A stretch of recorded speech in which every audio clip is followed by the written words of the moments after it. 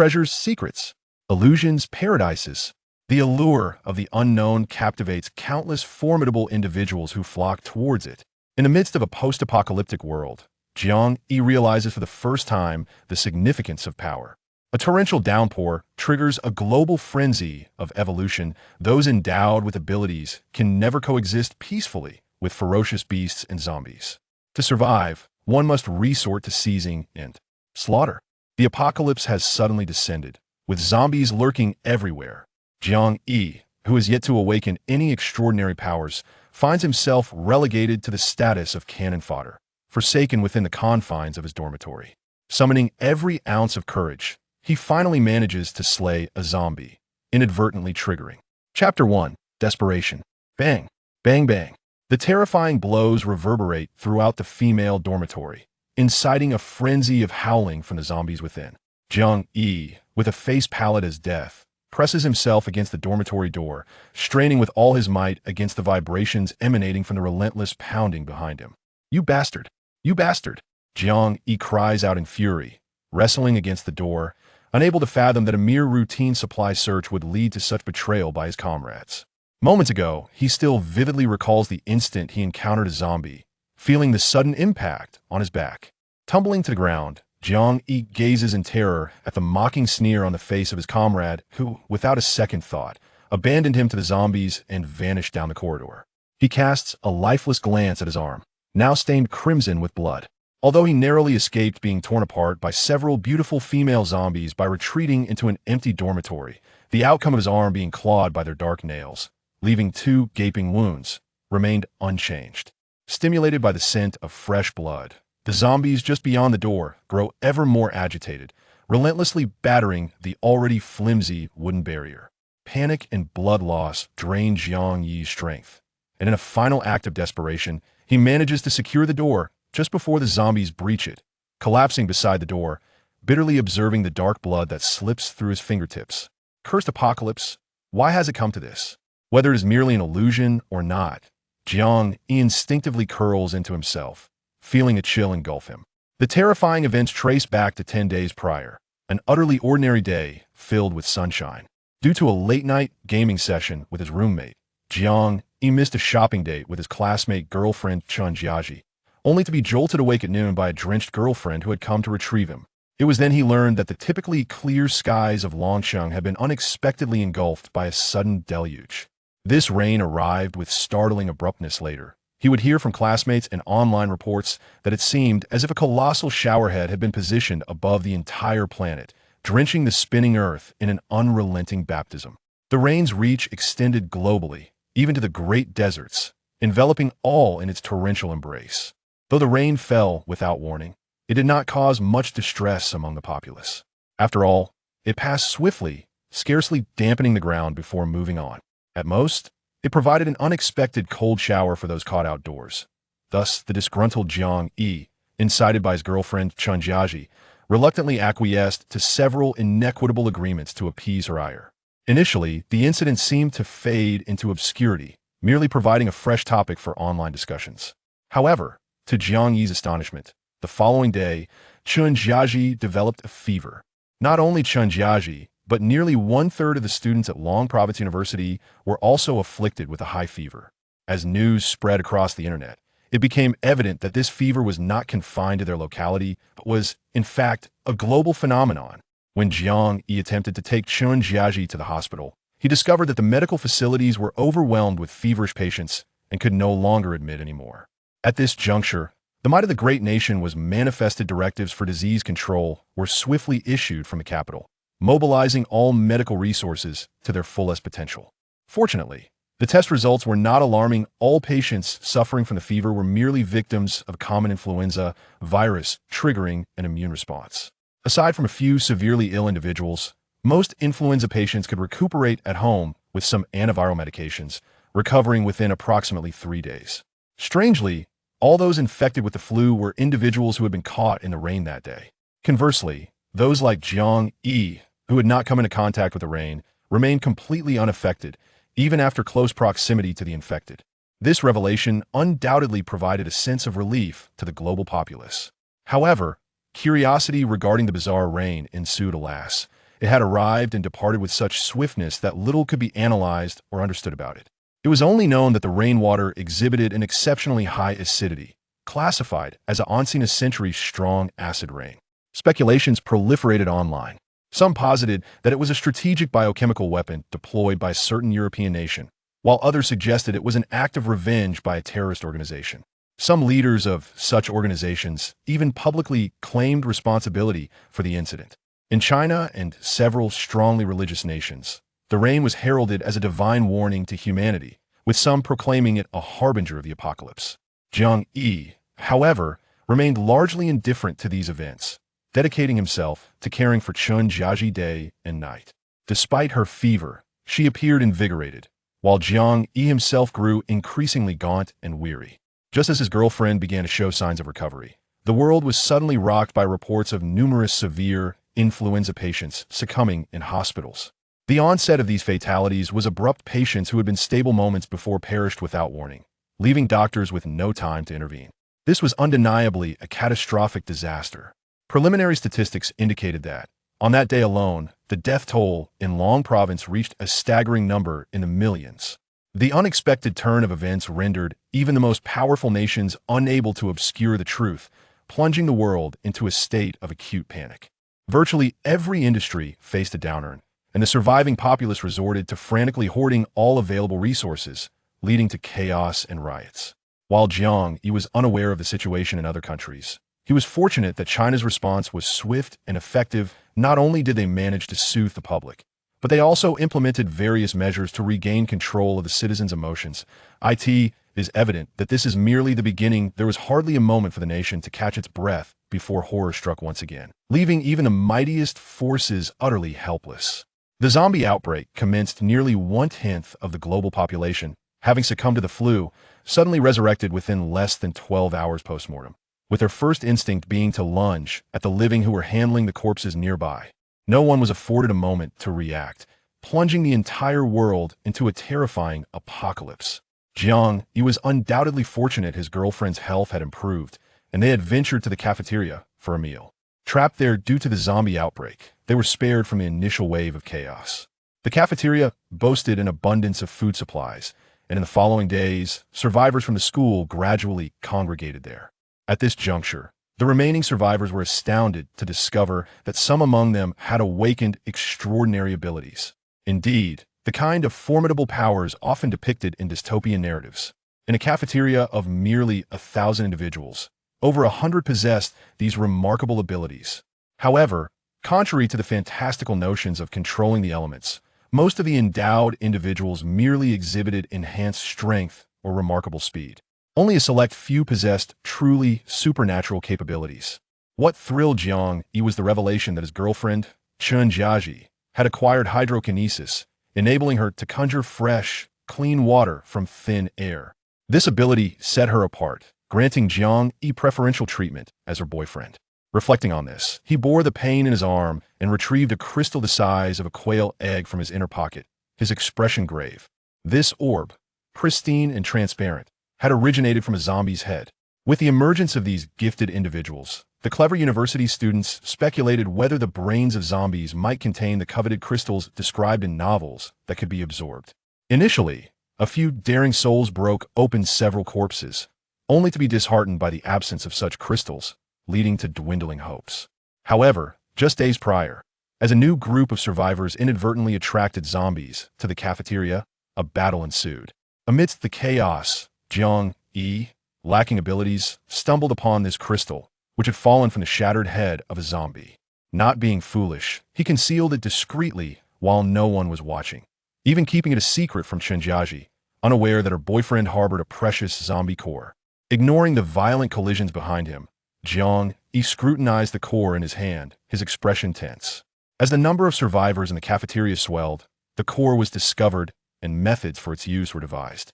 The core served as the energy source for zombies. Ordinary zombies lacked cores, possessing them only after undergoing evolution into first-tier zombies. Thus, even in the 10 days of the apocalypse, fewer than 10 cores have been obtained by the survivors in the cafeteria. As for its purpose, it was straightforward: to enhance the powers of the endowed individuals. Conversely, the only fate that awaited an ordinary person who consumed a zombie core was death, followed by transformation into a zombie. Jiang Yi had initially intended to clean the core and present it to Jiang, but ultimately, he never did at this moment. With his arms feeling utterly numb, Jiang Yi forced a bitter smile, yet a flicker of malice flashed in his eyes. Shintang Wanghai, should fate allow me to encounter you alive, I shall surely rend your bodies to pieces, rendering you incapable of even becoming the undead. After voicing his most venomous hatred, Jiang Yi resolutely raised his head and swallowed the corpse core in his hand. To his astonishment, the once solid core melted upon contact, a crystalline liquid cascading into his abdomen.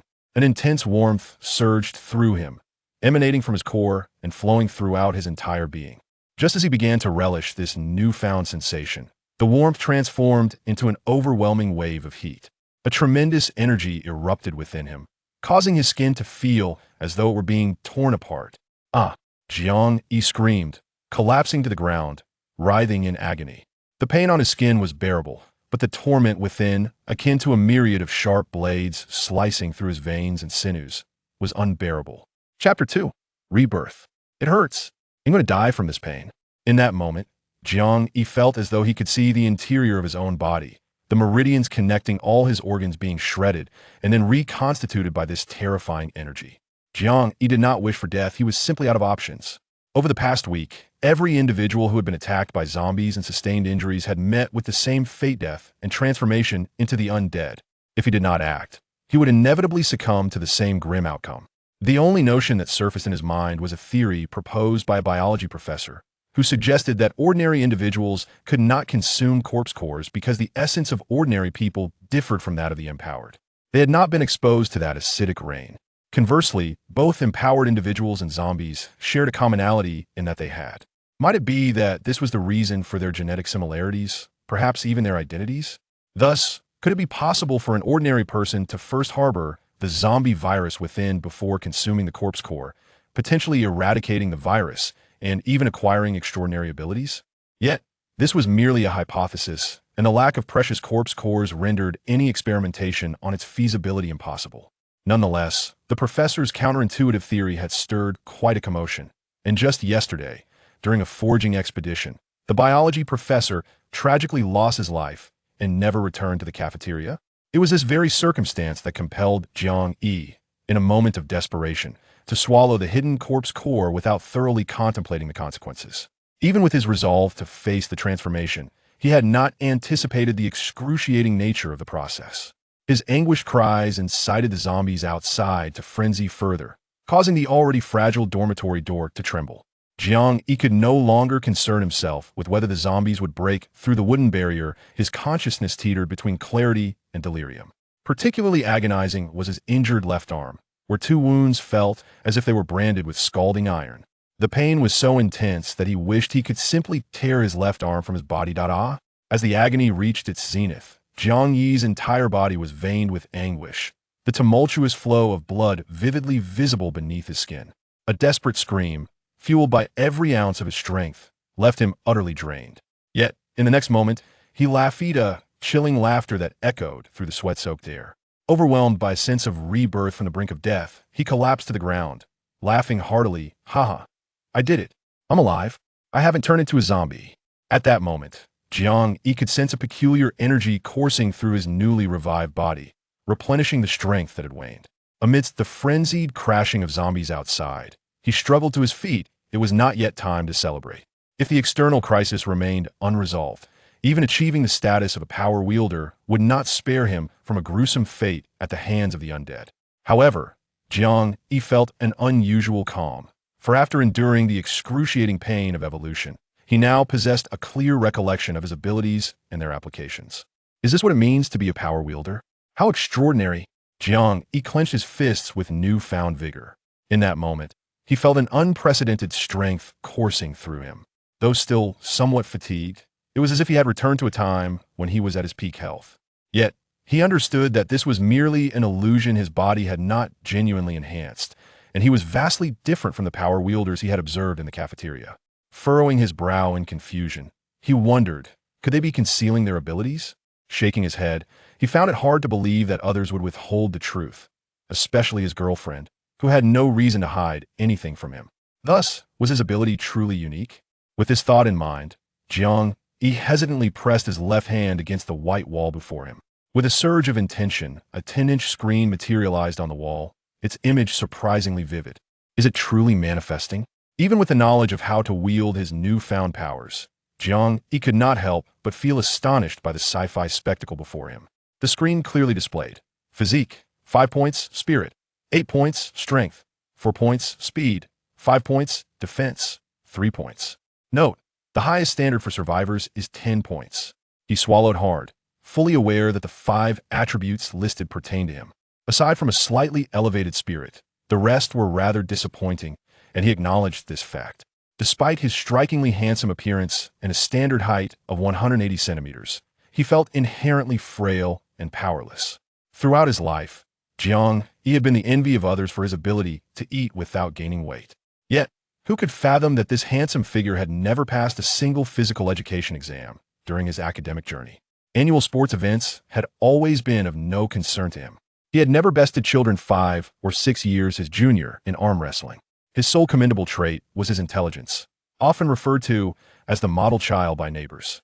He had excelled in his college entrance examination, achieving the highest score in the city, earning him a full scholarship to Long Province University of Technology. Thus, Jiang Yi harbored no doubts regarding the accuracy of the data. With his left hand resting against the wall, he tapped the screen with his right, causing the text to flicker and transform. Would you like to consume your own attributes to manifest a soul weapon node? This choice is unique and irrevocable. Jiang Yi paused momentarily, but did not hesitate excessively. He clicked yes. Although he did not fully comprehend the meaning of the words, he found himself in an ordinary girl's dormitory, utterly unarmed, leaving him with no other options. Upon making his choice, Jiang Yi felt a sharp pain pulse at his temples, and before him, a black luminescence materialized out of thin air. As the pain within intensified, the ethereal glow gradually transitioned from illusion to substance. It hurts. This agony was unlike any he had previously encountered. It was akin to the meticulous peeling of an onion, not unbearable, but imbued with an irresistible sense of helplessness. This sensation swiftly enveloped his entire being, and to his alarm, as the black light before him solidified, his recently regained strength and spirit began to dwindle rapidly. His already myopic vision blurred even further. Gritting his teeth against the headache, he glanced at the luminous screen on the wall, only to be horrified to witness his attributes physique, spirit, and strength diminishing second by second. Overwhelmed by an incapacitating sense of imbalance, Jiang Yi found himself devoid of the strength to even sit up, slumped against the wall as the solidified, elongated object struck him. A bitter smile crept upon his face. He truly regretted his impulsive decision to select yes. He had not anticipated that this manifestation would indeed consume his innate attributes. In that moment, Jiang Yi felt as though he were being pinned down by an unseen force, desperately attempting to rise, but utterly unable to command his body. Leaning helplessly against the wall, he gritted his teeth and grasped the weapon that had nearly claimed his life. To his astonishment, the manifestation of his extracted attributes had taken the form of a bladia jet black tang dao. The scabbard was crafted from dark wood, while the guard gleamed in a silvery hue. The hilt was intricately woven from an unknown leather, delicately wrapping around the entire handle. What confounded Jiang Yi further was that the leather cord entwining the hilt did not merely end there. It continued to twist into a length of over a meter, dangling beneath the hilt. To his utter disbelief, a metal skeletal hand, the size of an infant's palm, dangled from the cord. Crash! Before Jiang Yi could examine the peculiar blade, the wooden door beside him suddenly erupted. The thin panel embedded in the door could no longer withstand the relentless assault of the zombie, and a gaping hole was smashed through, allowing a decayed arm to thrust inside, wildly clawing at the air. Startled, Jiang Yi instinctively summoned all his strength to draw the black blade. Since he had previously held the scabbard with his right hand, an unprecedented sense of unity surged through his body as his left hand gripped the hilt. With the blade unsheathed, Jiang Yi unleashed all his might in a desperate slash towards that grotesque arm. The immense depletion of his physical strength compelled Jiang Yi to fight with all his might. Yet, in the fleeting moment of drawing his blade, a sense of dread washed over him. He distinctly sensed that despite his apparent exertion, the strike lacked substantial force. With a dull thud, the dark, foul blood splattered onto the ground, The gleaming black blade lodged itself against his arm. Indeed, even though the blade was exceptionally sharp, the exhausted Jiang Yi found it futile as it became ensnared upon striking the bone. Upon being attacked, the owner of that hand instinctively sought to retract its arm, yet the black blade, firmly embedded, thwarted its attempt. In a frenzy of struggle, and under Jiang Yi's horrified gaze, the arm was brutally wrenched from its socket and torn away, leaving the black blade to clatter to the ground. Ignoring his overwhelming fatigue, Jiang Yi swiftly reclaimed the blade, dragging his body away for a brief respite. A chilling howl erupted as he evaded the gaping hole. A grotesquely decayed head forcefully breached the widening aperture. The once elongated black hair was now reduced to a matted mess, having scraped away a layer of scalp. The pallid eyes, marred by dark veins, glared at Jiang Yi as the zombie's mouth opened wide, revealing a set of jagged, blackened teeth, creating an utterly terrifying scene. However, Jiang Yi was no novice when it came to encountering the undead. Fear did not grip him. To him, the zombie caught in the door was no different from a cabbage presented for harvest. Summoning every ounce of strength, he hoisted the black blade, bracing himself against the hilt, and lunged forward. The razor-sharp edge plunged directly into the eye of the female zombie. The sensation of fatigue nearly led him to an unwelcome collision with the putrid creature. Just as the two were about to meet, an unexpected surge of power coursed through Jiang, momentarily clearing his blurred vision. With no time to ponder, he instinctively rolled to the side, narrowly preserving his innocence. Chapter 3. A mistaken choice. Gasping for breath, Jiang Yi gazed at the lifeless zombie hanging on the door, effectively blocking the wooden passage, and finally exhaled in relief. The zombies themselves possessed no intelligence, and those outside were oblivious to the method of extracting the body to create an opening. They merely continued to batter against other areas. Just as Jiang Yi thought he could finally relax, a sudden white light emanated from the corpse of the slain zombie, coalescing into a luminous orb that shot towards the exhausted Jiang Yi with remarkable speed. Startled, Jiang Yi attempted to evade it, but found himself powerless, forced to watch helplessly as the orb pierced into his chest and vanished. Oddly enough, he felt nothing. Nervously, he touched his chest and sat up in bewilderment. Clearly, this was a novel experience for him. Since the onset of the apocalypse, Jiang Yi had encountered zombies before, yet he had never faced such an occurrence. It was evident that this sudden change was undoubtedly linked to the abilities he had acquired. Once more, he summoned a luminous screen against the wall, and this time the data displayed revealed a conspicuous change. Level 102, Constitution 1 point, Spirit 1 point, Strength 1 point, Speed 1 point, Defense 1 point. Note: upon each level increase, a warrior's body restores to its optimal state for that level and gains 5 free attribute points. Jiang Yi frowned, clearly recalling that when he had previously materialized his weapon, all 5 of his attributes had been entirely depleted, leaving him with a mere single point. What did possessing 1 point of attribute signify? It could be likened to reducing Jiang Yi from that of a healthy adult to the state of a newborn infant. Were it not for his exertion in slaying a zombie and subsequently leveling up to level 1, restoring his stamina and spirit to their maximum, he would have likely expended all his strength in the act of killing a single zombie. Moreover, judging by the note, it appeared he still had 5 unused free attribute points. Fully aware of his precarious situation, Jiang Yi eagerly tapped the screen to allocate his points.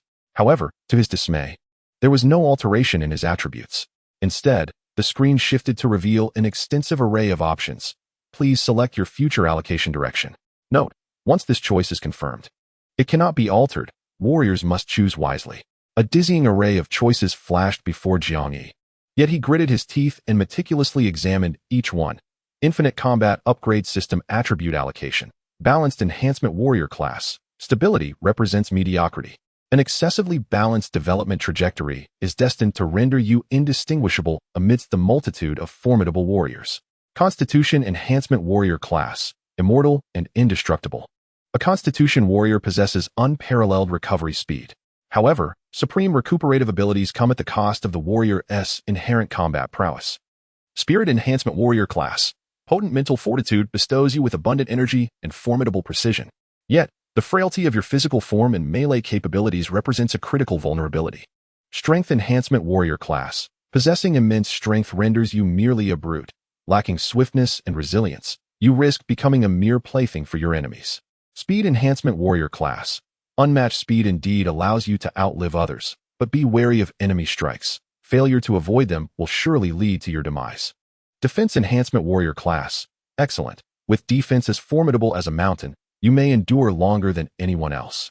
However, your sluggishness likens you to a tortoise, relegating you to the role of a mere punching bag. Custom Strengthening Warrior System. Formulating the optimal strategy based on one's own strengths is the true path. Mediocrity should be eschewed, and one must reject the mundane to showcase their unique flair.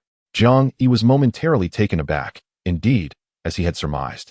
His extraordinary ability had manifested as a system. An infinite battle system, perhaps? Evidently, his power was far from simple. A flicker of delight danced within Jiang Yi. For in this chaotic apocalypse, the strength of one's abilities would inevitably determine whether one ascended to the ranks of the mighty or faded into oblivion.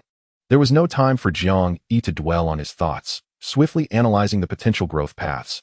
He began to grasp the general direction these routes would lead him towards. Having played countless games, Jiang Yi quickly made his choice. He would certainly not opt for balanced enhancement, as such allocation would yield no distinguishing traits. The remaining options for enhancement seemed excessively radical and did not align with his desired outcomes. Ultimately, he focused on the final option, the custom strengthening system, knowing instinctively that it would allow him to select the attributes he wished to enhance. With unwavering resolve, he clicked, only to be momentarily stunned by the display on the screen. He had initially assumed that selecting this option would grant him the liberty to allocate points freely among the attributes. However, it became evident that he still lacked a full understanding of his abilities. The screen once again presented the 5 primary attributes, but to his astonishment, each was accompanied by a percentage of 20. Jiang Yi, gazing at the increasingly dilapidated wooden door, dared not scrutinize further. Instinctively, he dragged his finger across the percentage values. And as he did, the numbers fluctuated. Increasing one value resulted in a decrease in the others, the total remaining a constant 100. Realizing the implications, Jiang Yi cursed under his breath and, drawing from his extensive gaming experience, quickly selected his envisioned developmental trajectory. Without a doubt, he recognized that his future profession would undoubtedly be that of a warrior. Firstly, the weapon he manifested was a blade, not a staff, dagger, or axe. The only profession that aligned with blades was that of a warrior. Secondly, perhaps it was a mere illusion, but Jiang Yi felt an undeniable connection between the ability he acquired and his profound love for gaming. His greatest affinity, or rather, his cherished profession was indeed that of a warrior. In fact, Jiang Yi had always possessed a unique and unconventional approach to point allocation for the warrior class. Once he finalized his attribute distribution, a sense of disorientation washed over him. This was real life, not a game. Would his past experiences truly apply? It was crucial to remember that this choice was singular and irrevocable. The incessant sound of zombies assaulting the door echoed in his ears, as the corpse lodged against the wooden barrier was gradually being pulled back. Had its neck not been trapped in the planks, it would have surely been dragged out to reveal the gaping hole. Gripping the peculiar black blade tightly, Jiang Yi steeled himself and decisively confirmed his selection. The screen transitioned. Speed 40, Defense 20, Strength 15, Spirit 15, Constitution 10. This was Jiang Yi's final choice, an exceptionally peculiar point allocation for any gamer. As a warrior, one has relinquished formidable strength and constitution in favor of prioritizing speed and defense. The decision to allocate a substantial 40 of attributes to speed might seem exceptionally radical to anyone. Level 102, Speed, 3 points, Defense, 2 points, Strength, 1, 75 points. Spirit, 1, 75 points. Constitution, 1, 5 points. The sudden transformation made Jiang Yi feel as if his body were about to levitate. Although he sensed that his physique had yet to recover to its previous state, now he merely felt the lingering weakness akin to one who has just emerged from a severe illness. A stark contrast to the frailty he experienced immediately after manifesting his weapon. Having made his choice, Jiang Yi held no intention of regretting or reflecting on it. Seizing the moment before the wooden door was breached, he rose to assess the peculiar black blade that had been materialized at the expense of all his attributes and soul. In the brief moments that followed, with his body's gradual recovery, he finally had the opportunity to scrutinize the weapon. As his gaze settled upon the blade, a luminous screen unexpectedly emerged, revealing the information about this weapon. Cranial cutter, left-hand blade. A soul weapon forged from the extraction of all physical stamina and condensed blood essence. Possessing uniqueness, indestructibility, and irreplaceability. Note, the blade resembles a black tang knife, with a grip designed for the left hand. The cranial cutter is a manifestable, evolving weapon, but only the soul slain with it will count towards experience. Further functionalities await exploration. With his left hand gripping the knife, and his right gently caressing its surface. A profound sense of intimacy enveloped Jiang Yi as he murmured, "Cranial cutter, is it?" with a delicate swing, despite never having wielded a blade before. Jiang Yi felt as though the knife were an extension of his own arm, as natural as a sweeping gesture. "From this day forth, I humbly seek your guidance." Each word was uttered with unwavering conviction. In response, the cranial cutter trembled slightly, and to Jiang Yi's astonishment, the 1-meter-long leather strap affixed to the hilt began to levitate, coiling around his left wrist in spirals. "What is happening?" Jiang Yi stared, bewildered, at the black strap entwined with his arm. Could it be that the cranial cutter possesses consciousness? Roar. Unfortunately, time was not a luxury Jiang Yi could afford. The lifeless corpse was finally torn away by the zombies outside the door, the tremendous force even ripping its neck apart to reveal ghastly white bones. Subsequently, the zombies clamored to squeeze through the narrow opening, eager to feast upon the delectable flesh before them. Holding the blade, Jiang Yi observed another head reaching in, blinked, and suddenly couldn't help but laugh. Such a splendid opportunity for advancement should not be squandered. It would be a disservice to his former 8 points of mental strength. To deliver a lethal strike, Jiang Yi gripped the knife with both hands, raised it high, and fiercely cleaved down towards the elongated neck that intruded into the space. Thud. Unlike before, when he merely broke through skin and flesh, this time, with over double the strength, Jiang Yi's strike sent black blood splattering. The black blade shuddered in his grasp, but still severed the zombie's cervical vertebra. Although he did not entirely cleave through, the zombie, gravely injured at the spine, could only emit a roar before its putrid head drooped helplessly. In recent days, Jiang Yi has engaged in numerous battles against the undead, and this encounter proved to be the most effortless of all his previous skirmishes. Gazing at the blood-slicked cleaver in his hand, he found it hard to believe that this was indeed his own doing. It was only when a burst of white light once again pierced his chest that he snapped back to reality. This time, there was no surge of power, clearly. He had not leveled up. Chapter 4. The terrifying experience, however, this outcome was within Jiang Yi's expectations. After all, having slain merely one zombie at level 1. He was skeptical that such a feat would suffice to advance through each level. Summoning a luminous screen upon the wall, he noted that his attributes had remained unchanged. Save for his level, which had increment to level 1, 12. Could a single zombie truly confer just 1 point of experience? If he were to vanquish another, would he not ascend once more? Jiang Yi felt a surge of excitement. He could not deny that his abilities were strikingly straightforward. Slaying zombies yields experience, and upon amassing enough, he would automatically level up, resulting in significant enhancements to his capabilities. It was a method both simple and brutally effective, perfectly suited to the horrors of this apocalyptic era. Eager to validate his hypothesis, Jiang Yi utilized the hilt of his blade to dislodge the half-decayed head lodged in the gaping hole. The moment the opening cleared, it was promptly filled by another zombie's head. The thrill of grinding for experience was exhilarating, and Jiang Yi swung downwards with his blade, nearly cleaving the massive head in two. Another orb of light flashed past, and he inhaled deeply, feeling as though his entire being had transcended. In haste, he accessed his information. Level 204. Speed 5. Defense 3. Strength 25. Spirit 25. Constitution 2. Indeed, as Jiang Yi had surmised, he had leveled up again. However, just as elation began to swell within him, he was struck with a sense of dread upon observing the changes in his attributes. The experience required for the next level was alarmingly steep. To ascend from level 1 to level 2 required merely 1 point of experience, while progressing from level 2 to level 3 demanded 2 points, yet to reach level 4 would necessitate 4 points. Such a pattern of escalation mirrored the exponential growth of powers of 2. The realization sent a chill through Jiang Yi. The joy of gaining formidable abilities evaporated without a trace. If this were indeed the case, the challenges of leveling up would become insurmountably daunting. Though swift in the early stages, the difficulty would double with each level, and by the time he reached level 10, the experience required would be staggering. With a heavy heart, Jiang Yi again cleared the breach and severed yet another zombie's head. He had to admit, this method of combating foes was remarkably safe and efficient. Had it not been for this tactic, his weakened body would have struggled to survive the onslaught of the undead. Burdened by his thoughts, Jiang Yi continued to dispatch 3 more heads, each orb of light entering his body.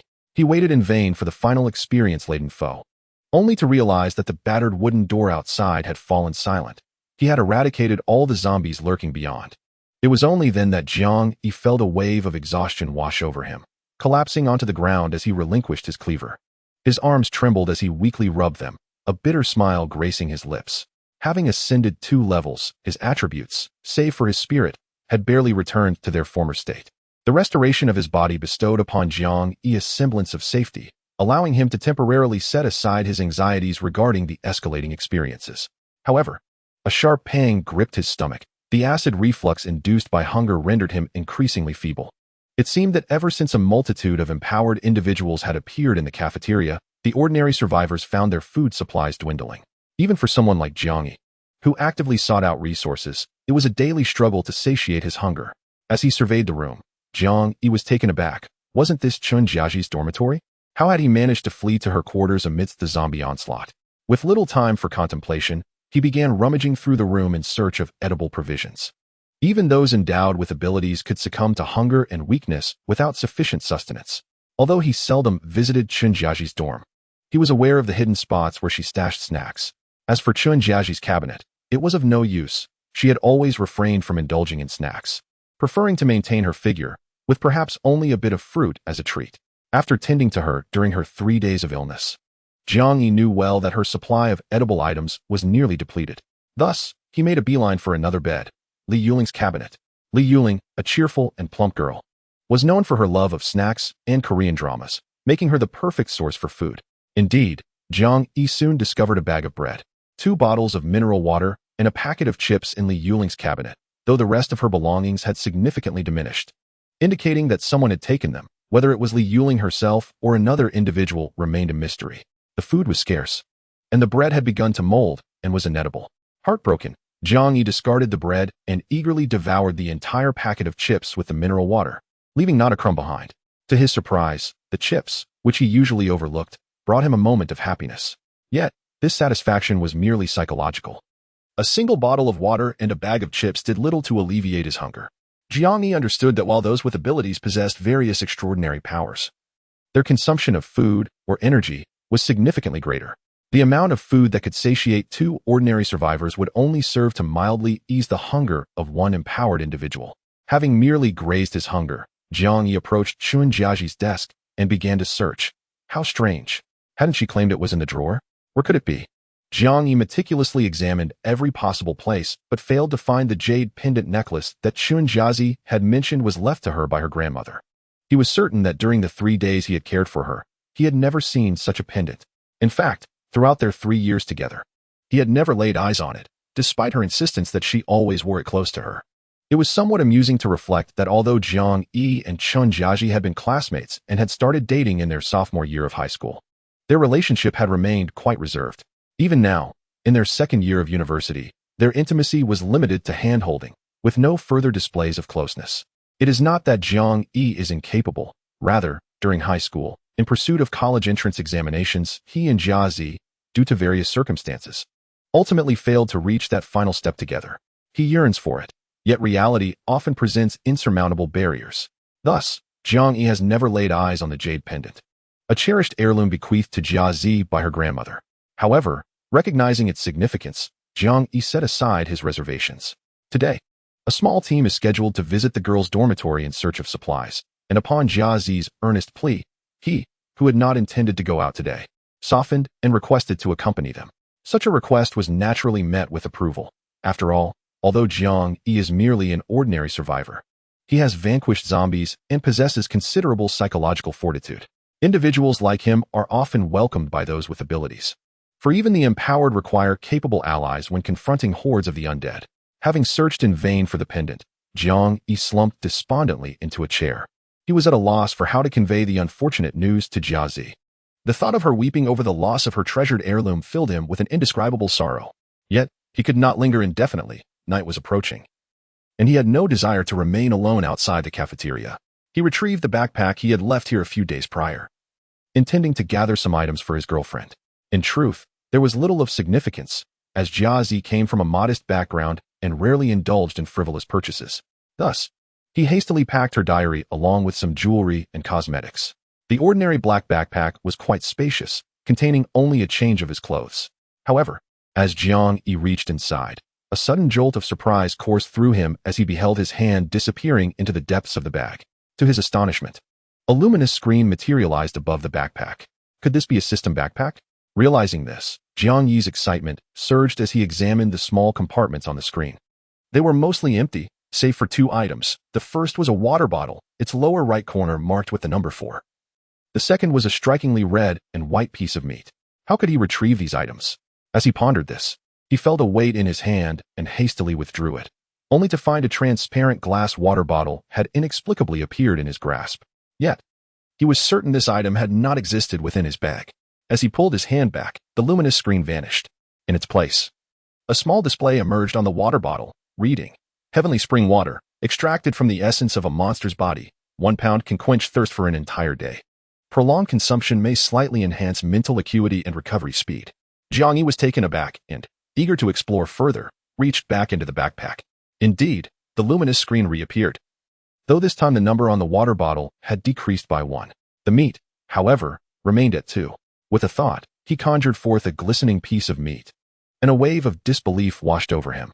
He had believed his abilities to be formidable, yet he had clearly underestimated their potential.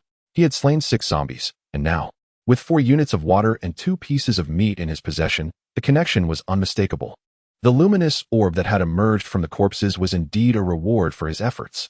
Yet, a lingering question remained. Could this substance truly be consumed? The notion that the water and meat had originated from the bodies of zombies caused a shiver of trepidation to run through him. With a determined bite, Jiang Yi opened the water bottle and inhaled deeply. His eyes brightened. Instead of the anticipated unpleasant odor, he was greeted by a refreshing and natural coolness. Taking a sip, he felt his thirst vanish, which had been exacerbated by the potato chips. Recalling the introduction on the screen, he eagerly drank half a bottle of the spring water. A wave of coolness cascaded from the crown of his head to the tips of his toes, invigorating his entire being. Exhilarating. He had never tasted such sweet water, which filled him with excitement. Gazing at the meat roll, which resembled a tightly coiled bundle, the screen displayed its benefits: jade fat meat, a food extracted from the energy essence of monsters. Half a pound suffices for a meal. Long-term consumption can slightly enhance physical constitution and accelerate recovery from injuries. Can it nourish and also bolster one's physique? Jiang Yi took a hearty bite, the juices exploding in his mouth. Though it was cold meat, it was not greasy. Rather, it evoked the sensation of savoring meticulously prepared red wine beef. The meat roll was enveloped in a layer of gelatin, rich in protein. With each bite of meat and sip of water, before Jiang Yi could process it, he had devoured the entire half-pound roll, letting out a satisfied burp. This was undoubtedly the most fulfilling meal he had enjoyed in the past 2 years. Chapter 5. The unfortunate Jiang Yi. Did he receive 1 portion of food for every zombie he slayed? If that were the case, he would no longer need to fret about food. Well-fed and replete, Jiang Yi strapped on his backpack, grasped his decapitating knife, and gently opened the door. A foul stench wafted forth as he stepped over a pile of gaunt corpses.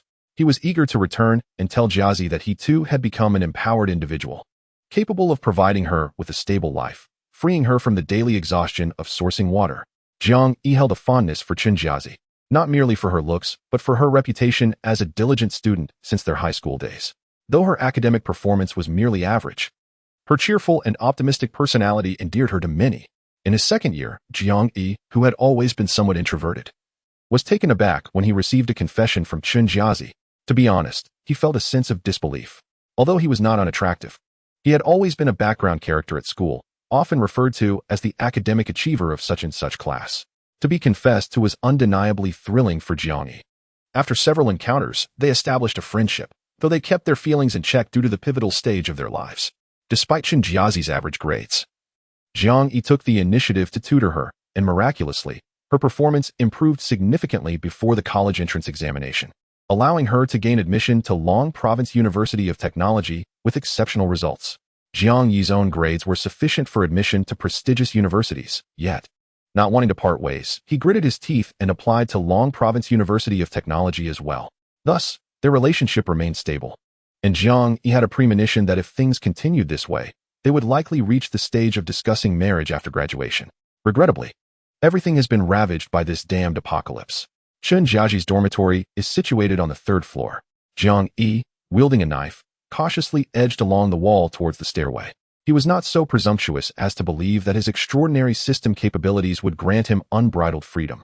Currently, nearly 4/5 of the students at the university had transformed into zombies, infesting the entire campus. Moreover, every day, survivors continued to be infected, swelling the ranks of the undead. If it weren't for the expansive area of the campus, the sheer number of zombies would have long since annihilated everyone. Fortunately, someone had discerned that perhaps the oppressive heat of summer rendered the zombies less active during the day, their senses dulled. It was only with the onset of night that they became particularly lively, emerging from the shadows to hunt. Thus, as long as one refrained from making significant noise during the day, they could generally avoid encountering a horde of zombies.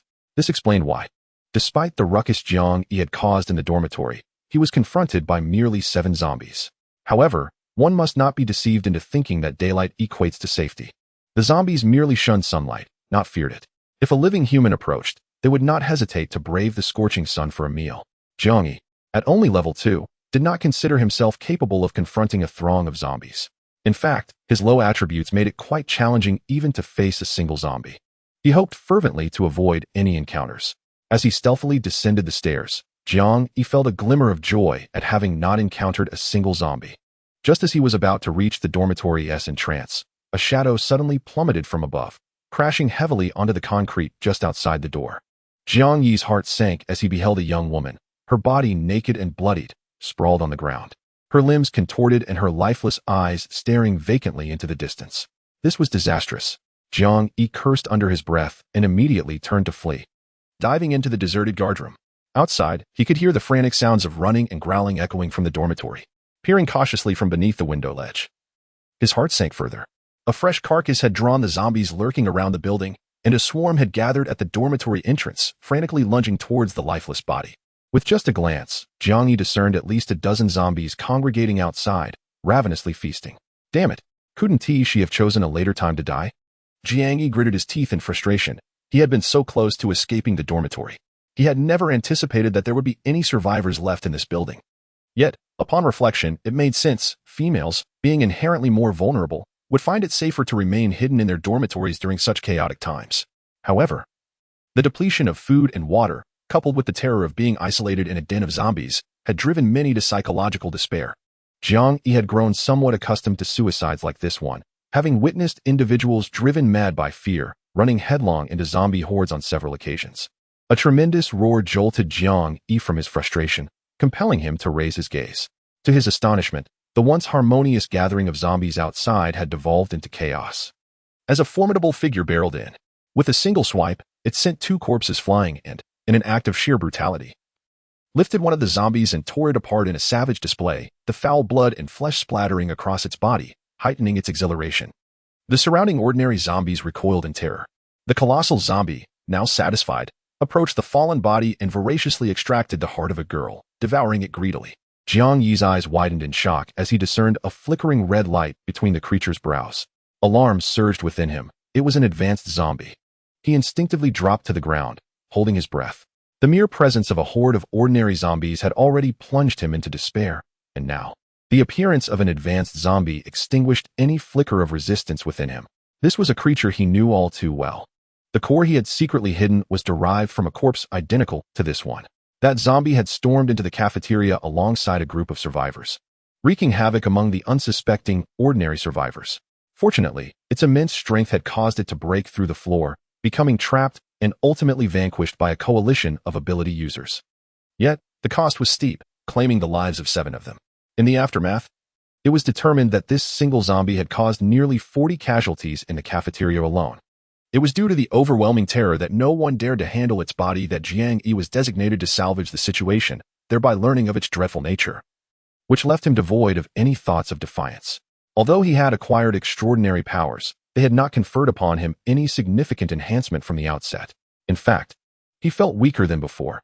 How could he dare confront such a multitude of zombies now?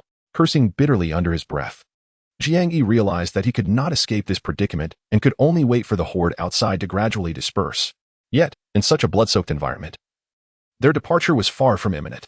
Slowly raising his head to survey the situation outside, he was met with a pair of ghastly white eyes, causing him to fall back in shock. To his horror, a zombie had inexplicably appeared outside the guard room's window, seemingly drawn by the sounds within. It roared and slammed its palm against the glass, shattering the fragile surface. However, the 3 layers of plastic window panes did not completely break. The zombie's hand left behind a scattering of broken glass and a dark, crimson smear.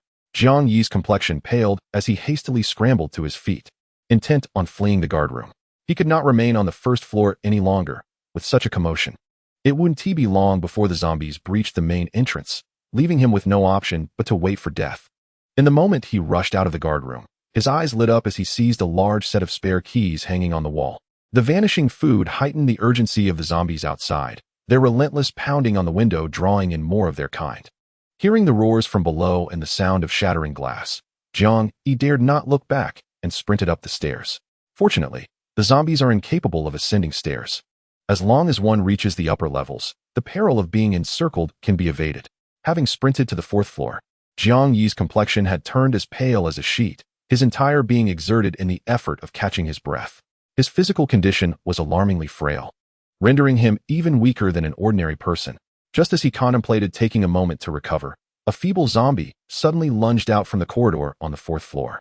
The shriek of the female zombie echoed, its emaciated form lacking the brute strength found in its male counterparts. However, the unexpected appearance startled Jiang Yi. By the time he regained his composure, the zombie was alarmingly close, leaving him no time to draw his blade. In a rush, he hastily raised the weapon to block the zombie's arm. The immense force propelled Jiang Yi backward, nearly sending him tumbling down the stairs. Only by bracing himself against the railing did he manage to halt his backward retreat. Yet, the zombie's strength surpassed that of an average human, while Jiang Yi's current power was merely a quarter of a normal man's.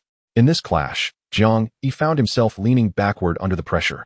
The struggle drew the attention of the other zombies on the fourth floor, inciting a frenzied collision. Fortunately, the majority of zombies were confined within locked rooms, unable to surge forth at that moment. Straining to hold the zombie's arm at bay, Jiang Yi took a deep breath, suddenly delivering a swift kick, followed by a sharp twist of his blade. The clumsy zombie was utterly unprepared for the food it sought to devour to retaliate in such a manner, and with a screech, it tumbled down the stairs. Panting heavily, Jiang Yi gazed at the struggling zombie still on the staircase, a spark igniting in his eyes as he prepared to deliver the fatal blow with his cleaver. Suddenly, a thunderous crash erupted from a nearby dormitory door, creating a fissure in the already frail entrance. Momentarily dazed, Jiang Yi relinquished the chance to slay the zombie and turned to dash towards the fifth floor.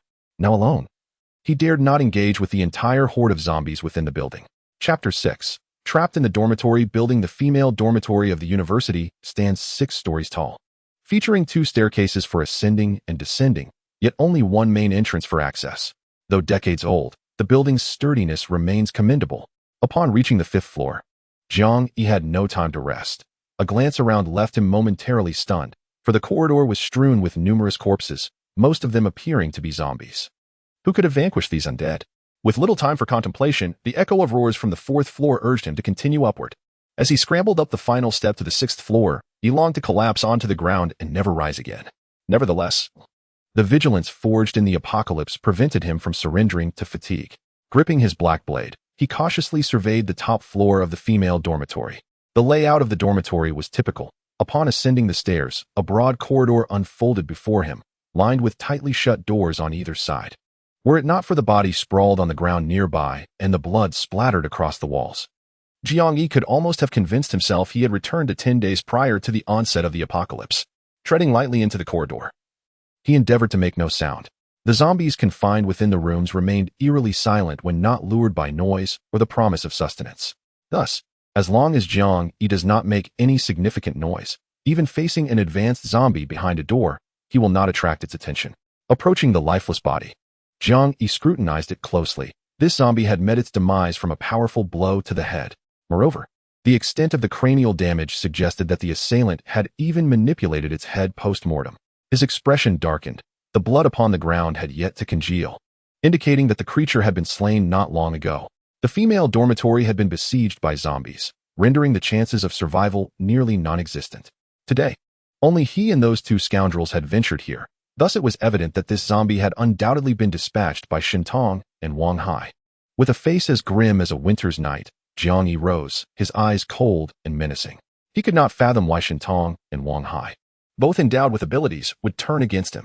Although he was not closely acquainted with them, they had previously scavenged for supplies together.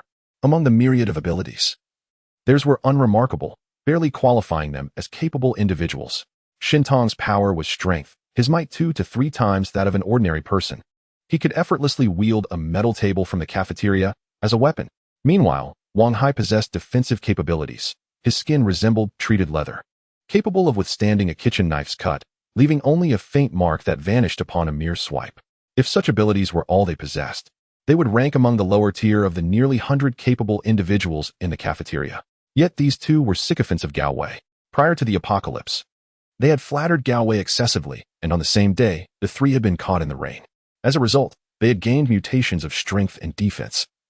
While Gao Wei had acquired the power to transform matter into weapons, Jiang Yi had witnessed Gao Wei placing his hand upon a metal table, only to lift it again, transforming the entire table into a hefty spiked club.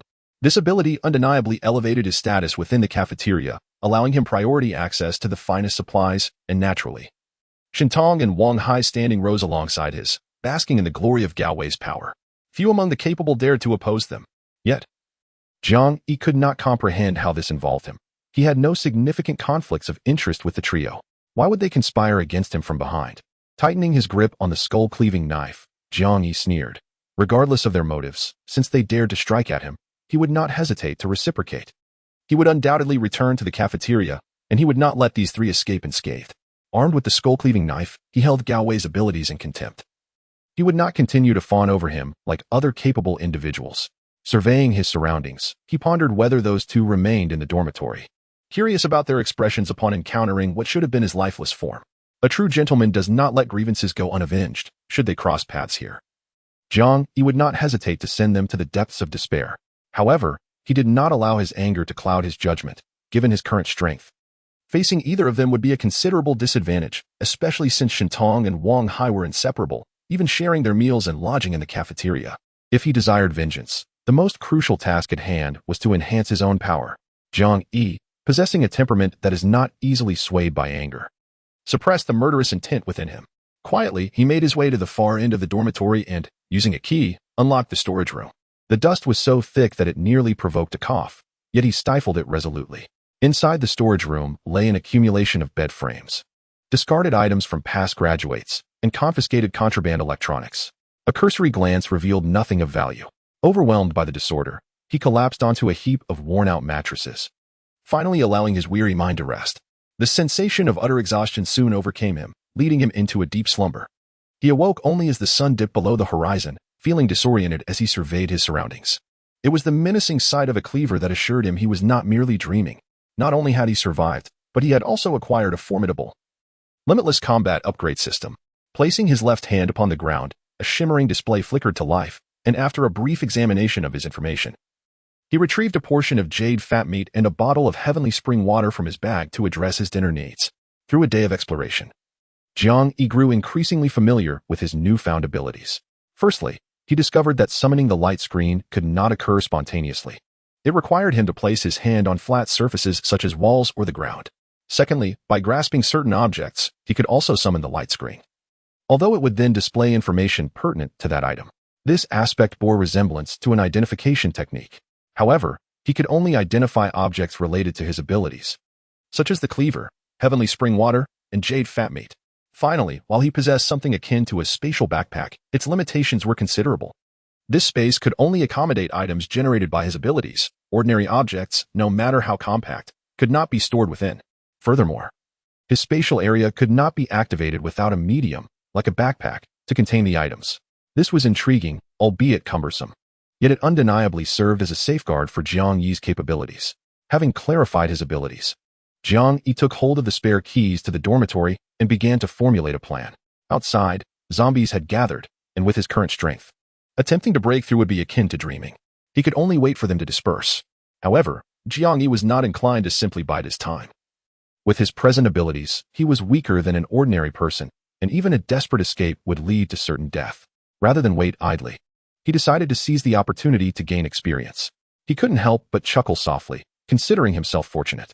The location where he acquired his abilities happened to be the female dormitory, where the zombies were scattered throughout various rooms.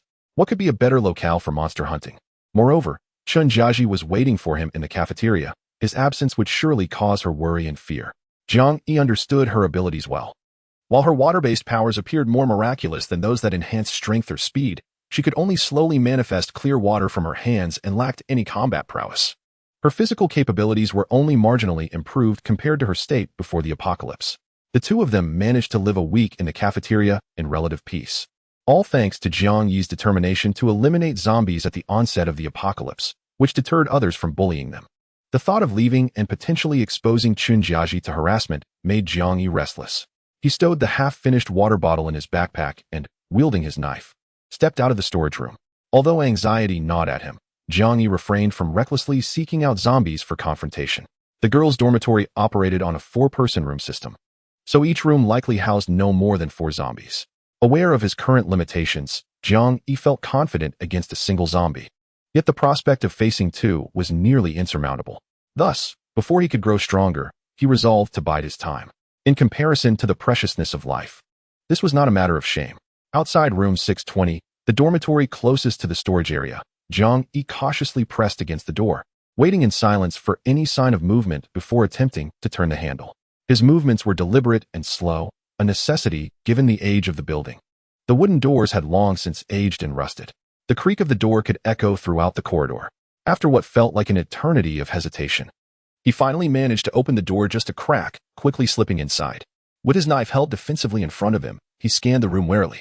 The dormitory was small, with little in the way of concealment, and after a swift glance, he exhaled in relief. No zombies were present.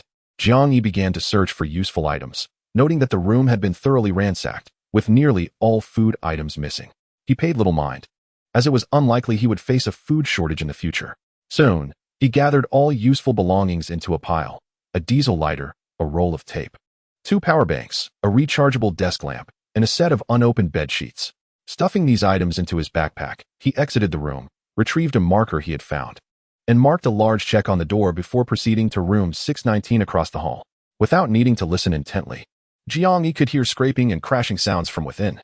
Unfortunately, the glass on the door had been covered with posters from the inside, leaving him uncertain about how many zombies lurked within. After a moment's contemplation, he carefully marked an X on the door and slowly departed. Following this method, Jiang Yi systematically checked each room on the floor for the presence of zombies. The results surpassed his expectations. Out of 10 rooms, only 3 emitted sounds indicative of zombies, while he was able to search the others for useful items. Chapter 7. Leveling up by defeating monsters. It must be said that girls indeed lead more refined lives than boys. Many small items prove quite useful for survival in the apocalypse. However, Jiang Yi found it both amusing and perplexing that so many unutilized raincoats were hidden away in the girls' dormitories. After a moment of internal debate, he unhesitatingly tucked them into his backpack. By room 609, Jiang Yi had grown accustomed to the routine. As long as he remained silent, even if zombies were present inside, they would not sense his presence. As he leaned in to listen intently, a sudden explosion erupted, and the glass of the window, mere centimeters from his face, shattered violently from within. A putrid hand shot forth, aiming for Jiang Yi's head with lightning speed. Startled, Jiang Yi instinctively recoiled, raising his left arm in an attempt to block the attack. A dull, searing pain coursed through him, causing him to involuntarily gasp. Although he narrowly evaded the grasping hand aimed at his neck, his arm was still slashed by the sharp, obsidian-like nails, a thin line of blood oozing forth. The moment the fresh blood was detected, the zombie became frenzied, and with a deafening crash, the narrow glass pane was completely shattered, revealing 2 decaying arms that reached out wildly. Without a moment to tend to his wound, Jiang Yi gripped his knife tightly, the blade strap swiftly wrapping around his arm until it reached his elbow, resembling a protective bracer. With a fierce swing, he struck, severing the smaller of the 2 arms with a single, furious blow. The sounds of battle echoed throughout the 6th floor, rousing the other zombies in the room into a cacophony of roars as they pounded relentlessly against the door. Jiang Yi's eyes reddened. Disregarding everything else, he swung again, finally lopping off both arms completely. Just then, a greenish face squeezed through the shattered glass, but the narrow opening prevented it from fully entering. Leaving the head to gnash and claw frantically at the door, Jiang Yi let out a cold laugh, thrusting his knife forward, which pierced the zombie's mouth with precision. Despite being impaled, the creature continued to thrash wildly, and Jiang Yi gripped the knife tightly, channeling all his strength as he sliced sideways, tearing the zombie's skull apart. A surge of energy coursed through him, banishing the earlier fatigue, and as he felt a radiant light flood his chest, he realized he had leveled up. With the first zombie collapsing to the ground, another pushed its way through the opening, but Jiang Yi had no time to hesitate. He swung his knife through the gap, cleaving through the zombie's forehead until the blade met its brow. The struggling creature toppled over, and as another flash of white light illuminated the room, Confirming the absence of further zombies, Jiang Yi forcefully pushed the two corpses blocking the door aside and stepped inside. He gazed oddly at the male zombie that should not have been in the female dormitory. The two zombies, both entirely naked, were tangled together at the entrance. An unbearable stench prompting Jiang Yi to cover his nose. Ignoring the distant roars of zombies echoing in the corridor, he quickly searched the dormitory.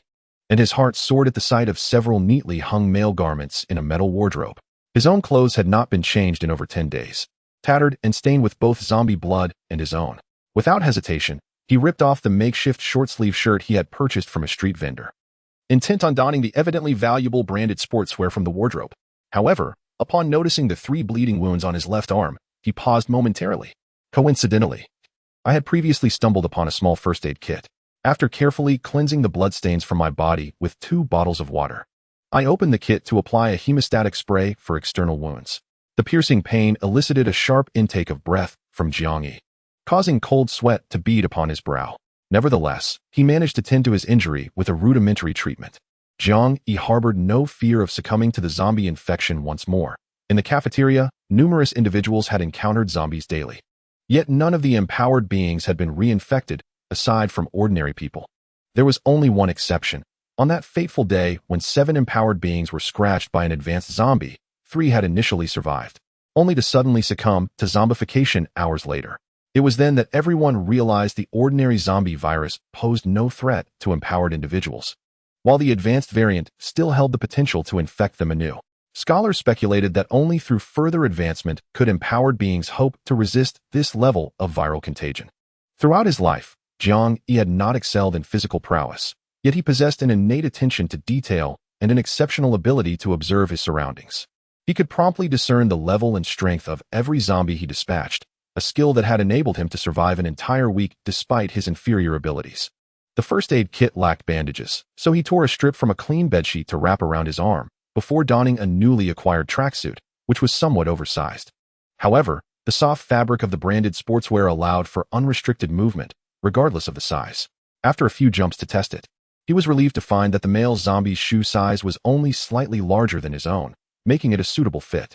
Revitalized, Jiang Yi's confidence surged after successfully slaying 2 zombies, and with a level increase, he distinctly felt his speed surpassing that of his former self. A glance at his attributes confirmed that he had indeed ascended to level 3, with the experience required for the next level now at 1/8. Clenching his fist, Jiang Yi understood that each level gained resulted in a significant escalation of his prowess. What he needed now was to continuously eliminate zombies to accrue experience. With this thought in mind, he wasted no time. This time, he boldly decided to utilize the door as a barrier, ensuring that he need not fear the zombies escaping.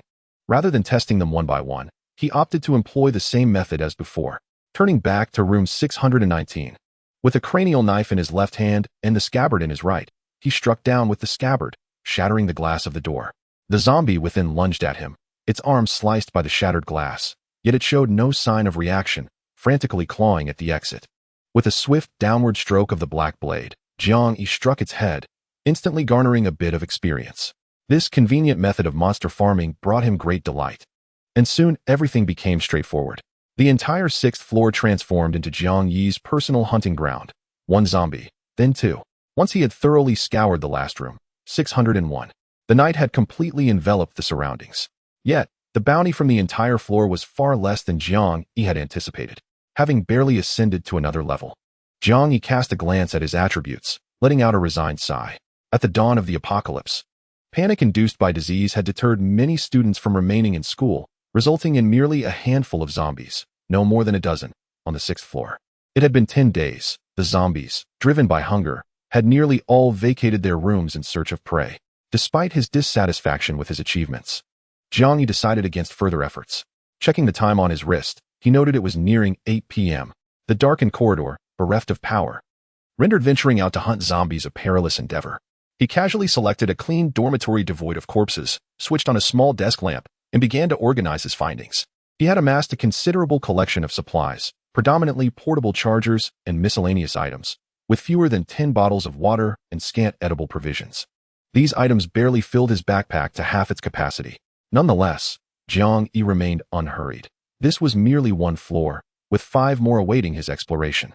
Moreover, slaying zombies in the dormitory felt remarkably safe, He felt slightly remiss for not converting all the zombies here into experience points for his efforts. However, Jiang Yi did not let his confidence swell excessively. He acutely sensed that even a few skirmishes had pushed his body to its limits. The weight of his weapon felt burdensome, and his mind was clouded. The last zombie had nearly claimed his eyesight had he not regained his speed in time. Additionally, the wound on his left arm had reopened, oozing blood from the vigorous exertion, revealing that the afternoon had done little to facilitate healing. Lying on the bed, Jiang Yi recognized that his limitations in strength, spirit, and constitution were the root causes of his predicament. He couldn't help but regret his prior attribute choices. Had he prioritized strength and constitution, perhaps he would not find himself in such a dire state now. This was the folly of past gaming experiences. He mused with a bitter smile, as the weary Jiang Yi succumbed to sleep amidst a twinge of regret. The night at the university was far from tranquil. The zombies, having concealed themselves throughout the day, finally emerged, driven by hunger. The scent of fresh blood acted as a magnet, drawing them closer. The stronger zombies actively sought out prey, while the weaker ones scavenged on the remains of their fallen comrades. This explained why the corpses slain during the day would often vanish by the next morning. However, such matters bore no relevance to Jiang Yi. The entire 6th floor could be deemed the safest refuge within the university. Ordinary zombies lacked the ability to ascend stairs, and the pervasive stench of their kind masked Jiang Yi's living presence. Thus, he was certain that tonight would afford him the most peaceful slumber he had experienced in the past 10 days. In a harrowing day filled with life and death encounters and exhilaration, the relentless battles had left Jiang Yi utterly exhausted, sinking into a profound slumber. Unbeknownst to him, the once still doorknob began to turn ever so slowly until the wooden door creaked open soundlessly. Chapter 8.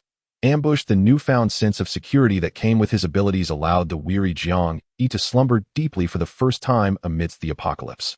However, a sudden sharp pain to his chest jolted him awake, prompting him to instinctively reach for his right side, only to grasp at emptiness. At that moment, a wave of terror washed over Jiang Yi, drenched in cold sweat. Where was his knife? In a panic, he fumbled around, only to realize with horror that his skull-splitting knife had vanished. "Don't move," a sharp voice commanded, causing Jiang Yi to shudder and look towards the darkness ahead. Bathed in the dim, gray moonlight that seeped into the room, he was horrified to discover a shadowy figure lurking just 4 or 5 meters away. He hurriedly called out, "Stay calm, I'm a living person." Yet, it was evident that the other party was already aware of his presence, their voice icy and filled with suspicion. "What about the others with you? Where are they?" Jiang Yi was taken aback. "Another person? No, it's just me." The woman's voice from the darkness was laden with disbelief. "There's no need for your deceit. I'm fully aware of what you two did during the day. You heartless scoundrels." Confused and bewildered, Jiang Yi could hardly comprehend her words. Realizing that she was female, he felt a slight relief. However, without his weapon, he chose to concede. "I believe you've mistaken me for someone else. I truly don't know who you're referring to. It's just me here." As soon as he finished speaking, a blinding light suddenly illuminated the space before him. Jiang Yi instinctively shielded his eyes, taking a moment to adjust. "Don't move, or I won't hesitate to act." The palpable distrust in her voice was laced with fury. Frustration welled within Jiang Yi. He wished he could slap himself for his arrogance. Having just acquired his abilities, he had let down his guard, allowing someone to approach him and take his weapon without his knowledge, a grave oversight in a world ravaged by the apocalypse. Fortunately, the light allowed him to discern the identity of the intruder. To his shock, he beheld a woman of tall stature, clad in a pink tracksuit, her hood concealing her hair, and a black mask shrouding her face. In her hands, she held a bow drawn to its limit, the titanium arrow glimmering menacingly, leaving no doubt about its lethal potential. This woman was evidently a student of the school, but how did she possess a bow and arrow? Observing her adept stance, Jiang Yi had no reason to doubt her proficiency. His gaze fell upon the backpack he had organized earlier, along with his skull-splitting knife, now lying at her feet. A grim reminder of his vulnerability. Bathed in the glow, the woman discerned Jiang Yi clearly, a faint trace of murderous intent furrowing her delicate brows. "Raise your hands and kneel on the ground. Do not even think of resisting, or you shall see whether my arrow can pierce your skull." "You." Jiang Yi's eyes widened, instinctively wanting to retort, but upon witnessing the woman tom the bowstring ever so slightly, he surrendered without a fight. Reluctantly, he raised his hands and crouched down. Kneeling was out of the question. If it came to that, he would rather fight to the death. With a troubled gaze, he implored, "Senior, you must have mistaken me for someone else. I am not the person you seek." The woman, bow in hand, locked her hawk-like gaze upon Jiang Yi. "I ask you, Did you not come to this building yesterday with others? Jiang Yi hesitated momentarily before nodding earnestly. Indeed, I came with 2 others, but it was as he feared, yesterday. It was indeed them who committed those atrocious acts. Regrettably, I could not save Jiao. The woman, offering no opportunity for explanation, allowed a glimmer of tears to flash in her eyes, her voice tinged with sorrow. Yet today, you shall not escape. I cannot fathom your foolishness in daring to come here alone. I shall take your life in retribution for Jiao. With that, the woman drew her bow once more to its limit. Alarmed, Jiang Yi, though bewildered, had no time to ponder the reasons behind her actions. He shouted urgently, wait. If you seek vengeance, would it not be wiser to wait until the other 2 arrive? Jiang Yi understood he could no longer explain himself. The woman was not in a position to heed his words, so he had to find a way to defuse the danger first.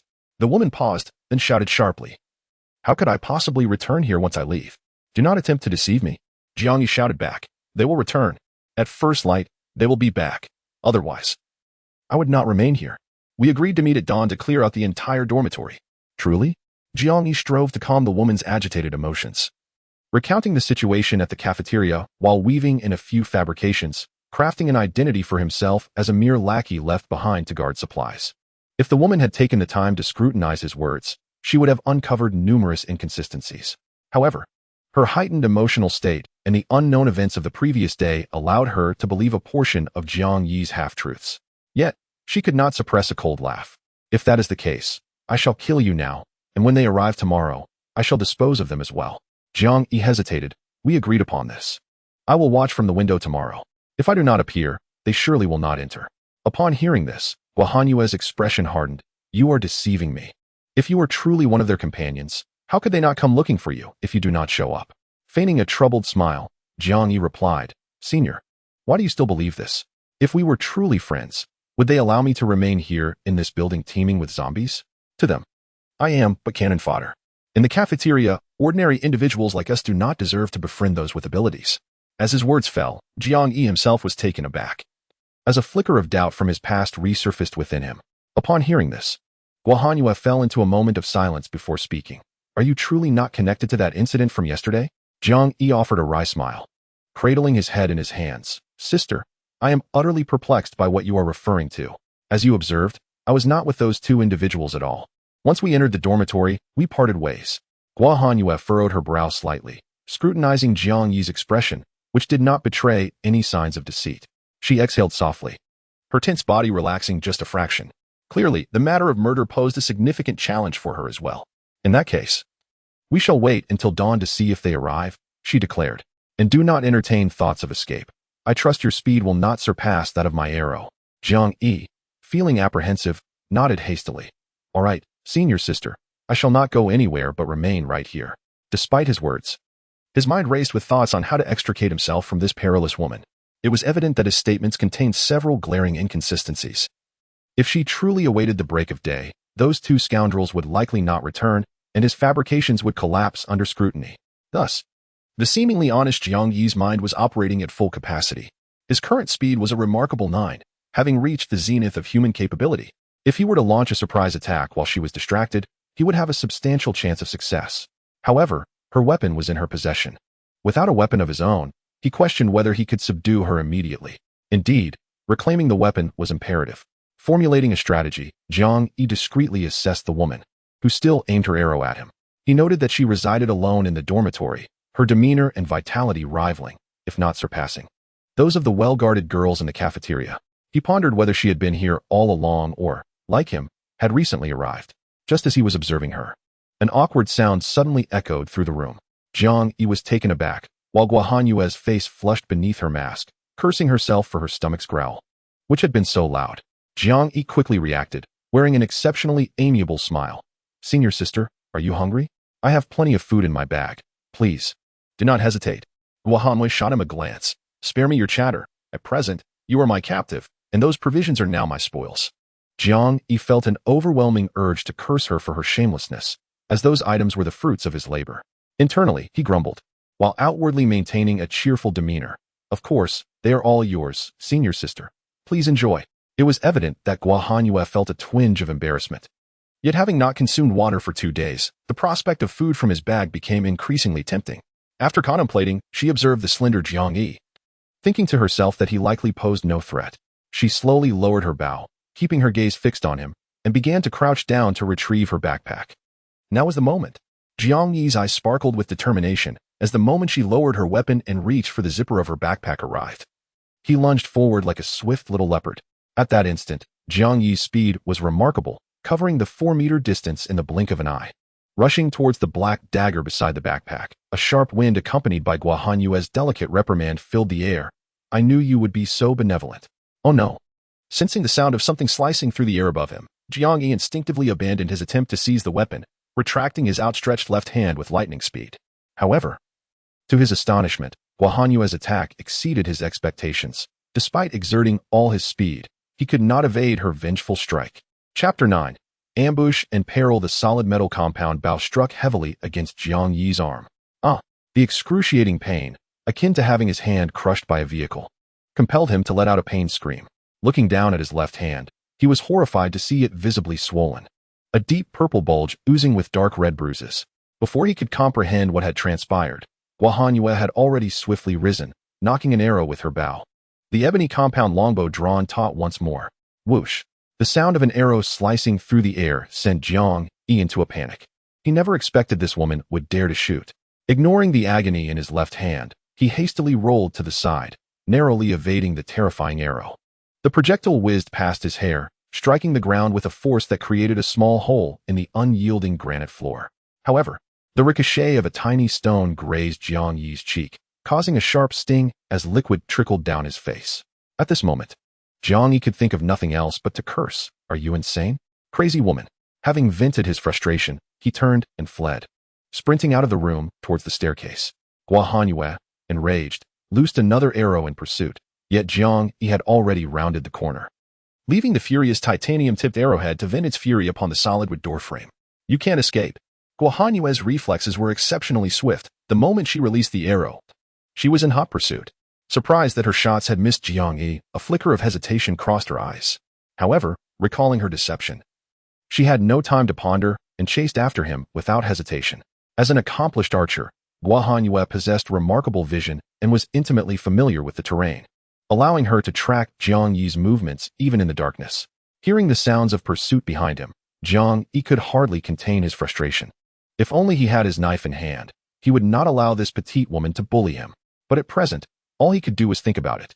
Having been bested by her time and again, he recognized her prowess. It was wiser to flee for now, as there would surely be another opportunity to reclaim his dignity. Yet he was unprepared for the swiftness of Guohan Yue's pursuit. Just as Jiang Yi scrambled to the 5th floor, he heard the ominous sound of wind rushing past his ear. He quickly covered his head and rolled, feeling a blade-like gust roar above him. Boom! The rapidly flying arrow grazed Jiang Yi's head and struck the glass ahead, shattering the entire window with a deafening crash. Startled, Jiang Yi looked up, only to find himself nearly losing control of his bladder at the sight of the entire pane of plastic glass shattered, with countless shards flying outward into the night. The immense penetrating force managed to distort the very plastic window frames. How could a bow and arrow possess such formidable power? Jiang Yi was genuinely astonished. This terrifying might was beyond the capability of even a handgun. At this moment, any thoughts of retaliation had fled Jiang Yi's mind. All he wished was to flee swiftly and distance himself from this vengeful woman. After 3 consecutive arrows missed their mark, Guohan Yue was left in a state of agitation, her breathing becoming increasingly labored. Frustrated by the vanishing figure before her, she stomped her foot in anger and pursued him with a scowl. Jiang Yi dared not look back, burying his head in the urgency of escape. As he reached the 4th floor, he spotted the zombie he had previously kicked down, struggling to ascend once more. After exhausting itself for over 10 hours, it had managed to crawl back to the 4th floor. Jiang Yi wasted no time and delivered another powerful kick, sending the recently emerged zombie tumbling back down. Just as he intended to escape while the creature was still down, he paused, a mischievous grin spreading across his face. Instead of fleeing, he turned and dashed into the 4th floor, kicking in the glass of every door he encountered, shattering the barriers, with some doors even losing their handles in the process. By the time Guohan Yue reached the 4th floor and caught sight of Jiang Yi's figure ahead, he had already smashed through more than a dozen rooms. Not understanding his actions, she raised her bow and shot. Exhausted and on the brink of collapse, Jiang Yi instinctively dropped to the ground, narrowly avoiding the arrow, and turned to shout at Guahuanxue. "You vile woman, if you have the guts, come over here. Don't let me escape, or I swear I'll deal with you first." His words, uttered in a moment of frustration, ignited a memory in Guahuanxue, causing her eyes to redden with fury. "You won't have another chance. Today, I shall uphold justice." With that, she drew another arrow from her quiver. Jiang Yi rolled his eyes in exasperation as he scrambled to his feet and fled, thinking to himself that if she sought justice, perhaps she should aim to restore the Ming dynasty instead. Recognizing that reason was futile in this moment, he sprinted towards another staircase across the corridor. Boom. Believing yet another arrow was on its way, Jiang Yi instinctively recoiled at the sound behind him. However, instead of an arrow, he was met with the sounds of frantic banging and roaring. A laugh escaped him as he glanced back, catching a glimpse of dark figures emerging from the shattered doors, obstructing Guahuanxue's pursuit. Reveling in her misfortune, Jiang Yi turned to ascend to the 6th floor, where his knife awaited him. Armed with it, he felt a semblance of security, though he still lacked confidence in confronting the deranged woman. Yet, just as he set foot on the stairs to the 5th floor, a woman's panicked scream pierced the air. "Help! Don't come near!" Jiang Yi paused, bewildered. How could such a ruthless woman, capable of murder, be so frightened of a few ordinary zombies? Realizing her fear might be a ruse, he pressed on, taking 2 more steps up, only to be met with a thunderous explosion from the 4th floor, as if something had detonated. The entire level erupted in chaos, and the zombies, now more powerful and ferocious than ever, surged forth with wild abandon. The incessant sounds drove the entire horde of zombies in the building into a frenzied assault on the doors. The 4th floor, already ravaged by Jiang Yi, saw its remaining doors breached one after another. Guahuanxue's complexion turned ashen as her hand swiftly released arrows, striking the nearest zombies in the forehead, causing them to collapse lifelessly. Yet, almost immediately, more zombies surged forward like ravenous beasts. As she retreated, Guahuanxue reached for her quiver at her waist, only to find it empty. Panic gripped her as she glanced back, her face drained of color. The scant arrows she had were entirely expended, and she was now encircled by over a dozen zombies. Among the girls, Guahuanxue was known for her composure. Faced with such a dire situation, she did not scream like an ordinary girl. Instead, she bit her lip and wielded her metal composite bow as a weapon. Within her small frame resided a strength that belied her size. With a mighty swing, she struck a zombie, shattering its eye sockets and sending it crashing to the ground in a gruesome spectacle. However, this single blow only intensified her labored breathing, revealing the stark contrast between her formidable ranged combat skills and her near-zero experience in close quarters. Realizing the futility of combating so many zombies, Guahuanxue suddenly raised her hand, channeling her energy as she swung it forward with all her might. A beam of azure light, reminiscent of moonlight, shot forth from her hand, halting the advance of 2 zombies. With a swift flash, their necks bore fine crimson lines before their bodies fell, their heads rolling to her feet like deflated footballs. The azure light continued unabated, cleaving through 2 more zombies before crashing against the fragile window, shattering all the glass with explosive force. The sheer destructive power momentarily stunned the horde, prompting Guahuanxue to turn and flee. However, she failed to notice the severed head beneath her feet. As she stepped on it, her foot twisted, causing her to stumble and fall to the ground with a cry of despair. In that instant, the zombies lunged at her, gnashing their teeth as they descended upon her. Her iron bow flew from her grasp, and sharp claws raked her arms and body. One zombie even sank its teeth into her calf. The excruciating pain, coupled with the terror of impending death, made her unable to restrain her cries for help. "Save me. I don't want to die. I refuse to become a zombie." Foolish woman, just lying there waiting for death? Get up. Just as despair overwhelmed her, a thunderous roar erupted from outside the swarm of zombies, jolting Guahuanxue back to life. A powerful instinct for survival surged within her, compelling her to seize a zombie's head and slam it violently against the nearby wall. Not far from her, a figure wielded an iron chair, striking down the zombies that surrounded Guahuanxue, desperate to claim a piece of flesh. Although Jiang Yi's strength was not immense, he dispatched the 2 zombies that could not penetrate his defense with relative ease.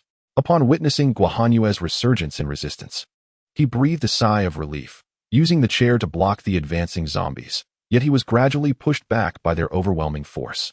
However, Jiang Yi was acutely aware that he was no match for them. With a swift movement, he evaded the lunging zombies, delivering a powerful kick that sent one tumbling to the ground. Just as he raised a chair to strike, 2 more zombies abandoned Guahuanxue and charged towards him. Although Jiang Yi had significantly increased his speed, he had not yet reached the point of being able to disregard the zombies entirely. In a moment of distraction, He was knocked down by a zombie. Alarm coursed through him as he quickly braced himself against the two zombies that had tackled him. Yet, the earlier zombie crawled on all fours toward him, sinking its teeth into his shoulder. Jiang Yi cried out in pain, elbowing the zombie off him. But his iron chair was forcefully snatched away by another zombie. Without a weapon, Jiang Yi was soon overwhelmed by several zombies, his screams echoing in the chaos. Guo Huanxue's expression changed drastically. No. Witnessing this horror unfold, she flung the zombie in her grasp aside in an attempt to save Jiang Yi. However, bloodied from a bite on her calf, she stumbled precariously, nearly falling. The surrounding zombies swiftly obstructed her path to Jiang Yi once more.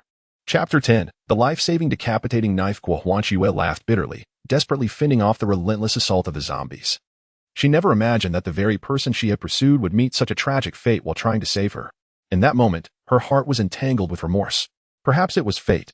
Since he had perished because of her, she would repay him with her own life.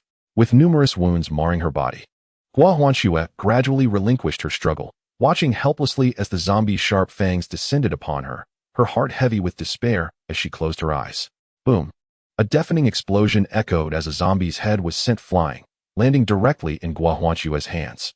Startled, she opened her eyes and beheld a scene not far away. The horde of zombies surrounding Jiang Yi was now drenched in blood, a dark blade flashing with ferocity. With each swing, limbs were severed and shattered. Jiang Yi's eyes glowed crimson as the obsidian decapitating knife reattached to his arm. His left hand, guided by instinct, slashed wildly. And no zombie could withstand the blade's sharpness. Soon, under Guo Huanxue's astonished gaze, the 5 zombies that had besieged him were utterly dismantled into a grotesque array of body parts. Jiang Yi, exuding a murderous aura, advanced with the knife, each strike amplifying the lethal potential of the decapitating blade. Regardless of the direction from which the zombies attacked, Jiang Yi's knife seemed to possess a premonition, always managing to strike their necks first, truly a fitting name for the weapon. Observing Jiang Yi's fierce battle, Guo Huanxue felt a flicker of hope. Seizing the rare opportunity to retrieve her longbow, she swiftly positioned it around the neck of the zombie pressing down on her and pulled with all her might. The sharp bowstring piercing deep into the creature's throat, its head rolling away amidst a spray of foul blood. Jiang Yi cast a cold glance, his eyes briefly glimmering with astonishment. With the last remnants of his strength, the dark blade plunged into the eye socket of the final zombie, and as his energy waned, he collapsed into the pool of blood, unable to maintain his grip on the black knife, gasping for breath as if he would explode from exhaustion. Guo Huanxue was not in a better state. Both were drenched in dark, crimson blood, their bodies marred with wounds and bite marks, barely intact. Fortunately, the zombies on the 4th floor had been entirely dealt with. Otherwise, the 2 individuals who had just released the pent-up tension within themselves might have easily fallen prey to any lingering undead. After a prolonged period of rest, Guo Huanxue felt a flicker of strength return, allowing her to steady herself with her longbow and rise. She gazed at Jiang Yi, who lay on the ground, gasping for breath. After a moment of hesitation, she resolved to support herself against the wall and walk over to him. Jiang Yi was consumed by excruciating pain. Beyond his wounds, the most significant toll was the tremendous depletion of both his strength and spirit. Regret washed over him once more for the hasty decisions he had made. Suddenly, he sensed Guo Huanxue approaching, and his complexion paled. "What? You're coming back?" he exclaimed, struggling to reach for the black knife embedded in the zombie's skull, yet found himself unable to lift even a finger. Guo Huanxue, observing Jiang Yi writhing on the ground like a large black worm, rolled her eyes. "Relax. I have no intention of killing you. Do you wish to remain sprawled here indefinitely?" Jiang Yi's expression stiffened, and he gazed at her in despair. "You need to promise not to trouble me anymore." Guo Huanxue glared at him, her irritation palpable. "If you don't want to get up, then just die here." With that, she turned to leave.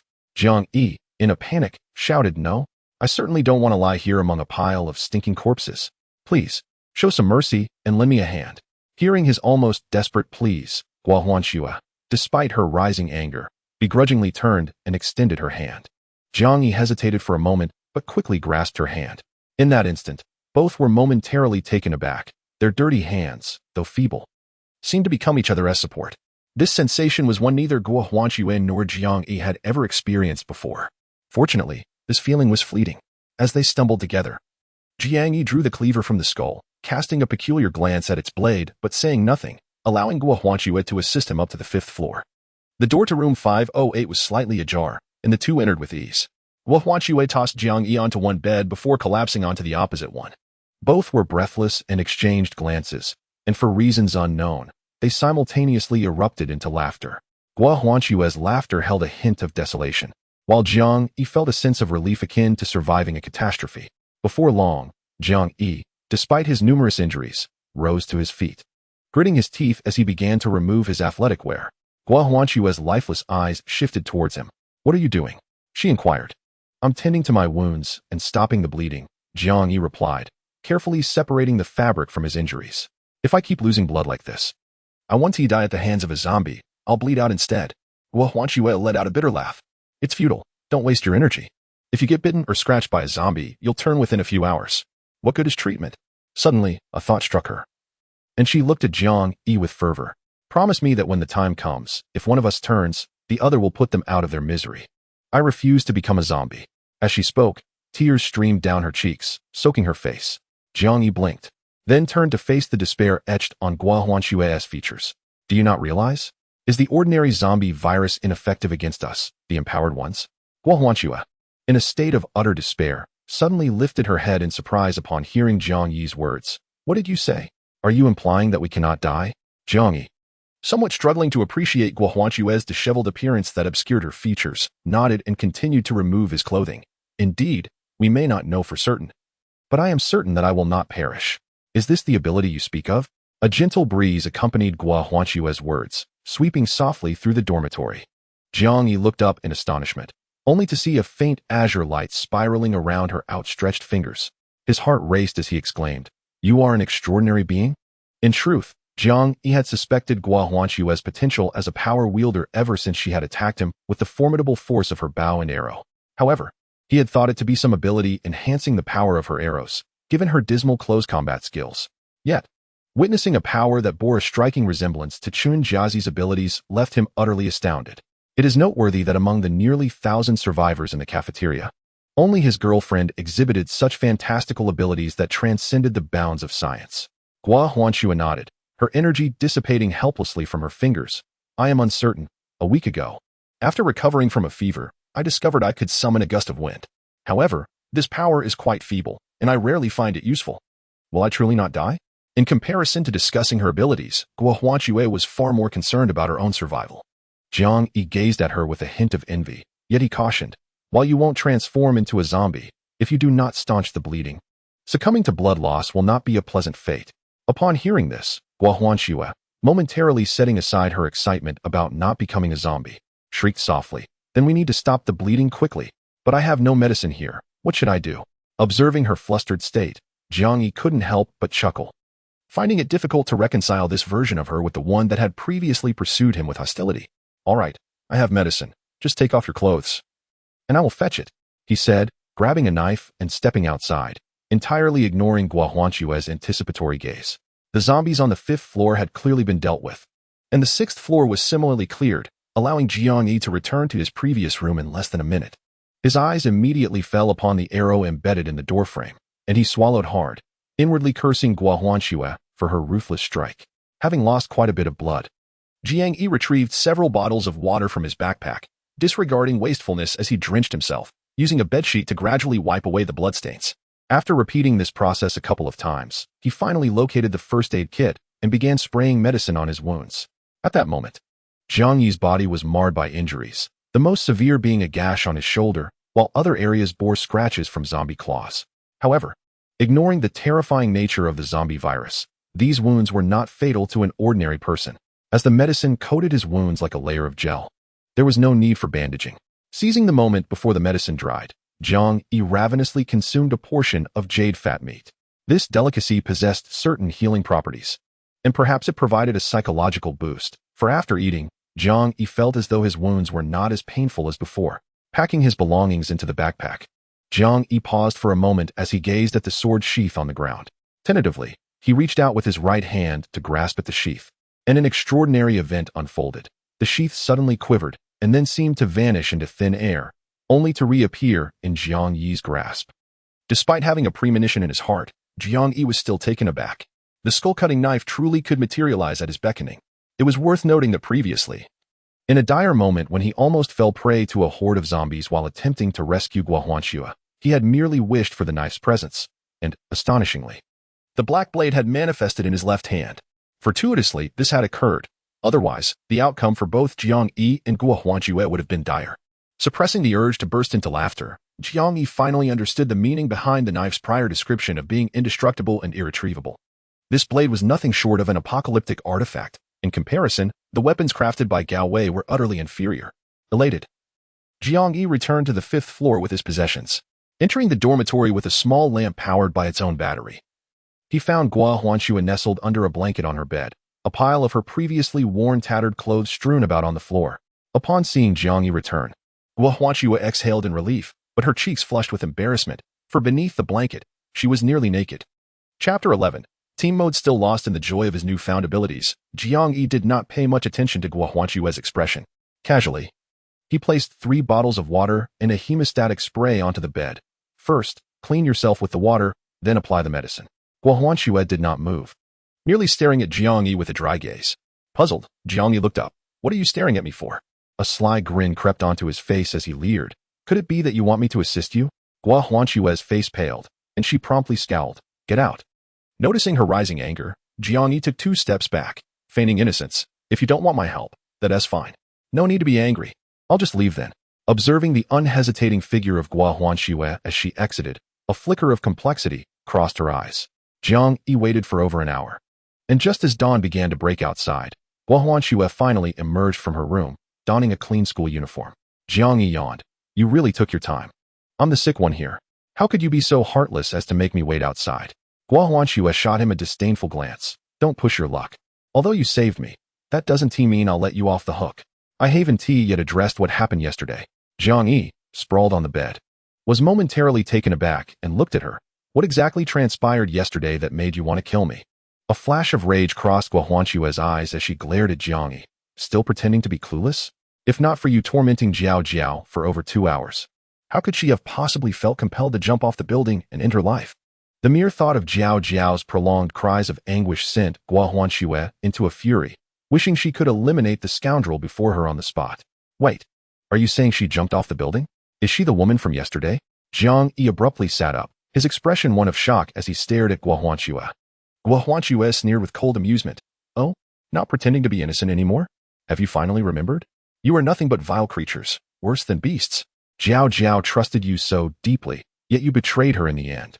Guo Huanjue could hardly contain her tears upon hearing Jiao's anguished cries yesterday. As she hid on the 5th floor, she felt herself on the brink of madness. She and Jiao were classmates in high school. Although they studied different majors in college, they frequently kept in touch due to living in the same building. Had it not been for the hordes of zombies lurking outside on the 5th floor, Guo Huanjue would have undoubtedly stayed with Jiao these past few days. Yesterday, she took great risks to recklessly slay the zombies in the corridor, but when she burst through the door on the 6th floor, she only caught a fleeting glimpse of Jiao's last desperate look as she stood on the windowsill. How could Guo Huanjue not understand the grim reality of the scene and the odor within the room? Consumed by a frantic desire to find those who had violated Jiao, she was ultimately thwarted by the zombies on the 4th floor, leaving her to return to the 5th floor, brimming with resentment. Jiang Yi, in a fit of rage, exclaimed, "Do not dare to compare me to those 2 scoundrels. Yesterday's events had nothing to do with me." Subsequently, under Guo Huanjue's skeptical gaze, he recounted how he had been ambushed by them the previous day, concealing the fact that he had only just acquired his abilities. Guo Huanjue remained somewhat unconvinced. Is what you say truly the case? Jiang Yi rolled his eyes in response. Of course. If you don't believe me, go to the 3rd floor and see for yourself. There are still heaps of corpses in the room where I stayed yesterday. If I had engaged in the same vile acts as them, how could I possibly be trapped here by the zombies attracted by your friend's leap from the building? I would have left with them, don't you think? Recalling her earlier words, Jiang Yi continued, moreover, you clearly stated that you heard there were 2 individuals involved from your classmate.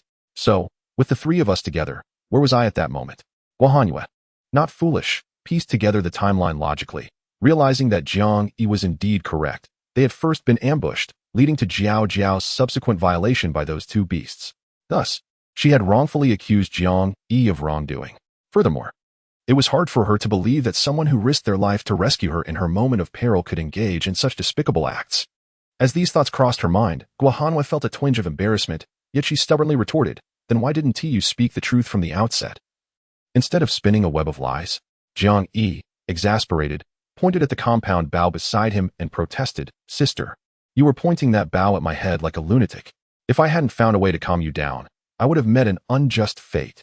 Gua Hanyue's face flushed crimson with a sense of guilt as she lowered her head, murmuring, "I'm sorry. I truly lost my composure then. I didn't know you would separate after entering." Jiang Yi, feeling unjustly accused, shivered at Gua Hanyue's quiet apology, staring at her as if she had transformed into a delicate woman. "Please, sister, I prefer you as you were before. I'm not accustomed to this side of you." Gua Hanyue was taken aback and instinctively raised her hand to slap him, exclaiming, "Are you out of your mind? How dare you find fault with me when I'm trying to speak to you nicely?" Jiang Yi let out a pained cry as he collapsed onto the bed, clutching his left arm on the verge of tears. "Sister, to be mindful when you strike. My wound has only just ceased bleeding." Gua Hanyue hurriedly glanced over. "I'm so sorry. I didn't pay attention." Upon seeing this, Jiang Yi realized that the medicine had been wasted. He reluctantly sprayed some more as a makeshift remedy. After all the commotion, it turned out to be a misunderstanding. What more could Jiang Yi say as he observed Gua Huanshue's sorrowful and aggrieved expression? Raking his fingers through his hair in frustration, he could only resign himself to his misfortune. He glanced at his watch, though dawn was approaching. The intense battle they had endured throughout the night had left them utterly exhausted. Once the misunderstanding was resolved, it wasn't long before fatigue overtook them, and they lay on the bed with no desire to converse. As Jiang Yi rested, he heard the soft sound of Gua Huanshue's gentle snoring from across the room. It was then that he pressed his hand against the wall, causing his status screen to materialize once more. Level 4, 1516, Speed 9, Defense 5, Strength 4, Mentality 4, Constitution 3. Indeed, as Jiang Yi had anticipated, although the previous battle appeared fierce, the number of zombies he had slain was minimal. The near brush with death had not even elevated him a single level. However, he was relieved that he was close. With the demise of just one more zombie, he would ascend to the next level. Just as he intended to dismiss the status screen, he suddenly paused, noticing a flashing cursor in the lower corner, indicating that there was another page.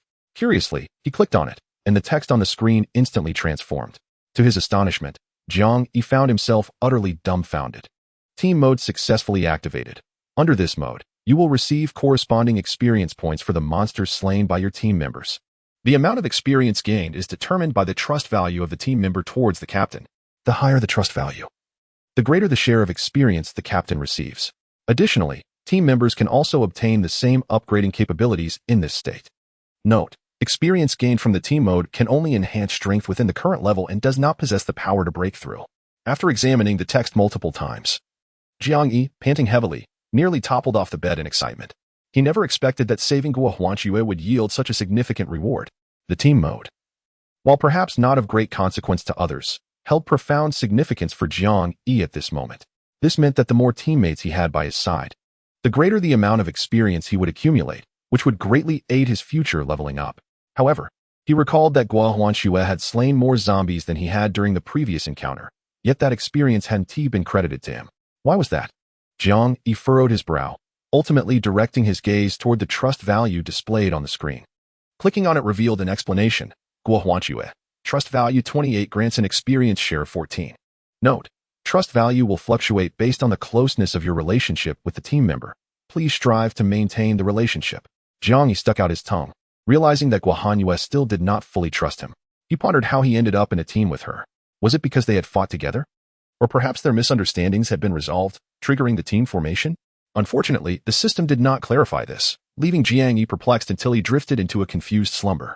In this apocalyptic world, few dared to sleep deeply. What one might call rest was merely a light doze. Jiang Yi, alert, immediately opened his eyes upon hearing the creaky sound from Gua Huanyue's bed beside him, just in time to see her sitting up. Gua Huanyue sat there, staring blankly at her hands. It seemed she truly wouldn't turn into a zombie, and the anxiety she had carried finally eased. However, her stomach suddenly rumbled loudly, enough to rouse Jiang Yi from his feigned slumber. With a hint of embarrassment in her flushed gaze, she sat up and scratched her head. "Are you hungry? I have some food," he offered, handing her his bag. Jiang Yi understood that since Gua Huanyue had become his teammate, he could not let his soldier starve.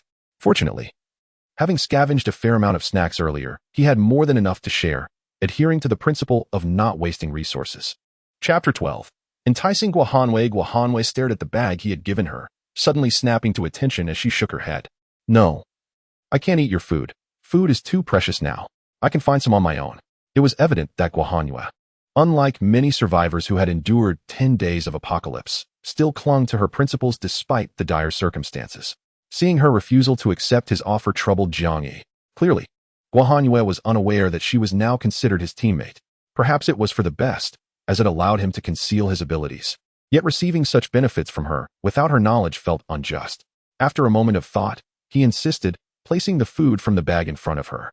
Then consider it a loan. You can repay me when you find food later. Guohanyue paused, then nodded, a bit shyly opening a bag of chocolate. Thank you.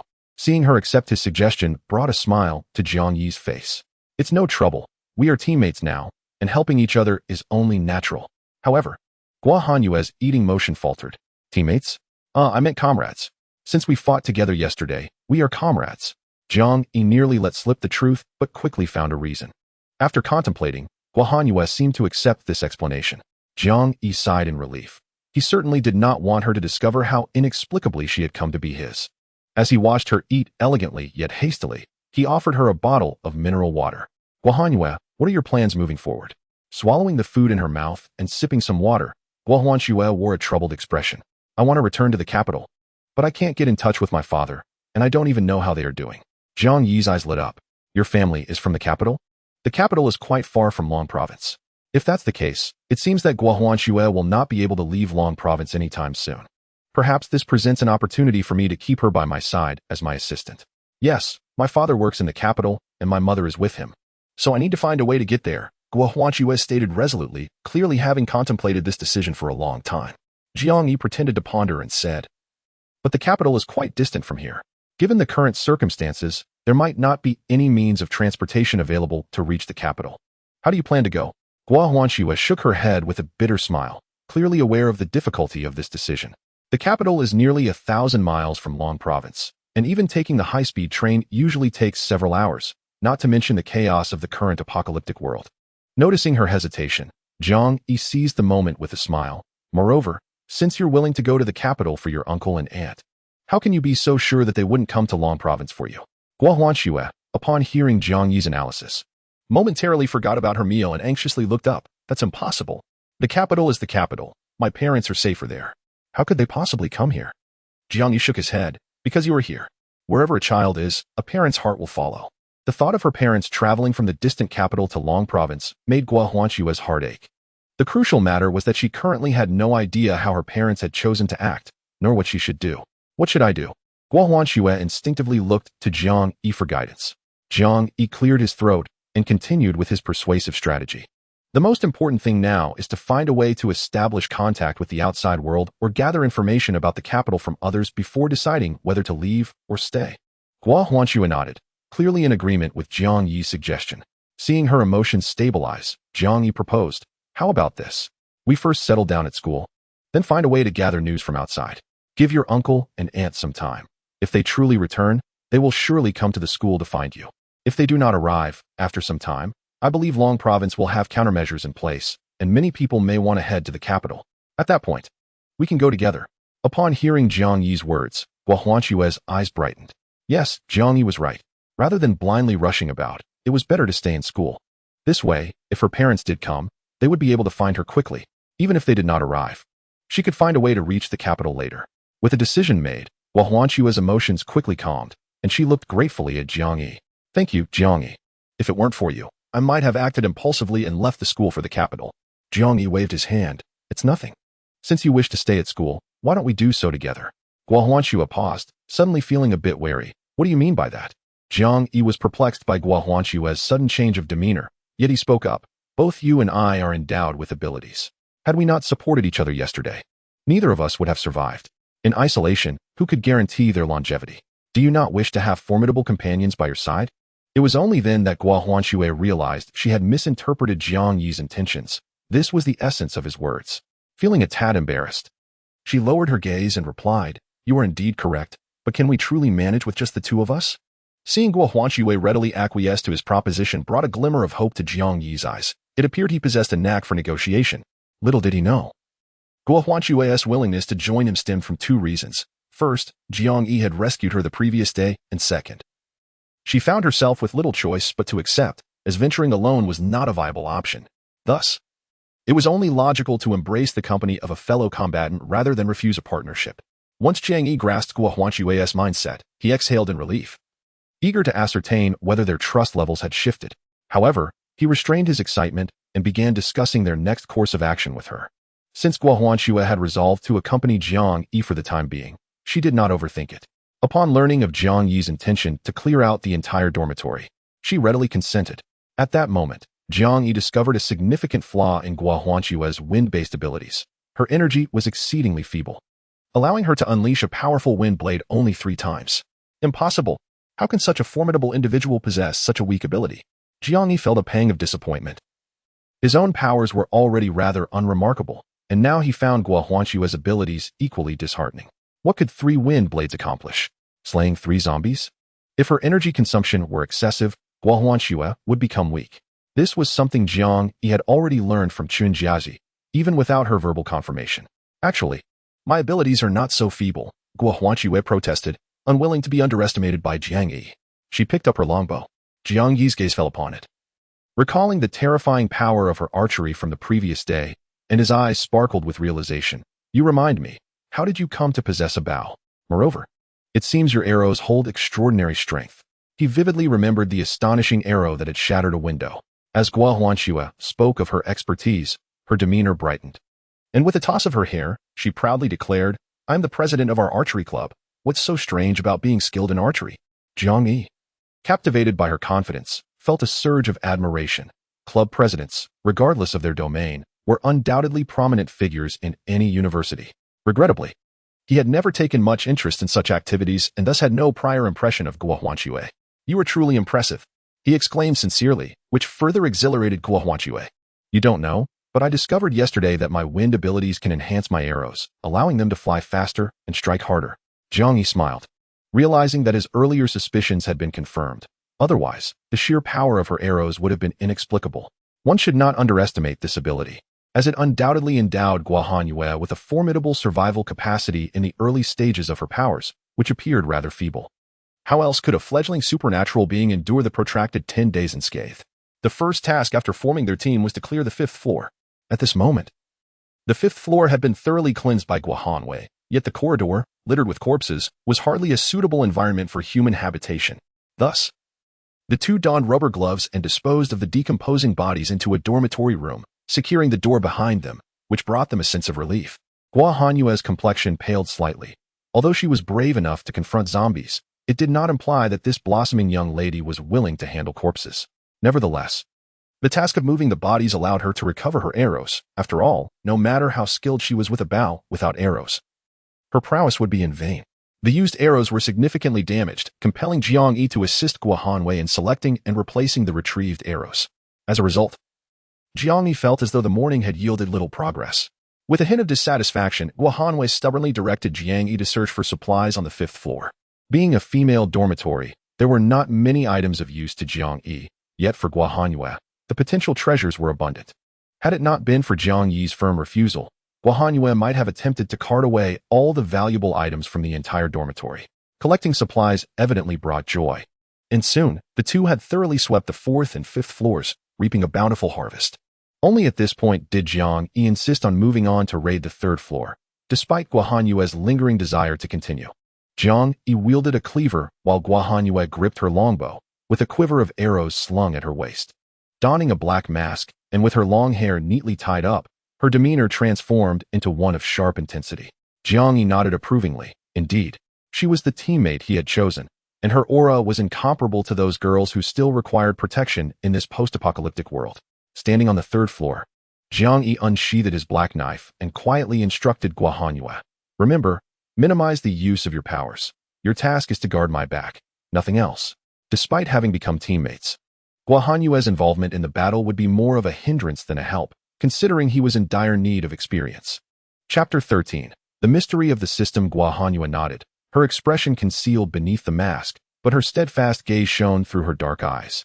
The corridor on the 3rd floor had been cleared by Jiang Yi the day before, leaving only the zombies trapped within the rooms to confront.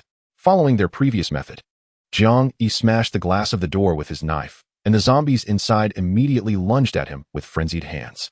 With exhilaration coursing through him, Jiang Yi unleashed a flurry of strikes with his black knife.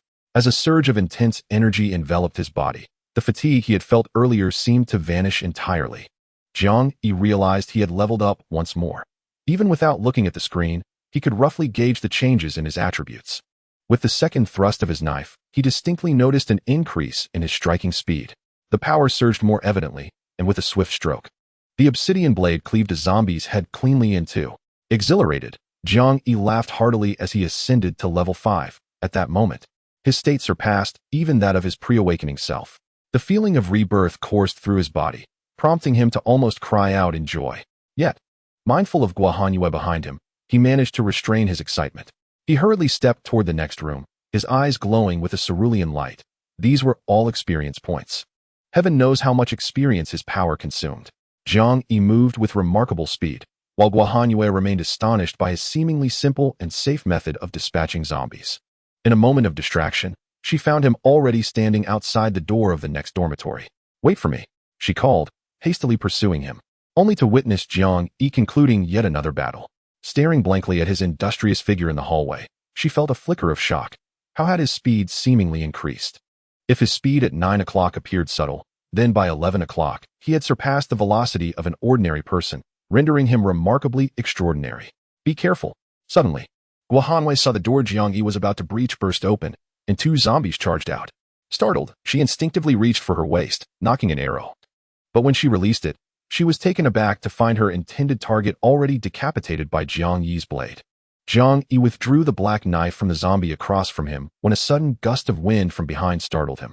He quickly tilted his head, and the speeding arrow zipped past his ear, thudding dully into the face of the approaching zombie. "Wow, are you trying to kill me?" Jiang Yi exclaimed, drenched in cold sweat. Had he not instinctively dodged, that arrow might have found its mark in his own head. Guohanyue hadn't anticipated such an outcome.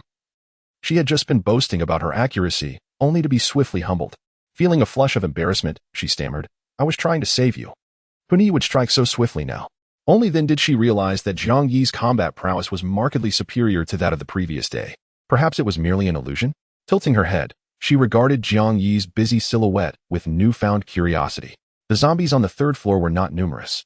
Within half an hour, as the last zombie's head rolled away, both of them breathed a sigh of relief.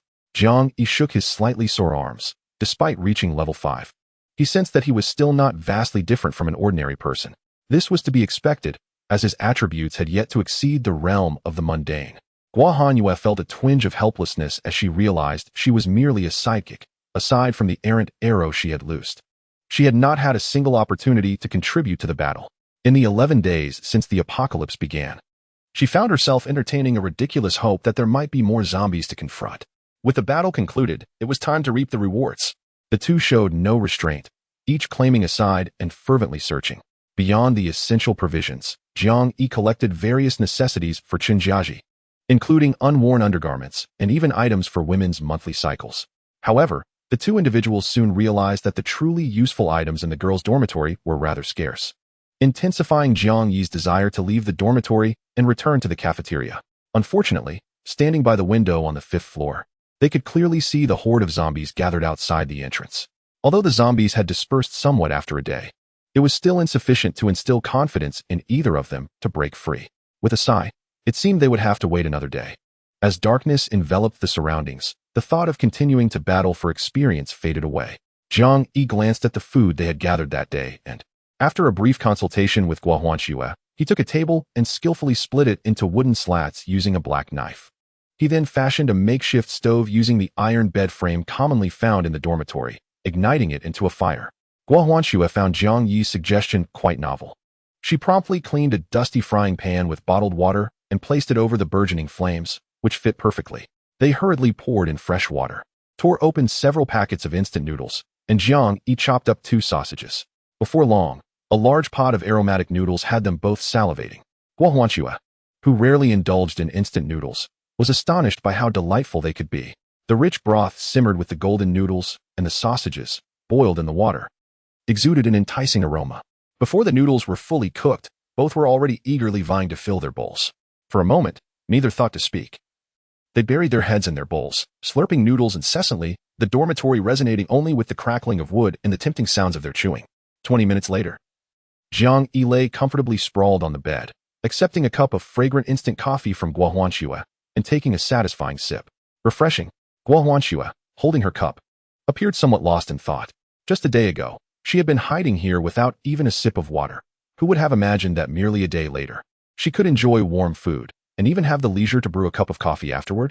All these changes had come about since encountering this fellow. Pondering this, she couldn't help but glance at Jiang Yi.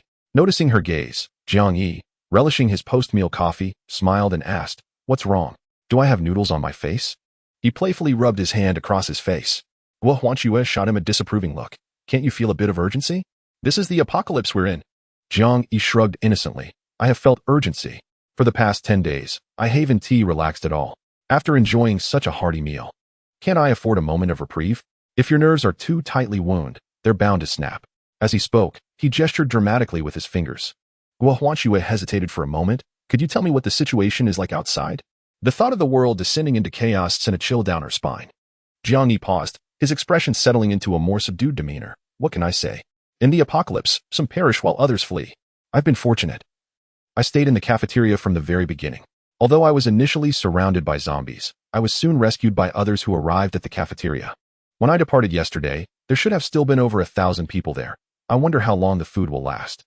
Jiang Yi was not concerned about others, but harbored a slight worry for Qinjiaji, fearing she might suffer from hunger and cold. However, recalling Qinjiaji's capabilities, he felt assured that she would not be subjected to any harm. Guohuanxue remained silent, quietly listening as Jiang Yi recounted the changes that had transpired in the school over the past 10 days. Even while cradling a steaming cup, a chill emanated from the depths of her heart. It was only after Jiang Yi paused, his throat parched from speaking, that Guohuanxue looked at him with a sorrowful expression and asked, "Jiang Yi, if the whole world is filled with these monsters, do you think we can survive?" Jiang Yi paused for a moment, then lifted his head, his eyes shining with unwavering resolve. "We will definitely survive. You must have faith in our nation and believe in the boundless strength of humanity. Rescue will arrive soon, and our homeland will eventually regain its stability." After a long wait for a response that never came, Jiang Yi glanced at Guohuanxue, only to find her leaning against the bed frame, curled up, her eyes gently drooping as she softly murmured something. In the flickering firelight, a single crystalline tear slipped from the corner of her eye. Witnessing Guohuanxue in such a state stirred a pang of sorrow within Jiang Yi. Despite her formidable spirit, she was still just a girl. It was likely that during the 10 days prior to meeting him, she had not even been able to find solace in sleep. He quietly approached, taking the nearly slipping cup from her hand and wrapping the blanket around her. Feeling vulnerable, Guohuanxue embraced herself, the warmth of the flames coaxing her into a deeper slumber. With a sigh, Jiang Yi returned to his own bed and activated his attribute screen. Level 5, 1732. Speed 11 points. Defense 6 points. Strength 4, 75 points. Spirit 4, 75 points. Constitution 3, 5 points. As he had anticipated, Jiang Yi did not dwell too much on the details. He clicked on the screen to check the trust level between himself and Guohuanxue. To his surprise, after a day of interaction, their trust relationship had reached 60, and he could earn 30 of the experience points she gained. This share was not insignificant. It meant that if Guohuanxue were to eliminate 3 zombies, he would receive a portion of the experience. While the immediate benefits might not be apparent, as his level increased and his need for experience became more pronounced, the experience shared by allies would become exceedingly valuable. It seemed prudent for him to seek out more formidable companions in the future. Jiang Yi did not perceive his thoughts as overly utilitarian. After all, his allies would also benefit from the experience. This arrangement represented a mutually advantageous situation, akin to sharing a portion of his awakened abilities with others. While Guohuanxue slept, Jiang Yi tended to his wounds, applying fresh ointment to the many injuries that had reopened after a day of exertion. There was no remedy for this, as his recovery abilities were still rather feeble. He pondered whether, as his powers grew stronger, he might eventually attain the ability to heal instantaneously. Chapter 14. The emergence of the crimson-headed zombie. With a blend of anticipation and fantasy, Jiang Yi donned a new coat, his complexion pale, standing vigil at the windowsill. He attentively observed the movements outside. By the time Guohuanxue awakened, Jiang Yi remained motionless in this stance. The moment Guohuanxue regained consciousness, she was taken aback. How could she have slept so soundly? When had she dozed off? This was an unprecedented occurrence in the past 10 days. Even before the apocalypse, her slumber had always been light. How was it that she could now fall into such an oblivious sleep? Upon opening her eyes and catching sight of Jiang Yi's silhouette, a sense of bewilderment washed over her. Could it be because of him? After just one day, had he earned such trust from her? Unbeknownst to Guohanwei, even Jiang Yi had not realized that this phenomenon was a manifestation of her own abilities. The team mode of the combat upgrade system was undoubtedly more intricate than the superficial aspects he had observed. While Jiang Yi could clearly perceive the degree of trust Guohanwei placed in him, his role as the team leader simultaneously exerted an ongoing influence on their relationship. Guohanwei could not discern the changes in her feelings towards Jiang Yi with the clarity he possessed. Yet, his abilities allowed her to acutely sense the evolving dynamics between them. It was precisely this subtle influence that led her to lower her guard and vigilance before this stranger. As long as they remained in the team mode, this unspoken trust would deepen further. Jiang Yi, you should rest. I am fully awake now. Without further thought, Guohanwei rose from her bed to take Jiang Yi's place. He did not protest, as the energy from the coffee he had consumed was nearly depleted. If he persisted any longer, even if he remained awake, his vigilance would inevitably wane, posing a considerable risk for a night watchman. Guohanwei, having taken the latter half of the night, appeared to be in a better mental state. With the remaining heat from the fire, she brewed another cup of coffee, and after a few sips, she became entirely alert. As an awakened individual, her bodily functions exceeded those of ordinary people. With someone keeping watch, Jiang Yi no longer had to fret about potential threats nearby. He quickly drifted off to sleep. When he next awoke, it was to the enticing aroma wafting through the air. The appetite of an ability user is considerable, and the food consumed the previous night had long been exhausted. Upon detecting the mouth-watering scent of instant noodles, Jiang Yi's stomach could not help but grumble. Given the limited conditions, he could only use a bottle of water to rinse his mouth and wash his face. Yet, in the current post-apocalyptic world, this was already a luxurious way of living. Observing Guohanwei busily preparing the noodles, he pondered for a moment before retrieving a portion of jade fat meat from his pack. This portion weighed approximately half a pound and contained enough energy to satisfy an ability user for a meal. Had it been just a day prior, Jiang Yi would never have considered sharing such a vital food source with another. However, after enduring numerous battles together, his wariness towards Guohanwei had significantly diminished. Without revealing his true capabilities, Jiang Yi was more than willing to share his valuable provisions to enhance their chances of survival.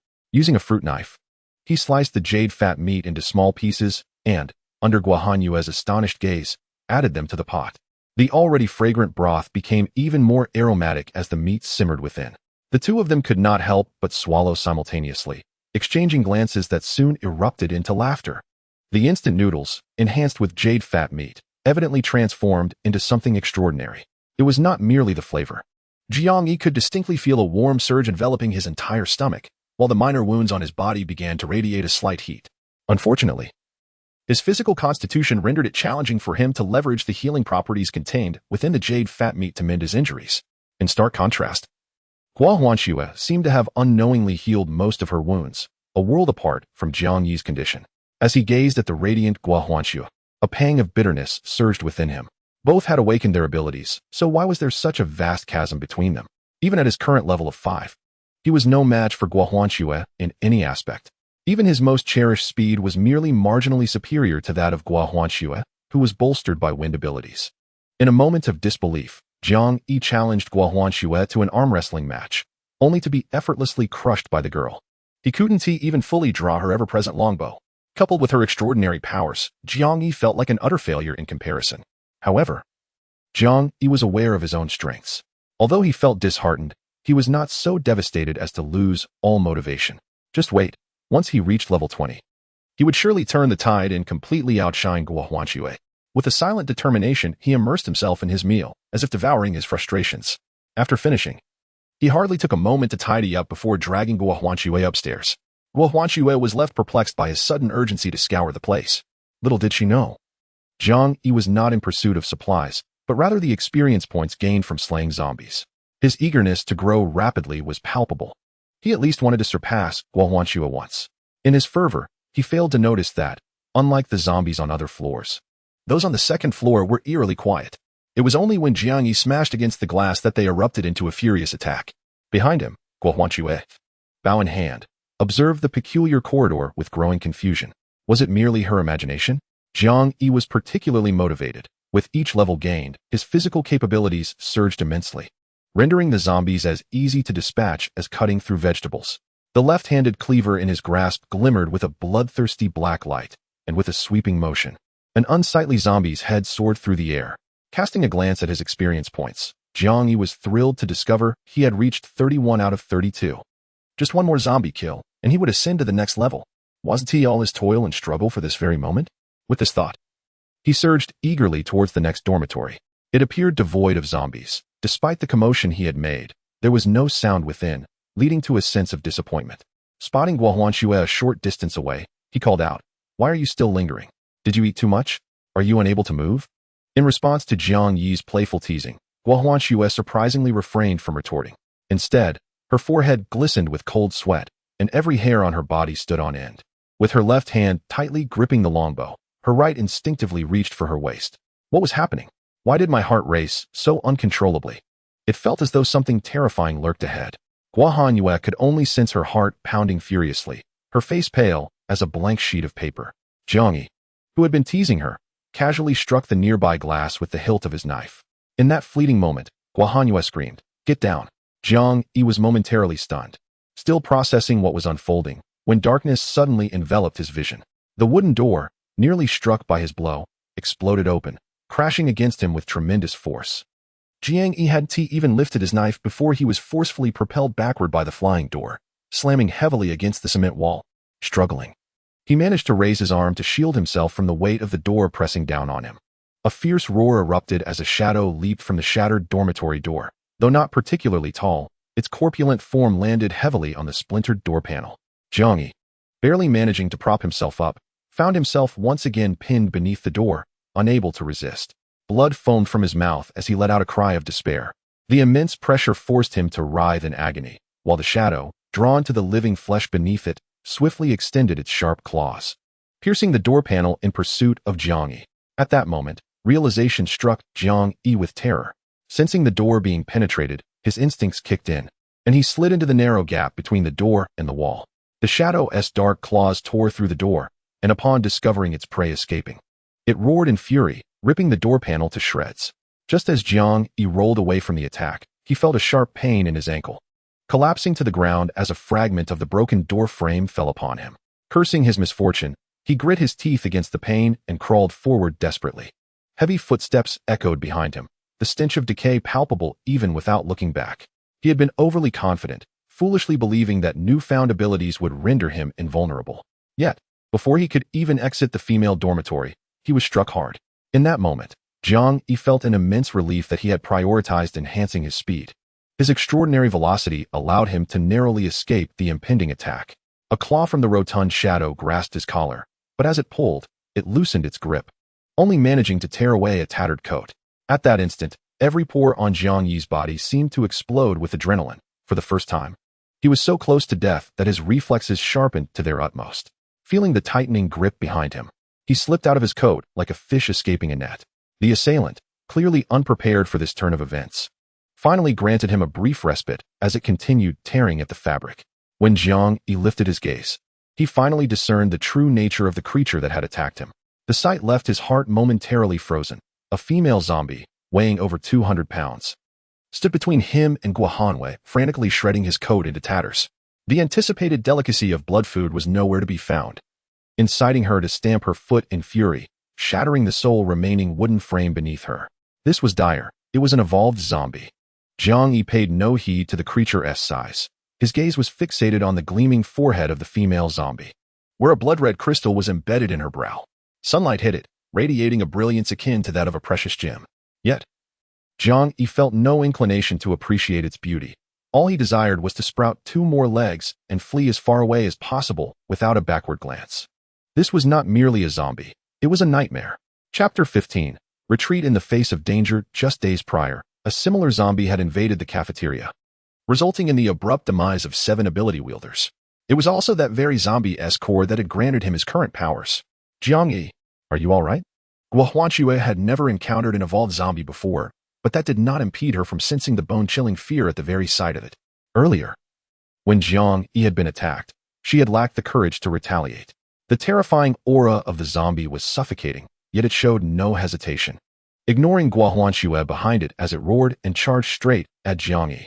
Instinctively, Jiang Yi stepped back 2 paces, ready to flee, but at that moment, a sharp whistling sound pierced the air as a carbon steel arrow sliced through space, embedding itself in the zombie's neck. With a roar, the fattened, evolved zombie erupted in fury, its arms unable to bend back to strike at the source of the attack, forcing it to continue its assault on the forward Jiang Yi. Just as he was contemplating escape, Jiang Yi froze momentarily at the sight of the arrow protruding from the zombie's neck, a bold thought surging within him. They could win. The terrifying zombie lunged forward, its sharp fingers arched like talons, poised to grasp Jiang Yi. As he retreated, he shouted, "Skull cutter!" A sleek, black tang knife materialized before him. He gripped the hilt with his left hand while supporting the back of the blade with his right. The sharp claws scraped against the black knife, splattering dark blood everywhere. Jiang Yi coughed up a mouthful of clotted blood, nearly losing grip on the weapon, but his excitement surged upon witnessing the severed fingers fly away. They could indeed injure this zombie. Perhaps victory was within reach. Yet, even with the advantage of his weapon, Jiang Yi understood that he was still no match for it. The relentless blows made it feel as though his insides were being sliced open, had he not been aware that he could not afford to lose consciousness. Such severe injuries would have rendered him senseless. The zombie's furious roars echoed in the air, although it felt no pain from the loss of its fingers. The strange sensation informed it that it had been wounded by the insignificant creature before it. Ignoring its injured hand, the squat female zombie charged at Jiang Yi, the radiant red crystal atop its head gleaming ominously. Jiang Yi gripped the knife tightly, using his agility to evade the frenzied attacks of the evolved zombie. He was acutely aware that he could not withstand the virus this zombie carried. If it were to seize him, his fate would be far worse than death. Whoosh! Another arrow flew through the air. Guo Huanshue's support had arrived once more. Trembling hands. Despite being petrified by the upgraded zombie to the extent that she could not even draw her bow, Guo Huanshue gritted her teeth and persevered in her effort to shoot. The second arrow soared towards the back of the zombie's head. The terrifying force of the arrow struck heavily against its skull, yet with a dull thud. It merely pierced the surface before being deflected by the hardened cranium. Guo Huanshue looked on in disbelief at the zombie that relentlessly clung to Jiang Yi. How could her arrow possibly fail to penetrate? What manner of creature was this? Jiang Yi, who had just begun to smile, found his expression abruptly halted. Equally astonished that an upgraded zombie could withstand the power of a bow and arrow. With its vital spots under attack, the zombie became increasingly frenzied, launching an all-out assault on Jiang Yi. Yet, burdened by hesitation, he could only wield his knife, cautiously dodging the creature's strikes. Guo Huanshue, recovering from the shock, noticed Jiang Yi's evident struggle and clenched her teeth, drawing back the bow once more. Seeing this from across the way, Jiang Yi's heart raced, and he shouted, "Aim for the knees, not the head." Guo Huanshue hesitated momentarily, but her body instinctively obeyed, releasing the arrow. With a soft thud, the arrow pierced through the supple bend of the zombie's leg. The creature, impeded by the foreign object lodged in its limb, let out a deafening roar. Collapsing to one knee, Jiang Yi's eyes lit up. Disregarding his exhaustion, he swung his knife towards the zombie's neck. With a furious roar, the zombie abruptly lifted its head, seizing the descending black blade with its relatively unharmed left hand. The dark, skull-slicing knife sank into its palm, but became ensnared by the creature's grip. Jiang Yi gritted his teeth, attempting to withdraw the blade, yet it would not budge even a fraction. Instead, the zombie yanked him forward with terrifying strength, causing his feet to scrape against the ground, utterly unable to resist its might. Just as it seemed he would be seized, Jiang Yi decisively released his grip, rolling away and escaping its attack range. At that moment, Guo Huanshue released her fourth arrow, which pierced through the zombie's other thigh. The creature, unable to stand, finally turned to confront the little nuisance that had been pestering it from behind. Clutching Jiang Yi's knife, it wheeled around and let out a roar directed at Guo Huanshue. Using its knee to drag itself across the ground, its hand, now missing 3 fingers, scratching the air towards her. For the first time, Guo Huanshue faced the upgraded zombie head-on, its blood-red eyes locking onto hers, making her feel as though a massive weight pressed down upon her, rendering her immobile. "Don't come any closer." In a panic, she knocked another arrow, screaming as she shot at the zombie. The once sharp arrow embedded itself in the creature's body but inflicted minimal damage. Jiang Yi, gritting his teeth, yearned to advance, yet darkness enveloped his vision, nearly causing him to collapse. Leaning against the wall, he coughed violently, spitting out blood before regaining some composure. However, he was utterly drained, incapable of even running. Guo Huanshue fired several more arrows, her face as pale as paper, yet none were lethal. Realizing her quiver was empty, she turned in fright to flee, only to find her feet entangled at a critical moment. She stumbled, sprawling onto the ground, sliding several feet before coming to a halt. The searing pain in Gua Huanshua's arm reached an unbearable peak. When she touched it, her hand was stained with blood. Jiang Yi, save me. The agony coursing through her body rendered her unusually vulnerable, instinctively seeking help from Jiang Yi, who was leaning against the wall. Jiang Yi watched helplessly as the zombie crawled closer to Gua Huanshue, and with a roar, he wished to leap forward. However, the sharp pain in his chest felt as if his ribs were broken. Any sudden movement inflicted excruciating torment upon him. Cursed be it. Realizing the dire state he was in, Jiang Yi's face became ashen as he observed Gua Huanshue struggling on the ground. Suddenly, without looking back, he turned and fled. Hearing the footsteps, Gua Huanshue turned back in surprise, only to be shocked at the sight of Jiang Yi distancing himself. Could it be that he was abandoning her? No. At that moment, her heart felt as if it were being shredded by claws. She could not believe that someone she thought she could trust the previous night would forsake her in such a perilous moment. Jiang Yi, don't go, save me. Gua Huanshue screamed with all her might. At that instant, a wave of grievance surged within her, and tears flowed uncontrollably. Her body, yearning to rise, betrayed her will. While the advancing zombie lunged hungrily towards her, she completely overlooked that the black knife, which had been clutched in its grasp, had vanished without a trace. Don't come near. Unable to stand, Gua Huanshue could only crawl, yearning to distance herself from the monster. Yet, she had gravely underestimated its menace. Despite her injured legs, the zombie's crawling speed surpassed her own. Gua Huanshue felt a tight grip around her ankle and turned to find the grotesque creature clutching her, pulling her back.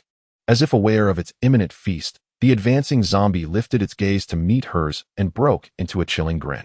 Gua Huanshue, terrified, struggled violently, kicking at the zombie's arms. Let go of me! Let go of me! Her desperate cries echoed throughout the dormitory, rousing the remaining zombies into frenzied roars. Even those outside, previously dispersing, instinctively began to batter against the locked door. The strength of the advancing zombie was immense, no matter how fiercely Gua Huanshue fought. She could not prevent its gaping maw from descending upon her. No, at that moment, her mind went blank, and all she could do was scream incessantly. With a splatter, foul blood erupted, drenching Gua Huanshue's face. Her tightly closed eyes flew open to reveal the dark blade of a knife, merely inches from her gaze. The black blood cascading from the blade splattered onto her arm. Roaring, the advancing zombie finally realized that someone had thrust a knife through its neck. Jiang Yi gripped the knife with all his might, desperately preventing the obese creature from rising. With the blade poised, he gritted his teeth, attempting to sever the monster's head, yet he was taken aback by the toughness of the zombie's neck, despite exerting all his strength. He could not carve a fatal wound.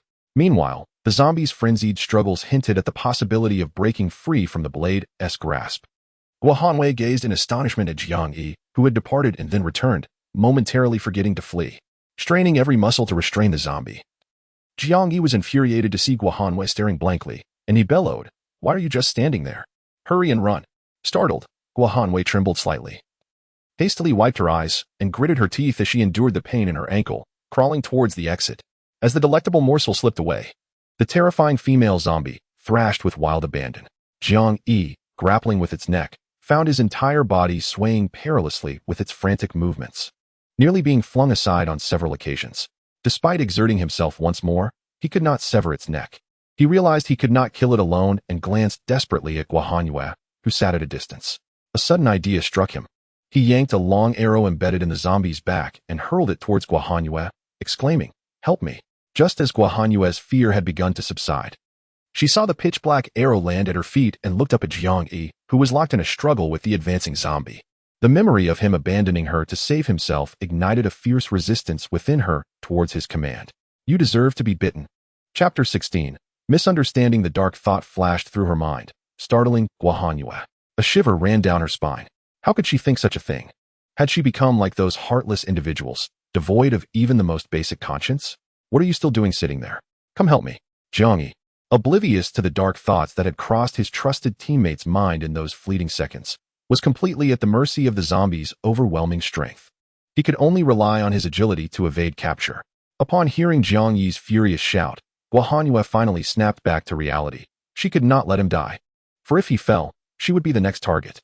Biting her tongue hard, Gua Huanshue seized the arrow at her feet, knocking it and drawing back with all her might. The long arrow shot forth, cutting through the air like a streak of darkness, aimed directly at the forehead of the zombie grappling with Jiang Yi. Clang! The sharp tip struck the zombie's forehead, Yet the anticipated penetration did not occur.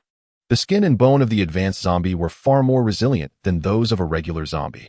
Guahanue's full strength shot merely grazed a thin layer of skin, skimming past the creature's head. Goodness! Jiang Yi's eyes widened in alarm as he instinctively recoiled, the arrow that had slipped from the zombie narrowly missing his ear.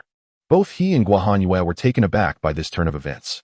The fearsome advanced zombie suddenly exerted its strength, lifting Jiang Yi off the ground as he clung tightly to the knife's handle.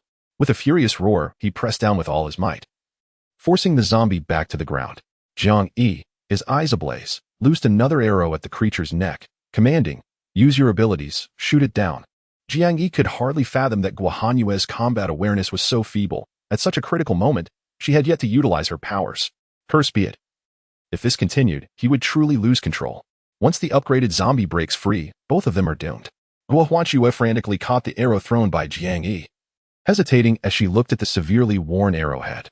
Yet she understood that this was not the time for her to be picky. Biting her tongue, she exerted all her strength to draw the longbow. The bow, which had long been burdened, emitted a piercing creak. As Guahanue fully drew the arrow, she exhaled a deep breath, her eyes focused like a hawk on the approaching zombie. A strange power began to circulate within her, ultimately coiling around the damaged arrow on the bowstring. Her consciousness was entirely fixated on the zombie before her, her features sharpened in concentration. At that moment, she could neither hear the zombie's roars nor see the chaos around her. Whispers of the wind circled her, and her hair lifted gently as if caressed by an affectionate breeze. Whoosh! A shrill whistle. Guahanue released her right finger, and the longbow snapped in an instant, sending a pale blue arrow streaking away. Jiang Yi was struggling against the zombie's thrashing when he heard the sharp sound of the arrow slicing through the air. A sudden wave of danger compelled him to release his grip, and he was hurled backward by the terrifying upgraded zombie. Boom! Just as the upgraded zombie freed itself from the crawling insects, a tremendous force propelled its body into the air. Amidst the shrieks and howls, a beam of azure light pierced through its neck, vanishing into the distance behind it. The shattered arrow erupted in a deadly spray, and Jiang Yi, crouched on the ground, hastily protected his head, narrowly avoiding injury. Like a broken bellows, dust dispersed, and Jiang Yi stared in shock at the upgraded zombie, which moments ago had posed an insurmountable challenge. Now with its thick neck reduced to mere tendons barely connecting it to its body, half of its head entirely obliterated. The black knife that had been lodged in its neck now lay on the ground. Yet, astonishingly, despite such a grievous blow, the zombie was still alive. Its mangled head tilted as it fixed its gaze on Guahanue, reaching out with its hands to claw at her. Terrified, Guahanue discarded the broken bow and stumbled backward, crying out, "Don't come any closer! Don't come any closer!"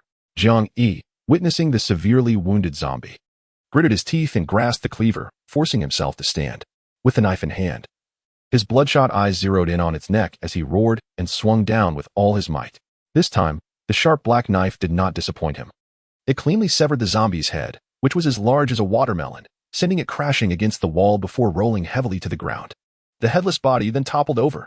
With a sigh, as two orbs of light entered his body, Jiang Yi finally relinquished the knife and collapsed to the ground, relieved to have vanquished it. Following the demise of the upgraded zombie, Guahanue remained in a daze for quite some time before finally snapping back to reality. She gazed at the exhausted Jiang Yi, a flicker of complexity flashing in her eyes. After staring at him intently for a long moment, she abruptly turned and walked away. Jiang Yi, filled with relief at surviving, stared in astonishment as Guahanue departed with an air of cold pride, anxiously calling out, "Hey, Guahanue, where are you going? Come help me." Guahanue shuddered, slowly turning back to look at the innocent-faced Jiang Yi, tears streaming from the corners of her eyes as she replied coldly, "Why are you calling me? Did you not abandon me and flee just moments ago? I never expected you to be such a person. What kind of teammate are you? You merely used them to deceive." Jiang Yi, gazing at the sorrowful and despondent Guahanue, could not help but voice his grievances. "Please, if I had intended to flee, why would I return?" Guahanue scoffed coldly. "Then pray tell, why did you run off just now? What were you up to?" Jiang Yi faltered, momentarily at a loss for words, for this pertained to the secret of his abilities. Struggling to articulate, "Are we? I see you are indeed guilty. I do not understand your reasons for returning, but this time, I shall not place my trust in you." After her icy mockery, Guahanue resolutely turned to ascend the staircase. "Wait." As Guahanue appeared ready to misconstrue his intentions of departure, Jiang Yi gritted his teeth and called out to her. Guahuanue's contemptuous smile returned. "What more do you wish to say?" What justification do you have to continue deceiving me? Instead of offering an explanation, Jiang Yi simply raised his left hand, gesturing lightly towards a distant cleaver, and in an instant, the obsidian blade materialized in his grasp. This fantastical scene caused Guohuanxue, who had initially regarded him with disdain, to widen her eyes in astonishment. Propped up by the knife, Jiang Yi managed a wry smile. Did you not inquire why I departed? Come, follow me and see. Without waiting to ascertain if Guohuanxue was behind him, he turned and strode in another direction. Observing Jiang Yi, who relied on his blade to maintain his footing, Guohuanxue bit her lip, torn between curiosity and reluctance, and hastened to catch up. Not venturing far, Jiang Yi halted before a dormitory door not far from their previous skirmish. Guohuanxue cast a puzzled glance at the entrance, noting that it had been cleaved open, revealing a zombie with a shattered skull within. What do you want me to see here? A discerning eye would quickly recognize Jiang Yi's method of combat. Jiang Yi pointed at the corpse with his knife. Weren't you asking what I was doing when I fled? I came to eliminate this zombie. Guohuanxue had contemplated various explanations he might offer, yet never anticipated such a response from Jiang Yi. Whether in disappointment or anger, she laughed incredulously. Do you take me for a fool? In such peril, you disregard that zombie only to come here and specifically kill this ordinary one. Are you out of your mind? Jiang Yi shrugged in resignation. I did not wish to, but did you not ask about my abilities yesterday? This is my power. By slaying a certain number of zombies, I can enhance my strength, and with each enhancement, my physical condition is restored to its peak. Guohuanxue was taken aback, momentarily unable to discern the veracity of Jiang Yi's explanation. If it were a fabrication, he had no need to concoct such an absurd rationale to deceive her. Yet, if it were true, then the previous fluctuations in Jiang Yi's condition would indeed find a plausible explanation. No wonder Jiang Yi undergoes such significant changes every day. He finds it increasingly effortless to confront zombies. Do not forget, I was injured at the outset, and in that condition, I was no match for that zombie. Fortunately, I was on the verge of slaying one more zombie to level up. Although leveling up would not heal my wounds, it would restore my condition to its peak. Given the circumstances, my only option was to level up first before I could truly contend with that zombie. After sincerely explaining his reasons for retreating in the heat of battle while clutching his fractured ribs, Jiang Yi gazed intently at Guohuanxue, whose face flickered with hesitation. Guohuanxue, I was utterly sincere when I said we are teammates. However, if given the choice again, I would still prioritize leveling up before dealing with that zombie. If you cannot accept my actions, I want to press the matter further. With that, Jiang Yi fixed his gaze upon her, awaiting her decision. Flushed? Guohuanxue found herself believing Jiang Yi's words, yet she struggled to articulate her thoughts, her shyness constraining her voice. Jiang Yi, seemingly oblivious to her discomfort, continued to wait for her response. The two remained in a stalemate, leaving Guohuanxue feeling flustered, realizing that Jiang Yi was undoubtedly a straightforward man. Frustrated, she stomped her foot and playfully punched his chest, exclaiming, this is so annoying. This is your first time, so I'll forgive you. Embarrassed to the extreme, she turned and fled. Poor Jiang Yi, who had been anticipating Guohuanxue's answer, was instead met with a punch to his injury, eliciting a cry of pain as the intensity of the ache made him involuntarily gasp. However, upon hearing Guohuanxue's response, he finally breathed a sigh of relief. The crisis of their team disbanding had been averted. Gritting his teeth, he continued onward. Wait, there's still one important thing. Chapter 17. Candor. Jiang Yi pressed forward resolutely. Wait, there's still one important thing. Under Guohuanxue's perplexed gaze, he excitedly picked up the head of the upgraded zombie. Yet, as his eyes fell upon its forehead, he was taken aback. The red that should have been embedded there had vanished, leaving only a small hollow. Not only that, but the head in Jiang Yi's hands appeared to have shriveled, feeling significantly lighter. Furthermore, Guohuanxue oddly noticed that the headless corpse had also inexplicably deflated. How strange. Where's the core? Jiang Yi anxiously searched the area beneath his feet, even splitting open the head in his desperation. Despite his fervent efforts, he could not find the core he so desperately sought. Guohuanxue, confused, inquired, What are you looking for? Sweat beading on his forehead, Jiang Yi replied, The core. I'm looking for the core. He pointed at the small hole on the zombie's head. Do you remember? There was a red object here before. It couldn't have just disappeared. Guohuanxue pondered carefully and suddenly recalled the red mark on the zombie's forehead, initially assuming it to be some sort of adornment the person had affixed before their transformation. Now, seeing Jiang Yi's demeanor, it was evident that it was a significant item, prompting her curiosity about its true nature. Jiang Yi did not ponder too much, as it was not a secret. One should have noticed that this zombie was particularly formidable, for it was an advanced zombie. Its defining characteristic was the red dot on its forehead, which was no mere decoration. Rather, it was the result of the zombie's core, formed within its skull, protruding through the skin. As the two searched, Jiang Yi took the opportunity to enlighten her about the significance of the core. Upon hearing that the core could elevate one's abilities, even Guo Huanxue could not contain her eagerness to locate it. Unfortunately, their hopes were dashed as neither of them could find anything resembling the core, despite Jiang Yi's fervent desire to unearth it from the ground. Their injuries and fatigue ultimately compelled them to abandon their quest in disappointment. Guo Huanxue, noticing the many abrasions on Jiang Yi's body and the way he clutched his side, realized he was in considerable discomfort. She insisted on pushing him into the house, saying, "You should rest. I will continue searching." Jiang Yi, feeling powerless, was in agony from his fractured ribs, making each breath a struggle. While leveling up could restore his condition, it would not heal his wounds. With hospitals no longer in existence, he was uncertain how to address his injuries. Reluctantly accepting Guo Huanxue's care, Jiang Yi leaned against the bed and casually opened his status screen. Level 6, 1064. Speed 13, Defense 7, Strength 5, 5, Spirit 5, 5, Constitution 4. Upon reaching level 6, his attributes had finally surpassed his previous capabilities, particularly in speed, which had become remarkably exceptional. He was about to turn the page when a sudden movement pulled at his wound, causing him to inhale sharply, yet he was too preoccupied to examine his condition closely. How had his experience points surged by 10? To reach level 6, he had only slain one zombie, and that was the advanced one. Could it be? An advanced zombie had granted him 10 experience points? If that were true, the value of advanced zombies would be exceedingly significant. Jiang Yi felt a thrill of excitement. If this were indeed the case, then defeating advanced zombies might yield far greater experience than ordinary ones. As for the terrifying strength of advanced zombies, he was not overly concerned.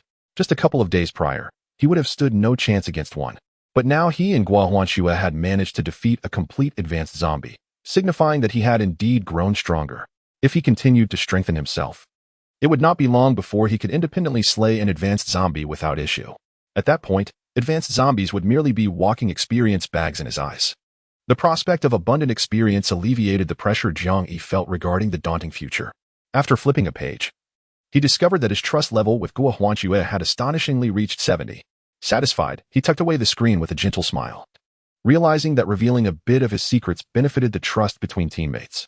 In his excitement, Jiang Yi pressed on his ribs despite the pain, feeling a sense of urgency. Such a severe injury would greatly hinder his forthcoming endeavors. Without exaggeration, at this moment, Jiang Yi found himself utterly devoid of the strength even to wield a knife. Enduring the pain, he rummaged through his bag to find a few painkillers. As he reached for water, the system's backpack materialized before his eyes. His hand, initially poised to retrieve a bottle of water, hesitated in astonishment as he beheld a small red vial occupying a newly appeared third compartment, marked with the number 1 in the lower right corner. Could it be that something new had emerged? With curiosity piqued, Jiang Yi extracted the vial, which was diminutive, akin to a small glass bottle resembling a cap-within-cap design, filled with a crimson liquid that swayed like blood, sealed tightly with a tiny wooden cork. Intrigued, Jiang Yi summoned the holographic screen, and indeed, the display revealed the description of the vial in his grasp. Healing potion, small and exceptionally effective remedy for external injuries. Consuming it can rapidly heal bodily harm. Note, this potion is ineffective against negative effects and diseases. To his astonishment, it was a healing potion. A shiver coursed through him, compelling him to sit upright in bed, marveling at this game-like item he had acquired. Nevertheless, the healing potion was precisely what he needed at this moment. Without a moment to lose, he uncorked the vial and gulped down its contents, unwilling to waste a single drop. As the red liquid slid down his throat, it was not the sharp taste he had anticipated. Rather, it was warm and sweet, reminiscent of honey dissolved in warm water. Before he could savor it, the potion surged through his body, and he was astounded to feel what seemed like invisible hands realigning his fractured ribs, swiftly mending the breaks.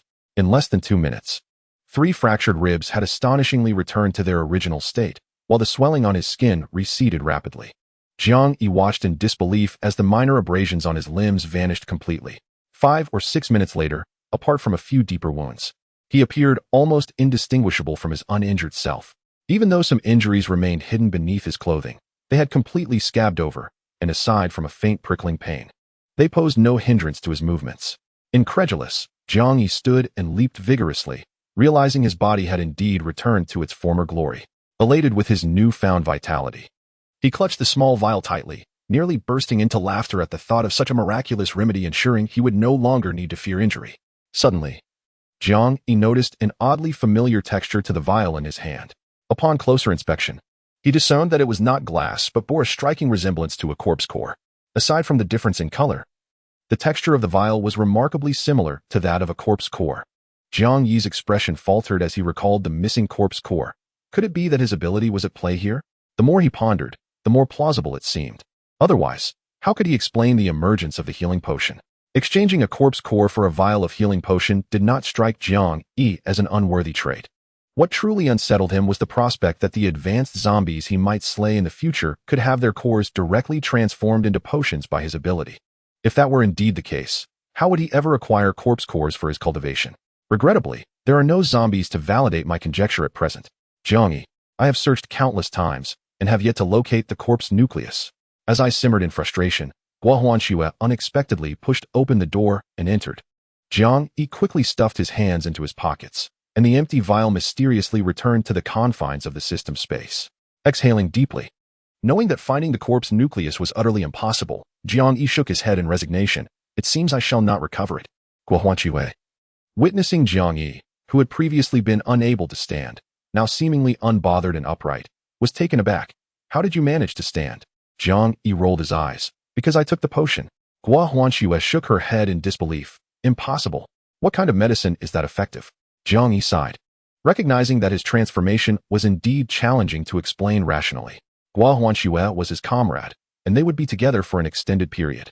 Deceiving her now would likely lead to complications when she eventually learned the truth. This is my ability. After eliminating zombies, my power transforms the corpse nucleus into a healing potion, which I just discovered. Jiang Yi contemplated, ultimately deciding to be more candid with those around him. After all, if he could not trust his teammates, the abilities he acquired would only render him more apprehensive. Upon hearing Jiang Yi's response, Guo Huanxue was evidently astonished.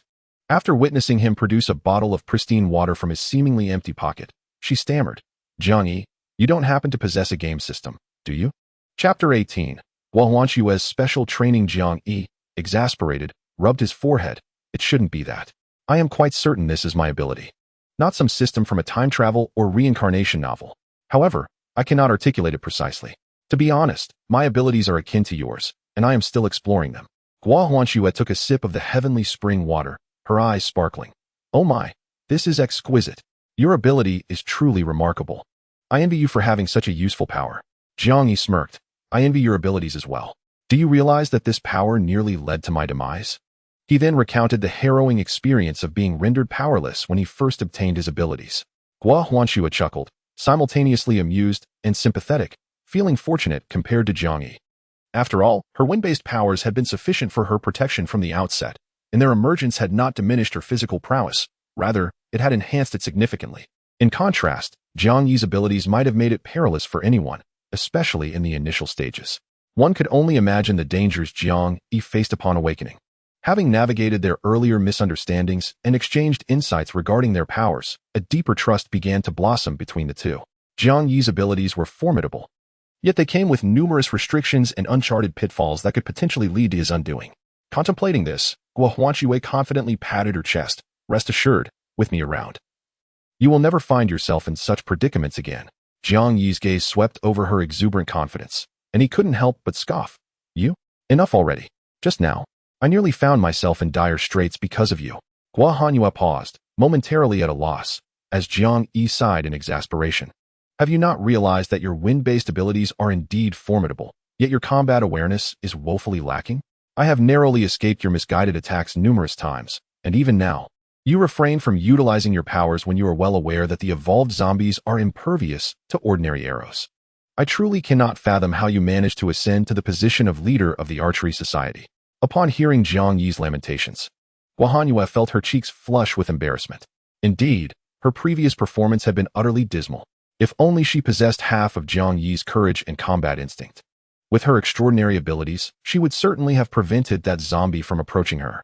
Well, I am a girl. Engaging in violence is hardly suitable for me. Guo Huanxue protested defiantly, but Jiang Yi merely shrugged in response. Perhaps you should relay that sentiment to the zombies. Let us see if they will spare you simply because you are a girl. Feeling aggrieved, Guahanyu twirled a strand of her hair around her finger. I don't want to fight. I panic the moment I enter combat. What can I do? Jiang Yi patted her shoulder with a sinister grin. Fear not. To ensure you become a dependable ally, I shall train you henceforth. Guahanyu shivered, eyeing him warily. What are you planning to do? As she attempted to retreat, Jiang Yi seized her hand, laughing. I intend to immerse you in combat. It is time you learn to harness your abilities. Ignoring Guahanyue's protests, he dragged her down to the first floor. Do not retreat. Fixate on the zombies' faces. Determine your target before striking and be decisive. 10 minutes later, Guahanyu stood pale. Clutching the fire axe that Jiang Yi had thrust into her hands, her eyes wide as she beheld the 2 zombies he had unleashed. Though she had previously dispatched zombies, her past victories had relied on her unparalleled archery skills and formidable powers. Now, with her bow broken and her energy nearly depleted, Guahanyu felt her legs weaken. Even though she knew she had no reason to fear infection, the instinct to flee was overwhelming. Unfortunately, Jiang Yi offered her no such respite. Due to the layout of the first floor, which featured a hall, the dormitories were limited in number. After assessing the situation, Jiang Yi released 2 zombies that lunged towards Guahanyu. Screaming, she dodged frantically. Her wind abilities endowed her with speed beyond that of ordinary people. Even Jiang Yi, moving at a speed of 13, struggled to track her movements. Yet, the relentless zombies, driven by their insatiable hunger, managed to corner her in the narrow corridor despite her swiftness. Jiang Yi, you scoundrel, come save me, Guahanyu cried, barely managing to parry a zombie's arm with the axe. Jiang Yi, however, leaned casually against the wall, a skull-cracking knife in his hands, showing no inclination to assist. Be careful of its claws. Yes, quickly dodge to the left. Strike now. Oh, how utterly foolish. Rather than aiding her, Jiang Yi incessantly critiqued Guahanyue's every move. Frustrated, she felt her composure slipping, yet she was powerless against him. You rotten Jiang Yi, just wait. Once my powers are restored. While uttering fierce words, Guahanyue gradually steadied her mind under the relentless assault of 2 zombies. As her mental focus sharpened, she realized that the ordinary zombies posed a lamentably low threat to her. Even without the use of a bow and arrow, it seemed exceedingly easy for her to vanquish them. Indeed, after heeding Jiang Yi's advice, Guahanyu nimbly evaded the encirclement of the 2 zombies, bending down to slip beneath their outstretched arms. She swiftly kicked at the joint of one zombie's leg, sending it sprawling to the ground. The other zombie, turning to bite her, was met with a decisive axe strike from above, which buried itself into its skull. The zombie collapsed without a sound, while the one on the ground struggled to rise. Seizing the opportunity, Guahanyue delivered a powerful blow to the neck of the downed creature. Breathing heavily, she finally dispatched both zombies. However, unbeknownst to her, 2 faint orbs of light emerged from the fallen zombies and shot into her chest. Jiang Yi, who had been observing his attributes, brightened as he noticed his experience points had inexplicably increased by 0.7. Although it was a mere fraction, it confirmed that in team mode, allies could indeed contribute to one's experience points. As for whether Guahanyue gained any experience, Jiang Yi could not ascertain at that moment. Yet, he was somewhat troubled by the fact that, despite slaying 2 zombies, no new items had appeared in his backpack. Could it be that items could not be generated from zombies killed by teammates? If that were the case, it would be somewhat disadvantageous for him. Nonetheless, Jiang Yi was not overly concerned. After all, the world was teeming with zombies, and they were far from eradicated. It was unrealistic for him to believe he could eliminate them all single-handedly. How does it feel? Not bad, right? He asked, approaching the still-breathing Guahanyue with a grin. A glint of mischief appeared in her eyes, and suddenly, as Jiang Yi drew near, she stomped on his foot. Caught off guard by her childish behavior, Jiang Yi only realized what had happened when a throbbing pain surged through his foot. You're so ruthless. Ouch, it's swollen, he exclaimed, sitting down to rub his aching foot. Meanwhile, Guahanyue, with a touch of pride, flicked her long hair and declared, Humph. This is your punishment for trying to bully me. Jiang Yi, seated on the ground, gazed up at her youthful and vibrant demeanor, momentarily taken aback. However, he quickly regained his composure, grinning as he hopped on one leg. I want tea dare again, my lady. Shall we continue? Guahanyue felt a twinge of embarrassment at Jiang Yi's evident discomfort, yet she understood that his actions were for her benefit. Undeniably, her combat awareness was lacking, and Jiang Yi's methods could indeed expedite her growth in a remarkably short time. Thus, despite her verbal protests, Guahanyue resolutely engaged in battle after battle. Determined to improve, Jiang Yi gazed at the steadily rising experience points, unable to suppress a foolish grin. The ephemeral joy of easy gains soon came to an end. Just as Guohanyue and Jiang Yi were still relishing the moment, they abruptly realized that Guohanyue had single-handedly vanquished all the zombies on the first floor. In stark contrast, Guohanyue appeared utterly disheveled, with her entire body smeared in filth, blood splattered across her face, and hair from her encounters with the undead. When Jiang Yi announced the conclusion of the training, Guohanyue finally relaxed from her tense state. Turning around to behold the corridor littered with corpses, she was taken aback, staring at her hands in disbelief. Did I do all of this? She had never imagined that, without relying on her bow and arrows, she could annihilate an entire floor of zombies wielding nothing but an axe, and unscathed at that. However, it was Jiang Yi who was even more astonished. Though his expression remained stoic, internally he felt as though struck by a heavy blow. Upon preliminary calculations, excluding fractional points, Guohanyue had astonishingly gained 8 experience points. This indicated that she had single-handedly dispatched around 20 zombies. This was not akin to Jiang Yi's cunning tactics, which exploited the terrain. It is essential to note that each of these 20 zombies had confronted Guohanyue without any limitations, with their numbers peaking at 5 at times. Yet, under Jiang Yi's guidance, Guohanyue had managed to dispatch them one after another, seemingly unfazed.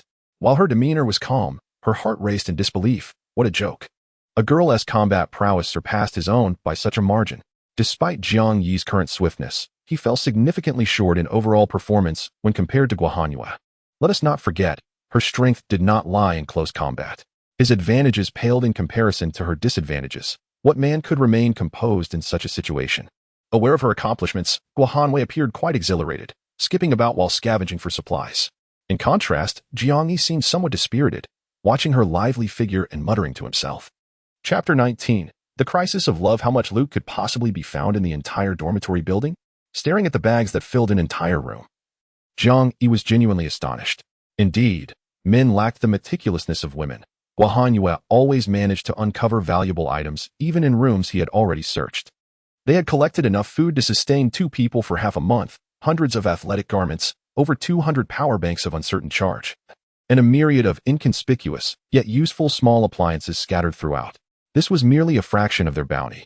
Once the two had completely organized their finds, they felt utterly exhausted. Yet, upon surveying the room filled with their harvest, they couldn't help but smile in unison. The camaraderie of having a companion was truly incomparable. Without needing to discuss the matter, Guohanyue promptly began preparing dinner while Jiang Yi continued to categorize and consolidate their supplies. Their resources were now ample. There was no need to conserve. After all, with so many items, it was impossible for them to carry everything away. For instance, the over 200 power banks weighed more than 500 pounds collectively, and merely transporting them left both of them with their hands tied. The last 2 individuals decided that each would pack 2 backpacks, utilizing whatever resources they could during their departure, with the understanding that any remaining items could be retrieved later. It was at this moment that Guohanyue learned from Jiang Yi that his spatial abilities could only accommodate items generated by his own powers, showing no response to ordinary possessions. This revelation led her to regard him with a hint of disdain, leaving Jiang Yi feeling humiliated. He set about locating the best quality and highest capacity power banks, charging them with the remaining power from others. He began organizing a selection of small appliances that could be powered by the chargers at hand, several unlocked mobile phones, a few small lamps, and flashlights, ensuring that anything useful found its way into his bags. As for clothing, aside from the meager selection of men's apparel, he packed a few athletic outfits tailored to Chun Jiazi's figure. Observing a slight vacancy in his bag, Jiang Yi endeavored to fit in some toothpaste, facial cleanser, and other essentials.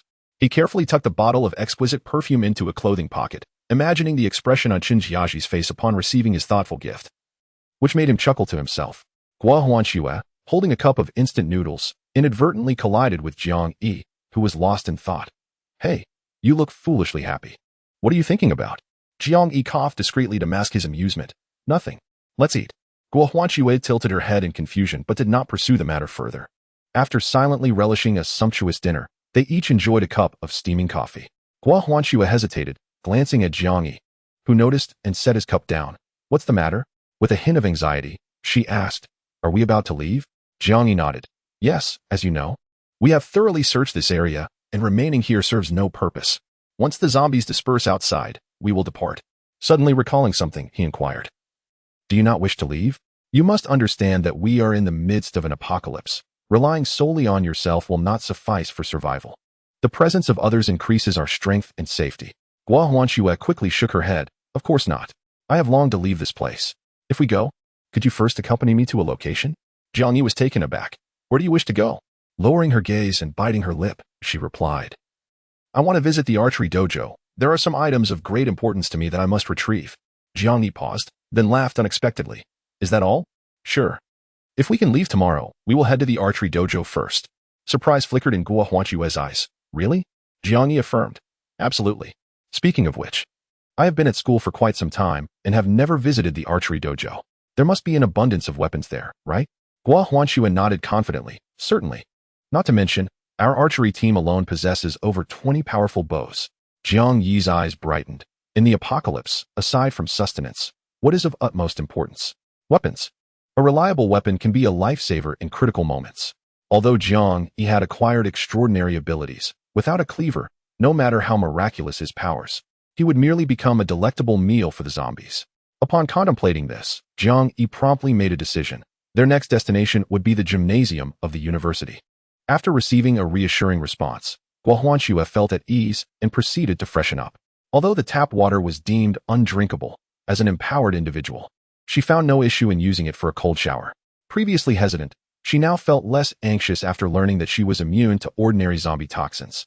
Once Gua Huanxue, exhausted from the day's trials, laid down and succumbed to slumber, Jiang Yi continued his vigil, having nearly grasped the extent of his abilities.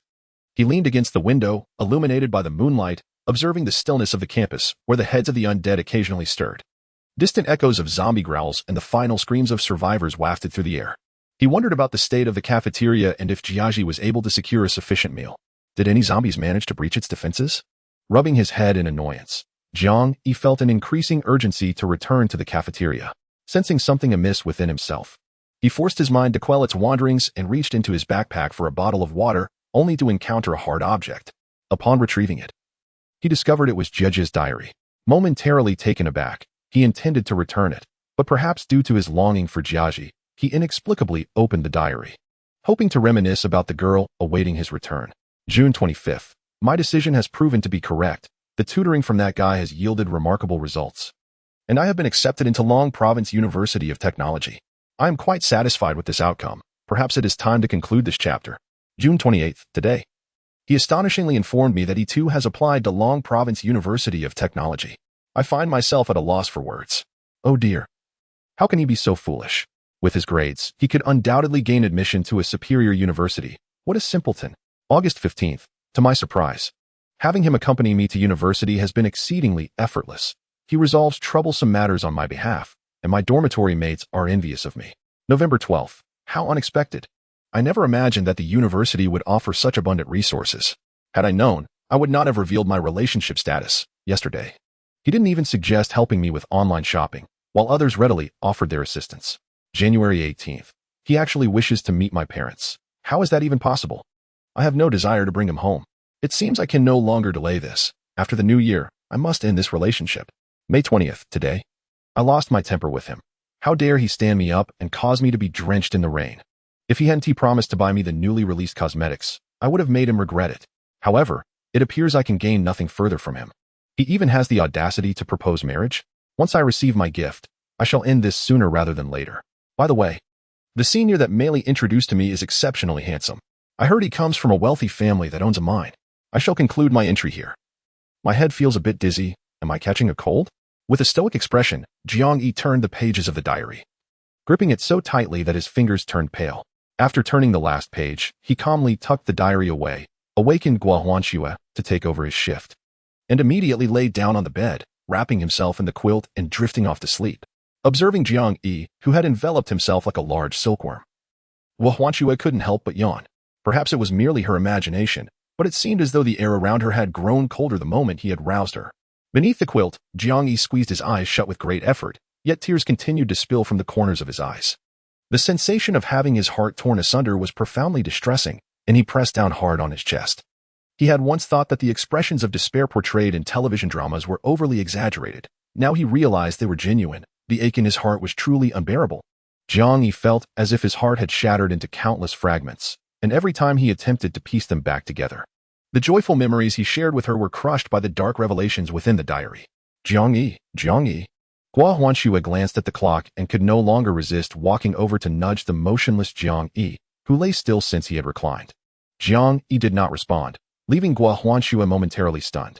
After spending the past few days together, she was keenly aware of how alert Jiang Yi usually was. Even the slightest sound would rouse him immediately. Jiang Yi, wake up. It's time for breakfast. Growing increasingly concerned, Gua Huanxue forcefully peeled the tightly wrapped quilt away from him, and a wave of heat surged forth. Taken aback, she examined him closely and quickly realized something was amiss. At that moment, Jiang Yi was radiating heat, his breathing rapid and his complexion flushed. He was curled up tightly, and even as Gua Huanxue pulled the quilt away, he remained unresponsive, only curling inwards more tightly. Jiang Yi, what's wrong? Gua Huanxue was startled by the sight and hurriedly shoved him a few times, only to be alarmed by the feverish warmth emanating from him. Even without a thermometer, she knew he was running a fever. After a moment of panic, Gua Huanxue quickly rummaged through her belongings, emptying out the medicine pack she had organized the day before, and found the medication to reduce fever. In a flurry, she managed to shove the medicine into Jiang Yi's mouth and, disregarding the roughness of her actions, forced half a bottle of water down his throat to ensure he swallowed the medicine successfully. Feeling Jiang Yi's clothes soaked through with sweat, Gua Huanxue had no choice but to move the drowsy Jiang Yi to her bed. After hesitating for a moment, her cheeks flushed, she removed all his clothing. Chapter 20. Escape from the girls' dormitory. God knows, as she did this, Gua Huanxue's fingers trembled. Summoning her strength, she slapped her face to regain composure, then used a towel to dry Jiang Yi's sweat before covering him with a light blanket. Once she had completed all of this, Gua Huanxue found her own breathing had grown heavy, and she sat at the edge of the bed, gazing at Jiang Yi, whose breathing had slowed due to the medication. Lost in thought, she had never imagined that one day she would be undressing a boy she had known for less than 5 days. My goodness, am I going insane? She vigorously patted her flushed cheeks, her rosy complexion making her appear particularly alluring. However, once her emotions settled, Gua Huanxue began to worry about Jiang Yi. What could possibly be wrong with him? How could he suddenly fall ill? Was it due to the severe injuries he sustained during the battle with the zombie yesterday? Or perhaps the potion he consumed had adverse effects? The more she pondered, the more anxious she became. Throughout the day, aside from preparing nourishing soup for Jiang Yi, she devoted herself entirely to his care, hardly leaving his side. Fortunately, the abundance of fever-reducing medicine she had acquired during the influenza outbreak allowed her to meticulously administer medication to him, keeping a close watch on the time. By the afternoon, upon seeing the temperature reading on the thermometer in her hand, Gua Huanxue finally felt a wave of relief wash over her. As Jiang Yi slowly opened his eyes, he found himself momentarily disoriented. It felt as though he had slipped into a reverie, revisiting memories of his past with Chun Jiaji from a detached observer's perspective. Reflecting on the past 2 years, he realized how naive he had been. Many truths had been glaringly evident, yet in his arrogance over his own intelligence, he had failed to recognize them. Even the reminders from his high school friends had gone in one ear and out the other. His throat ached, and a throbbing pain pulsed through his head. Scanning the surroundings, he realized he was not in his own bed, but rather in Gua Huanxue's. How had he ended up here? Sitting up, he noticed Gua Huanxue had been resting by the edge of his bed. Startled, he feared something had happened to her, only to see the fever-reducing medicine at the bedside and a basin of dirty water with a towel in it on the floor. A moment of realization struck him. Was he the one who was ill? Instinctively pressing his forehead, he felt warmth radiating. At that moment, Gua Huanxue awoke, her face lighting up as she exclaimed, "You're awake. You frightened me. You should have told me you were sick. If I hadn't discovered it in time, you could have burned up." As she spoke, there was a hint of pride in her demeanor, as if she anticipated his gratitude. Jiang Yi opened his mouth to speak, only to find his voice hoarse and raspy, akin to a deflated balloon. Gua Huanxue hurriedly handed him a bottle of water, urging, "Drink some water, but don't rush to speak." Observing her evident concern, Jiang Yi could not help but feel a surge of gratitude. It was surprising to realize that, while he had uncovered the falsehoods in his own romantic entanglements, he had gained a genuine friendship. After sipping some water, the pain in his throat eased slightly. As he attempted to rise, he paused, gazing blankly at Gua Huanxue as he pulled back the covers. She seemed to suddenly recall something, her expression shifting to one of guilt as she dashed towards the door. "You, get dressed first. I'll go fetch some water for you to wash your face." Watching her retreat, clearly avoiding responsibility, Jiang Yi couldn't help but chuckled despite his dismal mood. Reflecting on his own childishness, he realized how ridiculous it was to be so affected by a false sense of affection, especially in the face of an apocalypse. It dawned on him that he had yet to match Guo Huanchue's resilience. However, as he glared at his own state, clad only in his undergarments, he couldn't help but wonder if he had unwittingly allowed Guo Huanchue to take advantage of him. Guo Huanchue cautiously peered into the dormitory, only to find Jiang Yi already dressed, seated at the table, busily organizing his belongings. She stuck out her tongue and gingerly placed a basin aside. "How come you're up? Come wash your face." Jiang Yi shot her a humorous glance. "If I don't get up, are you going to dress me?" Guo Huanchue's face flushed instantly, and she defiantly raised her chin. "You're taking advantage of me while pretending to be innocent. I'm the one who's at a disadvantage. What is so appealing about your scrawny body? Who would even care? I've been working myself to the bone, cleaning you up and feeding you medicine, and now you're blaming me?" As she spoke, her slender fingers playfully poked Jiang Yi's head. Jiang Yi chuckled at her, likening her to a puffed-up kitten, narrowing his eyes in amusement. Yes, you're absolutely right. Thank you, beautiful Huanchue." Guo Huanchue paused for a moment, then suddenly covered Jiang Yi's eyes with her hands, stammering, "Hey, while you're saying that, don't think you can flirt with me. I'm a woman you can never have. You're not my type at all." Jiang Yi was startled by her gesture and found himself bitterly laughing inside. What was this all about? Not only had he just suffered from heartbreak, but even under normal circumstances, Guo Huanchue's personality was not the kind he found appealing. If he were to admit it, he was merely a little tempted by her physical form. Do not blame Jiang Yi for such thoughts. Compared to Chen Jiaji, Guo Huanchue's physique was undeniably more enticing. If Chen Jiaji resembled a delicate, vulnerable flower, eliciting a profound sense of protectiveness, Guo Huanchue evoked the image of a vibrant and fierce leopard. Anyone with a discerning eye would be captivated by her powerful curves. Yet, it was precisely this allure that made men perceive her as someone in need of protection. Those deemed worthy of her acknowledgement would find themselves sheltered beneath her wings. Despite Jiang Yi's seemingly frail appearance, he harbored a strong sense of masculinity deep within. Therefore, he truly could not develop romantic feelings for Guo Huanchue. Were it not for her striking appearance, he might have overlooked her gender entirely, which explained his casual demeanor toward her. He hardly regarded her as a woman. After all, could she truly be considered a lady? In terms of combat prowess, she could easily outclass him. He playfully swatted her hand away, disregarding the fiery glare she shot him. Jiang Yi rolled his eyes. "Don't overthink it. I'm just thanking you for taking care of me. Besides, you've already seen me in my entirety. So we're even." Guo Huanchue stomped her foot in frustration. "Uffed, what is so great about your body? Do you think I'm that interested? Get lost." With that, she kicked Jiang Yi's backside. Jiang Yi nimbly dodged her and proceeded to wash his face. The two exchanged playful banter as they finished their meal. Glancing outside, he realized the weather had changed, and he had wasted a day due to his illness. However, Guo Huanchue had not been idle. She had taken the opportunity to tidy up while Jiang Yi was unwell. Let her rest. Despite having slept for an entire day, Jiang Yi, who felt no fatigue, rubbed his face, momentarily casting aside the agitation in his heart.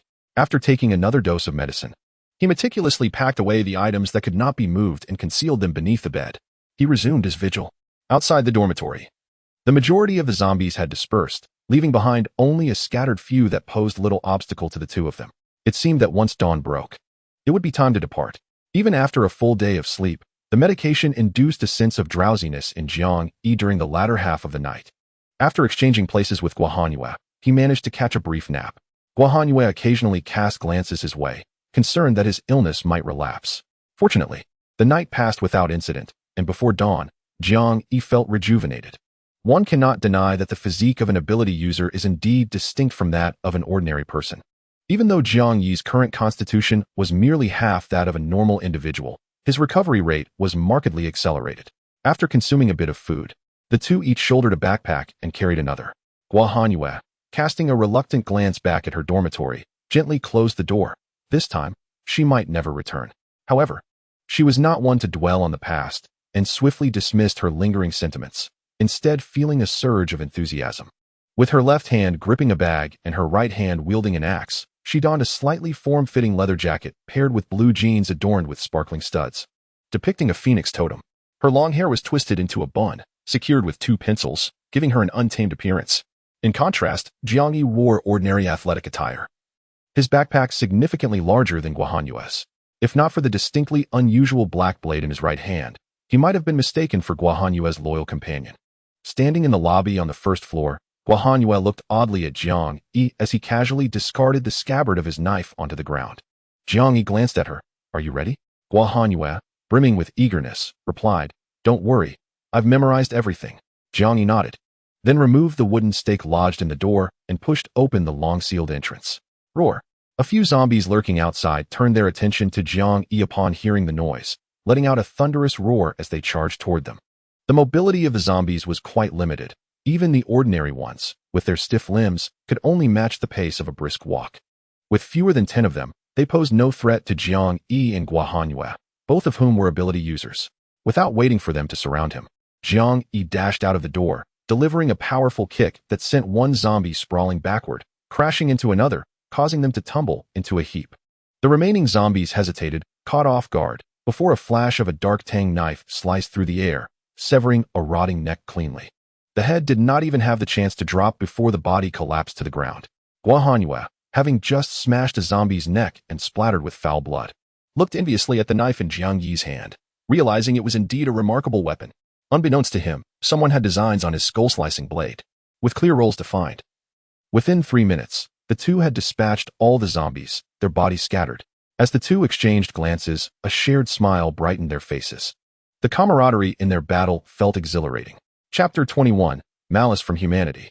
Even Guohanyue was gripped by a peculiar sensation, one that made her believe that thanks to Jiang Yi's guidance the previous day, her combat style had become increasingly streamlined. For zombies fell before her with ease, requiring not even the slightest hint of her supernatural abilities. Unbeknownst to her, with each zombie she vanquished, her strength incrementally grew, the energy within her becoming more solidified. There was no time for Guohanyue to ponder her transformation in detail. Both grabbed their backpacks and, under her leadership, swiftly made their way toward the gymnasium where the archery team was situated, a fair distance from the girls' dormitory. Fortunately, it was daytime, and the number of zombies on the road was minimal. Their speed was astonishing, far surpassing that of ordinary humans. Even if the zombies were to notice them, they would have escaped their sensory range before the undead could converge. However, this rapid pace could not be sustained for long, not due to Guohanyue's capabilities, but because Jiang Yi struggled to keep up. His physical constitution was merely at 4 points, less than half that of an average person, landing him in a rather awkward predicament. His endurance was woefully inadequate. "Phew, I can't go on. You should slow down," Jiang Yi gasped, his breath becoming erratic due to the swift depletion of his stamina. Aware of his limitations, he urgently called out to Guohanyue, fearful of exhausting himself completely. Should a zombie suddenly appear, he would be utterly defenseless without any strength left. In contrast to Jiang Yi's plight, Guohanyue's complexion remained slightly flushed. Her breathing hardly altered. Thankfully, the area they traversed was devoid of zombies, and the sun shone brightly, prompting the undead to seek refuge in dark corners. The two advanced at a more measured pace. Finding Jiang Yi's stamina lacking, Guohanyue seized his backpack, sharing the burden and allowing him a moment to recuperate. As their speed diminished, a few scattered zombies began to gather around them. Jiang Yi, not allowing Guohanyue to engage, swiftly dispatched the zombies with decisive strikes. And they continued towards the gymnasium, the structure now visible in the distance. Guohanyue's excitement grew. They were nearly there. Jiang Yi breathed a sigh of relief. It was his first venture of such distance since the apocalypse. To be honest, anxiety gripped his heart, fearful of unforeseen mishaps. Yet, fortune favored them, and they only needed to traverse the woods ahead to reach their destination. Suddenly, Guohanyue abruptly turned, her gaze fixed on a narrow path not far away. Jiang Yi too became alert as a cacophony erupted. A panicked boy tumbled out from the path, rolling and scrambling for his life. Before Jiang Yi could react, a throng of roaring zombies surged forth behind the boy. Jiang Yi's eyes widened, locking onto a petite zombie in the forefront. This particular undead was not particularly tall, yet its legs were disproportionately long, allowing it to sprint at a much swifter pace than the average zombie, almost catching the boy in its grasp. "Help! Please save me." The young man, in a state of frantic panic, found himself on the brink of demise at the hands of the swiftly advancing zombie. Had it not been for his remarkable agility, with a desperate twist of his body, he evaded the mutated creature's grasp and, upon spotting Jiang Yi and his companion, his eyes lit up with hope. He shouted fervently and sprinted towards them with all his might. Guohanyue gasped in surprise. "Li Shan?" Recognizing her, Li Shan rushed over without a second thought. Jiang Yi cursed under his breath and turned to flee. He had discerned the ominous glimmer of crimson on the forehead of that peculiar zombie, another advanced creature. Guohanyue evidently noticed it too and promptly followed Jiang Yi's lead. Li Shan, seeing Guohanyue and the young man fleeing in panic, felt a surge of desperation. He had already exhausted himself in his attempts to evade this terrifying zombie for what felt like an eternity. Now, having finally encountered fellow survivors, he could not let this opportunity slip away. Gritting his teeth, he accelerated, surprisingly matching Jiang Yi's pace. He quickly closed the gap to Guohuanxue, the advanced zombie. Accompanied by its pack of minions, relentlessly pursued them as they neared the small grove surrounding the gymnasium. Jiang Yi's eyes sparkled with hope. Slipping into the trees would provide the perfect cover to elude the horde. Just as he was about to call out to Guohuanxue to make for the woods, he was enraged to see Li Shan malevolently seize Guohuanxue's clothing, forcibly flinging her backward amidst her startled cries. Caught off guard, Guohuanxue could hardly comprehend Li Shan's betrayal, momentarily forgetting to resist as her balance faltered, sending her teetering backward. The advanced zombie, with its razor-sharp claws, latched onto her attire, poised to sink its teeth into her neck. A sinister smile crept across Li Shan's face. If someone could serve as a meal for the undead, he was certain he could escape unscathed with his prowess as a long-distance champion. Guohuanxue gazed at Li Shan's duplicitous visage in utter despair, never imagining that he, who once sought her affection, would commit such a treacherous act. At that critical moment, a slender arm grasped her wrist, abruptly halting her fall. With a forceful tug, she was yanked back to safety, the zombie's claw merely grazing her fabric, too late to mount an attack as she was rescued. The sudden turn of events left Li Shan momentarily stunned. He then beheld a face radiating fury. In a flash, Jiang Yi pulled Guohuanxue to safety and unleashed a powerful kick that struck Li Shan squarely in the chest. A howl of pain escaped Li Shan, who had not anticipated such a turn of events.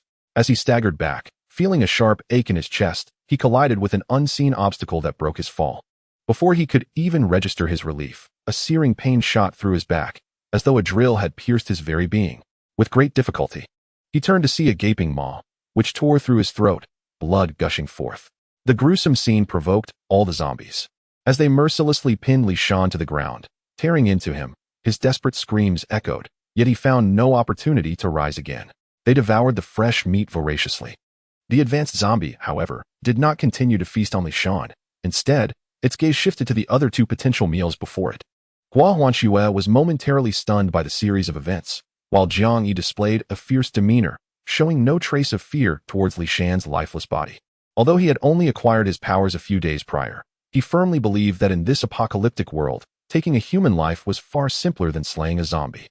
As for any feelings of guilt, those had long been consumed alongside the dry bones in this desolate era.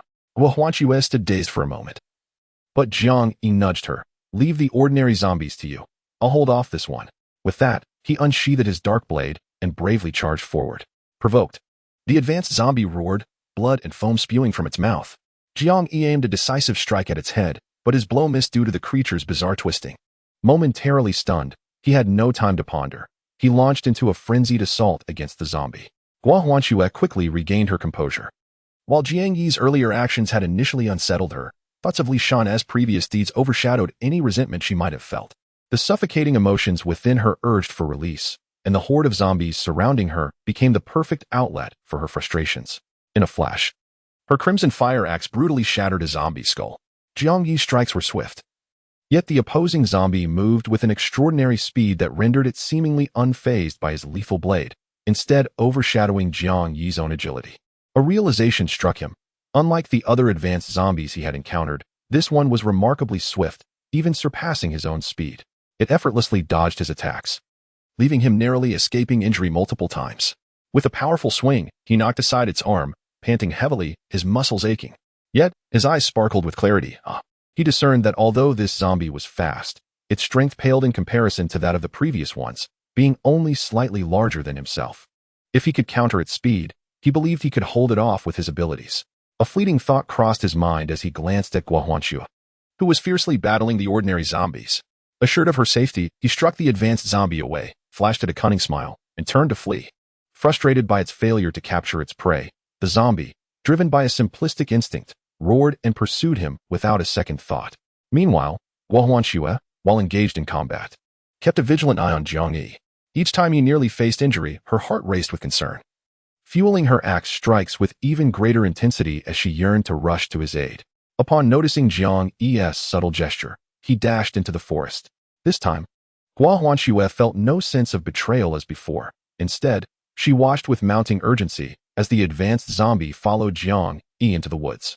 With each swing of her axe, a fierce energy surged within her, reminiscent of a lioness awakening from slumber, radiating an aura of ferocity. The energy instinctively converged along her arm and coalesced at the axe head, shimmering with an ethereal blue light. With a powerful strike, Gua Huanxue cleaved the chest of a zombie, a sharp gust of wind accompanying the blow, sending the creature flying, its chest obliterated, blood spraying in all directions. Without a moment's hesitation, she swung again, splitting its head in two.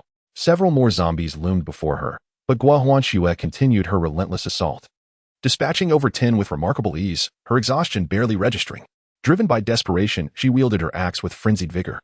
The shadows of her strikes moved as swiftly as the wind, leaving the zombies in ruin, their demise gruesome. Chapter 22. The colossal beast Jiang Yi maneuvered through the trees, weaving erratically to evade the pursuing advanced zombie. Occasionally, he would crash into a tree, barely managing to alter his course in time. Upon witnessing this, Jiang Yi's eyes lit up. He dashed a few steps, concealed himself behind a tree, and as the zombie barreled into the underbrush, it let out a roar upon colliding with the trunk. Seizing the moment, Jiang Yi sprang forth with lightning speed, delivering a swift strike. However, the zombie instinctively recoiled, and his blade merely grazed its flesh. Regretting the missed opportunity, Jiang Yi wasted no time and fled once more. The remarkably swift zombie, in a fit of rage, tore through the vegetation beneath its feet, its tattered clothing flapping like rags, and its skin marred by the thorns, yet it showed no signs of retreat. Jiang Yi, despite his efforts to evade, was not unscathed. The underbrush scratched at him, leaving his newly donned attire in tatters. Nevertheless, with a rational mind, he skillfully avoided most obstacles, evading the zombie's attacks while occasionally countering. Unfortunately, the advanced zombie was a formidable adversary, despite Jiang Yi's numerous attempts to strike back. His efforts proved futile against its superior speed. The relentless creature, driven to madness, bore eyes bloodshot with rage, fixated on devouring the bothersome insect before it. Jiang Yi felt the pressure mounting behind him. The advanced zombie not only gained speed, but also exhibited a significant increase in strength, each swipe of its claws forcing him to stagger. With a fierce strike, Jiang Yi deflected another blow from the zombie, severing a finger. But his black blade was also deflected askew. Exhausted, as he prepared to leap over a thicket, he failed to notice that his shoelace had snagged on the underbrush. He stumbled forward, crashing heavily to the ground. The black blade slipped from his grasp, and he felt an overwhelming pressure in his chest. Akin to being struck by a small car, a searing agony enveloped him. Jiang Yi suddenly stumbled, and the zombies behind him immediately lunged forward, forcefully pushing through the underbrush to pounce upon him. In a state of panic, Jiang Yi attempted to rise, but his shoelaces snagged on the rigid branches, and even his shoes became ensnared in the thicket. Despite his vigorous efforts to free himself, he found himself unable to extricate them. At that moment, the advanced zombie had already pushed through the thorns before him and finally confronted Jiang Yi. Terrified, Jiang Yi summoned his left hand, and the black blade shot forth, instantly grasped in his grip as he frantically slashed at the withered thorns ensnaring his feet. The advanced zombie, unwilling to let go of its prey, seized Jiang Yi's blade, disregarding the peril of its almost severed fingers, and opened its gaping maw to bite down on him. Jiang Yi was overwhelmed by the stench, and for a moment, all thoughts vanished. The small-framed zombie lowered its head to bite Jiang Yi, but in the next instant, he witnessed the creature's head explode violently. A red light whirled madly overhead before crashing into the tree trunk behind him with a resounding thud. Jiang Yi stared in astonishment, raising his gaze to find a fire axe, completely drenched in blood, embedded deep within the trunk. As the headless advanced zombie collapsed, Jiang Yi finally discerned that behind the creature, Gua Huanxue was leaning against a great tree, drenched in sweat and filthy blood. Her right hand remained in the throwing position, yet her entire body trembled uncontrollably. Only when she saw that Jiang Yi, seated on the ground, appeared unscathed did she seemingly lose her strength, collapsing against the tree. Jiang Yi forcefully pushed aside the corpse weighing him down, and after cleaving the branches entangling his feet with 2 swift strokes, he rose to examine the body lying at his feet, and then turned his gaze to Gua Huanxue, who had yet to recover. A sudden grin broke across his face as he pulled the axe from the tree, and under Gua Huanxue's watchful eyes, he excavated a shimmering red crystal from the pulverized skull of the zombie. Indeed, a zombie not slain by his own hand would not see its crystal core vanish. However, the fleeting glimmers of light around him and Gua Huanxue were not as radiant as before, and he wondered how much experience the advanced zombie Gua Huanxue had vanquished would yield him. Unbeknownst to them, in contrast to Jiang Yi's transformation, the countless zombies Guo Huanxue had cut down had accumulated a significant amount of experience, steadily enhancing her overall strength. Had it not been for this, she could not have executed that remarkable throw with the axe, striking the zombie's nape with precision and unleashing a ferocious wind force that obliterated the sturdier advanced zombie, thereby saving Jiang Yi's life. "Are you all right?" As Jiang Yi clasped her hand to help her up, both uttered the same phrase simultaneously, pausing in surprise before breaking into amused smiles. He handed the axe and the crystal core to Guo Huanxue, suggesting, "Let us depart quickly. It would be troublesome if more zombies were to be attracted." Guo Huanxue hesitated, gazing at the crystal core in Jiang Yi's hand, contemplating whether to speak. But under his candid gaze, she ultimately accepted it, carefully stowing it in her inner pocket. The two supported each other as they exited the woods, reclaiming the backpacks they had discarded during battle. The supplies within were invaluable, and Jiang Yi was unwilling to part with them. Fortunately, the bag containing the food was thrown far away by them, untouched by the zombies. Elated, Guo Huanxue picked up the backpack, excitedly brushing off the dust. However, Jiang Yi, who was bent over to retrieve his knife, suddenly froze, his expression one of shock as he beheld a colossal shadow lurking from the very woods they had just exited, fixated intently on the unsuspecting Guo Huanxue. As she prepared to rise with her bag, Jiang Yi urgently hissed, "Don't move." Guo Huanxue's body stiffened, instinctively halting her ascent. The seriousness in Jiang Yi's gaze filled her with dread. His eyes remained fixed on the shadow in the woods, his left hand gripping the knife, growing damp with sweat. "Stand up slowly, yes, very slowly. Move forward, and whatever you do, do not look back." Following Jiang Yi's command, Guo Huanxue mechanically rose to her feet, taking cautious steps toward him. Jiang Yi's entire being was taut with tension, and Guo Huanxue could see the anxiety and fear reflected in his eyes. Yet he did not falter, his gaze unwaveringly locked onto the woods. "Take my bag, don't look back, run to the gym, and do not stop." As if aware of its discovery, the immense shadow hesitated for a moment before finally slinking out from the dark thicket. Jiang Yi's pupils dilated to their fullest, an overwhelming pressure crashing down upon him. Guo Huanxue heard the commotion behind her, though she could not discern its nature. Her instincts screamed that it was not the same as the previous zombies. Suddenly, a thunderous beastly roar erupted, and the creature could no longer restrain itself, lunging forward. Guo Huanxue instinctively turned to look, but Jiang Yi grasped her shoulder, thrusting her away as he swung his black blade with all his might. Guo Huanxue tumbled to the ground, glancing back to see a massive beast with a gaping maw being held at bay by Jiang Yi, its ghastly fangs clashing against the blade, producing a shower of sparks. With a furious snarl, the creature, thwarted in its attack, unleashed its enormous paw towards Jiang Yi's shoulder. Startled, Jiang Yi swiftly retreated, yet amidst a cacophony of tearing sounds, the beast's sharp claws grazed his chest, leaving deep gashes. He paled, nearly losing consciousness as blood streamed from the 6 wounds across his torso. Guo Huanxue saw Jiang Yi step back just before being struck, unaware of the danger that lay before him. Gritting her teeth, she attempted to rise, but her grip weakened, almost dropping the axe. Jiang Yi did not look back. His eyes remained fixed on the creature that circled him relentlessly. "Huanxue, go quickly." Guo Huanxue hurriedly got to her feet, but was met with Jiang Yi's continued insistence. "Your abilities are exhausted. Staying here will only bring trouble. Hurry and leave. I will meet you at the gym." Guo Huanxue wished to argue, yet the emptiness within her body affirmed Jiang Yi's words. Her strength was completely depleted. Remaining would only complicate matters for him. Resolving herself, despite her unwillingness, Guo Huanxue grasped her backpack and turned to flee into the woods, shouting as she ran, "Jiang Yi, I will wait for you at the archery hall. You must come back." Upon witnessing the prey before him dart away, the colossal beast could not restrain itself and immediately gave chase. However, from the corner of its eye, it caught sight of a dark flash. A sharp blade grazed the corner of its eye, prompting an instinctive sense of danger that compelled it to retreat just in time to avoid having its eye gouged out. Jiang Yi, drenched in blood, tore away the tattered remnants of his clothing. A glint of madness flickered across his face, as if he were not confronting a ferocious creature, but rather his long-standing adversary. "Come forth, Big Gray. It has been over 10 days since we last met. Let me witness the extent of your evolution." Seemingly familiar with this moniker, the beast before him exhibited a fleeting expression of confusion, yet it swiftly reverted to revealing its menacing fangs. Jiang Yi undoubtedly recognized the terrifying creature that loomed before him, or rather, he recognized the version of it from over 10 days prior. Although it had grown several times larger, he still discerned its identity from the distinctive notch in its right ear. "Big Gray, before the apocalypse." had merely been a small stray dog hiding in the woods of the university.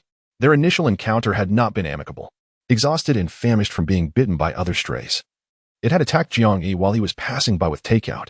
At that moment, Jiang Yi had been genuinely frightened, though fortunately, Big Gray had only been interested in the food, merely warning Jiang Yi to keep his distance without launching an attack.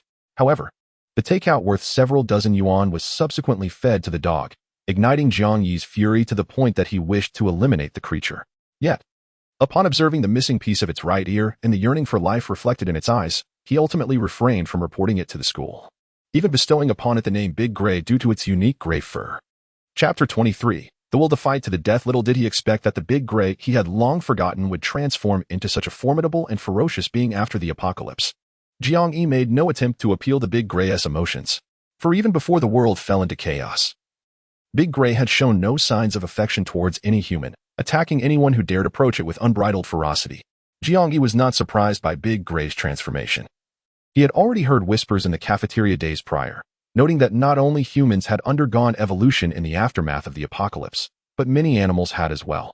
There had even been reports of a rat larger than a cat strutting around with a plump tail, leisurely carrying away a piece of cured meat amidst the screams of onlookers. It must be said, when Jiang Yi learned that animals could also awaken and evolve, he felt a profound sense of dismay. How envious he had been of his classmates who had awakened their abilities. The powers he longed for had seemingly been effortlessly acquired by a multitude of animals, igniting a burning jealousy within him as he raced through the woods. He sensed the sound of rapid footsteps behind him, along with the overwhelming presence of Big Gray's massive form. Had this been just 2 days prior, encountering Big Gray would have sent Jiang Yi fleeing without a backward glance. Yet now, with the intent to ensure Guohanyue's safe escape, he resolved at once to stay. However, he would not be so reckless as to engage in a direct confrontation with such a terrifying giant dog. In the fleeting moment when the massive beast lunged forward, Jiang Yi executed a swift roll, displaying no inclination to confront the creature head-on, and instead darted into the thicket. The beast, undeterred by its miss, pursued him into the woods without hesitation. Having long regarded this forest as its domain, the creature, known as Dehui, could not possibly allow Jiang Yi to trespass unchallenged. However, it was evident that Dehui overlooked its own considerable bulk. In times past, its diminutive size afforded it the agility to navigate the underbrush with ease, eluding capture even amidst a throng of adversaries. Yet now, its immense stature, akin to that of a calf, while augmenting its strength 100-fold, severely curtailed its nimbleness within the constricted confines of the forest. A flicker of exhilaration coursed through Jiang Yi's mind. The previous skirmish had imparted a clear understanding of Dehui's superior speed and power. Engaging in direct combat would be a grave error, and thus, his thoughts turned to the urgent need to evade the beast. Like a sinuous serpent, he maneuvered deftly among the trees, while the colossal hound frequently found itself ensnared by the trunks. Yet, in its frenzy, Dehui thrashed and charged, almost oblivious to the abrasions it sustained from the rough bark. With each labored breath, Jiang Yi's pace began to falter, and as exhaustion enveloped him, a stark realization struck. The canine's acute sense of smell rendered any escape utterly futile. The prior struggle had depleted his stamina, and after half a day of evasion, even his indomitable will could not stave off the encroaching fatigue. His vision blurred, and as he gasped for air, a sudden rush of wind from behind compelled him to lunge forward instinctively. The sound of a harsh scrape echoed through the air as Dehui tore a strip of bark from a tree mere inches away. At last, Dehui had cornered its prey, though its own condition was far from optimal. The relentless charging had stripped away much of its fur and inflicted considerable wounds that oozed blood. Yet, the singular focus on eliminating Jiang Yi dulled any sensation of pain. Crouched on the ground, Jiang Yi gripped his dark blade tightly, his body taut with tension, the sweat on his brow obscuring his vision, leaving him reluctant to wipe it away. Dehui circled slowly, searching for a chink in Jiang Yi's defenses. Despite the considerable disparity in their strengths, the beast's instincts honed from the pre-apocalyptic world kept it perpetually vigilant against any living creature. Jiang Yi's vision darkened, each breath feeling as if it would rupture his lungs. Realizing he could no longer afford to wait, Guohanyue should be safe by now, he resolved to find a way to escape. With a resounding roar, he charged forward, fully aware that a direct flight was implausible. Though he possessed greater agility amid the trees, he was perilously close to the gymnasium, its entrance visible through the dense foliage. Trapped by Dehui, retreat was not an option. Stepping beyond the woods would render him mere prey. Resolute in his decision, Jiang Yi embarked on the most reckless course of action, swinging his blade toward the somewhat dazed Dahui. The beast responded with a swiping claw, deflecting Jiang Yi's strike with ease. Jiang Yi staggered, a jolt of alarm coursing through him. Suddenly, a wave of excruciating pain surged through his chest as he was violently hurled away. It was the powerful kick from the hind leg of the massive dog, Dahui. Despite being a mere dog, Dahui executed the maneuver with astonishing expertise, launching Jiang Yi's 100-plus-pound frame through the air with unmatched force. Thud. Kneeling on the ground, Jiang Yi clutched his chest, his face flushed crimson as he spat a mouthful of blood onto the parched earth beneath him. The scent of blood seemed to invigorate Dahui, igniting a frenzied excitement within it. Wiping away the blood, Jiang Yi beheld the charging Dahui, gripping his knife with both hands. In a split second, as Dahui lunged towards him, he deftly sidestepped, revealing the narrow gap between two towering trees behind him. Momentarily stunned, Dahui collided forcefully between the trees, becoming ensnared. After a brief pause, it began to thrash wildly, the thick trunks trembling under its immense struggle. Jiang Yi could not afford to let it escape. The moment he confirmed its entrapment, his black blade swung down with conviction. Crack! The razor-sharp knife struck Dahui's hind leg, eliciting a pained howl from the trapped beast, which thrashed even more violently. With the blow delivered, Jiang Yi stumbled, his face pale as he realized the lack of strength in his body. Even with all his might, he had only managed to graze its skin. His limbs trembled uncontrollably, a sense of helplessness creeping in. Yet, he knew that if he did not eliminate the threat, he would be the next victim once it broke free. Biting down hard on his tongue, the taste of iron flooded his mouth. Using his black knife for support, Jiang Yi staggered forward toward the panicked Dahui, trapped and desperate, emitting sharp cries of distress. Instinctively, he raised his knife and aimed for Dahui's neck. Dahui, sensing Jiang Yi's intention, recoiled violently, and the blade narrowly missed, slicing through its ear instead. The severed ear plummeted to the ground, blood splattering everywhere. In a surge of agony, Dahui rose on its hind legs, using the trees for leverage, inadvertently freeing itself from the constraint. Its colossal body lunged directly at Jiang Yi. He barely had time to raise his arms in defense before being knocked to the ground. The loss of an ear had driven Dahui into a frenzied rage, its forelegs pinning Jiang Yi down as its massive jaws relentlessly sought his flesh. Jiang Yi swung his knife desperately, managing to block a few critical strikes. But soon his body was drenched in blood from Dahui's savage bites. The continuous onslaught sent Jiang Yi's heart racing with panic. He could think of no escape, relying solely on instinct to fend off the beast. Yet, how could he stand against a colossal rabid dog? In a moment of distraction, Dahui seized his right arm, and a chilling crack echoed as his bones shattered under the pressure, eliciting a ghastly scream from Jiang Yi.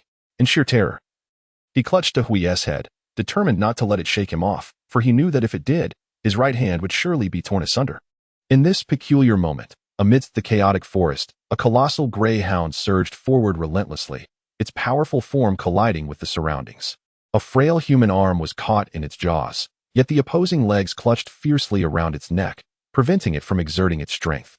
Struck against a tree, Jiang Yi's vision dimmed, yet he dared not release his grip, desperately trying to maintain the distance between himself and the beast.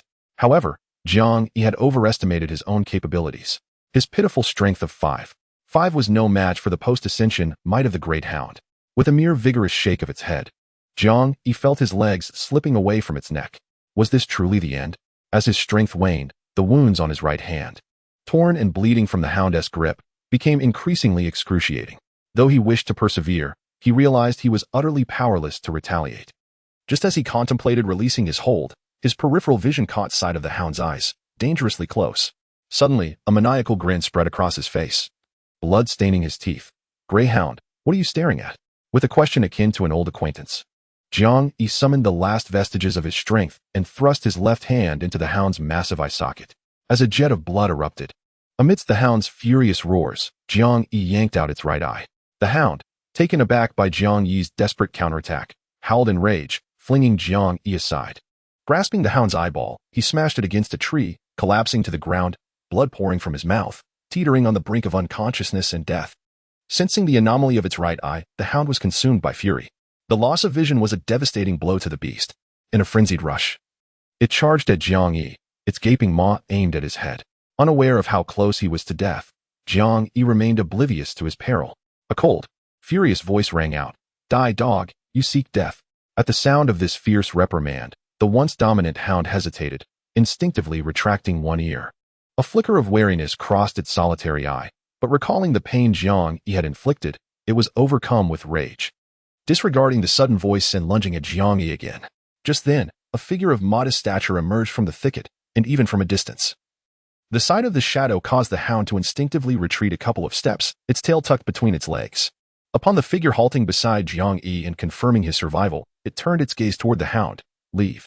This simple command struck fear into the hound, causing it to shrink back, its tail firmly tucked away, unwilling to show itself. Stepping back 2 paces, the large gray figure glanced at him, then at the unconscious Jiang Yi. After a moment of hesitation, he ultimately turned and fled, vanishing into the shadows of the forest. With his gaze fixed on the direction in which the gray figure had disappeared, the shadow finally exhaled in relief upon confirming that the imposing creature had indeed left. Casting a complicated look towards the unresponsive Jiang Yi found himself in a dream, chasing after Jiaji as she ran ahead. He was acutely aware of her true feelings towards him, yet his body instinctively followed her. No matter how swiftly he tried to run, he could only ever observe the silhouette of Jiaji before him. Time became irrelevant as he ran, until he suddenly noticed a man appear beside her. He was tall, yet his features were obscured by a shroud of darkness, rendering him unrecognizable. In an instant, the man embraced Jiaji. And despite his rational mind insisting that this was merely a dream, Jiang Yi's body surged forward without hesitation.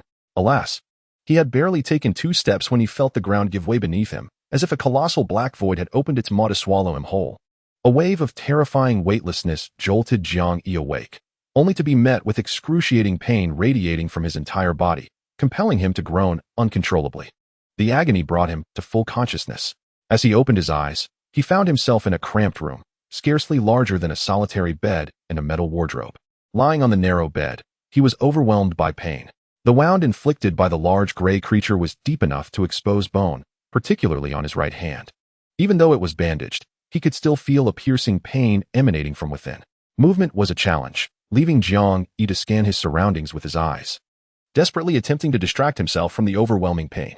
This room lacked even a window, and the eerie silence was suffocating. Jiang Yi found it impossible to piece together what had transpired during his unconsciousness. How could he still be alive after suffering such an attack? Had someone rescued him? Just as he pondered these questions, he overheard voices outside the door, breaking the stillness. Straining to focus his attention on the sounds, he began to decipher their conversation. What purpose does it serve to bring back such a person? Who knows if he might turn into a zombie? A sharp voice questioned loudly. Another voice, more subdued, replied. He was bitten by a dog. How could he possibly turn into a zombie? Is that even a dog? It's as big as a lion. The sharp voice interrupted. Then came a new voice. All right. The person has already been saved. Keeping him inside should pose no risk. If he does turn into a zombie, he won't be a danger. The sharp voice adamantly refused. No, we cannot keep him here. Such a useless individual. What could he possibly do if he wakes up? Are we expected to take care of him? Who would do that? The food supply is limited. Why should we waste it on a dying invalid? The subdued voice coldly retorted. Do not forget, the food you are consuming right now is brought by that very person. The sharp voice seemed to pause momentarily, then became even more agitated in his accusations. With their words coming faster than Jiang Yi could comprehend, he struggled to grasp the details of their conversation. However, one could sense that the sharp male voice was eventually persuaded to leave by a third individual. Moments later, the door swung open abruptly, and a figure entered. Clutching a paper cup, Jiang Yi barely had time to close his eyes before their gazes collided. Stunned and incredulous, he exclaimed, "It's you." The newcomer appeared equally astonished, clearly not expecting that Jiang Yi could awaken in less than 2 days. Given the severity of his injuries, survival seemed nearly impossible. Initially, it had been a desperate gamble. Yet against all odds, Jiang Yi had indeed survived. Upon hearing Jiang Yi's words, the man nodded and inquired, "How are you? Would you like some water?" Jiang Yi, somewhat dazed, accepted the offered hand and drained the entire cup. The taste of the water was peculiar, its source a mystery. Lying on the bed, he regarded Saito with a complex mix of emotions. Saito set the paper cup on the table and turned his attention back to Jiang Yi, asking, "How do you feel? Is your wound painful?" Jiang Yi observed the somewhat diminutive yet strikingly handsome figure before him, his fair skin accentuating his features. "Much better. I should be able to survive," he replied, contemplating before asking, "Did you save me?" Saito nodded affirmatively. "Yes, you were on the brink of being bitten by that enormous dog. I happened to pass by and rescued you." Jiang Yi felt a swirl of emotions, yet held no doubts. Despite Saito's slender and seemingly frail appearance, He was renowned as a master of swordsmanship and martial arts. His prowess extended beyond mere swordplay. He had profound skills in taekwondo, karate, and even jeet kune do. His legend at the university began in his freshman year when he single-handedly defeated over 10 delinquents with nothing but a bamboo sword, gaining fame throughout the institution. Even students from other universities in Long Province were aware of him. Jiang Yi, an academic at heart, had crossed paths with Saito due to Saito's infatuation with Jiang. Even after learning that she had a boyfriend, he did not relent, challenging Jiang Yi openly, declaring that whoever lost must relinquish their claim on Jiang. When Jiang Yi first heard from his dormitory mates about the challenge from the top athlete of the sports department, his thoughts were consumed with whether he should reserve a hospital bed in advance. Yet, despite his introverted nature, he did not shy away from this matter involving his girlfriend. He publicly accepted Saito's challenge and even began targeted training, fully aware of the odds, yet undeterred. This duel not only ignited a fervor between Jiang Yi and Jiang, but also garnered him countless supporters. Their admiration stemmed not only from his bravery in the face of adversity, but also from their curiosity to see if he could indeed turn the tide and triumph over Saito. Undoubtedly, Jiang Yi felt immense pressure, as this situation encompassed not just love, but also the weight of external scrutiny. The university forums had escalated the matter to one of national honor. Indeed, one glance at Saito's name revealed that he was not of Han descent. He was a mix of Chinese and Japanese heritage. His father is a master of kendo from the Yamato nation, upholding the legacy of the family's kendo dojo. His mother, having fallen in love with his father during her studies in Yamato, lived there with him until their son, Haruto, was over 10 years old, at which point they returned to Huaxia. Thus, Haruto is not only endowed with exceptional combat prowess, but is also fluent in 3 languages. In fact, were it not for his own revelations, no one around him would ever suspect that he is of mixed heritage. Faced with such a formidable rival, one can only imagine the immense pressure that Jiang Yi experienced at that time. While Jiang Yi was grappling with the weight of his anxiety and preparing fervently for the impending duel, Haruto unexpectedly announced on an online forum his unilateral withdrawal from the challenge, expressing his sincere apologies for the trouble he caused Jiang Yi. Those who had been following the duel were left in stunned silence, and even some teachers were perplexed by Haruto's sudden decision to forego the contest. Naturally, Jiang Yi was unaware of this turn of events, feeling a mix of relief and an undercurrent of humiliation. He had sought out Haruto to inquire about the meaning behind his actions, but it was evident that even in a university setting, he and Haruto existed in entirely different worlds. As time passed and the incident faded into memory, Jiang Yi would occasionally recall, in moments of boredom, that he had once been challenged by a prominent student at the university. Little did he anticipate that in the aftermath of the apocalypse, Haruto would save his life. Expressing gratitude to a former rival left Jiang Yi somewhat tongue-tied. Nevertheless, he managed to convey his thanks to Haruto, albeit with a complex mix of emotions. Haruto stood upright, a faint smile gracing his lips as he shook his head, saying, "I did not do much. I merely brought you back. The medicine used to treat your wounds was from your own backpack." It was then that Jiang Yi noticed his previously bulging backpack lying on the ground, now deflated, its contents evidently taken.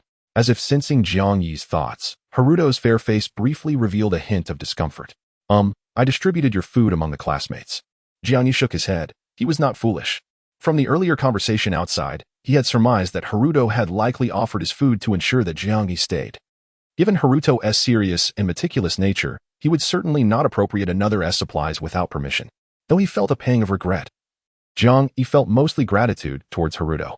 If it had not been for him, he would have had no chance of regaining consciousness. Seeing that Jiang Yi was not angry, Haruto finally relaxed, his expression easing. "Your injuries are severe. I have already applied medicine, but while I can treat dislocations, I cannot mend broken bones. I can only provide temporary bandaging. We shall find a doctor when the opportunity arises." Given the circumstances, Jiang Yi could not disagree with the outcome. Though his arm was broken, it had been preserved. The bite wounds, while appearing severe, were not as grave as they seemed. He could only expect that once healed, his body would bear the marks of scars. If only there were a vial of restorative elixir available now. Chapter 25, Malice. The mere thought of the miraculous healing potion eased Jiang Yi's worries. Although advanced zombies were rare, the possibility of recovery still lingered. With Qing Do's assistance, after addressing some personal concerns, Jiang Yi was handed a bowl of food, feeling somewhat dazed. Was this truly what Qing Do and the others consumed? Before him lay a large bowl of an indiscernible stew, resembling a hodgepodge of ingredients. He could vaguely identify some instant noodles, along with pasta and bread.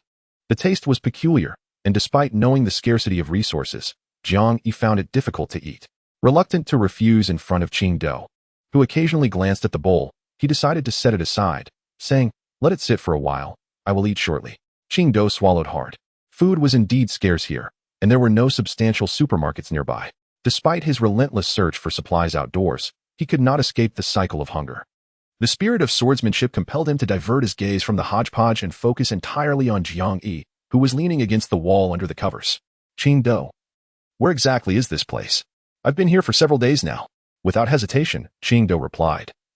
"We are in the basement swimming pool of our school's gymnasium, the rest area where you were on duty as a lifeguard. I spotted you in the woods around noon yesterday. It has been over a day, I believe." Jiang Yi was taken aback. He had unknowingly reached the gymnasium after wandering about. With urgency, he inquired, "Do you know Guohanxue? She should have arrived yesterday morning." Qingdao shook his head. "I know Guohanxue, but I have not seen her. To be honest, there are currently two factions here, our swordsmanship club and the taekwondo club, consisting of those who remain to practice. We occupy the basement swimming pool, which ensures a steady water supply. I haven't seen Guohanxue these past 2 days, indicating that she is not with us." At this point, Qingdao hesitated, but seeing Jiang Yi's evident concern, he added, "If she is not with us, she must be on the 4th floor. I recall that the archery team practices there. If she returns, that would be her destination." Jiang Yi found it puzzling. Given the dangers outside, why have you split into 2 teams? Qingdao looked at him quizzically. "Do you not know? The relationship between the swordsmanship club, the taekwondo club, and the archery team has always been strained." Jiang Yi shook his head. This was news to him. Qingdao scratched his head awkwardly. "How do I explain this? You see, neither swordsmanship nor taekwondo are traditional Chinese sports. The school has allocated considerable space and resources to these clubs. Conversely, the archery club, which represents ancient Chinese skills, competes for practice space with us. Over time, discord among the clubs has intensified and even become a tradition, leading to a mutual disdain that is almost palpable." Jiang Yi nodded, recalling the underlying tensions as Qingdao elaborated. "In light of this situation, the school has not implemented any effective measures. The practice time system has only exacerbated the conflicts among these clubs. Disputes and verbal altercations are commonplace, occasionally escalating into physical confrontations. Guohanxue must have already arrived at the gymnasium. If she is not here, she must be on the 4th floor. Unfortunately, I currently have no means to contact her, and she likely remains unaware that I have also reached the gym. Initially, I contemplated asking Qingdao for assistance, but reconsidered, given the rifts that have formed since the apocalypse. Sending Qingdao might prove futile. Nevertheless, since a team has already gathered here, it is unlikely that Guohanxue would recklessly leave to search for me." With this thought in mind, Jiang Yi felt a sense of ease.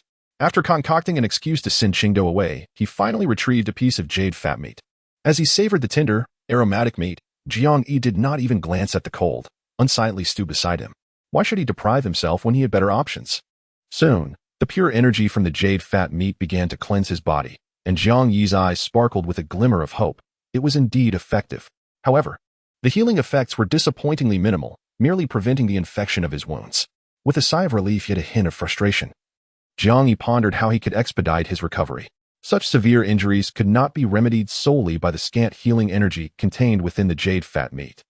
But could he truly hunt a tiered zombie on his own? As Jiang Yi deliberated, he noticed Qingdao returning. "By the way, here's your knife. The craftsmanship is exquisite." Observing Qingdao's affectionate caress of the skull-cutting blade sent shivers down Jiang Yi's spine. Snatching back the black knife, he tossed it casually onto the bed. Disregarding Qingdao's disapproving gaze, "Thank you. You can have this food. I am not hungry right now." Ignoring Qingdao's objections, and under his grateful stare, Jiang Yi finally returned the bowl of stew, relieved to be rid of that unsavory dish, and lay down to rest. The battle with the large gray creature had starkly illuminated Jiang Yi's numerous deficiencies in combat capability. His lack of strength and physical resilience rendered him nearly powerless against the beast. It was evident that he needed to devise strategies to enhance his combat prowess. As his mind swirled with confusion, Jiang Yi succumbed to a deep slumber, the duration of which he could not ascertain. Suddenly, he was jolted awake by the raucous commotion outside his door, instinctively reaching for the black knife at his bedside. Why should it be returned to him? That knife was a waste on that incompetent fool. The clamor outside intensified, with no intent to muffle their voices. Listening closely, Jiang Yi quickly grasped the unfolding situation. Qingdao stood resolutely at the door, blocking anyone from advancing further. "This belongs to Jiang Yi. What issue is there in returning it?" Li Zhitian's face flushed with anger, his expression dark as he glared at Qingdao. What do you mean, his thing? I told you yesterday that I have taken a liking to this knife, and am willing to trade 5 days' worth of food for it. Suddenly struck by a thought, Li Zhitian pointed accusingly at Qingdao. Damn it, you little runt. Are you trying to hoard it for yourself? As he observed Qingdao's face flush with anger, he mistakenly believed he had uncovered the truth and could not help but exclaim, Ji Qingdao, I warn you not to overstep your bounds. This place is not solely yours. Why should all the benefits accrue to you? Don't think I am unaware. The backpack that person brought yesterday contained far more than just this meager food. You must have secretly hidden some to consume for yourself. Li Zhitian's words stirred a shift in the emotions of those around him, although they were wary of Qingdao's formidable combat prowess. The thought of him hoarding food overshadowed their caution. Bolstered by their numbers, Zhu Kaijun stepped forward. Qingdao, is this true? If you have indeed stashed away food, you should bring it forth. Let us not forget our initial agreement that no one was to hoard provisions, and whatever we find must be shared. Unlike the cafeteria, which was stocked with ample supplies, the gymnasium offered scant sustenance. The students trapped within its confines were compelled to venture out in search of food from the outset, resulting in a drastic reduction of survivors from dozens to merely a handful. Those who remained were not only strong but had also witnessed bloodshed and vanquished zombies. The convergence of so many vigorous and agitated students from the sports department exacerbated the situation, rendering emotions increasingly volatile. Initially, two factions had irrevocably severed ties over uneven resource distribution, and now they began to harbor suspicions toward Qingdao, who bore the lineage of the Yamato people. Clearly accustomed to such hostilities, Qingdao exhibited little emotion, standing resolutely in place. I have stated that the knife belongs to Jiang Yi, and I have already presented all his food. If you doubt my word, you may inquire with Jiang Yi, but he is currently resting, and it would be best not to disturb him. Regrettably, the others remained unconvinced. Li Zhitian lunged forward, shoving Qingdao aside. Step aside. This is Huaxia. There is no room for a little runt like you to speak. Qingdao retreated a step, a glimmer of determination flashing in his eyes. In a sudden burst of speed, he sharply slashed his hand toward Li Zhitian's shoulder, yet Li Zhitian reacted with remarkable swiftness, deftly evading Qingdao's strike with a nimble leap. A fierce glint crossed his gaze as he retaliated with a kick, astonishingly faster than Qingdao's assault. Qingdao clearly struggled to match Li Zhitian's velocity, but his exceptional reflexes allowed him to anticipate the attack, raising his arm to block. Li Zhitian's fierce kick struck his arm, rendering it numb and forcing him to stumble back 3 steps. Li Zhitian, relentless, pressed his advantage, closing in on Qingdao with a rapid succession of kicks. Soon, Qingdao found himself on the defensive. His already soiled training outfit now marred with Li Zhitian's footprints, while bruises blossomed beneath his clothing.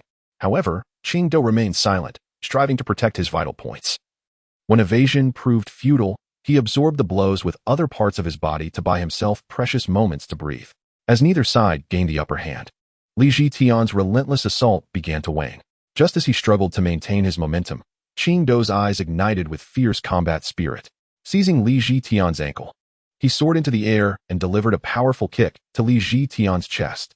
The forceful kick sent Li Zhitian sprawling, eliciting a cry of anguish from him. Everyone stood in stunned silence.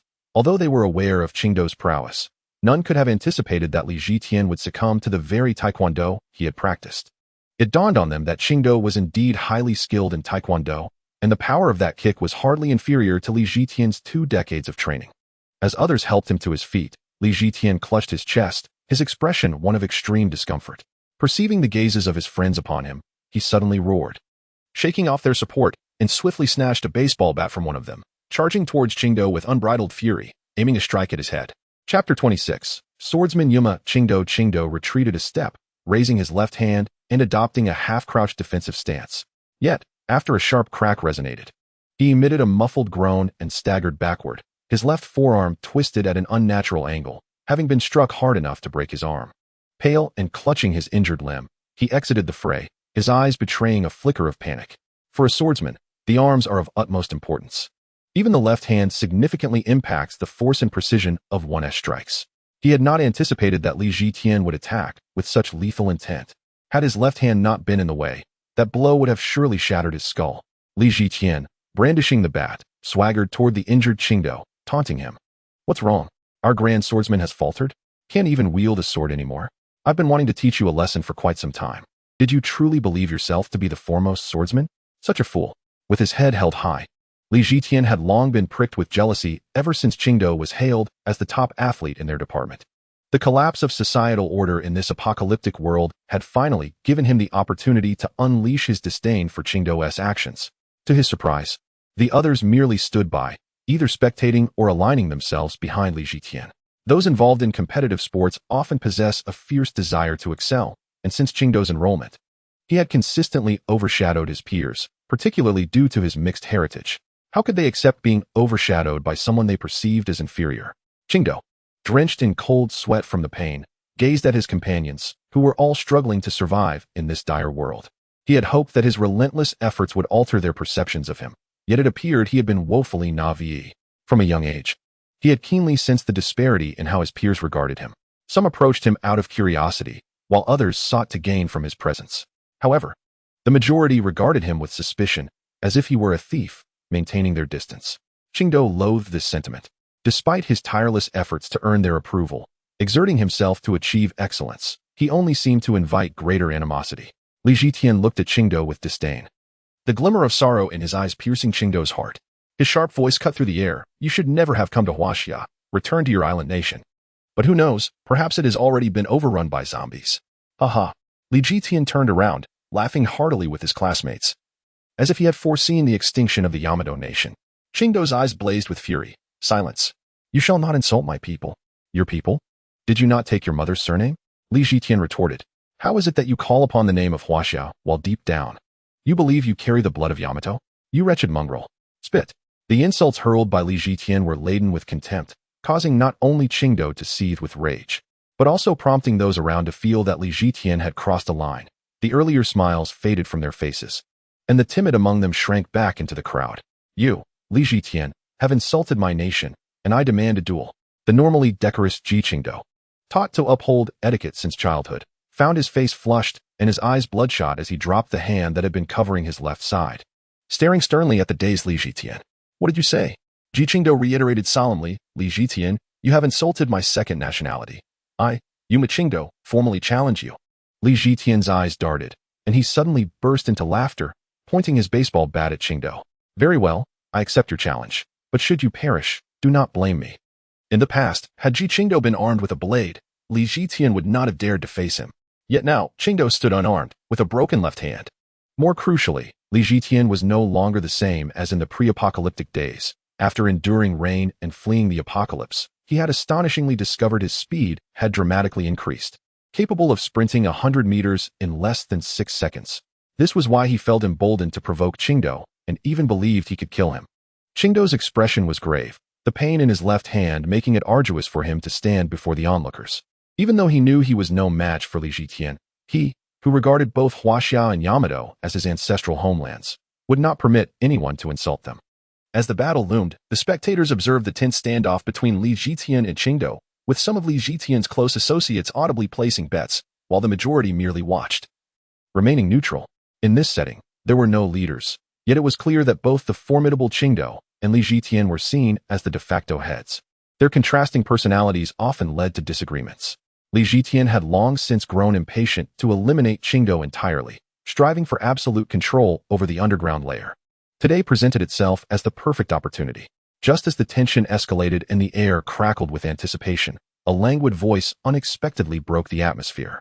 Everyone turned towards the source of the voice to see a man leaning against the door behind Qingdou, clad in athletic wear, his bare torso almost entirely wrapped in bandages, which were now seeping with crimson, likely due to overexertion. Jiang Yi, struggling to support himself against the wall, noticed that all eyes were on him. Yet he showed no sign of intimidation. Gritting his teeth, he stood upright and made his way forward step by step. In his grasp, he held a pitch-black tang knife, its hilt adorned with a black leather strap exceeding 1 meter in length, the metallic claw at its end scraping against the ground, producing an excruciatingly grating sound. Qingdou turned to glance at Jiang Yi, a bitter smile escaping his lips. How did you get out? Jiang Yi's gaze fell upon his seemingly severed left hand, his expression inscrutable. Ignoring Qingdou's inquiry, he lifted his eyes to Li Jitian and the throng behind him. The crowd was perplexed by the intentions of this newcomer. Yet Jiang Yi suddenly flashed a seemingly innocent smile. I hear you desire my knife? As he spoke, he raised the knife, positioning it upright before him. The sight of the weapon caused nearly everyone's eyes to gleam, particularly Li Jitian, who instinctively stepped forward, greed flickering in his gaze. Indeed, that knife is wasted on you. A cripple. Why not hand it over to me? I can assure you a place here, where you won't have to scavenge for supplies. And you shall have 2 meals a day. Though all were adept in competitive sports, they could discern quality weapons at a glance, even if they lacked extensive knowledge. The gymnasium was not devoid of weaponry, but the black knife in Jiang Yi's possession was undoubtedly exceptional. A hint of greed glimmered in everyone's eyes. Yet no one dared to contend with Li Jitian. After casting a glance at the assembly, Jiang Yi's expression darkened. Oh, is that so? His left hand, gripping the knife, suddenly trembled, causing the sheath that had clung to the blade to fall away, revealing a shimmering black edge, sharp and captivating. A collective intake of breath echoed, as even from a distance, the blade's lethal sharpness was palpable. Li Jitian's eyes nearly brimmed with avarice. Jiang Yi perceived his expression clearly and chuckled. Do not be hasty. You may not yet comprehend its power. How about witnessing it firsthand? Li Jitian exhaled heavily. Enough of your nonsense. I shall test it myself. Hand me the knife. Jiang Yi, disinterested, tilted his head toward the hesitating Qingdao and suddenly tossed the knife in his direction. Qingdao felt a surge of anxiety and disappointment, despite the crowd's objections. He had returned the blade to Jiang Yi, only to find Jiang Yi now personally offering it to him. Perhaps, at this moment, his knife was weeping. The world before him darkened, and instinctively, his right hand reached out, grasping the shadowy form midair. Hearing Jiang Yi's words, he looked down at the black knife in disbelief. Its blade adorned with wave-like patterns that seemed to possess an enigmatic allure, nearly drawing him into its depths. Jiang Yi, what do you mean by this? Qingdao questioned. Bewildered, Jiang Yi cautiously leaned against the adjacent wall, addressing the incredulous Li Jitian. Were you not about to duel him? How fortuitous. Showcase my knife to him. The crowd fell silent, and when Li Jitian regained his composure, he erupted in a furious roar. You little brat, do you dare mock me? Are you seeking death? Qingdao suddenly laughed, sweeping his right arm, the black knife pointing toward the ground. Li Jitian, come. Li Jitian's breath hitched as he regarded the knife-wielding Qingdao with trepidation. The memory of the once fearsome Qingdao seemed to revive before him. With gritted teeth, the small figure declared, do not think that possessing a blade will grant you victory over me. Perish. In a flash, he surged towards Qingdao with astonishing speed, swinging his bat down upon him with a fierce roar. Jiang Yi squinted, pondering whether this individual was a speedster. Qingdao was certainly in peril. However, to everyone's astonishment, Qingdao's eyes shifted effortlessly with Li Jitian's speed. He raised his right hand, meeting the descending bat with a decisive strike of his blade. A slight weight pressed down in his hand, but the obstruction vanished in an instant. Li Jitian, exerting all his strength, paused momentarily. The broken baseball bat clattering to the ground with a sharp sound. Gasps filled the air. How could this be possible? As Li Jitian watched Qingdao's hand approach him, he bellowed and instinctively released his grip, allowing the remaining half of the bat to fall to the earth. Meanwhile, Qingdao, having unleashed 2 strikes, stepped forward confidently, delivering a blow that halted midair with remarkable steadiness. Li Jitian, struck with fear, gazed upward, watching as the blade hovered above him, severing a lock of his hair. His legs gave way, and he collapsed to the ground. Chapter 27. The abduction of Qingdao. Qingdao's expression was grave, as if he had accomplished something of immense significance. Upon seeing Li Jitian seated on the ground, utterly devoid of fighting spirit, he gradually sheathed his sword and stood tall. The atmosphere became profoundly silent. Even Jiang Yi could not suppress his astonishment, his mouth agape. He was aware of Qingdao's strength, yet he had not anticipated it to be so far beyond his expectations. Li Jitian was not only exceptionally skilled, but had also awakened his speed ability.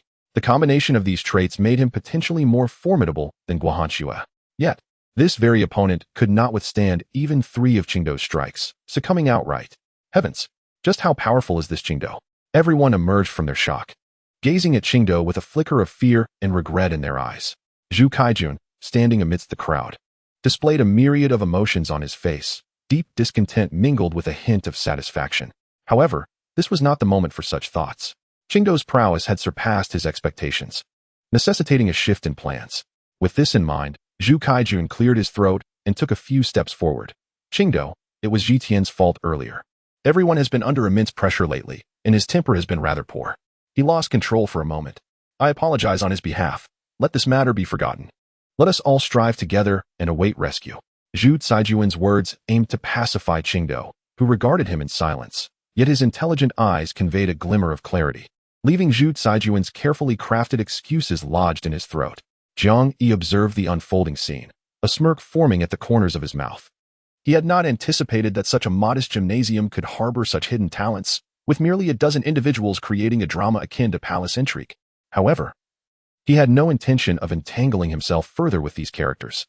Moreover, since Qingdao had saved his life, Jiang Yi wished to extricate him from this quagmire. "Well, my fellow student, what do you think of my blade?" Jiang Yi inquired, supporting his right arm as he approached the still recovering Li Zhitian. Li Zhitian stared blankly at Jiang Yi, a tumult of emotion swirling within him. Had it not been for this individual, he would not have engaged in a confrontation with Qingdao and faced such a humiliating defeat. All because of you. If it weren't for you, those two wouldn't have come to blows. You're nothing but a troublemaker. Someone behind Zhu Kaijun suddenly shouted, causing Zhu Caijuan's expression to darken as he cursed the person under his breath. Qingdao also looked up, but the speaker had already fallen silent. Jiang Yi recognized who had insulted him, yet he was unbothered. Instead, he chuckled. "Oh, the description from this classmate is rather apartment. However, if I am indeed a troublemaker, what does that make you?" Upon hearing Jiang Yi's retort, the expressions of those present soured. Li Zhitian nearly let loose a string of expletives. But remembering that Qingdao stood nearby, he ultimately refrained. Zhu Kaijun, noticing Qingdao's darkening expression, felt a surge of unease. It appeared that this newcomer was intent on provoking everyone, which filled him with resentment. He spoke in a deep voice, regardless of the circumstances. "It was us who took you in. Is this how you treat your benefactors?" "Benefactors? Wasn't it Qingdao who saved me? Who else here has extended a helping hand?" Jiang Yi challenged, scanning the room for responses. Silence enveloped them as he continued with a disdainful scoff. "Moreover, I did not come here empty-handed. I shared my provisions with all of you." Zhu Caijuan's fury boiled. It was the first time someone had dared speak to him in such a manner since he became the student council president. Yet, Jiang Yi's words left him speechless. Li Zhitian struggled to rise, his face contorted with anger. "So what? We do not harbor idle individuals here. That meager food of yours is barely enough for a day. You are not welcome, so get out." He directed his gaze at Qingdao, believing Jiang Yi to be associated with him. "Humph, the accommodation fees here are exorbitantly high. You needn't hurry me. I wouldn't stay in such a wretched place even if I could." With that, he winked at Qingdao. "Could you fetch my backpack for me?" Qingdao had initially intended to intervene in Jiang Yi's clash, but seeing Jiang Yi's subtle cue, he ultimately complied and retrieved the backpack belonging to Jiang Yi. After glancing at his bag, Jiang Yi turned to Qingdao. "What do you say? Would you like to leave with me? I assume you're no longer welcome here either." Zhu Caijuan's heart raced at these words. He stepped forward, eager to interject, but Li Zhitian spoke first. "Indeed, Qingdao, if you insist on harboring this fellow, then you should accompany him as well. Your prowess surpasses ours. You look down upon us, ordinary folk. You are not welcome here." Zhu Kaijun urgently tugged at him. But Li Zhitian's arm was resolute. Qingdao, taken aback, gazed at the faces of those he had lived alongside for over 10 days, only to find expressions of estrangement, disdain, and fear directed at him. A chill gripped his heart, and he lowered his head with a bitter smile. "I understand." Zhu Kaijun felt a surge of panic. Qingdao must not leave. His strength was unmatched, and he lacked ambition. With him around, Zhu Kaijun could confidently lead. However, it was evident that Li Zhitian and the others were oblivious to his thoughts. Upon hearing Qingdao's consent to leave, Li Zhitian's eyes sparkled with excitement. If Qingdao chose to remain, he would forever be relegated to the role of a mere subordinate. Without a team, Qingdao, accompanied by a cripple, would inevitably meet a gruesome end at the hands of the lurking monsters outside. Jiang Yi grinned. Although the methods differed, the outcome was decidedly pleasing to him. However, he could not allow Qingdao to depart so easily, seizing him by the arm. "You cannot simply walk away. If you wish to leave, you must take your share of supplies with you." Zhu Kaijun furrowed his brow, contemplating ways to retain Qingdao, even if it meant keeping Jiang Yi, whom he deemed useless. Yet, upon hearing Jiang Yi's words, his selfish instincts kicked in, and he instinctively protested. "Impossible. Those supplies belong to everyone. They are not rightfully his." Suddenly realizing his folly, Zhu Kaijun felt an overwhelming urge to slap himself. What was he even saying? Qingdao initially intended to decline the offer, but upon witnessing the expressions of those around him, who clearly had no intention of sharing, he felt a pang of unease. After all, he was the one who ventured out daily to scavenge for food, often returning with the most. If not for these people, the bounty he procured could easily sustain himself for 3 to 4 months without issue. Heart growing cold, he felt no lingering affection for them, only pain remained. Blocking Jiang Yi's attempt to speak, Qingdao stated coolly, "I do not want anything else. I wish to take my knife and my belongings." Observing Qingdao's demeanor, Zhu Kaijun realized they had irrevocably ruined everything. Wishing to avoid further deterioration of their relationship, he promptly acquiesced. Of course, those are your personal items. Li Jitian opened his mouth, instinctively wanting to object, but the chilling glare from Qing Do silenced him. Jiang Yi, somewhat surprised by the expressions of the others, decided not to contest further since Qing Do had made his decision. The two walked side by side, and the crowd parted to allow their passage, watching them leave with keen interest. Their pace was slow, both had become unwell. Fortunately, the changing area was not too far away. As Jiang Yi followed him through the doorway, an overwhelming stench assailed his senses, causing his vision to blur. To his astonishment, these individuals resided within the changing room. The hall, initially spacious enough for 300 people to change, had been entirely converted into makeshift bedding, with only a few beds constructed from benches standing out starkly in the vast area. The hall was devoid of any other occupants. The two who entered continued with their respective tasks, displaying no interest in their arrival. Jiang Yi, observing the littered floor, frowned and took a step back, deciding it would be best to wait here. Qing Do, unfazed, approached his designated locker and swiftly packed his belongings into a sports bag. He also changed into a black training outfit, notably different from before, as this set was cinched at the waist with a broad, dark belt, from which 2 blades were sheathed on the right side. It is not the style of the long blade of Huaxia. Jiang Yi narrowed his eyes, scrutinizing the newly adorned Qing Do, particularly the 2 blades. Although Qing Do appeared unchanged, Jiang Yi instinctively sensed that without the swords, he seemed remarkably sharp. The 2 blades resembled his Tang Dao style, yet their curvature was evidently more pronounced, one long and one short, one black and one white. The white blade was the longer sword, adorned with a dark golden guard that was circular and secured to the scabbard, while the handle was intricately woven with green cord. The black blade was shorter, measuring about a foot in length, entirely obsidian, save for the bright silver guard, which was embellished with complex openwork patterns. The entire sword, from the handle to the scabbard, was crafted from wood. A metallic decorative nail was embedded in the center of the handle, which housed a half-embedded white gemstone. Grasping the sword in his right hand, Qing Do approached Jiang Yi without a backward glance, merely uttering, "Let us go." Jiang Yi smiled, unperturbed, and followed him out of the changing hall. Upon exiting, they encountered Li Jitian and Zhu Kaijun, who appeared to have had a quarrel, glaring at each other in silence. It was only upon seeing Qing Do that Zhu Caijuan's face broke into an apologetic smile. "Qing Do, if you wish to return, you are always welcome here." Qing Do did not respond, seemingly ignoring all of them, as he sidestepped Zhu Kaijun, who was momentarily taken aback by such treatment, his face flushing with embarrassment. Jiang Yi bit his lip, suppressing laughter. He was too injured to risk the pain. Chapter 28. The mysterious jade fat meat. As the two ascended to the first floor, the echo of Li Jitian's furious shouts and the sound of shattering objects reached their ears. Jiang Yi noticed that when Qing Do reached the ground floor, his posture suddenly slackened, and he audibly exhaled. Understanding that he was troubled, Jiang Yi refrained from mocking him. They entered the hall, and Jiang Yi scanned the vast, yet empty gymnasium. The entrance was thoroughly obstructed by a chaotic array of objects, rendering passage impossible. The dried bloodstains on the floor revealed to all that this place was anything but tranquil. Qing Do paid little heed to these details, his expression sorrowful as he placed his bag on the ground and turned to Jiang Yi. "All right, this is where we part. If you are looking for Guohanyue, you should be able to find her on the 4th floor by ascending the stairs." Jiang Yi hesitated. "What about you?" Qing Do forced a smile. "I need to go find somewhere else to hide for a while. It's been too long, and rescue is unlikely to arrive. My parents are unreachable in Day, and I want to see if there's any way to get to Day Island." Jiang Yi was taken aback. This fellow was rather naive. Even before the apocalypse, traveling abroad wasn't an immediate endeavor, let alone now, in these dire circumstances. Not to mention the potential absence of flights or ships today. Even if there were, how could they possibly take Qing Do aboard? Furthermore, Jiang Yi did not believe that the skies and seas were any safer than the land at present. However, it was clear that Qing Do was merely speaking whimsically, gazing outside with a self-deprecating smile. If I actually succeeded, wouldn't that be considered a remarkable feat in the apocalypse?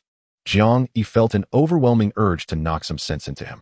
If you're seeking a safer refuge, the cafeteria is indeed a commendable choice. Qing Tu nodded, recalling Jiang Yi's previous remarks about the situation there. However, the distance to the cafeteria was considerable. Clearly, reaching it would not be an easy endeavor. Noticing Qing To's hesitation, Jiang Yi pondered for a moment and proposed, "How about I employ you as my bodyguard?" Qing Tu was taken aback, gazing at Jiang Yi with a puzzled expression. Failing to comprehend his intent, Jiang Yi chuckled. "As you can see, I am quite battered at the moment. since hiding here, returning to the cafeteria seems utterly out of the question. In my current state, a mere zombie could easily end my life. Therefore, since you have already saved me once, why not extend your assistance further? Protect me until I recover. As for the compensation, Jiang Yi mused before breaking into a grin. I shall cover all your meals during this time. Moreover, I will take you to the cafeteria. What do you say? Chi-Tu was momentarily stunned, looking at him with a hint of incredulity. It appears that all your food has been taken away. What will you use to pay me? Jiang Yi flashed a mysterious smile. Rest assured, I will ensure you are well fed. So what do you think? Without much contemplation, Chi-Tu nodded enthusiastically. All right, it's settled then. From this moment onward, I shall be your bodyguard. However, do refrain from causing me too much trouble. Chi-Tu's swift agreement left Jiang Yi somewhat incredulous. Had it been himself, he might not have acquiesced to such a seemingly absurd proposition. Yet, upon observing the clarity in Chi-Tu's eyes, Jiang Yi suddenly understood. It was evident that Chi-Tu had not doubted him, but rather genuinely wished to assist him. Only with such intentions could he carry the weight of responsibility amidst his light-hearted demeanor. Realizing this, Jiang Yi couldn't help but laugh. Chi-Tu, feeling a bit uneasy, inquired, "What are you laughing at?" Jiang Yi pointed at their arms. "Look, I have a companion now, 2 one-armed heroes." Haha. As Chi-Tu grasped the joke, his mood brightened, and he couldn't resist playfully nudging Jiang Yi with his right arm. Both, having inadvertently aggravated their injuries, simultaneously grimaced. Despite the lightheartedness, their wounds required attention. Chi-Tu led Jiang Yi to a nearby vacant room, and together, they utilized their remaining hands to assist one another in a rudimentary bandaging process. Jiang Yi bore numerous injuries, most of which were superficial, yet the most severe were the bite wounds on his right arm and left shoulder. Fortunately, they seemed to have spared any vital areas. He endured the pain and could manage to wiggle his fingers. Meanwhile, Chi-Tu's right arm was not only distorted but also swollen and bruised. Evidently possessing some medical knowledge, Chi-Tu managed to drain the excess blood from his arm and fashioned a makeshift sling with a bandage to support it around his neck. The sight of both young men, each nursing an injured arm, appeared almost comical, yet Chi-Tu was acutely aware of the gravity of their wounds. He understood that even in the pre-apocalyptic world, such injuries would necessitate meticulous care and a recovery period of no less than 6 months. However, in the present reality, there were no hospitals, no doctors, and not even suitable medications available. The arms of the 2 individuals had succumbed to the point of no return in terms of healing.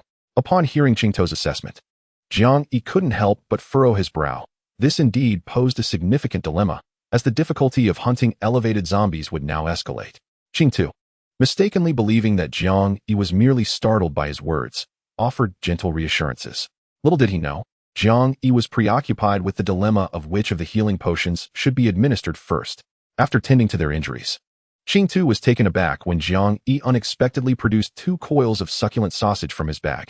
Upon receiving one, he inhaled the rich, savory aroma that wafted toward him, causing his stomach to rumble with anticipation. Jiang Yi then revealed 2 bottles of water and, upon hearing the sound, chuckled, "Go ahead and eat. It's a pity that Guohuanxue isn't here. Otherwise, we could have enjoyed a warm bowl of noodles." Remarkably, after just a day apart, Jiang Yi found himself surprisingly nostalgic for the noodles prepared by Guohuanxue. Alas, although he excelled academically, his culinary skills were virtually non-existent. Heaven knows that he once managed to overcook instant noodles. On a whim, he had attempted to make handmade chocolates for Chunjiaji on Valentine's Day, only to mistakenly use salt instead of sugar. Chi-Tu, oblivious to Jiang Yi's extravagant musings, could hardly believe that after nearly half a month without a proper meal, he was now confronted with such delectable food. With a decisive bite, he succumbed to the rich flavors, his eyes blissfully closing in sheer delight. The taste was exquisite. Beyond description, even the most renowned Wagyu beef paled in comparison to the intricate marbling of fat in his hands. Jiang Yi gazed in astonishment as Chi-Tu devoured the half-kilogram of jade fat meat with remarkable speed, contentedly licking the grease from his fingers. His gaze inadvertently fell upon Chi-Tu's frail physique. Although half a kilogram of jade fat meat seemed modest, the energy it contained was sufficient to satiate an awakened ability user. Yet, this very food was consumed entirely by Chi-Tu, an ordinary person. Sensing Jiang Yi's stare, Chi-Tu felt a tinge of embarrassment. "I apologize. I haven't had anything so delicious in ages, and I couldn't help myself." Jiang Yi shook his head, asking, "Don't you feel a bit full?" Chi-Tu patted his flat stomach and replied, "Not at all. I've always had a hearty appetite. My father said it was because I practiced swordsmanship as a child." leading to greater energy expenditure. Jiang Yi shook his head, feeling unconvinced by this explanation, but he chose not to dwell on it. After all, this world was rife with individuals possessing prodigious appetites. While the jade fat meat was indeed energy-dense, it wasn't excessively so. Nonetheless, Jiang Yi refrained from offering him more, fearing that an overindulgence might overwhelm Qing Tu with excess energy. After their meal, Qing Tu felt a wave of fatigue wash over him. Jiang Yi suggested they rest for the night in that very spot and ascend in the morning. Overcome by tiredness, Qing Tu readily agreed. Collapsing onto the blanket spread out on the floor, Jiang Yi observed Qing Tu, who was sleeping soundly, with a hint of curiosity. He hadn't anticipated that an ordinary person would experience such profound sleep after consuming jade fat meat. Unbeknownst to him, ordinary individuals could not absorb external energy as effectively as awakened ability users. They could only passively endure the influx of energy. Ultimately, the jade fat meat is a culinary creation born of awakened abilities. The average individual would be unable to withstand even a single portion of its energy. Only a survivor like Qingdou, endowed with formidable physical strength and resolute will, could consume half a gene of jade fat meat in one sitting. Unbeknownst to him, as he lay in a deep slumber, his body, despite being gravely injured, was coursing with an abundance of energy. Particularly, while the bones in his arm had yet to heal, they seemed to be enveloped in an invisible membrane at the wound, effectively preventing any deterioration. The internal bruising was slowly dissipating. It was not until the following day, when Jiang Yi witnessed Qingdou awaken, that he finally breathed a sigh of relief, fearing that Qingdou might suffer some unforeseen ailment.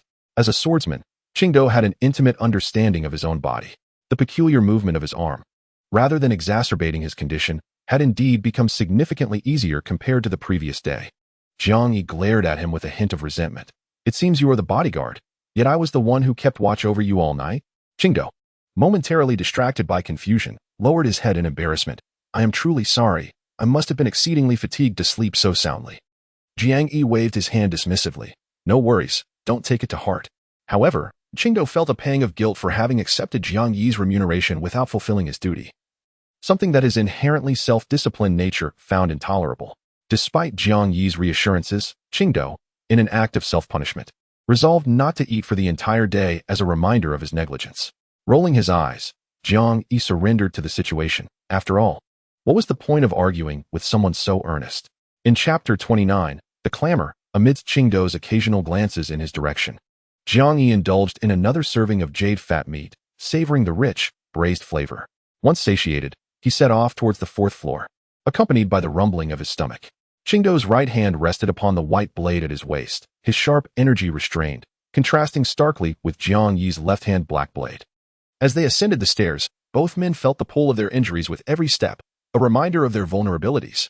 According to Qingdou, the entire sports complex, including the underground swimming pool, comprised 5 levels. Having recently been inaugurated, the building appeared remarkably new. The facility housed a swimming pool, an indoor basketball court, a volleyball court, and a training hall, among other amenities.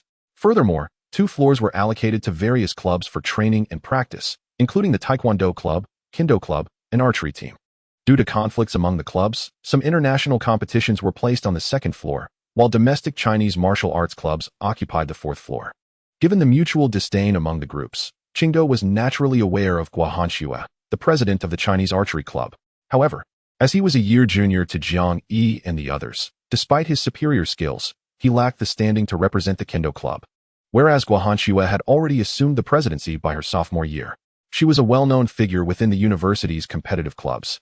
Qingdou's words brought a smile to Jiang Yi's face. He had not anticipated Guo Hanxue's prowess to be so remarkable. Such an impressive individual as Guo Hanxue, now being a member of his team, inevitably filled Jiang Yi with a sense of pride and elation. As he studied the unsteady Jiang Yi, Qingdou's expression darkened. "Jiang Yi, perhaps we should take a break. Your injuries are too severe, and you cannot push yourself further." Jiang Yi leaned against the staircase railing, gasping for breath. "Rest assured, we are already on the 3rd floor. Let us wait until we reach the top." A flicker of hesitation crossed Qingdou's eyes, yet he refrained from voicing his concerns. Once the two had supported each other to the 3rd floor, they lifted their eyes to find the corridor obstructed by a haphazard barricade of various objects. Startled, Jiang Yi instinctively reached out to touch the barrier. Suddenly, a wooden stick shot out from the gaps, aiming directly at Jiang Yi's chest. Before Jiang Yi could comprehend the situation, Qingdou swiftly positioned himself in front of him. Grasping the stick, which was as thick as a mop, firmly in his palm. The assailant on the other side was evidently taken aback that someone could catch his stick. Exclaiming in frustration, "Let go." However, Qingdao was not one to be easily intimidated. A flash of anger crossed his eyes as he resolutely held onto the stick, refusing to allow it to be withdrawn. The two parties exerted force against each other, causing the stick to shake violently and collide with the barricade, creating a cacophony of noise. At that moment, another stick emerged, aimed directly at Qingdao's head. He instinctively retracted his hand, causing the stick to retreat just in time. The assailant, caught off guard by Qingdao's sudden release, stumbled back, and the chaos that ensued was palpable. "Who are you? Are you here to cause trouble?" The adversary shouted, clearly incensed. Jiang Yi squinted, realizing that gaining entry would not be as straightforward as he had hoped. After a moment's contemplation, he replied, "I am here to find someone. Please allow us passage." There appeared to be 2 or 3 individuals on the other side, who scoffed at Jiang Yi's words with disdain. "There is no one here that you seek. Leave now, or do not blame us for being unkind." Frowning, Jiang Yi persisted, "I am looking for someone named Guohuanxue. She should have arrived here the day before yesterday." Upon hearing this name, the group fell momentarily silent before one of them inquired, "What is your relationship with President Guo?" Relief washed over Jiang Yi, confirming that Guohuanxue had indeed arrived safely. He smiled and replied, "We are classmates. We came here together the day before yesterday but became separated due to a zombie encounter. We arranged to meet here." After some murmuring among themselves, one of the individuals reluctantly shouted, "Stay put. I will go in and inquire." Although the initial exchange was far from pleasant, Jiang Yi was unconcerned about their hostility, as long as he could successfully access the 4th floor. After all, in this apocalyptic world, those who survived were not fools. It was natural for them to harbor some caution toward strangers. Jiang Yi did not have to wait long. After 4 or 5 minutes, the barricade began to tremble. To the astonishment of the 2, 3 figures adeptly vaulted over the obstacle, landing before Jiang Yi. Jiang Yi scrutinized the 3 individuals before him. One wielded a stick, resembling the height of a camphor-wood staff, while another bore a wooden longbow, akin to Guohuanxue, with a small quiver slung over his lower back. Yet, it was the imposing figure in the center that Jiang Yi could not overlook. This man had skin as dark as coal and a robust physique. Towering nearly 2 meters in height, his frame seemingly twice as robust as that of an ordinary person. It was evident that his arms were thicker than Jiang Yi's thighs. The moment he laid eyes on this man, the instinctual sense of danger compelled Qingdao to instinctively grip his knife. The towering figure, reminiscent of a black tower, stood at the top of the staircase, casting a cold, disdainful glance at Jiang Yi and his companion, his eyes brimming with contempt. "Is it you two, here to seek out President Guo?" Jiang Yi did not recognize this individual, yet the palpable aura he exuded indicated that he was no ordinary foe. "Yes, I am her classmate, and we escaped from the dormitory together. I am uncertain if she is present," he replied. Li Gang, grinning broadly, wore an expression of utter disdain. Another pair of wastrels hoping to cling to the president. "Really, do you two possess no sense of shame?" Jiang Yi was taken aback. While Qingdao stepped forward, "What did you just say?" Having always been a standout among his peers, he had never been referred to as a waste. The towering Li Gang, seemingly oblivious to Qingdao's presence, merely glanced down at him, barely reaching 170 centimeters. "Little squirt, who are you?" Suddenly, Li Gang's pupils constricted as he scrutinized Qingdao's attire, ultimately landing on the weapons Jiang Yi and Qingdao bore. His expression shifted abruptly, and his voice dripped with impatience. "Are you traitors from the Swordsmanship Society? What business do you have here? Scram! You are not welcome here. Return to your underground lair." With that, Li Gang and his companions could not contain their laughter. Hearing their derogatory remarks, Qingdao was incensed. Despite his left hand being injured, he swiftly drew his white blade with his right hand, only to be restrained by Jiang Yi, who pressed down firmly, causing the newly unsheathed katana to retract. Jiang Yi raised his gaze, entirely devoid of anger, instead smiling as he addressed his opponent. "My dear classmate, I am curious as to what authority you possess to expel others in President Guo's stead. I arrived here with Guohuanxue, yet you obstruct our path. Has she been detained by you?" With that, Jiang Yi's gaze sharpened. "I was unaware that this academic district had reached a level where individuals could act with such impunity. Since the apocalypse, Jiang Yi had slain hundreds of zombies, and his murderous aura was already well cultivated, as he unleashed the presence of an awakened one. Even Qingdao beside him was taken aback. Li Gang and his companions trembled instinctively at Jiang Yi's inquiry. Li Gang frowned. "What nonsense are you spouting? Do you think we are a gang? I simply look down on your ilk. Instead of honing the martial arts of our great nation, You resort to the flashy techniques of the Yamato people. What do those even amount to? They are no match for the martial arts passed down from our ancestors. Each time, it is we who leave you wailing. Jiang Yi snorted coldly, raising the black blade in his hand and waving it before him. Who told you that I practiced foreign swordsmanship? How dare you claim to practice the martial arts of our great nation? Are your eyes blind? If you cannot even distinguish the ancient Tang Dao of the Huaxia civilization, how dare you look down upon others? Li Gang's expression darkened, and in a fit of rage, he took a step forward, his large hands clenching into fists unconsciously. Jiang Yi remained unperturbed, coldly gazing at him. What? Does this esteemed classmate wish to test whether your fists are mightier or my blade sharper? After a moment of silence, Li Gang found himself at a loss for words, his breath caught in his throat. Just as everyone expected him to lash out at Jiang Yi in fury, he unexpectedly relaxed his fists, glaring at Jiang Yi with a grim expression. I cannot argue with you, but do not become too arrogant. If you wish to enter here, it is not enough to merely speak. You must adhere to the rules. Otherwise, do not blame me for tossing you out from the 4th floor. With that, he turned and began to ascend again. Despite his imposing physique, his movements were remarkably agile, akin to that of a monkey, his heavy body seemingly unencumbered. Watching the three leave without further ado, Jiang Yi finally relaxed. Although he appeared unfazed by Li Gang's reaction, no one knew that his back was drenched in cold sweat during their confrontation. Only he realized that the opponent was an awakened, possessing formidable strength. Both he and Qing Do were severely injured, and engaging in battle with such an adversary would undoubtedly be detrimental. Jiang Yi's eyes flickered. Yet it was evident that the other party sensed his awakened aura as well. Otherwise, he would not have chosen to retreat in the end. However, the two soon found themselves in a state of disbelief, staring at the pile of obstacles nearly reaching the rooftop, exchanging wry smiles at the thought of their injuries. Li Gang, having long since climbed over, impatiently awaited their arrival, bellowing from the nearby gap. Are you not coming? I have plenty to attend to. Yet, upon glancing at their suspended arms, he cursed silently at the inconvenience. Nevertheless, he effortlessly grabbed a box from beneath the obstacles and pulled it free. Jiang Yi was momentarily taken aback, noticing that although the box was below, its top was entirely suspended in midair, clearly obstructing the path. Once removed, it revealed a small door large enough for a person to crouch and enter. Jiang Yi did not anticipate such meticulous design from his adversaries.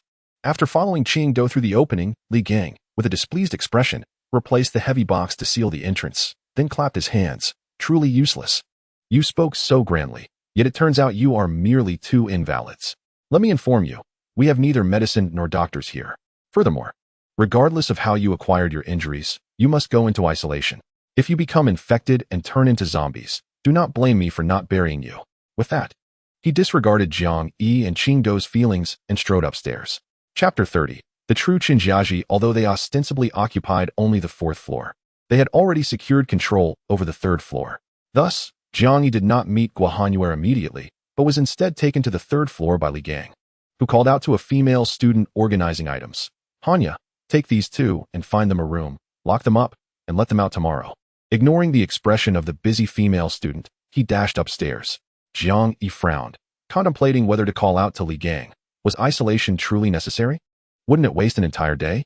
At that moment, the girl across the way also set down her work, adjusted her thick glasses, and cautiously approached, her gaze sweeping over the wounds on both of them. Finally, she whispered, "Follow me." Jiang Yi was reluctant to squander time. Dear classmate, our injuries are not the result of a zombie bite, and we have not just arrived at the gym. We were resting on the 2nd floor yesterday. If we were infected, we would have transformed long ago, so isolation should not be required. As he spoke, Jiang Yi gestured for Qing Do to display his injury. He could not reveal his own wounds, for unlike Qing Do, his injuries were all inflicted by zombies. Had he not awakened his abilities, those severe bites would have transformed him into a zombie countless times over. The girl named Hanya hesitated, pushing her glasses up the bridge of her nose. I'm afraid that's not for me to decide. President Ma has mandated that anyone entering from outside must undergo a day of isolation. Even if we encountered zombies outside without injury, we would still need to isolate for half a day. With that, Hanya deftly opened a storage room, signaling for them to enter. Reluctantly, the two complied and stepped inside. Hanya promptly locked the door from the outside and assured them through the crack, "Don't worry. As long as you haven't turned into zombies, when I let you out, I'll ask someone to help you find an easier job. Here, as long as you work, you won't starve." With that, she returned to her tasks, leaving the two alone. Qing Do sat cross-legged on a padded mat, smiling at the exasperated Jiang Yi. It seems the order here is quite good. It's far better than the situation at the swimming hall. Jiang Yi rubbed his temples in frustration. And what of it? This place is hardly suitable for an extended stay. There's no food. We can only rely on others to search for it. With so many people here, something will inevitably go wrong. Qingdao nodded in agreement. Indeed, a few days ago, all the nearby food supplies were scavenged clean. Now, everyone must venture farther to find sustenance. Just the day before yesterday, 10 of us went out, and only 3, including myself, returned safely. His mood dampened at the thought, recalling his former companions. Just days ago, they had joyfully practiced their sword techniques together, and now, they were separated by an insurmountable chasm. Qingdao had long suggested to Zhu Kaijun and the others that they should leave, yet it was clear that the majority, gripped by their fear of zombies, were unwilling to depart. Despite the scarcity of resources surrounding the gym, it had its advantages. With fewer people congregated here, the number of zombies was correspondingly low. More importantly, the gym was a relatively new structure, built to be robust. Hiding here, they need not fear the zombies and ferocious beasts lurking outside. Jiang Yi felt increasingly anxious.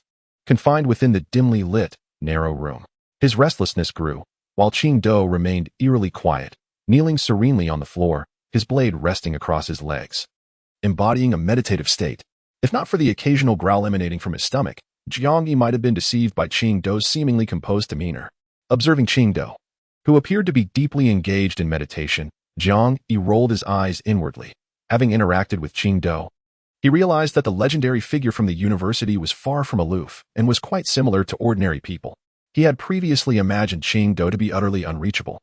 Trapped in the room, Jiang Yi could not conceive a solution and leaned against the wall, attempting to stave off his frustration. In stark contrast to Qingdao's poised posture, Jiang Yi slumped lazily like a drowsy black cat. His palm pressed against the wall, he glanced at his own status.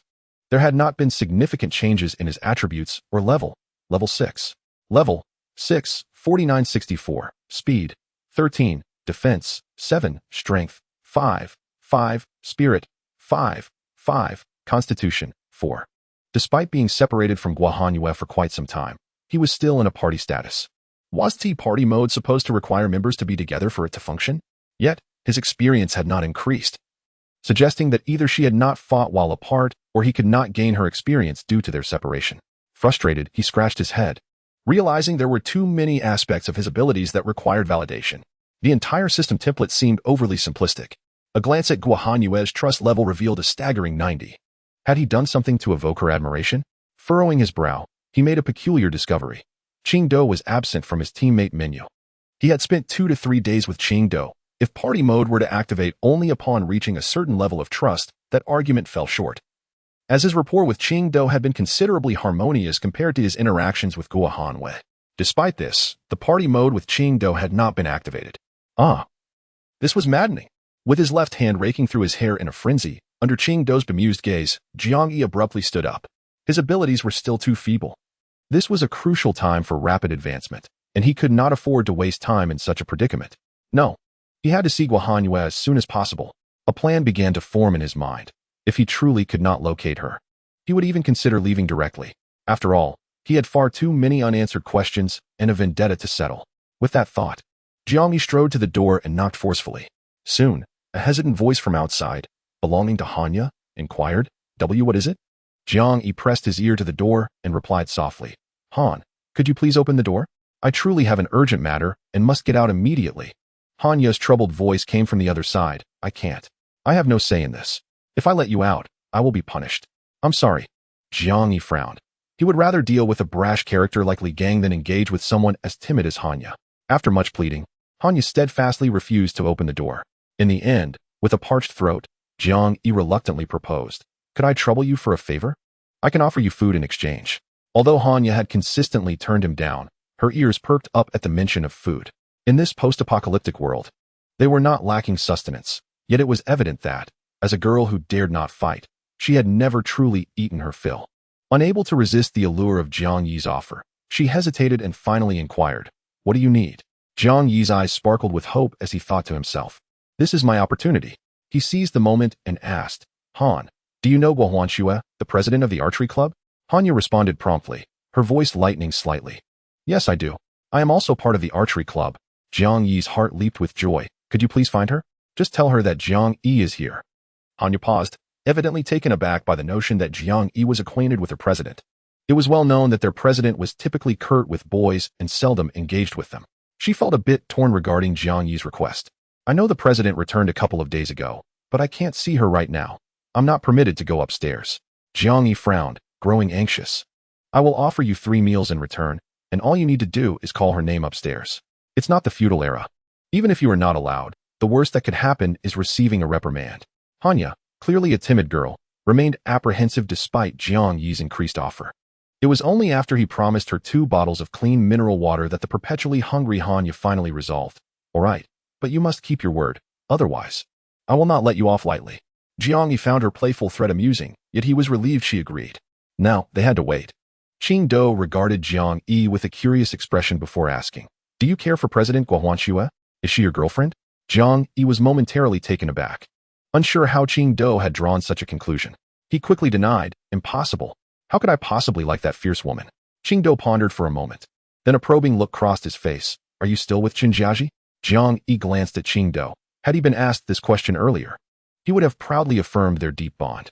However, at that moment, he found it difficult to utter a word, even to deceive himself.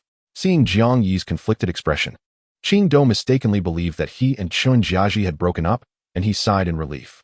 Jiang Yi narrowed his eyes at Qing Do. "What? Do you have something to say?" Qing Do, clearly unskilled at masking his emotions, became flustered under Jiang Yi's inquiry. The more flustered he grew, the more curious Jiang Yi became. Finally, in a bid to extract a confession, Jiang Yi threatened to withhold his food for the following day, prompting Qing Do to divulge. "Jiang Yi, you know, I liked her too, and I even challenged you to a duel. However, I later called off our fight." Jiang Yi nodded. He certainly remembered that incident. At the time, Qinjiaji had comforted him, relieved that she would not have to fight and risk injury. He had felt deeply moved, sensing her concern for him. However, upon reflection, it is evident that Qinjiaji's demeanor and tone at that time conveyed an unmistakable sense of superiority, as if she believed it was utterly impossible for her to be bested by Qi Tu, and thus had no qualms about embarrassing herself. Qi Tu furrowed her brow and revealed, "In fact, prior to the duel, I sought her out to have a conversation, but while waiting outside her dormitory, I overheard her speaking with other girls." Jiang Yi was taken aback. He had no inkling that there was such a backstory. However, the abrupt cancellation of the duel by Qi Tu suggested that what he had overheard could not have been anything favorable. Yet, the subsequent words from Qi Tu further illuminated the true nature of Qinjiaji. Chapter 31. The first encounter with Dongfang Tian. Jiang Yi listened, frozen in shock, as Qi Tu recounted the events. That day, I distinctly heard her express how much she relished the outrageous lengths to which men would go to win her affection. She even recounted the foolish things you had done for her to her dorm mates, claiming that whatever she desired, you would provide. Furthermore, she analyzed my family background, stating that if my family were affluent, she would take advantage of our duel to abandon you. She had even premeditated her reasoning, asserting that the duel, with her as the wager, was a sign of disrespect towards her. In truth, her classmates were well aware that she never regarded you as her boyfriend. Even during our duel, it was her friends who amplified the situation online, as one of their boyfriends was the administrator of the school network. Jiang Yi felt a darkness envelop him, as if his heart had been constricted, leaving him breathless, even though he had gleaned from her notes how Qinjiaji perceived him. Hearing the unvarnished truth from a former rival only deepened his emotional turmoil. Subsequently, the events unfolded as he had anticipated, upon realizing Qinjiaji's true character. Qing Tu decisively severed ties with what had never been a genuine relationship and swiftly annulled the duel, thereby thwarting Qinjiaji's schemes. Moreover, he reported Zhu Kaijun, leading to the dismissal of the school network administrator. Consequently, in the aftermath of this incident, a plethora of derogatory posts targeting Qing Tu emerged online, which only subsided when the school intervened as tensions escalated. Jiang Yi listened in silence, his expression unsettlingly placid. He was not naive. From the moment he perused Qinjiaji's notes, he realized she was not the innocent, endearing person he had once believed her to be. He understood that it was not a matter of her having a change of heart, but rather that she had never truly considered him her boyfriend. He had always assumed this was a private matter between them, yet it became glaringly apparent that many others were aware of the truth, leaving him feeling utterly deceived. No wonder he had often been met with peculiar inquiries about whether he and Qinjiaji were a couple. At the time, he had felt an overwhelming sense of pride. But in hindsight, he recognized how foolish he had been. Amidst his embarrassment, his anger towards Qinjiaji intensified. He was determined to confront her and demand an explanation for her treatment of him. It was not a matter of seeking reconciliation. Jiang Yi merely wished to uncover how she would continue to deceive him, and he intended for her to pay a heavy price for the 4 years of his youth that she had manipulated. Jiang Yi, having slain over 100 zombies, inadvertently exuded an aura of menace unique to him. This unsettling presence made Qingdao, who was already sensitive to such energies, feel his hair stand on end. Instinctively, he grasped the knife at his thigh, staring in shock at Jiang Yi. How could he possess such a terrifying aura? This sensation had only been experienced in the presence of his father and some formidable warriors he had encountered. A flicker of astonishment crossed his mind. Could Jiang Yi be extraordinarily strong? Suddenly, a loud bang resounded as the security door was forcefully struck, dispersing the malevolent energy Jiang Yi had unconsciously emitted. Both men were startled, and then they heard the sound of a key turning in the lock. As Jiang Yi stood up, the door swung open, and a figure burst in from outside. Guohuanque, her excitement palpable, shrieked, "Jiang Yi, it's really you. You're alive?" Without hesitation, she leapt forward, embracing Jiang Yi while laughing and calling out his name. Jiang Yi grimaced in pain, his vision darkening. "My hand. Sister, my hand." It was only then that the exuberant Guohuanque realized her grip was on Jiang Yi's injured arm. Noticing the cold sweat on his face, she quickly retracted her hand, her expression shifting to one of concern. "Are you all right? I didn't mean it. How did you get such severe injuries? Have you treated them? Are there any other wounds?" Meanwhile, Qingdao stood dumbfounded, completely ignored by Guohuanque, who was once the center of attention. He took a couple of steps back, feeling a wave of despondency wash over him as he aimlessly traced circles on the ground. Were they truly not a couple? This exuberance, was this really the aloof beauty he had heard about? Outside the door, several others shared similar sentiments. Dongfang Tian stood calmly, a smile playing at the corners of his eyes, yet the fists hidden beneath his sleeves creaked ominously. Hanya, who had opened the door, instinctively took a step back, unable to meet Dongfang Tian's gaze. After a while, Guohuanque managed to regain her composure, her excitement settling as she turned her attention to Qingdao. A glimmer of something unusual flickered in her eyes, but she quickly masked it with a smile, playfully patting Jiang Yi. "You have no idea. I thought you were dead, and I cried yesterday over it." Jiang Yi, with a hint of pride, raised his chin. "What a joke. With my prowess, how could a mere dog bring me down? I've told you before to wait for me here." Guohuanque rolled her eyes at his injured form. "Oh please, with your state. 3 of you wouldn't be enough for me to deal with." Jiang Yi, feeling somewhat stifled, closed his mouth, wanting to retort, but finding himself at a loss for words. Victorious in her exuberance, Guohuanque turned and led them outside, where Jiang Yi noticed a throng of people waiting. Clearly, they had come along with Guohuanque. She seized the opportunity to introduce them, saying, "Jiang Yi, this is Dongfang Tian, the president of the martial arts club. Before the apocalypse, he was an ally of our archery team. Don't underestimate him. He hails from a family of martial artists. Dongfang Tian, this is Jiang Yi, my friend and now my captain." After a moment's hesitation, Guohuanque shyly added the last part. From the moment Jiang Yi had allowed her to escape, she had begun to comprehend his earlier claim of their camaraderie. Once, Guohuanque had been a prominent leader of the entire club. However, it is precisely for this reason that the members hold her in deep respect and affection. Yet they are heavily reliant on her. When faced with any issue, their first instinct is to seek her resolution, which leaves her both weary and feeling unsupported. It was not until Jiang Yi's appearance that she truly comprehended the essence of having a teammate.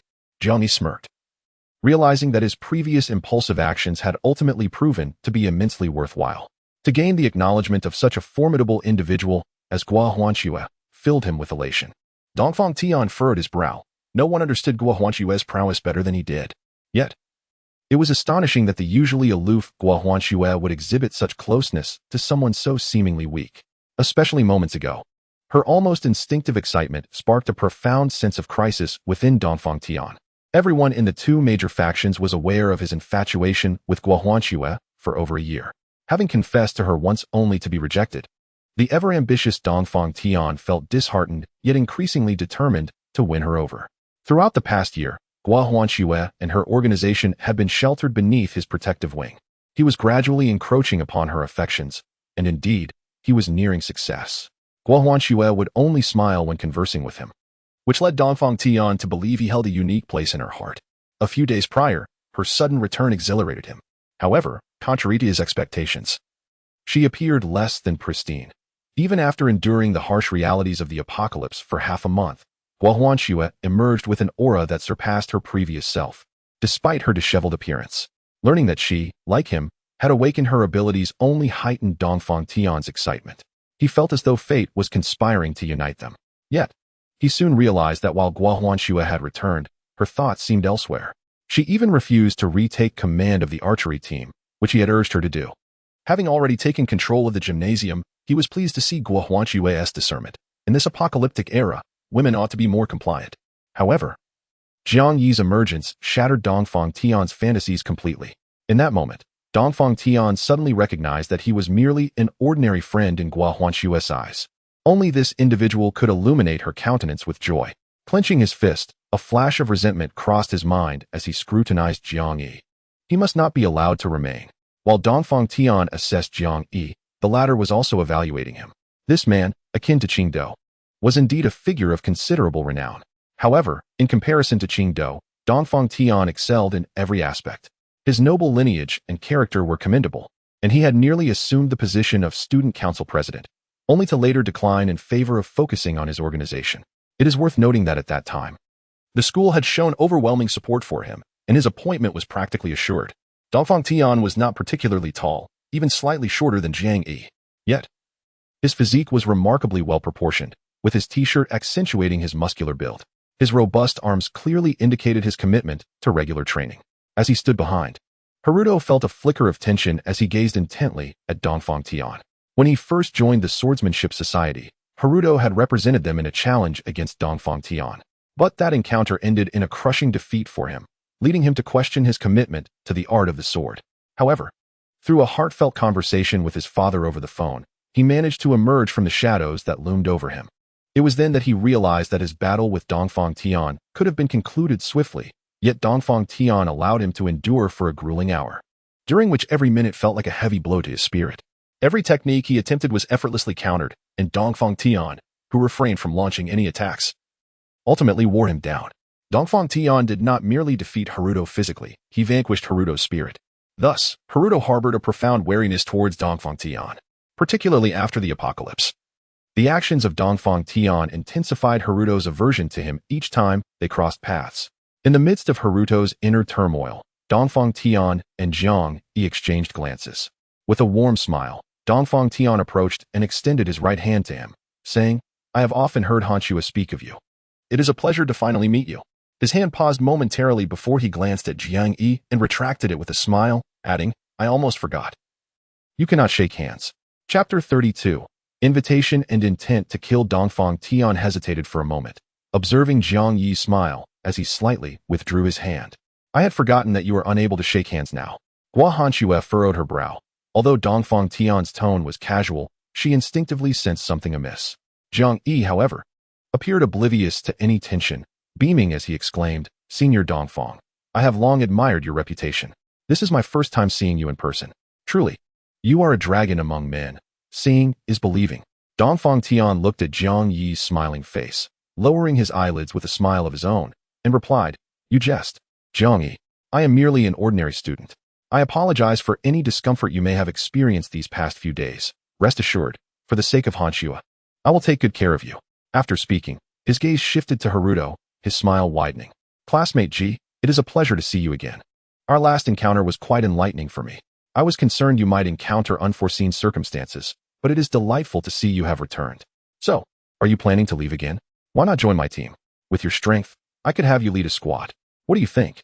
It seemed as though Dongfang Tian had entirely forgotten their prior grievances, his heart now set on inviting Haruto. After all, Haruto's combat prowess greatly intrigued him. Even as an ordinary individual, Haruto's capabilities were on par with those of Li Gang and his companions. Fully aware of the value of talent in a post-apocalyptic world, Dongfang Tian no longer sought to undermine the once-renowned newcomer, Ji Haruto. Yet, he misjudged the impact he had on Haruto, who was constantly on guard against him and was unlikely to accept his overtures. Without a moment's hesitation, Haruto instinctively bristled at the sight of Dongfang Tian's signature smile. Jiang Yi frowned slightly, sensing Haruto's unease, which was evidently linked to Dongfang Tian. Realizing this, he cast a wary glance towards Dongfang Tian. In the presence of Dongfang Tian, who was both charming and astute, even while recruiting Qingdou, he did not overlook the formidable Jiang Yi, recently perceived as a significant adversary. Upon meeting Jiang Yi's gaze, Dongfang Tian remarked, "Ah, you must be Jiang. I wonder if you would consider joining our ranks to survive together, as if to emphasize his consideration for Jiang. Dongfang Tian cast a glance at Guohanxue. You are a friend of Hanxue. If you are willing, you may directly join the team I lead. Behind him, his former classmates, now his subordinates, harbored envy and jealousy. Dongfang Tian's strength was formidable, and his team offered not only enhanced security, but also superior resources. Everyone craned their necks, eager to be part of this elite group. Yet Dongfang Tian's standards for selection were exceedingly high, unattainable for those who had merely trained in martial arts for a few months. One could imagine that if Jiang Yi, with his injured right hand, were to join Dongfang Tian's team, he would undoubtedly attract the attention of everyone in the gymnasium. It was anticipated that Jiang Yi would be overwhelmed with gratitude for Dongfang Tian's generous offer. However, to everyone's astonishment, Jiang Yi waved his hand dismissively, stating, "No, thank you. I am merely here to find Guohanxue. As for joining your team." He paused, casting a fleeting glance at Dongfang Tian and Qingdou before adding, "Perhaps not. We have other matters to attend to, and with President Dongfang here for protection, I believe we are quite safe." Jiang Yi's overt refusal darkened Dongfang Tian's expression, while those behind him seethed with indignation. How dare this so-called waste decline the personal invitation from their esteemed leader? The students, who had long regarded Dongfang Tian as their guardian angel, would have unleashed their frustration upon Jiang Yi had it not been for the circumstances. "Thank you for your kindness, Dongfang. But Jiang Yi has other matters to attend to and will not linger here," Guohanxue interjected, sensing the situation spiraling out of control as she subtly stepped in front of Jiang Yi. A flicker of darkness crossed Dongfang Tian's eyes as he gazed gently at Guohanxue. "I see. Since Hanxue has spoken, I shall not insist. However, during your recovery, allow me to extend my hospitality." He gestured, "Jiang, please." He refrained from mentioning the matter of continued confinement, stepping aside to clear the path. Guohanxue cheerfully urged Jiang Yi to follow her to a resting area. With a sigh of relief, Jiang Yi took a few steps before suddenly slapping his forehead. Turning back to retrieve 2 bottles of mineral water from his backpack, which he handed to Hanya, who stood nearby. Hanya, initially anxious about their departure, was taken aback to receive the water from the man who truly knew the president, her eyes sparkling with excitement. Yet, the attention of those around her made her hesitate to accept. Jiang Yi, smiling, pressed the bottles into her hands. "Take this, it is your reward. Thank you for relaying my message." As he spoke, he intended to retrieve 3 portions of jade fat meat for her. Guohanxue glanced at Hanyu with curiosity and leaned in. "Jiang Yi, what is going on?" Jiang Yi, still smiling, explained, "Earlier, I asked her to help me find you and promised her 3 portions of food as compensation." Guohanxue nodded slightly, casting her gaze towards Hanya. She recognized her as a former member of her team, though due to her recent arrival and her preoccupation with organizing teammates for the competition, she had scarcely paid attention to her. Upon seeing Jiang Yi about to unveil that extraordinary meat, Guohanxue instinctively sought to prevent him from doing so, promptly restraining his hand that was about to reveal it. "Never mind, how much food do you actually have? That package you left with me is still here. I'll give her 5 packets of instant noodles, that should suffice." Jiang Yi hesitated for a moment. Since there was an alternative, he was reluctant to expose the existence of the jade fat meat any further. Dongfang Tian, observing from the side, evidently grasped the situation. He cast a deep glance at Hanya and approached Guohanxue with a smile. "Is this trivial matter truly worth your concern? Hanya, today you may directly collect 5 days' worth of food from the supplies. Just make a note of it later." Both Guohanxue and Jiang Yi were taken aback. Jiang Yi wished to refuse, as he preferred to keep his distance from Dongfang Tian. However, Guohanxue nodded first. "All right, I'll make sure to compensate you later." Dongfang Tian looked at her with a fond expression. "Why bring such things between us? The people here are part of your team as well." A shiver ran down Jiang Yi's spine as he realized the underlying sentiment. Dongfang Tian harbored feelings for Guohanxue. It remained uncertain whether she reciprocated, though one could assume she might, given Dongfang Tian's undeniable charm. Under Dongfang Tian's guidance, they ascended to the 4th floor, which was originally comprised of 4 training halls.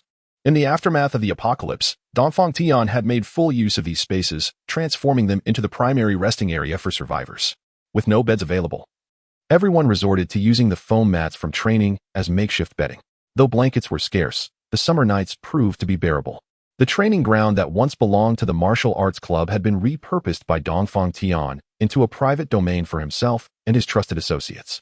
Ordinary survivors were strictly prohibited entry, as it housed vital supplies and served as the command center for Dongfang Tian's directives. The other two halls had been converted into a kitchen and a training room, respectively, where those not scavenging for supplies would linger daily.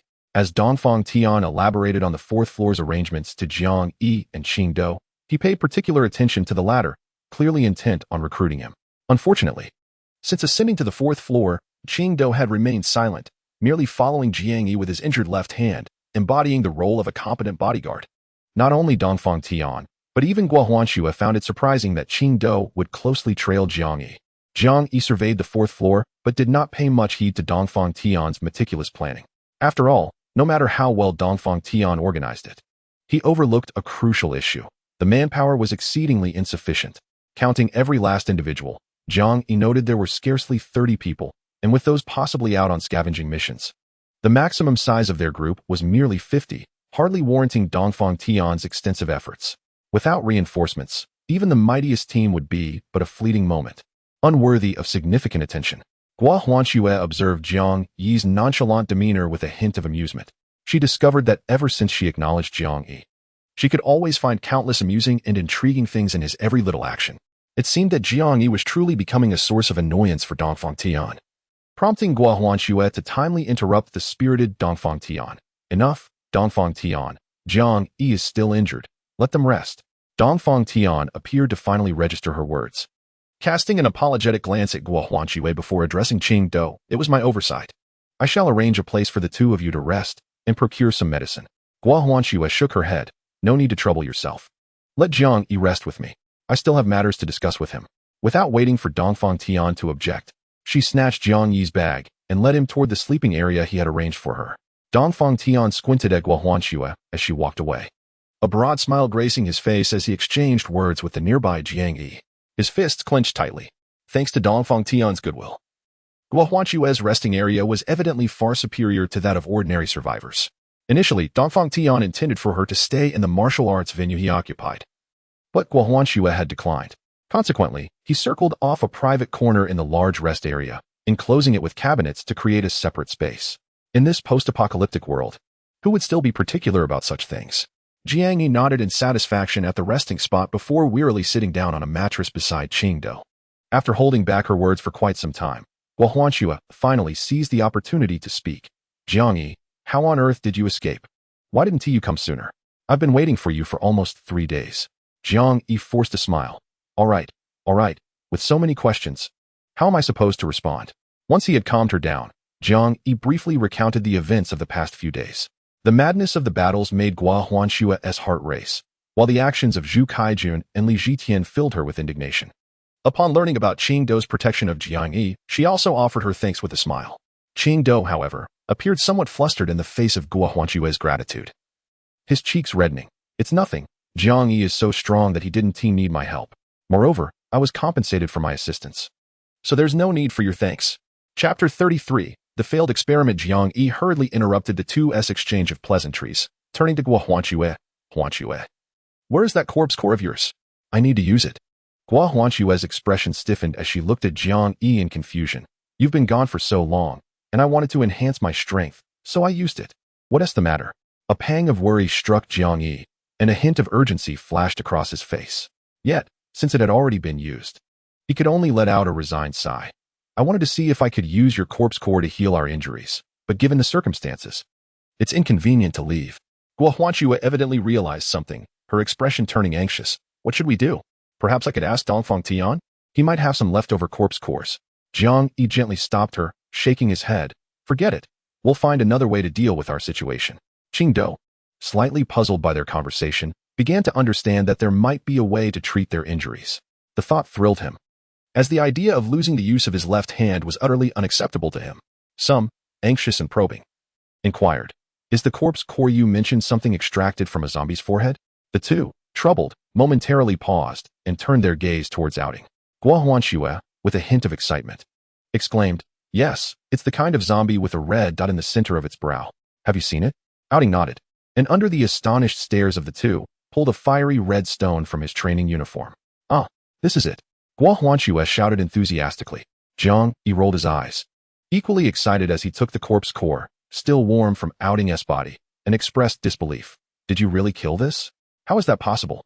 Outing, somewhat puzzled, simply nodded and replied, A few days ago, I encountered a rather peculiar zombie. Its speed and strength were quite ordinary, but its skin was exceptionally tough.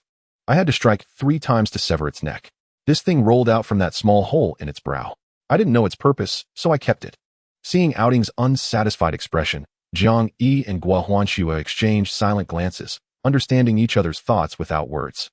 Guo Huanxue's eyes clearly conveyed her bewilderment. Are you sure this guy hasn't awakened any powers? How can he be more formidable than me? Jiang Yi, sharing her confusion, couldn't help but wonder just how strong Outing truly was. This is the corpse core. For those of us who have awakened abilities, consuming it can enhance our powers. However, you do not possess your own abilities yet, so you must not consume it recklessly. It could lead to dire consequences. Concerned that Outing might not grasp the gravity of the situation, Jiang Yi elaborated on its significance. Outing disdainfully glanced at the corpse core. The idea of consuming something that had fallen from a human's body was repugnant. If that's the case, then I'll give it to you. Jiang Yi was taken aback. Give it to me? Do you not realize how precious this is? Outing responded matter-of-factly. So what? I can't use it anyway. Since you need it urgently, here you go. Jiang Yi felt a mix of emotions and gratefully patted Outing's shoulder. Fine, consider it a loan. I shall return it to you later. Guo Huanxue, unaffected by the exchange, urged. Jiang Yi, hurry up and try it. Jiang Yi nodded, aware that this was not the time for sentimentality. With a thought, he attempted to absorb the corpse core into his ability space. However, his face flushed as his internal powers showed no reaction to the core. He exchanged a disappointed glance with Guo Huanxue. No, it seems this core cannot be utilized. My abilities do not respond to it. The initial hope was dashed, revealing that even a corpse core would not trigger the infinite battle upgrade system unless it was obtained through one's own efforts. Frustrated, Jiang Yi nearly hurled the core away in exasperation. This was utterly frustrating. Others' powers became immensely potent upon acquisition, while his own abilities were riddled with limitations, leaving him feeling utterly vexed. Jiang Yi understood that after defeating an advanced zombie, one could exchange the corpse core for healing potions. As long as he could secure the potions, their injuries would not pose a significant problem. However, the troubling matter is that his abilities do not recognize the core of the undead as one he has personally hunted. Despite his disappointment, Jiang Yi swiftly composed himself, contemplating his next steps. Instead of returning the core to Qingdou, he concealed it on his person. Qingdou gradually grasped Jiang Yi's intent, his excitement palpable. Does this mean that if we find a living zombie, you can heal your wounds? Jiang Yi nodded affirmatively. Indeed, this is intricately linked to my abilities. I too am perplexed and am constantly exploring. Suddenly, Qingdou sprang to his feet. I know where to find such a zombie. But advanced zombies are exceedingly rare, and who knows when we might encounter one. Abruptly, Jiang Yi, in a rush of excitement, stood up, inadvertently aggravating his wound as he eagerly questioned. What did you say? You know where an advanced zombie is? Guo Huanxue, equally thrilled yet skeptical, chimed in. Are you sure? Ordinary zombies would be of no use. Qingdou confidently affirmed. I am certain. It is precisely that type of zombie. I witnessed it 2 days ago. Jiang Yi spun around in excitement. Excellent. If we can slay it, I should be able to heal my arm. Qingdou seized his knife. What are we waiting for? Let us go, I'll lead you. Jiang Yi, troubled, restrained the increasingly exuberant duo. Hold on. Discovering them is futile if we lack the strength to confront them. Casting a glance at Qingdou's injured left arm, he continued. Had you not been wounded, perhaps we could have fought it, but in your current state, engaging would likely result in injury from the zombie. We must not act recklessly. Qingdou's expression dimmed. Jiang Yi was right. Even if his right hand was intact, the loss of his left arm meant he could only wield a fraction of his former strength. One might think a single hand wouldn't matter, but for a true warrior, such a deficit significantly impacts mobility and striking power. Qingdou felt disheartened, regretting his previous overconfidence that led to his injury. Hey, have you forgotten about me? Guo Huanxue suddenly pushed Jiang Yi's shoulder in frustration. Jiang Yi looked at her, puzzled by her sulking demeanor. What is the matter? Guo Huanxue snorted. Are you disregarding my presence? I am the president of the archery team, and if Qingdou can take down a zombie, surely I can too. Jiang Yi, do not underestimate me. I am no longer the person I once was. As she spoke, to the astonishment of the two men, Guo Huanxue opened her cabinet. As the long cabinet swung open, a slender ancient longbow emerged into view. The golden limbs of the bow were adorned with silver threads intricately woven into auspicious patterns, while the ends featured a golden dragon head above and a dragon tail below. At first glance, the bow resembled a soaring dragon. In the center of the bow, a snowy white beast hide delicately wrapped the handguard. The first impression this exquisite bow imparted was one of opulence, quickly followed by a profound sense of antiquity. As if one could be drawn into its history and listen to the tales it held, Guo Huanxue gently took the longbow into her hands, cherishing it dearly. Once again, she retrieved a jade-inlaid golden belt from the cabinet. Unlike the previous minimalist version, the quiver that Guo Huanxue now adorned was a complete embodiment of ancient style. Meticulously crafted from the finest cowhide, edged with silver thread and adorned with gemstones. Inside the quiver, 3 rows of dark purple arrows stood upright. Although each row held only 5 arrows, the mere presence of these 15 lethal projectiles, even when concealed within the quiver, evoked an unsettling illusion of their potential to pierce through at any moment. Fully armed, Guo Huanxue raised an eyebrow at the 2 stunned individuals, her right hand gliding over the quiver, and to their astonishment, she produced a silver thread from seemingly nowhere. This silver thread was akin to steel wire, slender yet robust. Skillfully, she connected the dragon head and tail of the bow with the over meter-long silver line, straining to bend the bow. When the bowstring finally linked the entire golden bow, a resonant twang echoed, as if the longbow had come to life, its elegant curve accentuating its extraordinary craftsmanship. Gently caressing the bow, Guo Huanxue glanced at her companions, their eyes brimming with curiosity, and smiled as she spoke. This was bequeathed to me by my grandfather. It is said to be the imperial bow of the Qing dynasty. My ancestors were close attendants to the emperor, and when their hunting prowess surpassed that of the great emperor himself, he graciously bestowed this bow upon our family, which has been passed down through generations until it reached me. As she spoke, she showed Jiang Yi and Qing Do the mark representing a dynasty of emperors on the bow. Jiang Yi swallowed hard. This was no mere bow. It was a national treasure. Never in his life had he encountered such a relic, let alone been able to touch it. However, what was Guo Huanxue planning to do with it? Surely, she did not intend to use this bow for combat, did she? Perceiving Jiang Yi's thoughts, Guo Huanxue proudly raised her small nose. Humph. I know you perceive it as an antique, but how could you understand? A weapon born for battle must not be left to gather dust. That would be its true demise. With determination, she held the bow horizontally before her eyes and caressed it lovingly. This bow has been cherished and wielded by my family for generations. My grandfather once said that as long as it is cared for, a fine bow only becomes more fitting with use, and its power only grows. Previously, I could hardly draw it, but after the apocalypse, though my strength has not greatly changed, I can finally wield it.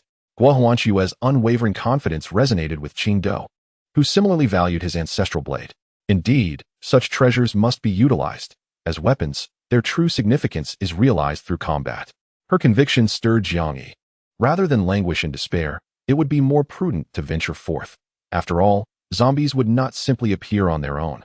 Chapter 34. The great zombie hunt having reached a decision, the trio swiftly prepared to set out. However, entering and exiting the territory of Dongfang Tian required approval, particularly as Guo Huanxue was evidently under special scrutiny. Upon learning that she intended to leave, the guards stationed at the corridor instinctively objected. Guo Huanxue, observing the disapproving faces of her classmates, furrowed her brow. I am merely stepping out for a matter. Everyone else can go. So why am I the only one who cannot? The guard at the exit looked at Guo Huanxue with a troubled expression. Heaven knows. President Dong specifically instructed that if Guo Huanxue attempts to leave, she must be stopped, and he should be notified. However, he did not specify how to impede her. As for forcibly retaining her, they dared not do so. Not only due to President Dong's regard for Guo Huanxue, but also because the elders from both associations were well aware that Guo Huanxue's temperament was far from the gentle and charming appearance she presented. Step aside quickly, I have urgent matters. Guo Huanxue, clutching her bow, radiated an icy demeanor. Her sharp gaze swept over the 4 guards, who instinctively recoiled. Among them was one who had once been part of the archery team and was acutely aware of the former president's temperament from the very beginning. He had hunched his head low, not daring to utter a word. Upon encountering him, Guo Huanxue immediately pointed. Hu Wei, go and clear the obstruction. Hu Wei, formerly of the archery team, straightened his back instinctively. Yes, President. He hurriedly moved the items blocking the staircase. It was only after Guo Huanxue led Jiang Yi and the others away that the guards suddenly realized what had transpired. Hu Wei chuckled bitterly, quickly informed President Dong. As Jiang Yi descended the stairs, a curious smile graced his face. I never expected President Huanxue to wield such authority. Her aura nearly subdued me. Guo Huanxue proudly lifted her chin. So what do you say? Will you acknowledge me as your captain? From now on, I'll have your back. Jiang Yi rolled his eyes. Don't get any ideas about usurping my captaincy. As long as I am captain, you will always be my subordinate. Just stick with me. Jiang Yi's words hinted at something deeper, yet Guo Huanxue seemed oblivious, cheerfully raising her bow. That is not certain. Let us see your strength first. Defeat me before you can call yourself captain. Amidst their banter, they swiftly made their way out of the gymnasium along a safe route. Except for Jiang Yi. Qing Tu and the others were quite familiar with this area. With just one comment from Qing Tu, Guo Huanxue already knew the location of the zombie. The trio hesitated to traverse the woods. Jiang Yi feared another beastly attack. At present, only Guo Huanxue was in complete form, and he had no desire to offer himself as a meal to a predator. Qi Tu discovered that the zombie was not far away. Situated in a small plaza that typically served as an open-air basketball court during the day and a favored spot for students to skateboard and stroll by night. Before they even entered, Jiang Yi could already hear the cacophony of the zombie's roars. As he approached the plaza, he was taken aback by a towering figure among the small horde of zombies. In Jiang Yi's experience, the tallest person he had ever seen was about 1.9 meters. But the zombie surrounded by the horde shattered his previous notions of height, standing at over 2 meters. Had it not been for the fitted basketball attire it wore, Jiang Yi might have suspected that this zombie had awakened some peculiar ability. He astutely noticed that the massive zombie in the center of the plaza was not leading the smaller zombies as he had anticipated. Although he had previously encountered ordinary zombies and was generally fearful of advanced ones, this plaza depicted a scene where the enormous zombie was besieged by the others, with the surrounding zombies continuously roaring at it. The colossal zombie roared furiously, its massive hands sweeping forth and sending a multitude of lesser zombies flying. The sound of its movement akin to a tempest, rendering the small square extraordinarily cacophonous. After swatting away a cluster of ordinary zombies, the giant zombie picked up the arm of a fallen creature and began to feast, seemingly oblivious to the gathering horde around it. 3 individuals stood at a distance in a small pavilion, observing the scene in the square. Although they found the sight peculiar, they sensed an opportune moment. It seemed that this evolved zombie was incapable of intimidating the lesser ones. If they could devise a plan to lure it out, dispatching it should prove relatively simple. Guo Huanxue counted the zombies in the square but disagreed with Jiang Yi's approach, deeming it overly complicated. Let me handle it, she exclaimed. Gripping her ancient golden bow in her left hand, she deftly knocked a dark purple arrow with her right. Qing Tu glanced at the distance between their location and the square, his brow furrowed in confusion. President Guo, it's nearly 500 meters away. What do you intend to do? A hint of excitement flickered in Guo Huanxue's eyes as she licked her lips, gazing at the small square. There are a total of 9 zombies left, 1 large and 8 small. My battle strategy is to lure the smaller ones over first. You both should take cover. Once they disperse, swiftly attack the giant. Jiang Yi rolled his eyes, questioning whether this truly constituted a battle plan, as it seemed more akin to a head-on assault. However, contemplating the potential of successfully separating them, he recognized the value in joining Qing Tu to confront the evolved zombie. After a moment's reflection, he acquiesced to Guo Huanxue's strategy, and together with Qing Tu, they stealthily infiltrated the square. Originally, the square featured a large electronic screen that broadcast news during the evenings, which now served as an advantageous concealment from the zombies. Just as they found their hiding spot, a piercing shriek echoed through the air. Qing Tu, with keen eyes, witnessed a purple beam of light instantaneously penetrate a zombie's skull, sending it hurtling several meters away before it came to a halt. The sudden turn of events startled all the zombies, and while they were still in shock, a second purple arrow soared through the air, obliterating another zombie's head. This time, all the zombies clearly discerned the origin of the purple arrows. Without hesitation, the square erupted into a frenzy of furious roars, with the entire horde charging madly towards the source of the arrows. Despite their stiff bodies hindering their speed, they pressed forward relentlessly. As the mass of undead scattered, the immense zombie, previously crouched and gnawing on a corpse, finally revealed itself. Jiang Yi and his companion exchanged glances and simultaneously dashed forward. Jiang Yi moved with astonishing speed, swinging his left hand to release the blade from its sheath, the dark leather strap swiftly coiling around his wrist as if transforming into a protective bracer.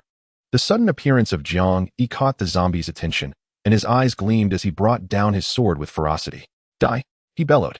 The sharp black blade crashed down upon the zombie's head, yet the anticipated clean strike did not materialize.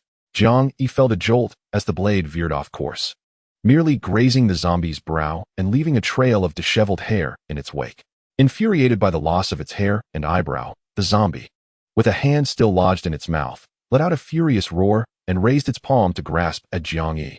Jiang Yi turned swiftly, avoiding direct confrontation.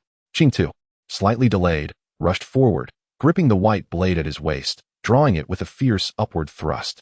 The sharp blade gleamed menacingly, striking the outstretched arm of the colossal zombie. Qi too felt as if he had hacked into leather. The blade slid off, and a sense of foreboding washed over him. Channeling all his strength, he forcefully thrust upward, momentarily dislodging the arm resting upon his blade. Yet, Qi too was acutely aware that he had inflicted not a single speck of harm upon the creature. The severe injury to his left hand hindered his full potential, and in his current state, combating this bizarre giant zombie was evidently far beyond his capability. Jiang Yi relentlessly aimed his black blade at the vital points of the monstrous zombie. However, the creature curled up like a giant tortoise, offering no opportunity for Jiang Yi to strike its weaknesses. Roaring, the two men relentlessly assailed it, yet their blades felt like mere toys, tearing its clothing but leaving not a single wound. Both were clearly exhausting their stamina, while the giant zombie appeared utterly unchanged. Be careful. Don't let its claws touch you. Seeing the zombie suddenly lunge at Qi too, Jiang Yi shouted as he rushed forward to cleave through the zombie's fingers. Realizing they were utterly powerless against this beast and exhausted from the struggle, Jiang Yi contemplated retreating temporarily. Fortunately, compared to its formidable defense, the creature's speed resembled that of a tortoise. Otherwise, its invulnerability would have easily allowed it to retaliate against them. Fall back. We must devise another plan. Jiang Yi nimbly dodged the giant zombie's sharp claws with a light step. Qi too, holding his long blade defensively, felt the sharp claws scrape against the blade, sending sparks flying. Faced with such an indomitable foe, fervent battle spirit ignited within Qi too's eyes. Instead of retreating, he tightened his grip on the sword and advanced toward the giant zombie. No, I will slay it. Stand aside, I shall handle this. With fervor, he unleashed a flurry of strikes, the giant zombie instinctively defending against the thunderous blows. As the barrage concluded, Qi too stepped back slightly, panting heavily, and suddenly assumed a peculiar stance with his blade.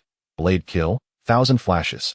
He lunged forward, positioning the white blade against his left arm, leaping high into the air, and unleashed a devastating strike.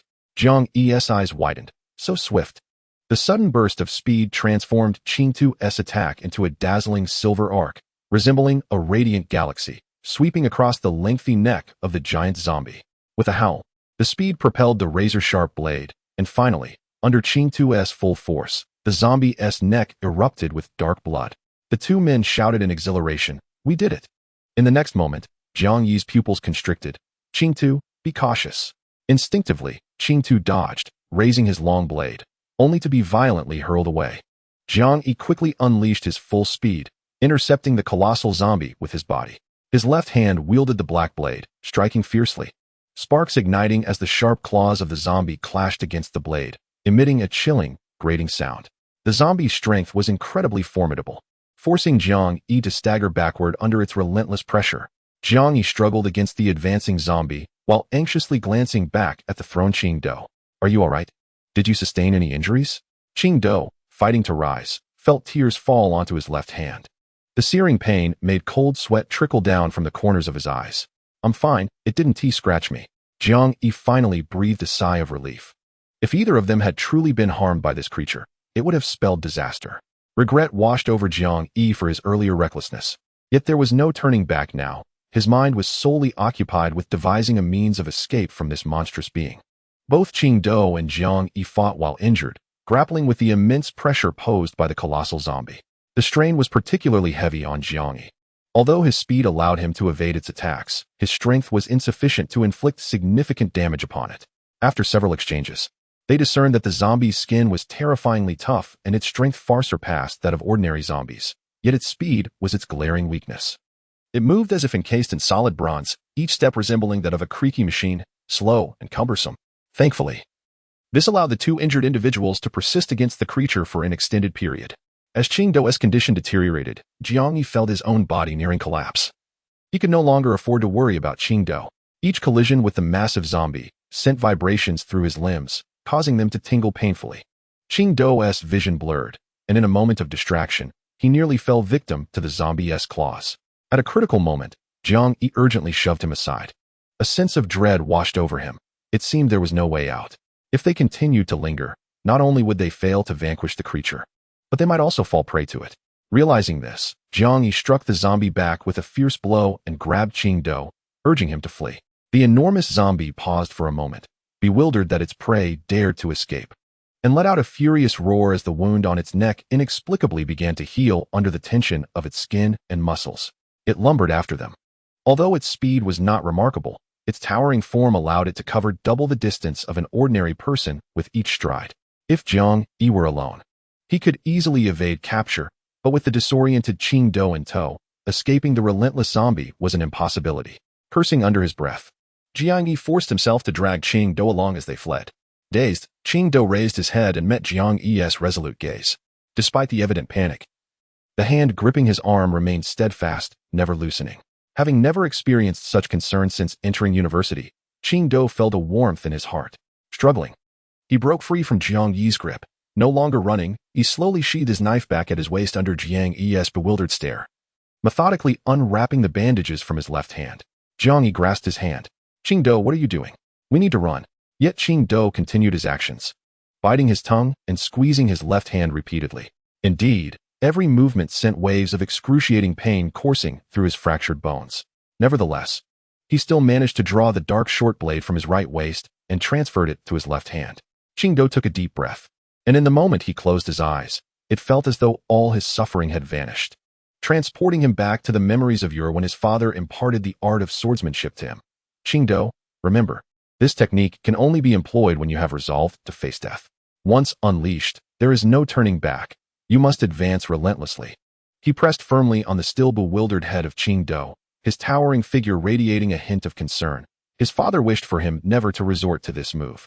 Suddenly, Qingdao opened his eyes, his determination unwavering. Father, the moment has arrived. Jiang Yi gazed at Qingdao, whose body was half-crouched with legs poised like a coiled spring, taking a startled step back. At that moment, Qingdao resembled a cheetah poised to pounce on its prey, exuding an aura of fierce audacity.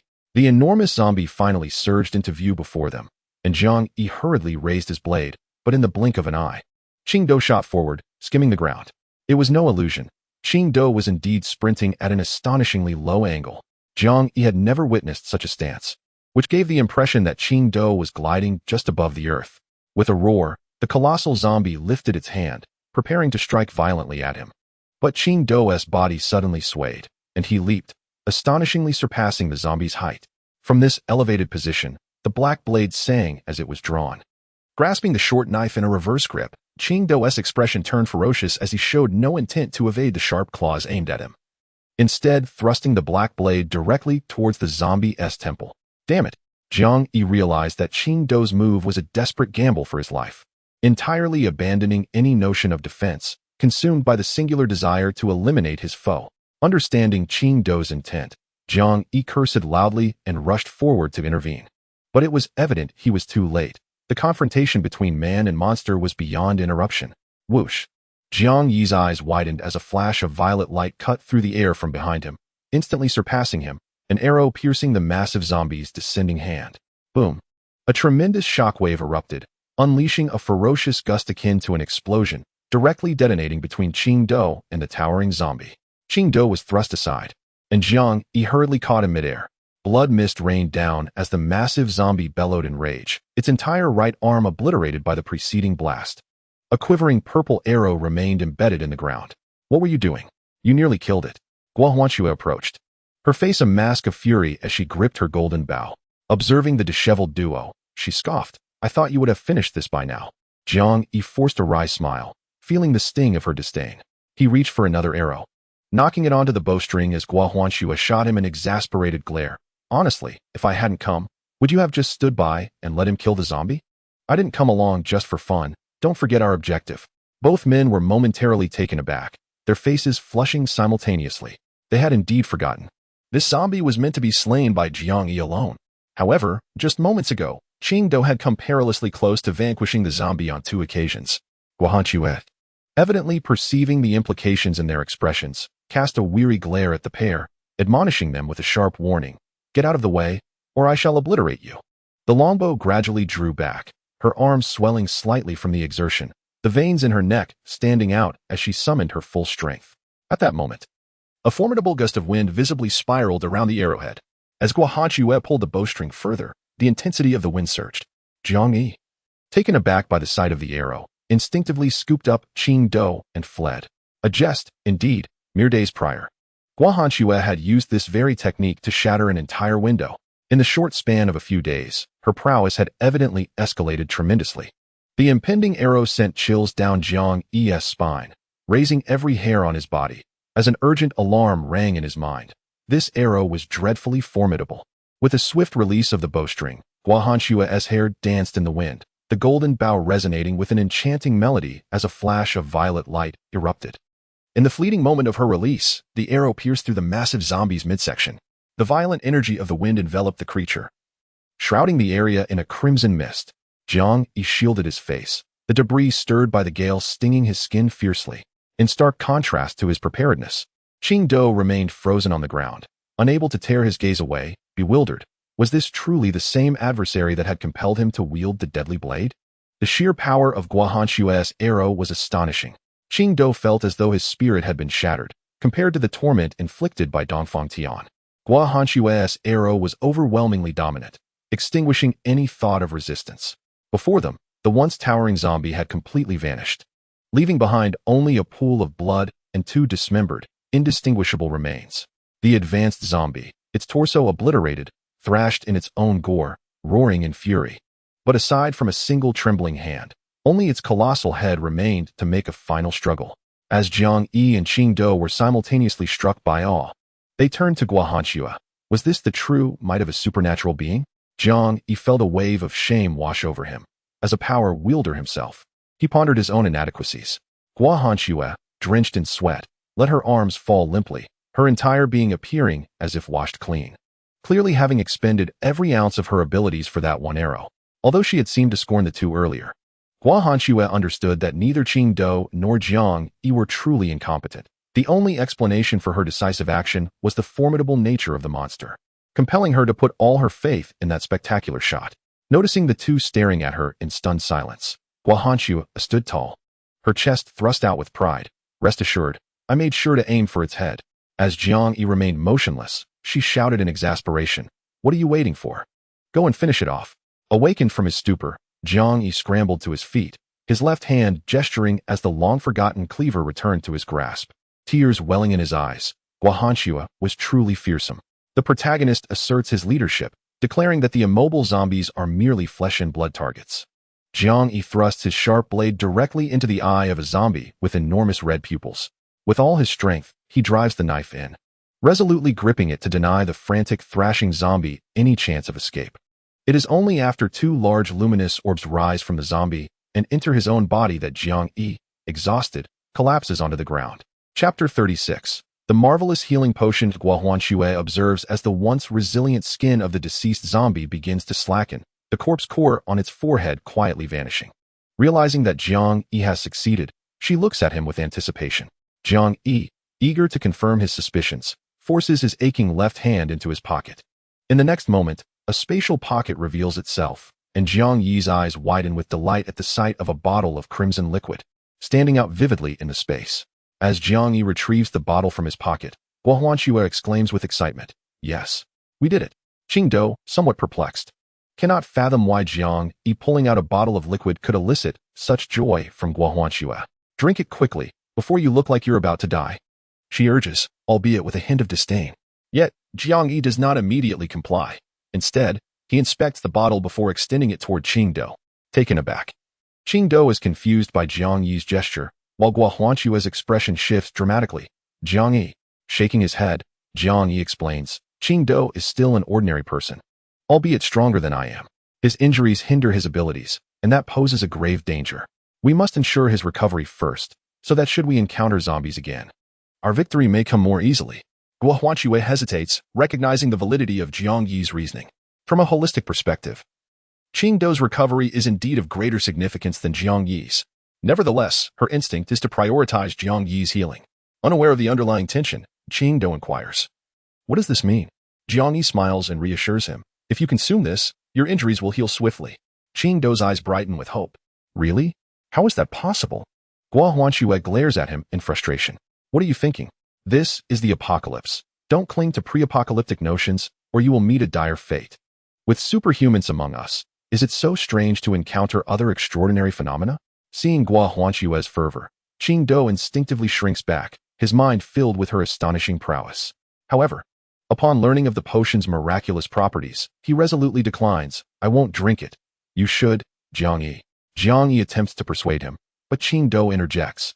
First and foremost, this is your potion, so it is only right that you drink it first. Besides, your injuries are far more severe than mine. I merely have some limitations with my left hand. Furrowing his brow, Jiang Yi wishes to counter Qingdou's reasoning, but Guo Huanxue snatches the healing potion and uncaps it, exclaiming, stop being so verbose. Since Qingdou insists you drink it first, then do so. We can find another zombie later to treat him. Qingdou nods in agreement. Yes, you should drink it first. Since this is your ability, I believe I will recover soon as well. Faced with the bottle nearly at his lips, Jiang Yi has no choice but to tilt his head back and swallow the potion, as the heat surged and reverberated. Under the astonished gaze of Guo Huanxue and Qingdou, Jiang Yi's right arm emitted a series of crisp, bone-like sounds, twisting momentarily before astonishingly returning to its original state. Miraculously, a layer of warmth enveloped all his wounds, and with the hissing of the heat, small injuries vanished one after another. The fantastical scene left Guo Huanxue and Qingdou with mouths agape, large enough to fit a duck egg. Guo Huanxue, almost instinctively, peeled back Jiang Yi's shirt to caress his smooth, newly healed skin, exclaiming, my goodness, this is astonishing. Jiang Yi's heart raced, his gaze inadvertently straying from the enticing neckline of Guo Huanxue, as he hurriedly pushed her away, attempting to mask his embarrassment. All right, enough of this. My clothes are nearly in tatters. Upon unwrapping the bandage from his right arm, he observed some residual bruising and swelling. Yet, after clenching his fist a few times, he felt only a sharp pain, which did not hinder his mobility. At this moment, Jiang Yi finally confirmed the extraordinary properties of the healing potion. It did not restore all injuries simultaneously, but prioritized the most critical ones before gradually addressing the others. However, it was evident that the potion's capacity was limited. After mending his bones and more severe wounds, its efficacy began to wane. Nonetheless, Jiang Yi felt grateful. After all, this vial of healing elixir was a precious treasure capable of saving lives in the direst circumstances of the apocalypse. With most of his injuries healed, Jiang Yi felt invigorated, rising to twist his neck with vigor. Now, let us hasten our search for prey, he declared. Qingdou and Guo Huanxue exchanged glances.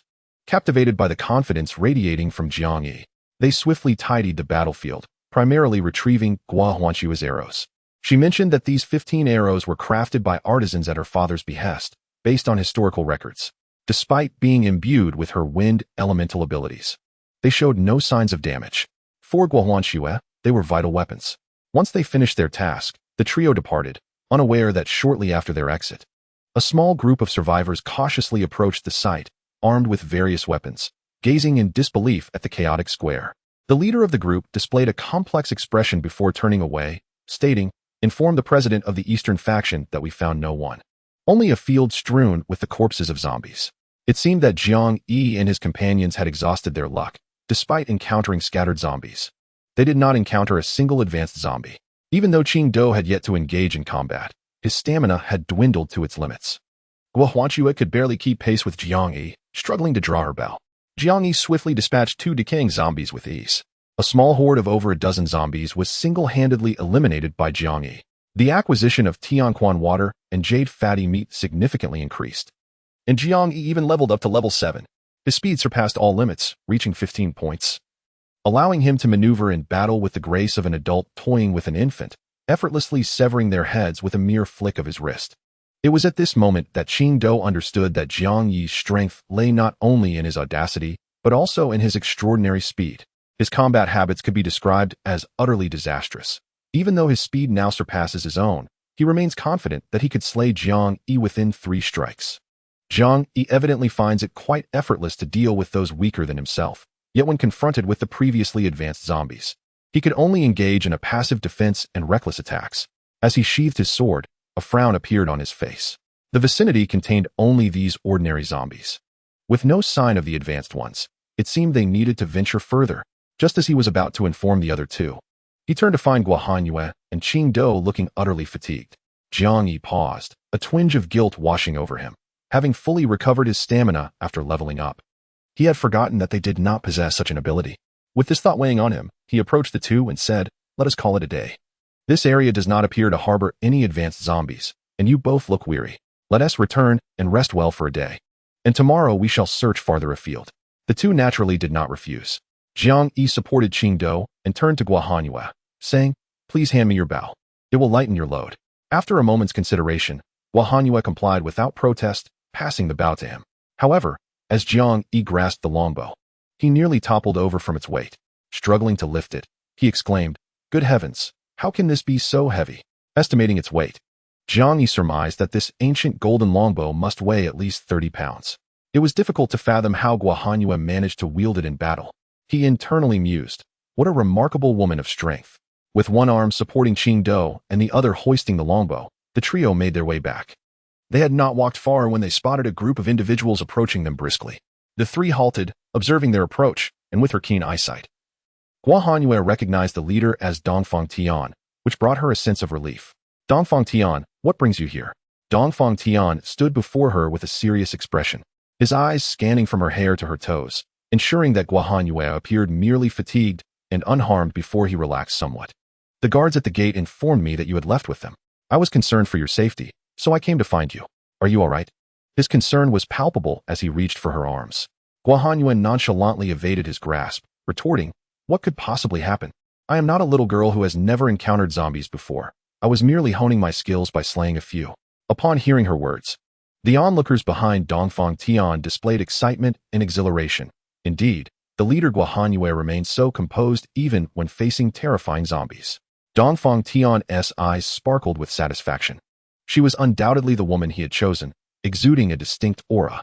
Only then did he shift his gaze to the two individuals beside Guohanyue.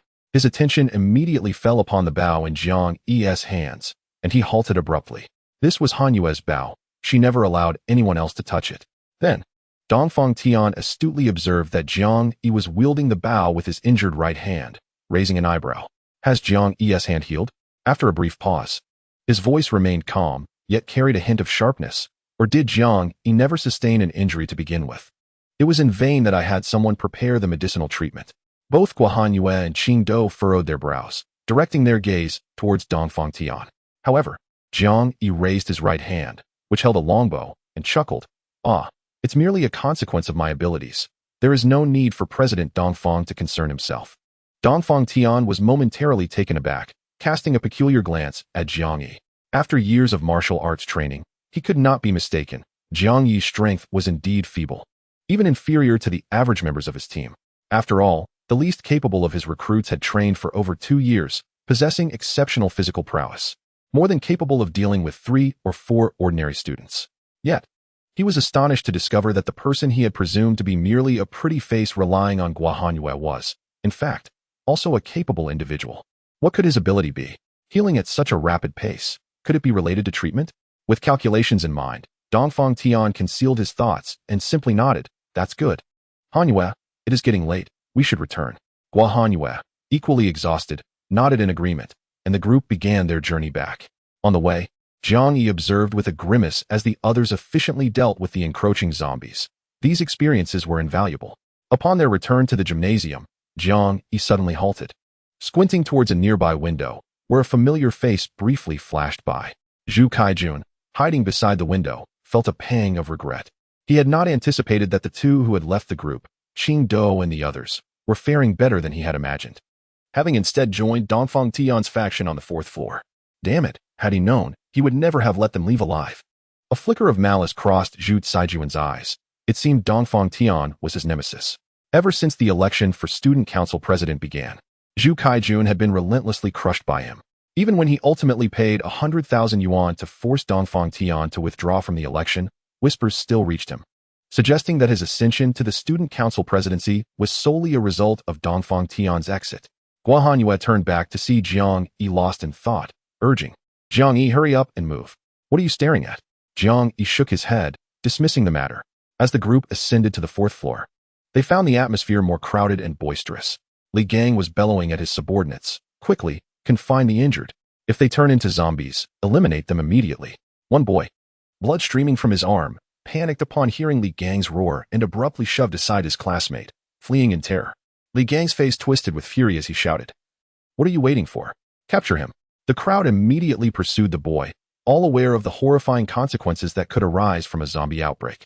The boy ran swiftly, driven by an instinct for survival that enabled him to evade the encircling group. Just as he was about to escape through the door, he collided head-on with Jiang Yi and his companions entering. Everyone froze momentarily as the boy waved his bloodied hands, pleading, "Don't come closer. Let me go. Otherwise, I'll infect you too." The crowd dared not approach, trailing behind at a distance. Seeing the door blocked, the boy frantically screamed, "Get away. Let me go." However, the newcomers did not retreat. A person on the brink of mental collapse could hardly intimidate those seasoned by countless battles. Only Jiang Yi gently assisted Qing Do to step back a little, as he certainly did not wish for Qing Do to come into contact with potentially infected blood. Dongfang Tian cast a deep glance at Li Gang, who was rushing over from the opposite side. Li Gang, having noticed Dongfang Tian, changed color, wanting to explain but finding himself unable to utter a word. "Li Yu, what are you doing?" The frantically shouting Li Yu froze, turning to see Dongfang Tian approaching him. As he gazed at the president he most revered, Li Yu's heart shattered, his face completely stained with tears. "President, save me. I do not wish to die. I beg you." Dongfang Tian gradually drew closer, finally gripping Li Yu's shoulder firmly, as if providing him with the utmost support. Li Yu relaxed entirely, feeling that with Dongfang Tian by his side, he had nothing to fear. "President, I do not want to die. I want to go home." Dongfang Tian slowly comforted him. "We all wish to return home. Do not worry, you will be fine." As he spoke, he gently lifted the tattered sleeve that had been shredded by a zombie, and upon seeing the two dark, foul-smelling wounds beneath, he slowly lowered his hand, cradling Li Yu's head on either side, as if to console him. However, mere seconds later, the once sorrowful Li Yu suddenly wore a look of horror, staring incredulously at Dongfang Tian, his mouth agape as he struggled to find words, only able to emit heavy breaths. His hands gripped Dongfang Tian's wrists desperately yet could not compel him to release his hold. Jiang Yi's pupils constricted, horrified to see Li Yu's complexion growing increasingly pale, the bluish veins creeping up from beneath his collar, and in his wide-open eyes, the whites were swiftly consumed by a crimson hue. Everyone present noticed Li Yu's strange behavior. By the time they realized something was amiss, Dongfang Tian had already released his grip, and Li Yu's body instantly went rigid, crashing to the ground with an expression of sheer terror. "My heavens, Dongfang Tian, what are you doing?" Guo Huanxue stared in shock at Li Yu, who had been alive just moments before, now dead in excruciating agony. She looked at Dongfang Tian in disbelief. Dongfang Tian slowly withdrew a handkerchief from his clothing, meticulously wiping his fingers as if he had touched something unclean. With a calm smile, he remarked, "I merely allowed him to depart more easily." After wiping his hands, he threw the handkerchief onto Li Yu's contorted face and addressed his subordinates, who had witnessed everything. "Take him away and bury him in a quiet place." No one dared to object. It was evident that this was not their first encounter with such a scene, and soon someone was carrying away the oddly positioned corpse. Guo Huanxue, filled with rage, demanded, "Dongfang Tian, what are you doing? He was still alive. On what grounds did you choose to kill him?" Dongfang Tian feigned innocence. "Huanxue, he was already injured. To survive was merely to await death. I had no choice. I could not wait for him to transform into one of those monsters outside before ending his life." "You." Guo Huanxue was furious, struggling to comprehend how her former friend could have become so cold-blooded. Just as she was about to argue with him, her arm was firmly grasped. "Guo Huanxue, you are too exhausted today. Take Qing Do to rest." Guo Huanxue turned to see Jiang Yi, his expression grave, and she exclaimed in haste, "Jiang Yi, you." Jiang Yi's eyelids drooped slightly, his tone casual yet unassailable. Guo Huanxue. Guo Huanxue was momentarily taken aback. The firm grip of Jiang Yi on her arm, revealing his unwavering determination and seriousness at that moment. After contemplating for a moment, she decided against further arguing with Dongfang Tian. Instead, she gazed deeply into Dongfang Tian's eyes, took the golden bow from Jiang Yi's hands, assisted Qing Do, and then turned to leave. Jiang Yi remained, merely lifting his gaze to observe Dongfang Tian, who reciprocated the look. Suddenly, Dongfang Tian broke into a smile, exclaiming, "Hanwei seems to hold you in high regard." Jiang Yi shrugged nonchalantly, replying, "Perhaps it is because I was by her side during her most vulnerable moments." Dongfang Tian's eyes darkened. "You know I have feelings for her, right?" Jiang Yi smiled and nodded. "It's evident. But what of it?" In a swift motion, Dongfang Tian stepped forward, his formidable aura pressing down on Jiang Yi, his tone rigid and piercing, causing a flutter of unease within. "Believe me, I would do anything for her. If you wish to avoid any unfortunate incidents, you should stay away from Hanwei." Jiang Yi, unfazed by Dongfang Tian's intimidation, remained unperturbed even in the face of such overwhelming presence. With a smirk, he responded, I have no desire to be your adversary. However, it seems that President Dongfang has misunderstood something. Do you truly believe you have the right to threaten me in my presence? At this, Jiang Yi took a step back, a smile gracing his face. Moreover, I am quite curious about how you intend to orchestrate my misfortune. Dongfang Tian was momentarily stunned, unable to fathom that after witnessing his formidable abilities, Jiang Yi displayed not an ounce of fear in response to his threats. For a moment, he was left speechless in confusion. Meanwhile, Jiang Yi turned to leave, waving his hand dismissively. If there is nothing further, I shall take my leave. President Dongfang, I trust you will take responsibility for the consequences of your actions. After Jiang Yi exited and vanished beyond the door, his expression darkened. He despised being threatened, and Dongfang Tian posed the greatest threat to him at that moment.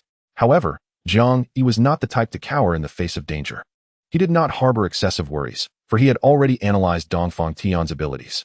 He had closely examined Li Yu's corpse and noticed that it had quickly stiffened post-mortem. Even proximity to the body exuded an icy chill. The pallor of Li Yu's face was due to a layer of frost covering his skin. Clearly, Dongfang Tian possessed the power of ice. He had rapidly encased Li Yu in ice, but to mask his abilities, he had frozen not Li Yu's body but rather the blood within, indicating that his powers were not as formidable as they appeared. Otherwise, he would have instantly frozen Li Yu entirely, rather than taking several seconds, allowing him a moment of struggle. Upon returning to their resting place, Guo Hanyue wore a look of indignation. Upon seeing Jiang Yi, she hurried over. Jiang Yi, are you all right? What did you discuss with him? Jiang Yi shook his head. Nothing significant, just a minor issue regarding feelings. Guo Hanyue tilted her head in confusion. What feelings could you two possibly have? Jiang Yi forced a smile, remarking that perhaps the president of the Eastern Society was somewhat neurotic, believing that his experience could offer some assistance. Guo Hanyue rolled her eyes, dismissing Jiang Yi's nonsense, yet recognizing his demeanor reassured her that he posed no issue, prompting her to refrain from further inquiries. Subsequently, the entire fourth floor bore an unusually oppressive atmosphere.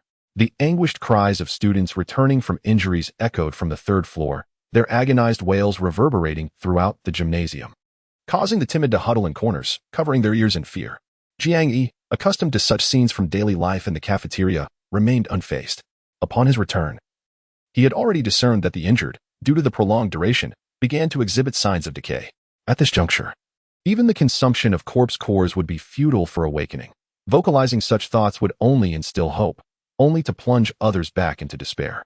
Moreover, Jiang Yi doubted that Dongfang Tian would be willing to distribute numerous corpse cores for the masses to consume. After the trio had dined, each retreated into their own thoughts. When a girl timidly approached their vicinity, addressing them as president, the three were taken aback, looking up to see Hanya, visibly anxious, standing outside. Guo Hanyue rose, inquiring, Hanya, what brings you here? Hanya, meeting Guo Hanyue's concerned gaze, felt a sudden shyness envelop her. Lowering her head, she softly expressed gratitude. I just wanted to thank you for the food you provided. Chapter 38. The darkness of the gymnasium. Guo Hanyue shook her head, replying, this is what you deserve. There's no need for thanks. She glanced back at the motionless Jiang Yi lying nearby, then smiled. I should be the one thanking you for helping me find this fellow.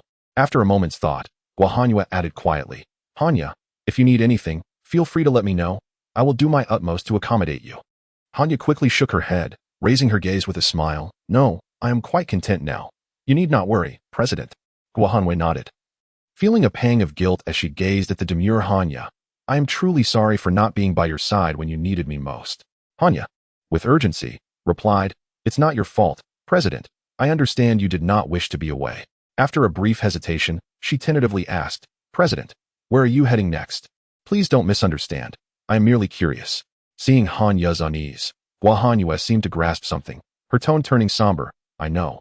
I too long to return home and find my parents. However, all we can do now is strive to survive. As long as we are alive, there will inevitably be a day for reunion. Hanya's eyes glistened, and she nodded gently. After offering her some words of comfort and exchanging a few more pleasantries, Guo Hanyue watched her depart with a light-hearted smile. As Hanya exited the training ground, she walked slowly towards the stairs but did not descend. Instead, she turned, approaching the door of a solitary room, gently knocking. The door creaked open from within, and after a moment's hesitation, Hanya stepped inside, standing nervously as she regarded the man in the room. She relayed. She mentioned that they are searching for zombies with stones in their heads. The man facing the window lightly tapped the windowsill. Upon hearing Hanya's words, He paused momentarily before letting out a soft chuckle. Interesting, it seems I have underestimated them. Hanya appeared somewhat flustered. Should we stop them? It's far too dangerous. One misstep, and she could perish. Suddenly, the man turned around. No, this might be an opportunity. As he turned, his countenance was revealed to be that of Dongfang Tian, the president of the martial arts club. Hanya instantly tensed. Taking a step back. My task is complete. May I leave now? Dongfang Tian tilted his head, observing Hanya, who was as nervous as a rabbit. He then sauntered up to her, gently lifting her chin with his finger. Hanya, anxious, raised her gaze, her large, glistening eyes fixed on Dongfang Tian. He smiled charmingly. There's no need to rush. Perhaps we can engage in something more intriguing. With that, he stepped back and, before Hanya's eyes, unfastened his belt. The night passed without incident, save for a faint disturbance in the early hours. The next day, Jiang Yi overheard hushed whispers in the vicinity recounting the events of the previous night. All the injured had met their demise, their heads severed after becoming corpses. Qingdao and Guohanyu felt somewhat disheartened, while Jiang Yi remained unfazed. As he munched on the food Guohanyu had brought, he conferred with the two. Do either of you know where we might find advanced zombies? Jiang Yi was anxious. He not only wished to heal Qingdao swiftly, but also yearned to return to the cafeteria to uncover the reasons behind his betrayal. The two shook their heads. Guohanyu had been confined to the dormitory, and Qingdao had encountered merely 2 advanced zombies before. Furrowing his brow, Jiang Yi finished the water from his bottle. Then let us head towards the dormitory. Hanyu, a few days ago when we were trapped in the dorm, there was an advanced zombie outside. We should search in that direction. The two had no objections. After a moment's thought, Jiang Yi addressed Qingdao. Perhaps you should stay behind today. Once we acquire the antidote, we will return immediately. Qingdao shook his head. Let me accompany you. My left hand is merely injured, and I can still wield a knife with my right. I can be of assistance. Guohanyu understood that as a martial artist, no one wished to be treated like a patient. She added, let him come along. Qingdao's strength is not inferior to yours. You might even rely on him for salvation. Jiang Yi shot her an exasperated glance. Can't you wish me some good fortune? Guohanyu dismissed him with a scoff, grabbing her weapon and turning to leave, leaving only a dismissive humph. Jiang Yi, incensed, pointed at her retreating figure and exclaimed to Qingdao, did you see that? This is her attitude towards me. I am the captain, after all. Qingdao stifled a laugh, feeling embarrassed, and nudged Jiang Yi's arm, urging him to hurry. Yes. Oh, esteemed captain, let us be off. Otherwise, your team may leave without you. A warmth surged within Jiang Yi, and he furrowed his brow as he regarded the arm that had brushed against Qingdao's. Do you feel anything? Qingdao blinked. What? Jiang Yi smiled and shook his head. Nothing at all. Jiang Yi deliberately slowed his pace, gazing ahead at Qingdao, his hand pressed against the wall. The light screen flickered as he beheld the 2 names shining on his roster, and he couldn't help but chuckle. His instincts had proven correct, just moments ago. Qingdao seemed to have joined his team. The trust level had soared to an impressive 70. At that moment, Qingdao turned around and called out to Jiang Yi, who stood still. Jiang Yi, hurry up. President Guo has already left. Jiang Yi promptly withdrew his hand, smiling as he quickened his steps. Coming. On the windowsill, Dongfang Tian, with a stern expression, watched the 3 departing figures. After issuing a command to someone behind him, he turned and left. Jiang Yi swiftly decapitated a zombie. Glancing back at the 2 chatting nearby, annoyance written across his face. What are you 2 doing? Why aren't you fighting? Guohanyu looked at him disdainfully. It's just a few zombies. Are you really going to make a girl like me take action? Qingdao raised his left hand, which was injured, with an innocent expression. I'm an injured party. Fighting would only exacerbate my wounds. Jiang Yi rolled his eyes. Had it not been for Guohanyu's overwhelming attack yesterday and Qingdao's fearless combat, he might have genuinely believed their excuses. After a few days, Qingdao had started to joke with him. Complaining, Jiang Yi harbored little discontent, for even if these 2 could contribute experience points, it was still less than what he could gain by acting himself. Just a couple of zombies, and it was indeed more fitting for him to handle them. Not only would he earn experience, but he would also acquire food, which he found quite enjoyable. However, soon their joy turned to despair as they encountered a horde of over 100 zombies. Caught off guard, Jiang Yi stumbled into the mass. Upon realizing the terrifying number of zombies gathered there, the trio turned and fled. Guohanyu, shooting arrows with precision, cast a scornful glance at Jiang Yi, who was rolling on the ground among the zombies. Are you a fool? Couldn't you have assessed the situation before charging in? Jiang Yi, dodging the attacking zombies while keeping an eye on the injured Qingdao, found it difficult to break through the horde and could only evade continuously. Fortunately, his speed had reached an impressive 15 points, far exceeding that of an ordinary person, allowing him to remain relatively safe amidst the sluggish zombies. Qing Do, eager to rush in, found himself separated from Jiang Yi by a thick wall of undead.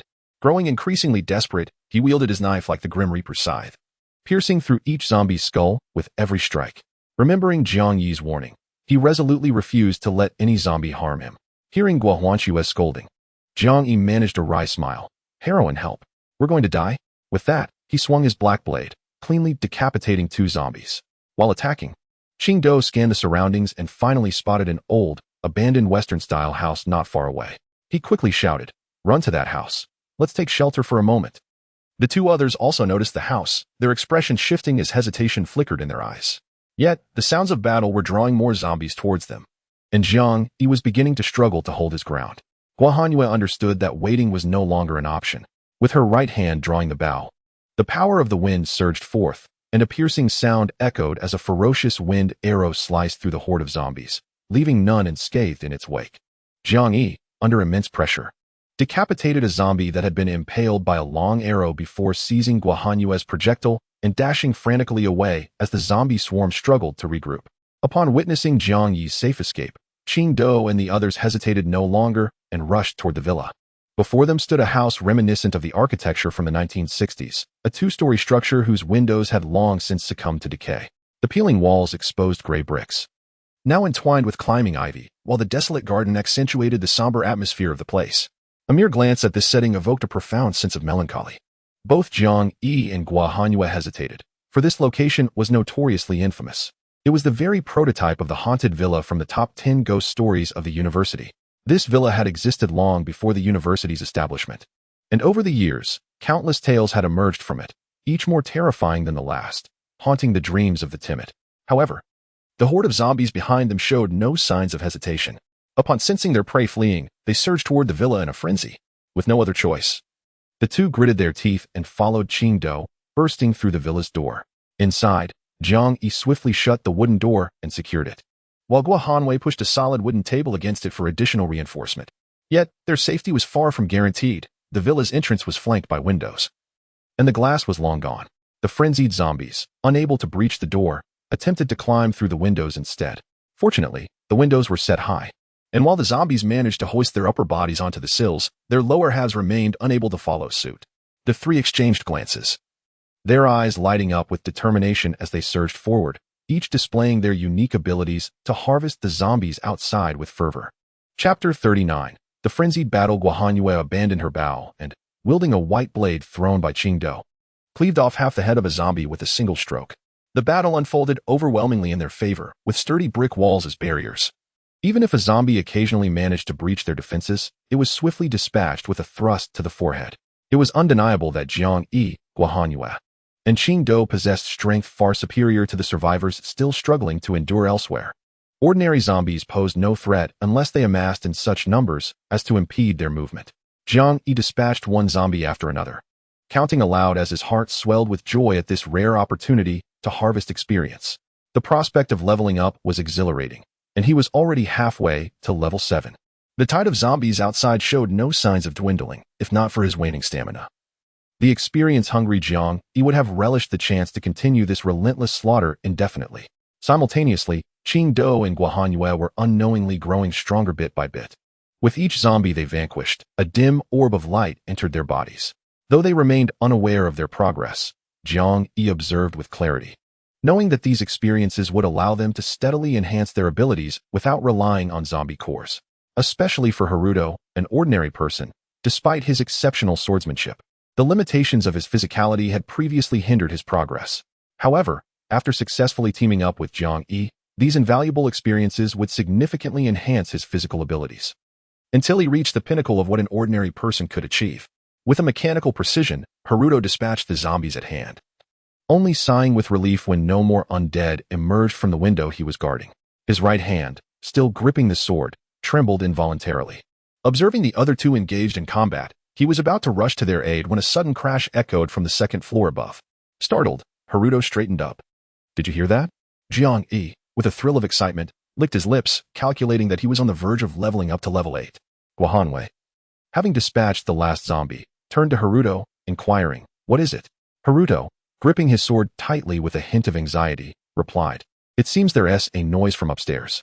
Guahanyu listened intently for a moment before saying, "I don't hear anything." Suddenly, a deafening bang erupted, and the chandelier above shattered, sending a large chunk of the ceiling crashing down. Fragments of glass rained down, and the three hastily shielded their vital areas.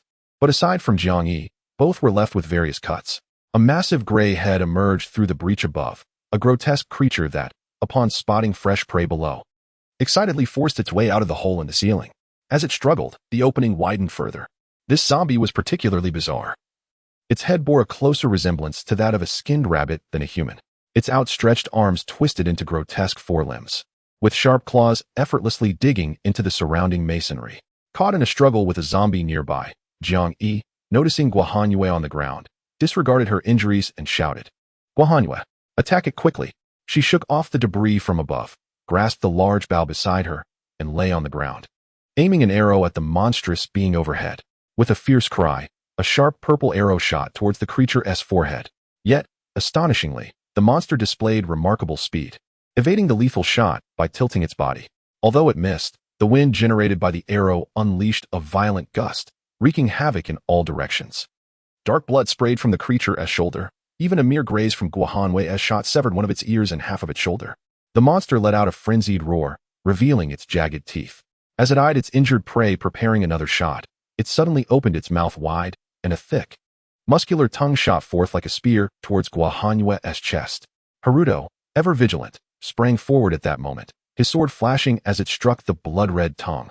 With a splatter of black blood on his blade, Haruto was taken aback. His sword had failed to sever the tongue, merely deflecting it as it crashed to the ground next to Guahanyu.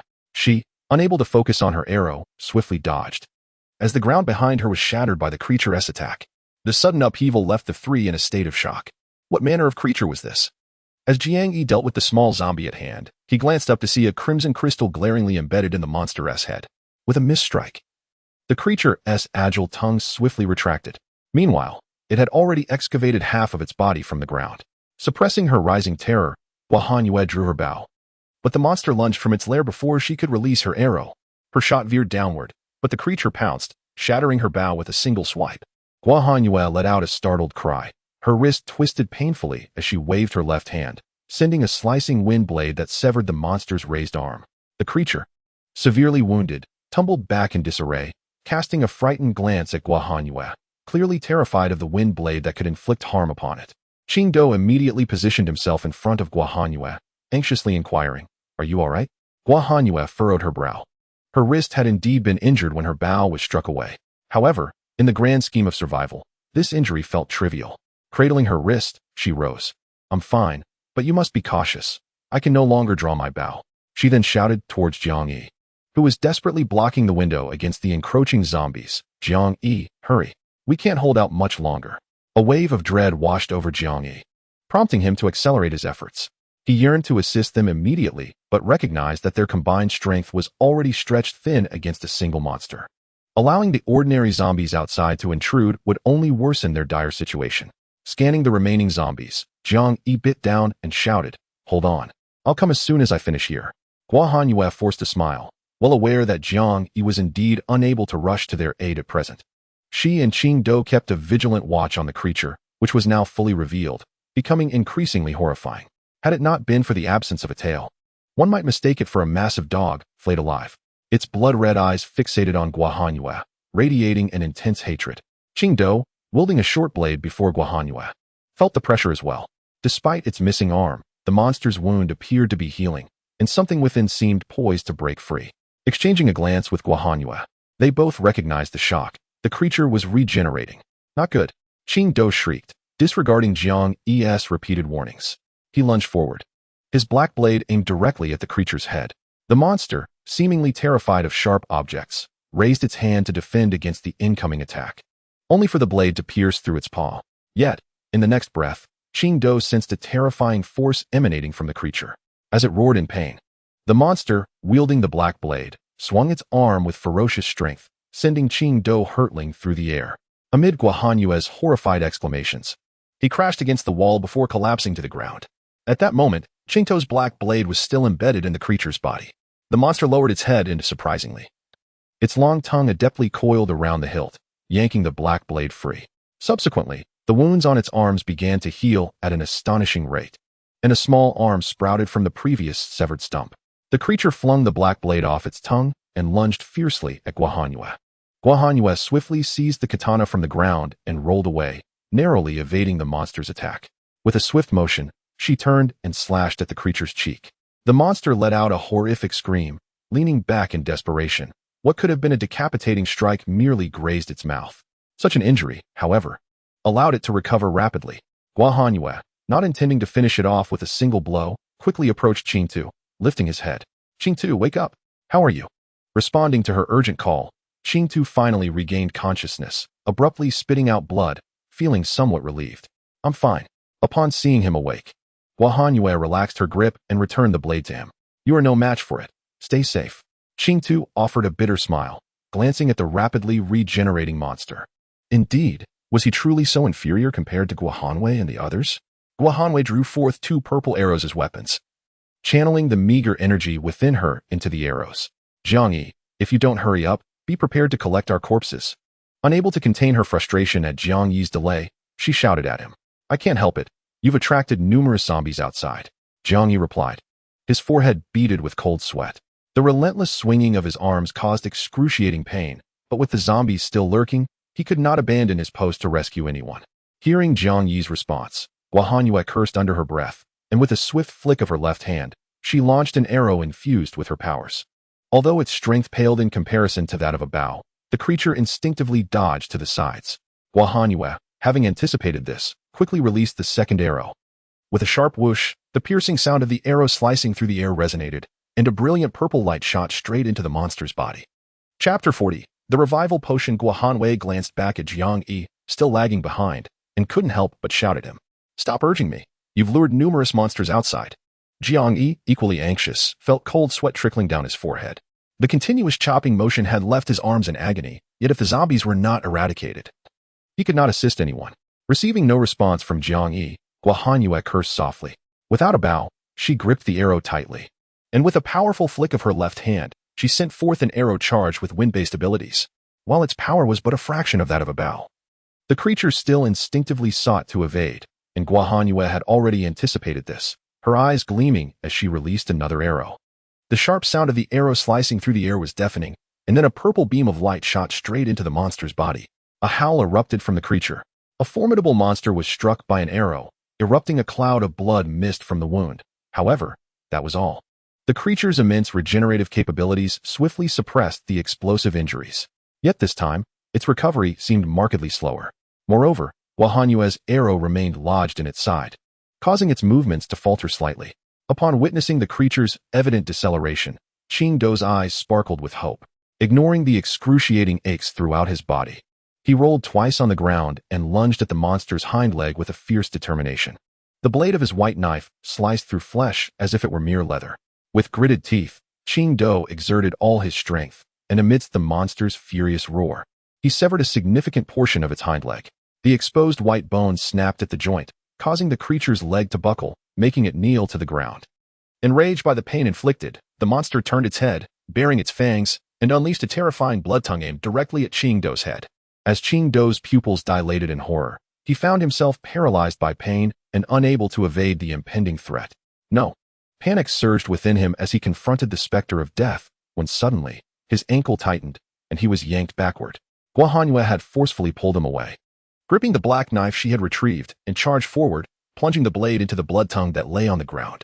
With a deafening roar, Guahanyu's knife pierced through the tongue's tip, driving it firmly into the earth. The monster thrashed violently, but with its tongue immobilized, it seemed to hesitate. Wary of further injury, Jiang Yi, while engaged in battle, observed the duo's harrowing struggle, his heart racing in tandem with their peril.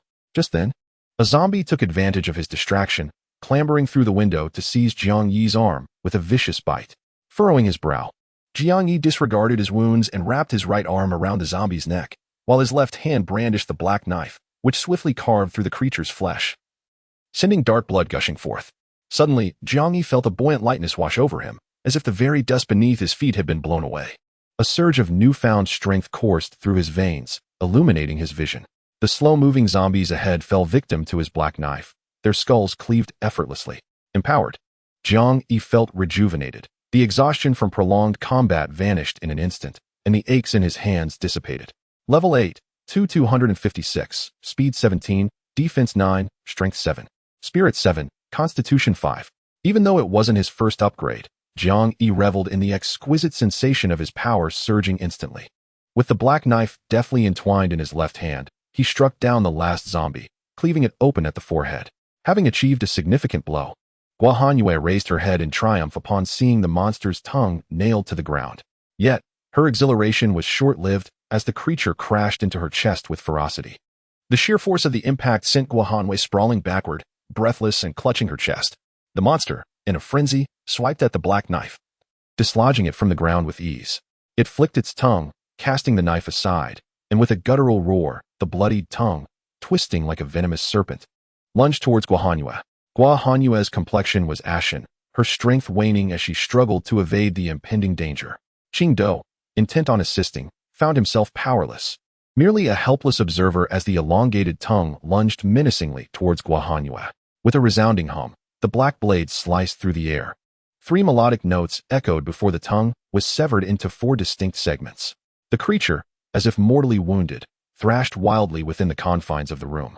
Guohanyue clutched her chest, casting a glance at Jiang Yi, who stood before her with only his back visible, clutching the writhing remnants of the tongue. Jiang Yi felt a swell of satisfaction with his newfound prowess. Not only had his speed increased, but his strength had also surged from 5 to 7, a level robust enough to match that of an ordinary adult. With the cleaver in hand, he asserted his dominance, dismantling the creature's most fearsome attack. Blood gushed from the creature's maw as it attempted to reclaim the remaining portion of its tongues, only to realize that it now hung limply outside its mouth, beyond its control. Witnessing this, Jiang Yi couldn't help but chuckle. So this was your most formidable weapon? Fortune truly favors me. The creature, sensing the loss of its most lethal means of offense, howled in rage, its gaze fixed on Jiang Yi with venomous intensity. With a thunderous roar, the creature opened its mouth to the fullest, sprinting at an extraordinary speed before leaping towards Jiang Yi's neck. Both Qingdou and the other companion gasped in unison, "Be careful." However, Jiang Yi nonchalantly discarded the tongue, swiftly executing a strike with his left hand that outpaced the creature itself. The colossal body of the monster continued its relentless advance until the black blade cleaved through its head. Under Guohanyue's stunned gaze, the massive creature collapsed heavily behind Jiang Yi, rolling several times before coming to a halt beside her, prompting a terrified scream from Guohanyue as she kicked it away. One half of its head tumbled to the ground. As the dust settled, the creature's body began to wither and diminish in size. Jiang Yi sheathed his black blade and turned to the two of them, asking, "Well, are you both unharmed?" Guohanyue glared at Jiang Yi, who was reveling in his bravado, and retorted fiercely, "If you don't come over and help me up, I can't guarantee that I won't stick an arrow in you while you sleep tonight." Qingdou's previously blank expression suddenly stiffened before he burst into laughter. Watching as Jiang Yi, looking rather vexed, assisted Guohanyue to her feet, only to help Qingdou up as well. With no chairs in the room, they leaned wearily against the wall. Yet, in the next moment, the three of them erupted into laughter, reveling in the sheer joy of being alive. Surviving such peril, what could be more fortunate than this? Guohanyue was impatient to see their spoils, and Jiang Yi, aware that Qingdou awaited a healing potion, reached into his pocket. However, as he produced the vial, all three were momentarily taken aback. Unlike the previous potions, though the bottle appeared identical, the liquid within shimmered with a vibrant azure hue. "What is this?" Guohanyue inquired curiously, her body tingling with an eagerness that urged her to consume it without delay. Jiang Yi cast a peculiar glance at the potion, hesitating as he looked at Qingdou. "I'm afraid, Qingdou, this time it is not a healing potion," though a tinge of disappointment lingered in his heart. Qingdou was predominantly filled with curiosity. After all, how could an ordinary person not be intrigued when suddenly confronted with so many individuals possessing extraordinary abilities? Guohanyue swallowed hard, her gaze fixed on Jiang Yi as he snatched the vial from her hand. Jiang Yi regarded the inscription on the bottle with a mix of complexity. Restorative potion. Minor, a miraculous elixir capable of swiftly replenishing energy. Note: consuming it with insufficient energy expenditure will waste its effects. Taking a deep breath, he realized that with the existence of healing potions, it was only logical that a restorative potion would also be available. In comparison to healing, the value of restoration was evidently greater. However, What he urgently required was not the restorative potion, but rather the healing elixir capable of curing Qingdao. Upon noticing Gua Huanchua's eager gaze upon the vial in his hand, Jiang Yi contemplated for a moment before extending the bottle towards her, saying, "You should drink it. It will restore your internal energy."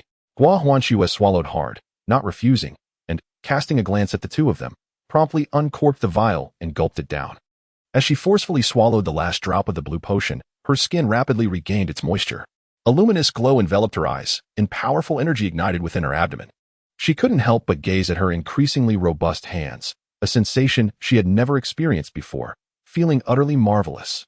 In mere moments, after enduring the energy depletion since the apocalypse, she finally sensed a feeling of fullness. Excitedly, she turned to Jiang Yi and exclaimed, "I think I can feel it. If I break through this barrier, my strength will multiply exponentially." Jiang Yi and Qingdao bore witness to Gua Huanchua's transformation, marveling at the potency of the potion. However, her words left them both perplexed.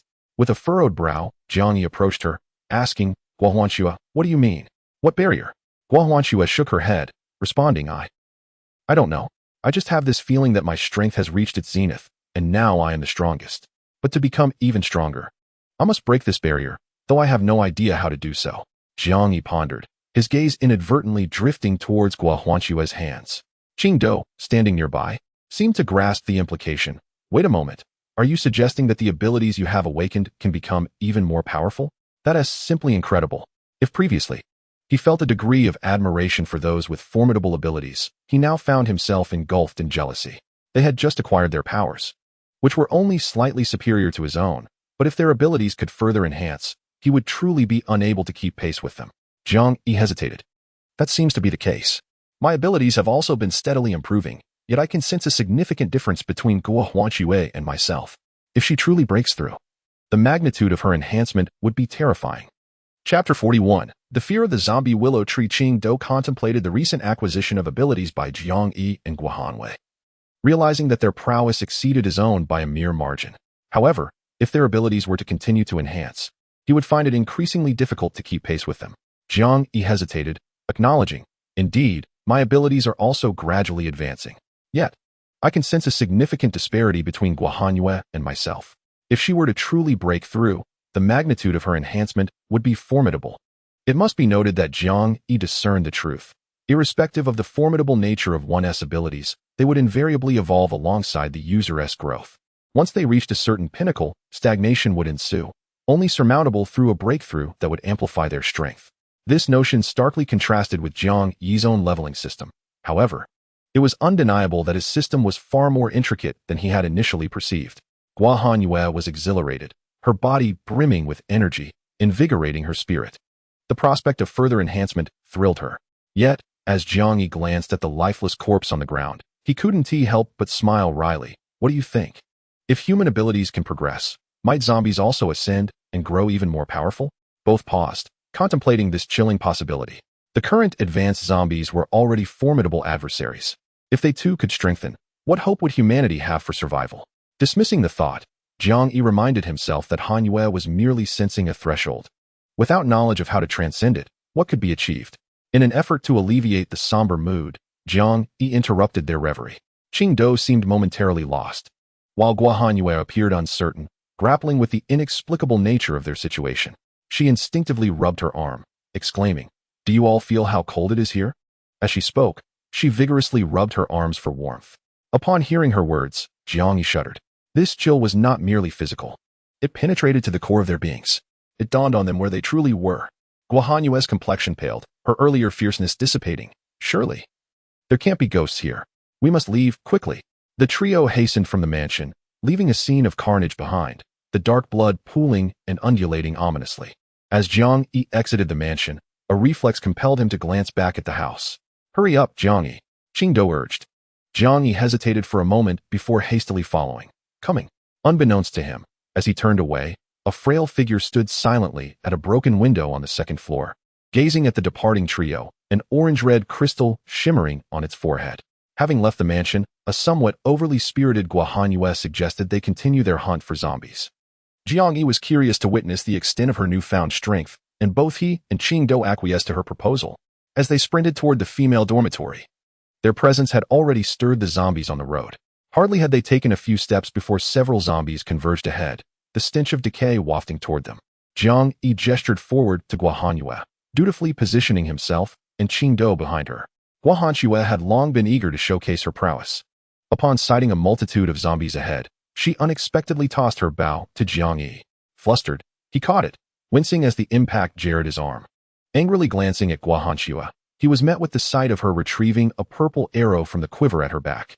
With both hands firmly gripping the arrow, she closed her eyes momentarily.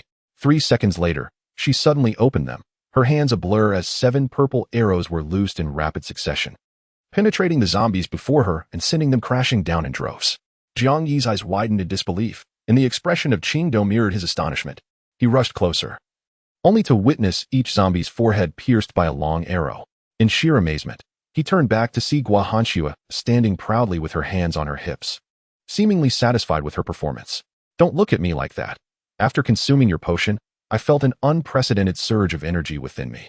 With this newfound vitality, I am capable of so much more." This was merely a simple gust of wind attack. No sooner had she spoken than Guohanyue raised her right hand, summoning 3 miniature blades of wind that twirled elegantly above her palm.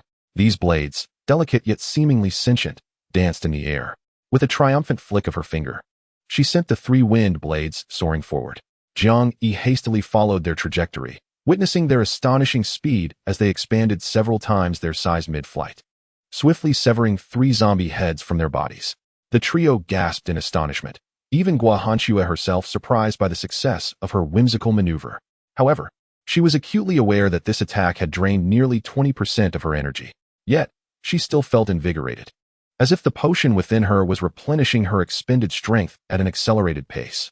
It was then that Jiang Yi understood why the description of the revival potion had emphasized not to waste it. A mere vial had elevated Guohanchue's abilities to an unprecedented level, albeit temporarily. Of course, this formidable strength was finite.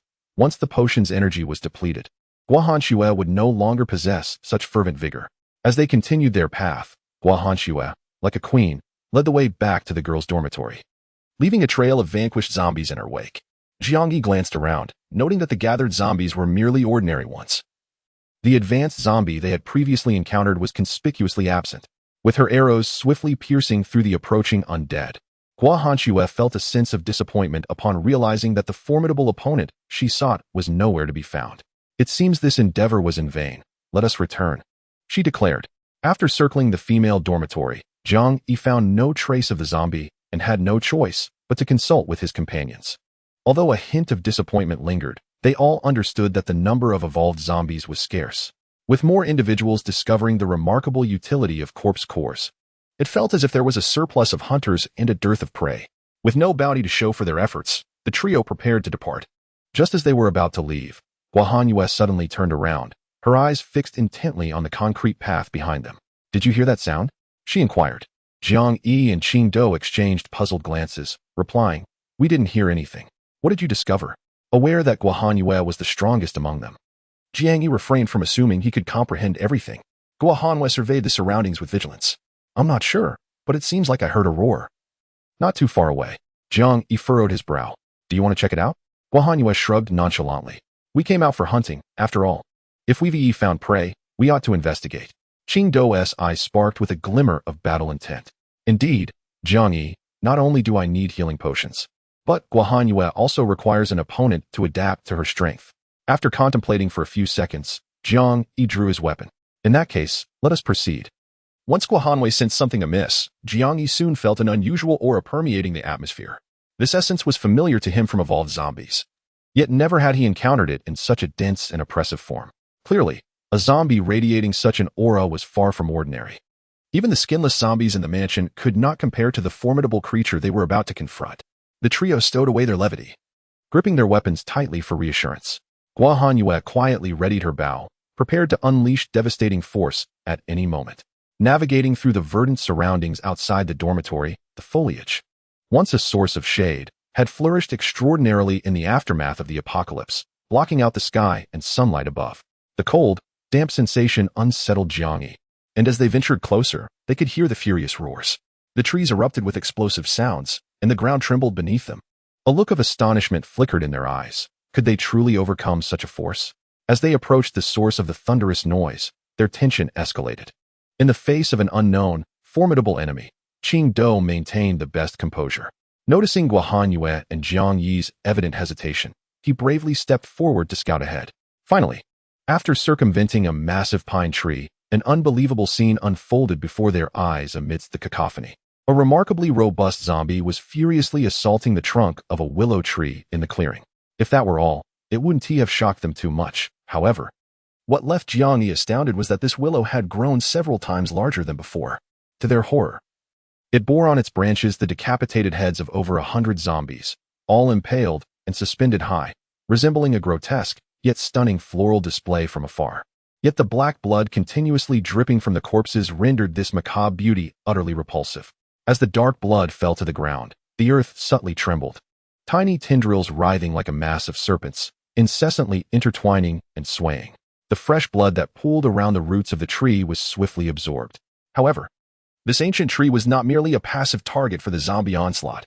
Its branches, which had previously drooped to the ground, now reacted violently to the immense impact, whipping its unassailed willow limbs down upon an advancing zombie. The creature, enraged by the assault on its companion, wore a black coat and retaliated with a powerful punch that shredded a layer of bark from the willow tree. Yet, its limbs and neck were soon ensnared by the willow branches, which exerted all their strength to tear away at the creature, but could not inflict any harm upon it. Chapter 42. The double kill of Guohan Wei. Jiang Yi narrowed his eyes, recognizing the zombie that was attacking the peculiar tree as the very one that had previously cornered him in the female dormitory. Meanwhile, Qing Do and Guohan Yue stood in stunned silence, marveling at the reanimated tree. How could this be? Vegetation has come to life? Jiang Yi furrowed his brow, contemplating the source of the apocalypse, that torrential rain. If living beings could absorb its essence to transform into zombies and superhumans, then it was not surprising that plants had also undergone mutation. The tree's myriad branches ensnared the attacking zombie, and upon realizing it could not tear it apart, it audaciously lifted the creature and slammed it down onto the ground. The advanced zombie howled in rage as it was tossed about by the willow branches, the overwhelming force rendering it defenseless. Nonetheless, the soft earth cushioned its fall, allowing it to seize the opportunity to violently shred the willow branches entangling it, hastily stuffing them into its mouth. Discovering the taste to be far from appetizing, the zombie spat out the foliage, its gaze drawn to the tree trunk, as if something there beckoned it. Discarding the remaining willow branches, the advanced zombie charged once more, its sharp claws marking deep gashes into the trunk. Guohan Yue felt a surge of excitement. These two adversaries were perfectly suited for her to hone her skills. Jiang Yi pondered that, if it were him alone, the odds of victory against either the mutated willow or the zombie would be slim. However, with Guohan Wei and Qing Do at his side, he felt emboldened to give it a try. After all, this time, he would not be the primary combatant. That role belonged to the energy-laden Guohan Yue. The memory of her previous unrestrained ferocity sent a shiver down his spine. Gritting his teeth, he urged, "Let's do this. Hanwei, find a way to incapacitate that zombie." He didn't want her to kill it outright, as he hoped to procure more potions. Guohan Yue nodded, rising from her concealed position, her hands outstretched as two scythe-like blades of wind began to whirl in her grasp. With a flicker in her eyes, she unleashed the blades in rapid succession. The two creatures engaged in battle remained utterly oblivious to the threat lurking behind them. With a swift, piercing whoosh, one of the powerful zombie's limbs was severed at the root, dark blood gushing forth as it tumbled to the ground, still bewildered by the sudden turn of events. Two fierce gusts of wind struck the tree trunk, and with a resounding crack, the willow's bark was cleaved, revealing two deep gashes. A hiss echoed, akin to the anguished cry of a wounded creature. The colossal mutated willow emitted a sound of distress. The tree's branches began to thrash wildly, and the fallen zombie became a scapegoat as the enraged willow furiously lashed out with its branches. Within moments, the garments of the zombie were completely shredded. At that moment, the zombie, now bearing two grievous wounds, convulsed in agony. Guohan Yue, poised for a second attack, was abruptly seized by Jiang Yi. The trio gazed in horror as countless roots, resembling serpents, emerged from the earth. These slender and agile roots, after voraciously absorbing the blood from the soil, began to infiltrate the zombie's body through its wounds. Although it was known that zombies do not feel pain, witnessing its convulsions instilled a sense of dread in Jiang Yi, rendering his body numb with discomfort. Suddenly, Qing Do shouted, "This is wrong. The zombie is about to be killed by the willow." Jiang Yi snapped back to reality, hastily drawing his blade and charging forward. His speed was astonishing, so swift that Qingdao merely felt a gust of wind as he watched Jiang Yi sprint away. Alarmed, the two followed closely. As Guohanxue ran, she drew her bow, releasing an arrow that tore through the dense willow branches, creating an opening. Just as Jiang Yi was about to rush in to seize the opportunity, the willow detected their presence, and the branches that had been aimed at the zombie suddenly twisted in midair, ensnaring Jiang Yi. He swiftly attempted to evade, but the sheer number of branches was overwhelming, akin to numerous agile arms that rendered escape impossible. In mere moments, he felt a tightness around his ankle as a willow branch coiled around his foot. Jiang Yi froze momentarily, and in that instant, a multitude of willow branches lunged at him. He severed the branch, ensnaring him with a swift slash, but was sent sprawling backwards. Most branches withdrew, yet many still lashed against his back. A scream of agony escaped Jiang Yi as he writhed on the ground, frantically crawling away. After managing to drag himself several meters away, the willow finally ceased its assault. Qingdao hastily propped up the drenched-in-sweat Jiang Yi, asking, "Are you all right?" Jiang Yi's back was torn to shreds, and every movement sent waves of searing pain coursing through him. A fierce determination surged within him as he gritted his teeth. "Why don't you give it a try?" He forcefully pushed Qingdao's hand away, warning, "Stay back. And be careful not to get caught up in this." A flicker of concern crossed Qingdao's eyes. "Perhaps we should leave them be. There are surely more advanced zombies lurking. This is far too perilous."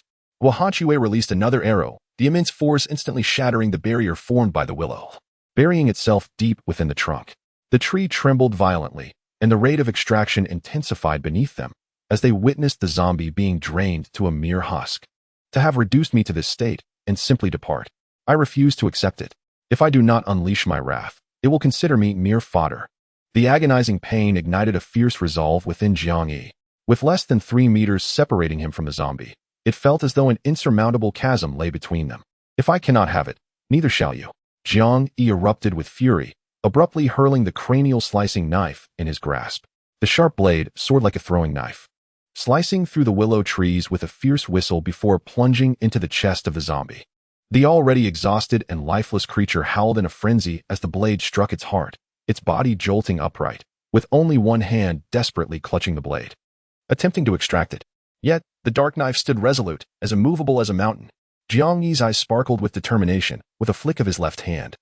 The dark knife instantly reappeared in his grip. This time, he focused intently on the zombie's forehead, thrusting the blade with precision, embedding it deep within its skull. The zombie trembled violently before collapsing helplessly to the ground. An abundance of roots surged to envelop it, but to their bewilderment, they found that the suddenly lifeless zombie had transformed into a pile of inert wood, yielding not a single morsel of absorbable material. Taking a deep breath, Jiang Yi felt a colossal energy surge into his chest, a triumphant smile gracing his face. Indeed, he was the ultimate victor. He reached into his pocket, fished around for a moment, and reluctantly withdrew his hand. Under the urgent gazes of his companions, he opened his palm to reveal a vial of blue potion. Regrettably, it was yet again a restorative potion. A flicker of disappointment crossed Qingdao's eyes, yet he managed to smile, remarking, "Well, this is still quite good. Guohanxue no longer needs to worry about running out of energy." Guohanxue cast a meaningful glance at the potion in Jiang Yi's hand, then suddenly pointed towards the willow tree, still thrashing in the air, and asked, "Do you think this willow tree also possesses a core?" Jiang Yi paused, looking at Guohanxue with a perplexed expression. "Why would you think that? It shouldn't. After all, a willow tree is not a zombie." However, Qingdao began to ponder. What President Guo suggests may indeed be plausible. If zombies can have cores, and humans and animals can mutate, it wouldn't be surprising if a revived willow harbored something akin to a core within. Jiang Yi blinked, his mind racing with possibilities. If that were the case, could it mean that by defeating it, he could also gain experience? This would be a tremendous boon for him. Yet, gazing at the densely swirling branches surrounding him, he couldn't help but chuckle bitterly. But this creature is as resilient as a tortoise. We can't seem to kill it. What can we do? Guohanxue raised an eyebrow with a smirk. What if I weaken it? Would that vial of restorative potion be mine? Upon hearing Guohanxue's proposition, Jiang Yi casually tossed the potion to her. As she looked on in astonishment, he stepped back, crossing his arms. "Please, commence your performance." Carefully securing the potion, Guohanxue retreated a few steps, knocking a purple arrow to her bow, slowly drawing it back. As the massive bow gradually flexed, small whirlwinds began to dance upon the earth beneath her feet. They expanded until they formed visible miniature tornadoes. At that moment, Guohanyu stood amid the vortex. Her hair billowing in the wind, the purple arrow shimmering with absorbed energy, its originally dark hue gradually transforming into a vibrant cerulean. She had been gathering strength for this arrow for quite some time, to the point where her hands began to tremble. Until Jiang Yi began to worry that she might suddenly falter, Guohanyu let out a piercing shriek. The azure light in her hands, accompanied by a roar akin to that of a sorceress, instantly tore apart the space between her and the willow tree. A dazzling beam of light flashed by, and a powerful storm whipped through the earth. The ground before Guohanyu appeared as though it had been plowed, and both Jiang Yi and Qingdou were thrust several paces back by the terrifying force of the wind. Once they adapted to the swirling sands, Jiang Yi squinted toward the willow tree ahead, only to be astonished to find that the massive tree had vanished.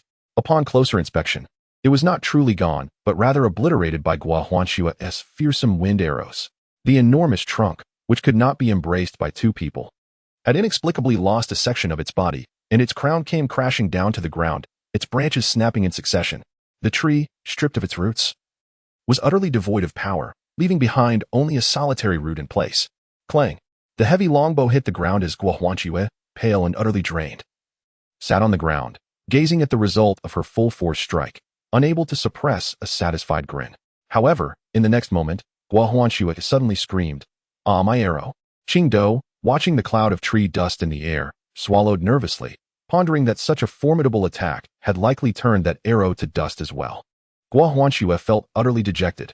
With her already limited supply of arrows, losing one was a heavy blow, leaving her uncertain whether this endeavor had yielded profit or loss. Chapter 43. The battle resumes. Just as Guohanyu was wallowing in disappointment, she heard a rustling in her ears. Doubtful. She looked up to see the root left on the ground gradually pulling up its tendrils, forcefully tearing away, breaking many fine roots. Yet, the willow's roots, undeterred, frantically withdrew, astonishingly scampering away like a giant squid using its roots as legs. "Don't let it escape," Guohanyu yelled. Having expended all her energy and a precious ancient arrow, how could she allow this culprit to flee? Jiang Yi's eyes lit up. This creature was not yet dead. Although its upper body had reverted to that of an ordinary tree, its roots were still capable of movement. If anyone believed there was nothing within those roots, Jiang Yi would never be convinced. Had it been the previous willow tree, Jiang Yi might have been fearful, but now, with nothing but a mere wooden stump remaining, he could not let it slip away. He dashed forward, wielding his black knife to sever the thick roots with several swift strikes. The massive stump crashed to the ground, and after a few moments, Jiang Yi stomped it underfoot. At that moment, Qingdou approached, supporting Guohanyu, and noticed Jiang Yi staring oddly at the wooden piece beneath him. "Have you dealt with it?" Guohanyu inquired with great concern. Jiang Yi, curiously observing the wood, shook his head and replied, "Not yet, it's still alive." The three of them gathered oddly around the motionless wood, each wearing a perplexed expression. Despite feeling like ordinary timber, their touch seemed to sense a vibrant life force pulsating within. It was as if the tree, truly frightened, trembled slightly beneath Jiang Yi's every touch. Qingdou circled around it and said, "Jiang Yi, why not split it open and take a look? If it is still alive, we might let it go, and who knows, it could potentially recover." Jiang Yi nodded, harboring no doubt about the bizarre regenerative capabilities of a sentient plant. He instructed them to step back and commence the dissection of the tree stump. With his knife, he stripped away the bark, revealing a clean trunk from which a faintly red sap flowed, even carrying a hint of a metallic scent akin to blood. As Jiang Yi meticulously carved away at the trunk, the entire stump began to tremble violently. After he had whittled it down considerably, Guohanyu suddenly halted him, excitedly pointing at a red wooden sphere nestled within the heart of the tree. "Look, this must be its core. I can sense energy emanating from it." Jiang Yi bent down to examine it, and indeed, half of a wooden orb was exposed on the trunk, untouched by his earlier strikes, merely revealed by his efforts. Since Guohanyu claimed to feel energy from it, it had to be significant.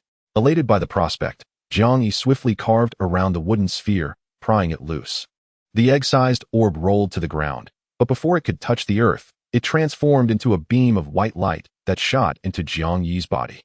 Upon losing the orb, the massive stump began to shake uncontrollably, and then, as if deprived of moisture, it gradually withered away. Guohanyu and Qingdou were astonished by the peculiarity of Jiang Yi's abilities, but they were even more eager to see what he would acquire this time. Especially Qingdou, who had grown weary of merely standing behind the duo during battles, feeling it was a betrayal of the warrior spirit he held dear. However, he soon felt disheartened, for this time, Jiang Yi produced a bottle of green potion. Jiang Yi gazed quizzically at the restorative potion in his hand, momentarily at a loss to articulate his mixed feelings of joy and disappointment. Restorative potion instantly restores stamina to peak condition until the potion's effects wear off. Note: excessive vitality may lead to insomnia if consumed. After red and blue potions, was yet another restorative elixir? This concoction was undoubtedly useful. Yet the thought of Qing Dou's repeated disappointed expressions made Jiang Yi suddenly feel the potion in his hand was less appealing. After briefly introducing the new potion's effects to the duo, Jiang Yi stored it away, recognizing its potential significance in critical moments. Gua Huanxue was not particularly interested in the potion, as her primary concern as an archer was the energy within her body, rather than sheer strength. However, Qing Dou's eyes sparkled with desire. As a swordsman, what could be more enticing than a means to swiftly regain combat prowess when on the verge of exhaustion? The trio understood that this venture had been in vain, and they began their journey back. Though Jiang Yi had not obtained the desired healing potion, the day's gains were not insignificant.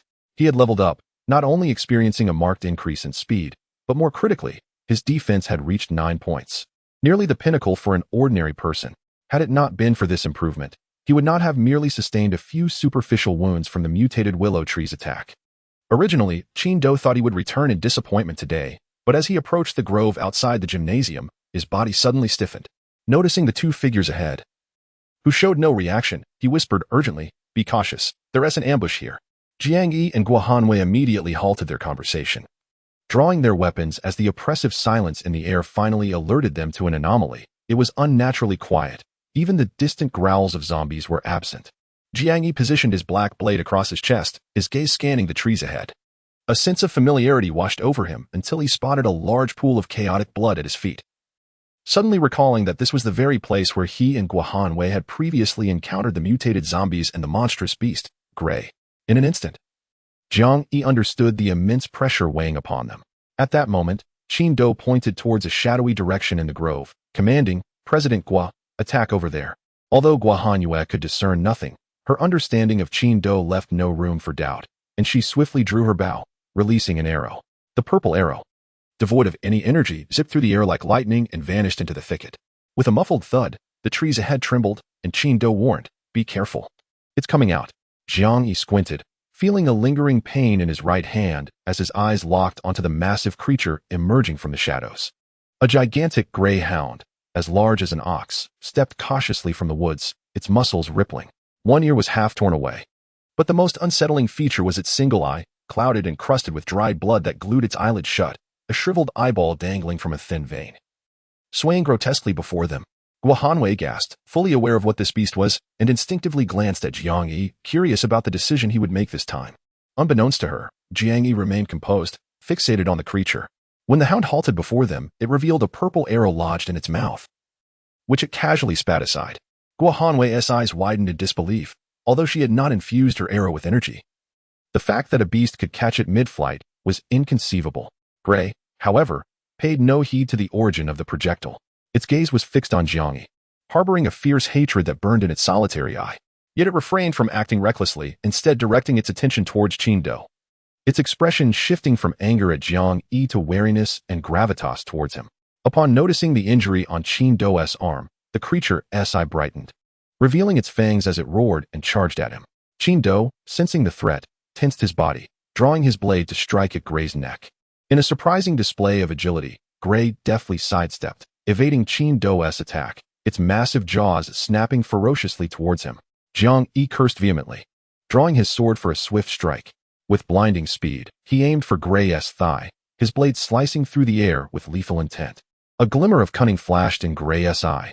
The relentless beast, De Gui, cornered Qing Dou, who, in desperation, suddenly turned and rose upright, its massive paws striking towards Jiang Yi with ferocity. In a bid to save Qing Dou, Jiang Yi swung fiercely but missed, his body weakened and momentarily blinded. He saw De Gui, weighing several hundred pounds, crashing towards him. In a swift motion, he rolled aside, but De Gui would not let go of its sworn enemy. Failing to land its attack, De Gui leaped high, its imposing form hurtling down upon Jiang Yi. Jiang Yi narrowly evaded 2 consecutive strikes.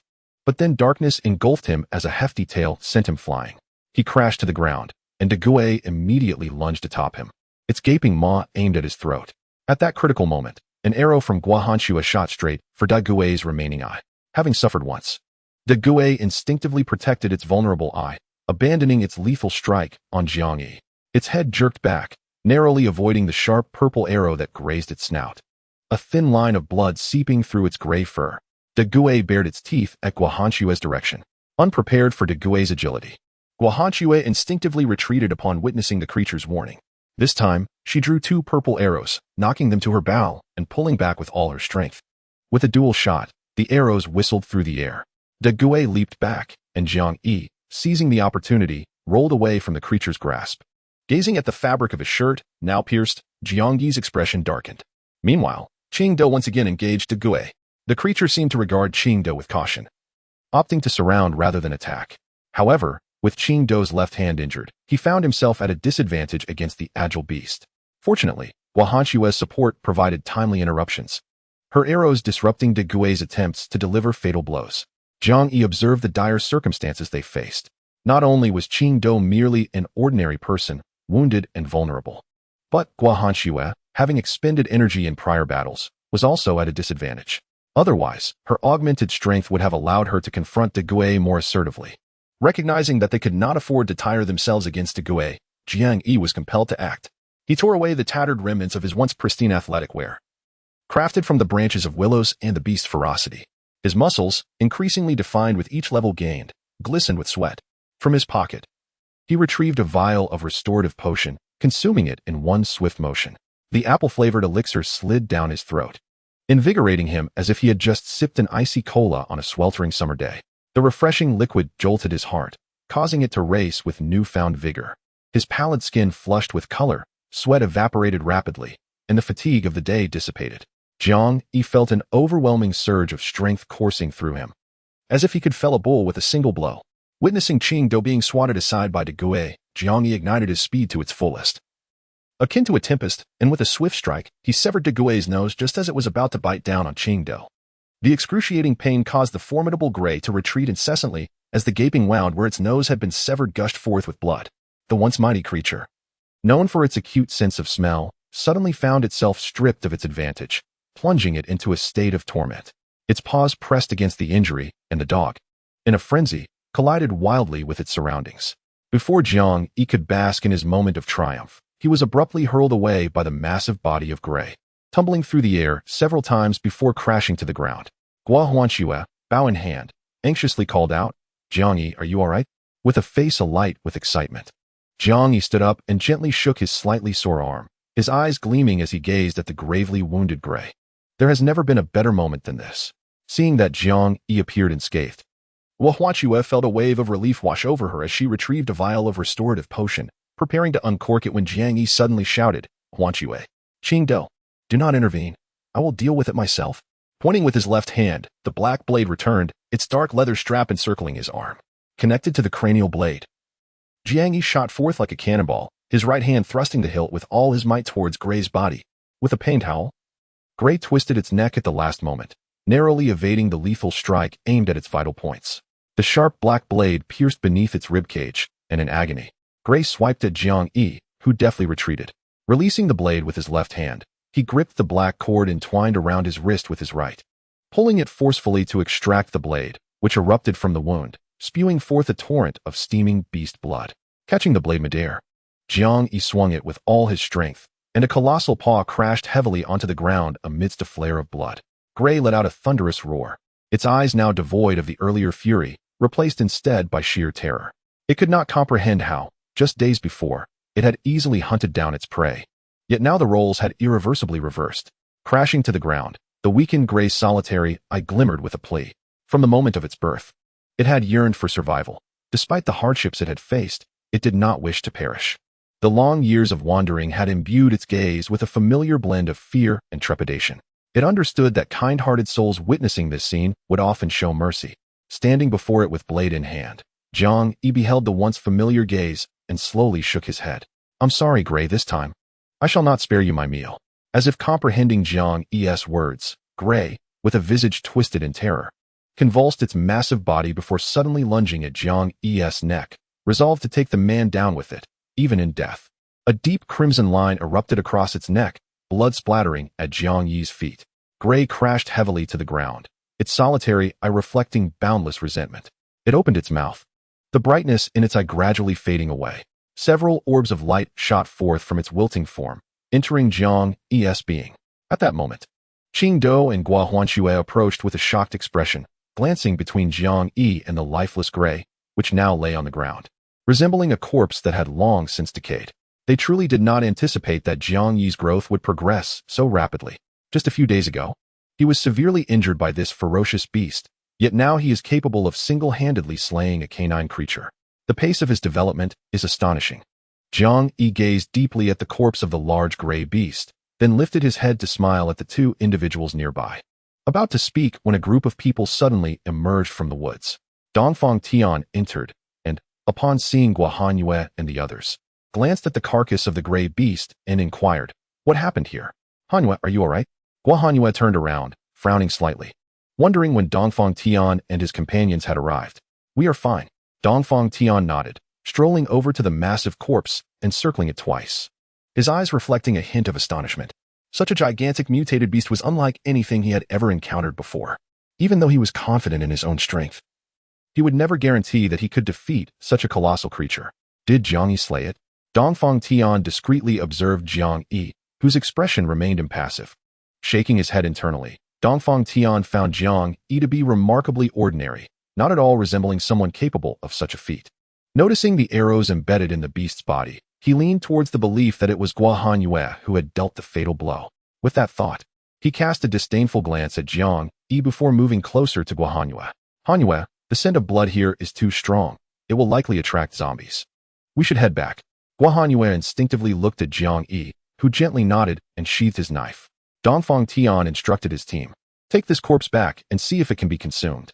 Qing Do frowned and stepped forward, wanting to voice his thoughts. But Jiang Yi pulled him back and shook his head lightly. Thus, the spoils belonging to Jiang Yi and his companions were forcibly taken away by Dongfang Tian's group, who never even bothered to ask them a single question throughout the process. Gua Hanyue felt a twinge of resentment. But considering that she was still staying with him and that most of her former team members were now under Dongfang Tian's command, she chose to avoid any conflict. Upon returning to the gymnasium, Qing Do, who had been seething the entire way, finally turned to Jiang Yi in indignation. "Why didn't you let me speak? Dongfang Tian has gone too far. That was our trophy." Jiang Yi nonchalantly reclined on the mattress, observing the visibly displeased Qing Do and the clearly troubled Gua Hanyue. He suddenly smiled and said, "If they want it, let them have it. We have no use for it anyway." Gua Hanyue defended Jiang Yi. "But he has gone too far. He didn't even ask you first." Jiang Yi, feeling quite pleased, replied, "It doesn't matter. I have already acquired the truly valuable items." The two stared at Jiang Yi in astonishment, instinctively grasping his meaning. Indeed, how often does a beast's carcass decompose at such a visible rate? Reflecting on Jiang Yi's peculiar abilities and observing his current expression, their curiosity was piqued. Jiang Yi held his ground for a few seconds, and when he noticed that they seemed ready to examine the corpse themselves, he promptly reached into the nearby bag and retrieved a vial of blood-red liquid. "A blood recovery potion," Gua Hanyue exclaimed in excitement, immediately feeling a rush of embarrassment as she covered her mouth. Cautiously glancing around to ensure no one was paying attention, she breathed a sigh of relief and looked at Jiang Yi with exhilaration. "Indeed, you can derive potions from both animals and plants." Jiang Yi nodded excitedly. "Indeed. That's not all." With that, he reached into his bag once more and pulled out a long, luxurious blanket. The soft beast skin blanket resembled the finest Persian carpet, its grayish-white fur plush and dense. Gua Hanyue's eyes lit up as she snatched it away. The texture was even more exquisite than the finest fur coat she had ever touched. "What is this? The skin of the great gray?" Qing Do inquired. Gazing at the familiar hue, Jiang Yi shrugged. "Who knows? I just killed the great gray and ended up with a piece of beast skin." Beast skin, grade 1, crafted from the essence of an unknown ferocious beast's fur. It boasts superior defensive properties and excellent warmth. Jiang Yi had anticipated that after defeating the great gray, he would not only gain 10 experience points, but also several items aside from potions. In addition to this 2-meter square beast skin, he acquired 10 sharp beast fangs and 10 sturdy beast bones, each fang and bone identical in size, shape, and even weight. Jiang Yi was uncertain of their utility, but drawing from his familiarity with potions, he surmised that these items were materials harvested directly from the great gray. This sparked a vague suspicion within him, since his boundless combat and upgrade abilities now allowed him to autonomously gather these items. It hinted at the potential to utilize them for something in the future. Thus, despite their current impracticality, he felt no overwhelming disappointment. Guohan Yue was enamored with the beast's skin, while Qing Do expressed curiosity towards the pristine white fangs in his hand. After all, the Great Grey's corpse had not been missing any teeth, so how had these fangs come to be? Unbeknownst to them, in the nearby kitchen, several students tasked with processing the ferocious beast's remains attempted to pluck a few teeth as keepsakes, before they could find the proper tools. They merely tugged at the seemingly sharp fangs, which broke off at the roots. Ahem, now let me show you one last item. Jiang Yi cleared his throat, successfully redirecting their attention to himself as he produced a perfectly square piece of raw meat from his bag. The meat appeared so fresh that it seemed to glisten with blood, adorned with a layer of fat, and emitted a faint, tantalizing aroma reminiscent of exquisite marbling, rivaling that of the finest wagyu. Qing Do instinctively sniffed the air. What fresh meat! The Yamato people are renowned as the originators of raw food and home to the world's finest beef. Even though Qing Do had not lived in Yamato for long, he had experienced raw cuisine, and merely by scent, he could tell that the meat in Jiang Yi's hands was the freshest of top-quality ingredients, suitable for consumption raw. Jiang Yi tossed the meat lightly, a full 100 pounds of dog meat. Do you want some? Chapter 45. Shadows and Schemes. Both Guohan Yue and Qing Do swallowed hard. If someone had offered them dog meat just a fortnight prior, they would have undoubtedly refused and even chastised the person for suggesting the consumption of such a beloved creature. However, now, any morsel of food was a priceless treasure. Those who had endured even a fortnight in this apocalyptic world had learned to remember profoundly that anything edible was not to be wasted. Thus, Guohan Yue, who had always refused to consume dog meat, and Qing Do, found themselves unable to resist gazing at the meat in Jiang Yi's hands. Yet, in the end, they did not indulge in the delectable dog meat. Dongfang Tian, however, remembered that this substantial harvest was due to Guohan Yue and her companions. After skillfully dismembering the canine carcass, he personally delivered a large basin filled with enough meat to satiate 3 individuals. Observing the trio, who seemed engaged in a silent exchange, Dongfang Tian was unfazed by interrupting their conversation. You must be hungry. Come, try this meat. Unfortunately, there was no kitchen available, only the means to prepare a simple stew. The large basin of bones emitted a tantalizing aroma, and the 3 were not shy about it. After all, this was their quarry, and indulging was certainly permissible. After distributing a bone to each of his companions, Jiang Yi seized one for himself and began to gnaw on it. Upon taking a bite, he instinctively grimaced, struggling to swallow the sinewy meat, and glanced at the other 2, who evidently found the meat somewhat difficult to digest as well. Dongfang Tian chuckled lightly. Is it tough to chew? It is likely due to the mutation of the animals. Although their meat is edible, the texture leaves much to be desired. Nevertheless, with hundreds of pounds of meat, we can sustain ourselves for quite some time. Clearly, Dongfang Tian was already aware of the meat as poor quality. Jiang Yi, to be frank, found his initial excitement for beastly flesh entirely dissipated. The meat was tough and stringy, reminiscent of undercooked pork, devoid of any tenderness. The stark contrast to the jade-fat meat in his storage space was disheartening.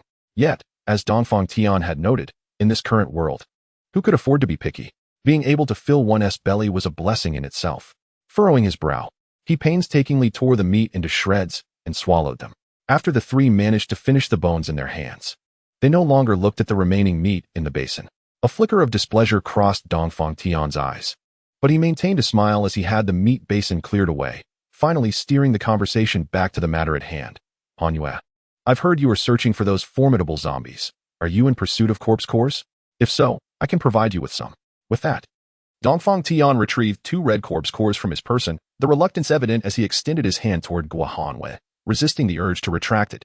Guohan Yue cast a fleeting glance at the corpse cores before averting her gaze. Thank you, Dongfang Tian, but you should keep them for yourself. You have already experimented with them, haven't you? Dongfang Tian was taken aback by her ability to resist the allure of the corpse cores, but nodded in agreement. Indeed, I have tested them. Consuming a corpse core can significantly enhance one's abilities. However, the thought of the personnel lost in the hunt for zombies sent a shiver down his spine. If given a choice, he would rather not face the terrifying advanced zombies again. Yet, his ambition would not allow him to falter. After losing more than a dozen subordinates, he finally obtained 5 corpse cores. One was used for experimentation on an ordinary person, resulting in the tragic explosion of that individual into a mist of blood. The second was consumed by Li Gang, who, despite his formidable strength, was exceedingly reliant on himself. When Dongfang Tian made his request, Li Gang, without much deliberation, swallowed it, which enhanced his abilities by a third. It was only at that moment that Dongfang Tian dared to consume the third corpse core, successfully allowing his ice abilities to manifest outwardly. Yet, he dared not consume the remaining two cores. Firstly, these cores did not solely belong to him. If he were to absorb them entirely, although he might face no opposition, it would undoubtedly plant a thorn in the hearts of his subordinates. Furthermore, Dongfang Tian could not be certain whether these potent cores could be ingested consecutively. Being exceedingly cautious of his own life, he refrained from taking such risks. Upon witnessing Guo Huanxue repeatedly decline his goodwill, Dongfang Tian reluctantly withdrew the cores and abruptly turned to Jiang Yi. Jiang Yi, you two are an ability user, correct? I understand your desire to hunt for cores, but you must realize that the zombies possessing such cores are formidable. With just you and Qingdou, even with Huanxue, it is improbable to emerge unscathed every time. How about this? Since you and Qingdou have no intention of joining us, why not temporarily collaborate in hunting zombies? Jiang Yi paused, instinctively wanting to refuse, but after a moment's reflection, he glanced at Guo Huanxue. This matter hinges on Huanxue's opinion. If she agrees, I have no objections. Dongfang Tian was momentarily taken aback and turned to the puzzled Guo Huanxue. Oh, Huanxue, do you consent? Rest assured, I will ensure your safety. Guo Huanxue furrowed her brow, perplexed as to why they sought her opinion when Jiang Yi was clearly the leader. Nevertheless, she was reluctant to accept the suggestion, yet she also recognized Dongfang Tian's determination. After pondering for a moment, she nodded. Very well, we shall hunt for cores together tomorrow, but how shall we divide the spoils? Having managed a club before, Guo Huanxue naturally possessed basic negotiation skills. Given today as precedent of Dongfang Tian seizing the beast's corpse, even though he was a friend, she felt it necessary to clarify this point.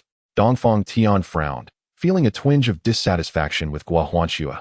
He disliked her current demeanor, calculating every matter so meticulously. However, recognizing her serious and businesslike demeanor, he understood that without clarity, she might reject his proposal. Having never considered this aspect, he quickly devised a plan and replied, Here's the deal. You will join my team, and for every 5 cores we obtain, you may keep 1. As for food and supplies, we can split them evenly by head count. Guo Huanxue glared at him, indignation evident in her eyes. Dongfang Tian, you have gone too far. We have 2 ability users on our side, while your entire team has only 2 as well. Does this distribution not seem like a jest to you? Dongfang Tian's expression tightened. He loathed Guo Huanxue's penny-pinching ways. Yet, considering that no matter how much he promised, they would ultimately gain nothing, he found himself in a position to negotiate further with her. After much deliberation, they finally reached an agreement. Joint hunting would yield 2 cores for Dongfang Tian and 1 for Guo Huanxue. Moreover, the second core obtained must belong to Jiang Yi's team. If fewer than 3 were collected the following day, they would at least ensure 1 core was allocated to them. As for supplies, Jiang Yi and his team would not be responsible for transportation, receiving merely 1/10 of the total value of the goods. Qingdou, astonished, watched the back-and-forth negotiation between Guo Huanxue and Dongfang Tian culminate in an agreement, finally understanding why they were capable of becoming leaders. It was not merely their strength. Rather, it was their proficiency as competent managers that set them apart. Aware of his own lack of talent, Qingdou leaned against the honest cat, observing the unfolding spectacle. Jiang Yi furrowed his brow. He was reluctant to collaborate with Dongfang Tian. His mistrust of Dongfang Tian was the primary reason, while the second lay in his realization that his abilities were ill-suited for partnership. Nevertheless, Jiang Yi understood that he could not persist in self-isolation. Revealing his capabilities before Guo Huanxue and Qingdou was merely the first step. He must confront a greater audience. Otherwise, no matter how formidable his strength, being a solitary figure held little significance. It was paramount for him to gradually and judiciously showcase his abilities. After Jiang Yi had clarified his thoughts, he noticed that Dongfang Tian had already departed with his entourage, while Guo Huanxue was busy organizing items for the following day alongside Qingdou. Handing a healing potion to Qingdou, Jiang Yi urged, Drink this. You have waited far too long. His calm yet sincere words warmed Qingdou's heart, prompting no hesitation as he approached, removed the cork, and after casting a meaningful glance at Jiang Yi, tilted his head back to consume the potion. Having confirmed that the items produced by his abilities could be beneficial to others, Jiang Yi felt a sense of ease. Soon, he heard Qingdou let out a muffled groan. Cold sweat beading on his forehead as the agony from the reformation of his left hand's bones caused him to grit his teeth. Fortunately, the healing potion was remarkably potent. simultaneously reconstructing his bones and alleviating Qingdou's pain. Qingdou's injuries were not as severe as Jiang Yi had initially perceived after consuming the entire vial. The abundant energy not only restored his hand, but also erased the scars accumulated from years of training. Once the potion's effects had completely dissipated, Qingdou appeared rejuvenated. His once dull demeanor replaced by a vibrant spirit. He exchanged a few words with Jiang Yi before hastening off to take a bath. At that moment, Guohuanxue cast a worried glance at Jiang Yi. "Are we truly going to act alongside Dongfang Tian tomorrow?" she inquired. Jiang Yi nodded. "Did you not finalize arrangements with them?" Guohuanxue shook her head, responding firmly. "Let us not. I recognize your lack of trust in Dongfang Tian.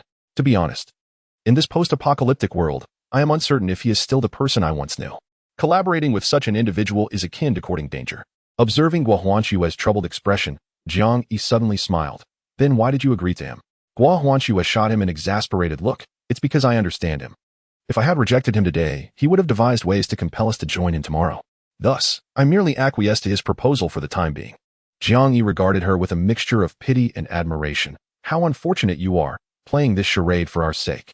Guohuanxue, perceiving his mockery, delivered a playful punch to Jiang Yi's chest, causing him to cough in surprise.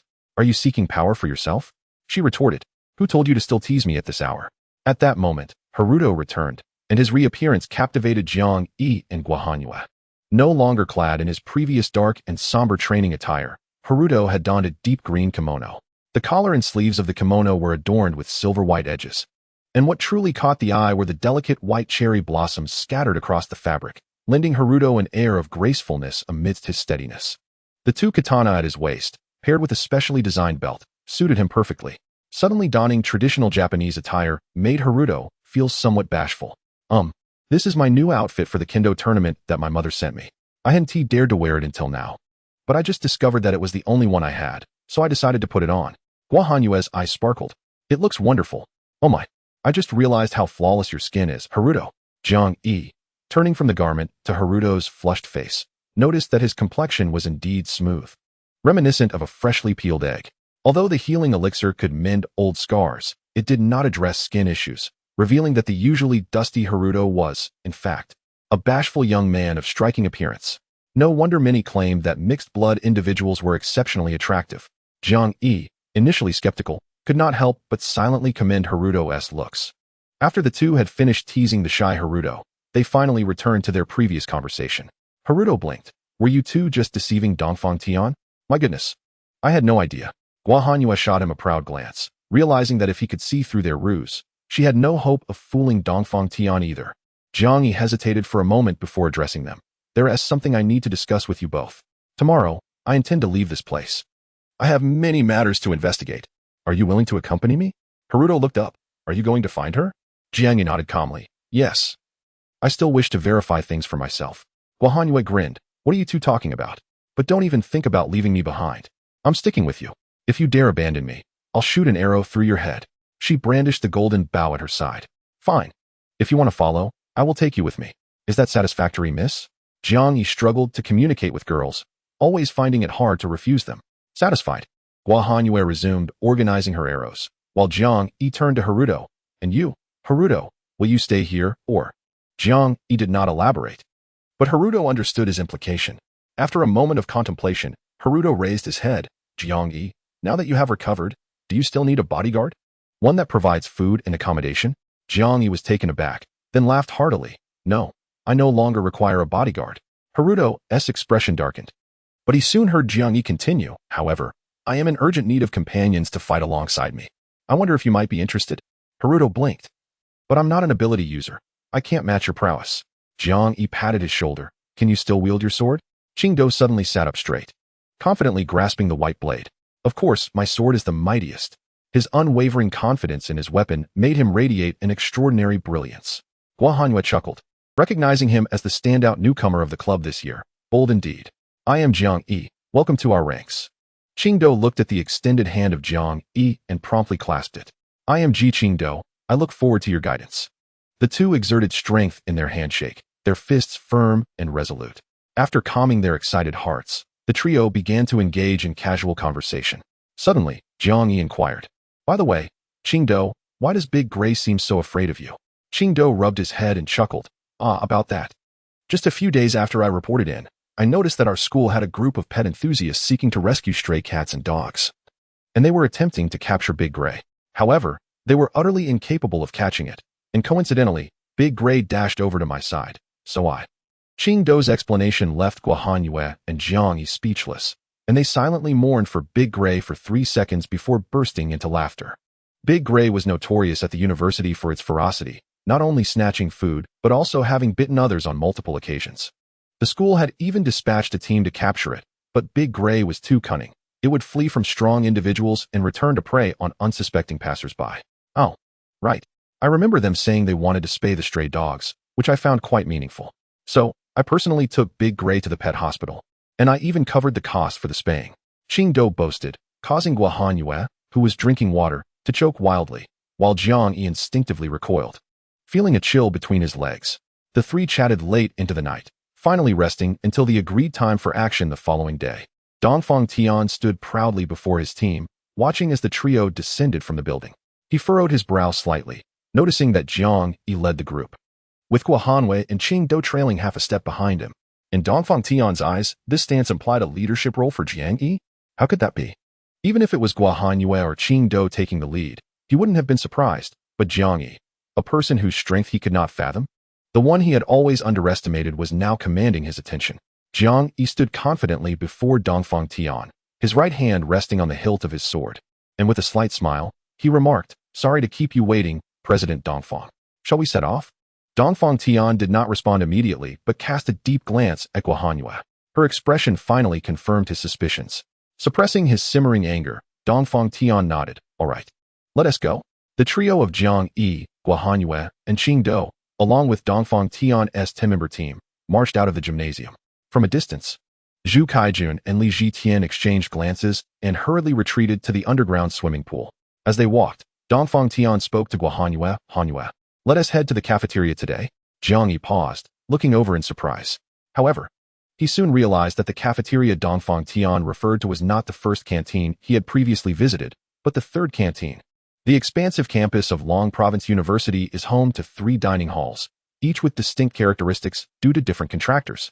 The first dining hall is the largest and tallest among them, boasting the most diverse array of cuisine. Following a renovation a year ago, it has integrated numerous modern, intelligent machines, solidifying its status as one of the university's iconic dining establishments. In contrast, the second dining hall, both in size and operational status, pales in comparison to the first. However, it specializes in international Western cuisine, catering primarily to foreign students studying at the university. Notably, there is no need for a meal card here. Cash suffices for transactions. Despite this, it is predominantly frequented by Chinese students, as foreigners in China are often more inclined to indulge in local delicacies than to seek out familiar fare from their own countries. As for the third dining hall, Jiang Yi has yet to visit, as this newest addition is often described as a veritable gold mine, or more aptly, a haven for the affluent. Its decor and offerings rival those of upscale restaurants. Apart from catering to wealthy students, it primarily serves as a venue for hosting university officials, earning it the nickname Corruption Building. Dongfang Tian's choice to frequent this hall stems not only from a desire to savor the food, but also from an intention to establish his team's base there. After all, compared to the barren gymnasium, the third dining hall appears as a veritable paradise. It is evident that not only Dongfang Tian, but also Guohan Yue and Qing Dou have ventured into the third dining hall. Upon hearing Dongfang Tian's proposal, both of them couldn't help but glow with excitement. As they stepped beyond the gymnasium's confines, the number of zombies began to escalate, and the 13 individuals refrained from casual conversation, each gripping their weapons tightly. Fortunately, the gymnasium, devoid of any other resources, provided ample weaponry, enough for each person to wield 2 or 3. Dongfang Tian held a long sword, its slender blade gleaming with a frosted silver sheen in the sunlight. This sword was no ordinary prop. It was a genuine weapon forged with care, crafted at considerable expense when the martial arts club was first established, serving as the club's treasured possession. As zombies began to converge ahead, Dongfang Tian refrained from drawing his sword, instead making a decisive gesture. Behind him, the towering Li Gang brandished his steel knife and charged forward with his team. The 6 members emitted hardly a sound as they ran, their footfalls remarkably light. Their strikes were executed with unwavering resolve, unperturbed by the presence of the terrifying undead. Li Gang cleaved through a zombie, severing its head cleanly from its shoulders. With a powerful kick, the decapitated corpse was sent hurtling into two other zombies, toppling them to the ground. Before they could regain their footing, Li Gang's knife descended with ferocity, sending a head the size of a soccer ball rolling away. Though the others lacked Li Gang's prowess, they did not falter in the face of the zombies, demonstrating their own adeptness in dispatching their foes with practiced efficiency. Jiang Yi raised an eyebrow, catching Dongfang Tian's gaze as he smiled and nodded in acknowledgement. Li Gang dispatched all the zombies with remarkable efficiency, while his 5 subordinates skillfully rummaged through each fallen creature, scavenging everything of value. It was only then that Dongfang Tian commanded them to proceed. Although the battle was swift, it still generated some noise, which soon attracted a frenzy of approaching zombies. The 3 individuals armed with longbows swiftly readied their weapons, drawing back their strings to unleash a volley of arrows, causing 3 zombies to collapse instantly. Without a moment's pause, the group stepped over the lifeless bodies and continued onward, with the archers deftly retrieving their arrows from the slain. Chapter 47. The captain's contest. Guo Huanque and Qing Do exchanged solemn glances, a flicker of seriousness passing between them. One cannot deny that regardless of his character, Dongfang Tian's team members were exceptionally formidable. Particularly, Li Gang had dispatched more zombies than the combined total of the others. With a swift stroke, he severed the head of the zombie in his grasp, lifting the bloodied trophy in a provocative gesture towards Jiang Yi. Tossing the decaying head at his feet, Jiang Yi took a half-step back, narrowly avoiding the splatter of blood on his toes, and looked at Li Gang with a sudden smile. Observing the increasing horde of zombies ahead, he slowly drew his obsidian tang sword. Qing Do, recognizing Li Gang's taunt, felt a surge of impatience. As soon as he saw Jiang Yi draw his blade, he too unsheathed his sword and dashed forward, unleashing a swift strike aimed at Li Gang. Taken aback, Li Gang had not anticipated that Qing Do would dare to attack him. In his haste to raise his blade, he noticed Qing Do's sword slicing past his arm to strike behind him, resulting in a howl as the sharp katana cleaved through the skull of the zombie lurking there. At that moment, Guo Huanque raised her left hand, palm skyward, as delicate blades of wind began to coalesce. The sharp whistling of the wind drew everyone's attention, and with a decisive flourish, 5 or 6 wind blades shot forth, darting through the air in erratic patterns, causing the zombies before them to tumble to the ground in disarray. Dongfang Tian's eyes twitched in astonishment as he regarded the formidable display of Guo Huanque's powers. How could her abilities be so potent? Huanque? Dongfang Tian opened his mouth, but the words never escaped. He simply gazed at her with an increasingly profound look. Jiang Yi observed the scene, a glint of cunning in his eyes. He relished the sight of Dongfang Tian yearning for something just beyond his grasp. With the addition of Qing Do and Guo Huanque, the group advanced at an accelerated pace. Jiang Yi felt a twinge of frustration. With these 2 by his side, he found himself with no opportunity to strike. Meanwhile, Dongfang Tian had yet to intervene. Jiang Yi understood that Guo Huanque and Qing Do wished to keep their abilities concealed for as long as possible. However, their plans were soon to be challenged, as the surrounding zombies began to amass, ultimately attracting a higher-tier zombie. Upon sighting this formidable creature, Jiang Yi's eyes sparkled with anticipation, instinctively taking a step forward. Yet, Dongfang Tian was swifter. His sword was drawn in an instant, slicing through the air with a melodic hum as it aimed directly for the zombie's neck. Dongfang Tian's speed was astonishing, and the angle of his strike was exquisitely sharp. His blade pierced through the neck of the higher-tier zombie with precision. Witnessing this scene, Li Gang took the lead and shouted, "Good." However, how could the formidable advanced zombie be vanquished by such minimal damage? Despite having its neck pierced, the injury was negligible. It seized Dongfang Tian's sword with one hand while the other lunged toward Dongfang Tian's arm. Anticipating this, Dongfang Tian swiftly shook his wrist, drawing out the longsword. A flash of steel danced as the grasping hand was severed by the blade. Yet, he had underestimated the speed of the zombie. Unfazed by the loss of its fingers, it delivered a powerful punch to Dongfang Tian's shoulder, causing him to stumble and fall. The crowd gasped, eyes wide as they beheld Dongfang Tian pinned to the ground by the zombie. Li Gang roared, charging forward with great strides that shook the very ground beneath him. Buzz! The ebony tang Dao moved with increased velocity. Seeing Dongfang Tian felled by the zombie, Jiang Yi swept his left hand, propelling himself forward at full speed, transforming into a streak of black light that appeared instantaneously before the zombie, striking at its neck with a single slash. The sharp edge of the blade alerted the zombie to the impending danger, prompting it to instinctively retreat. Jiang Yi's blade narrowly missed its nose. At that moment, Dongfang Tian rose from the ground and, witnessing the zombie evade Jiang Yi's strike, rushed forward, delivering a powerful kick to the creature's abdomen. The zombie was sent sprawling. howling furiously at Dongfang Tian and Jiang Yi. Exchanging a glance, the two charged simultaneously, sword and blade striking towards the downed zombie with remarkable synchronicity. Swift as it was, the zombie found itself battered by the two formidable opponents, soon becoming a canvas of injuries. Clearly, the advanced zombie had grasped the gravity of the situation, resolutely guarding its vital points to avoid further assault. Dongfang Tian's sword was agile and enigmatic, each strike resonating with a rhythmic elegance that captivated the onlookers. In stark contrast, Jiang Yi's combat style was a chaotic flurry, relying on the sharpness of his weapon. Had it not been for Dongfang Tian's vigilance, he would have narrowly escaped serious injury on several occasions. Once the surrounding zombies were dispatched, the onlookers exchanged bewildered glances at Jiang Yi's unrefined fighting.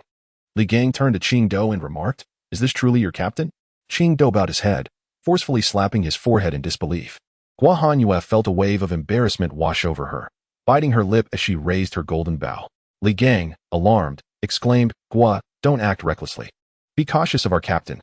Regrettably, Gua Hanyue paid him no heed, unleashing an arrow infused with the fierce power of wind, which whistled sharply as it flew forth.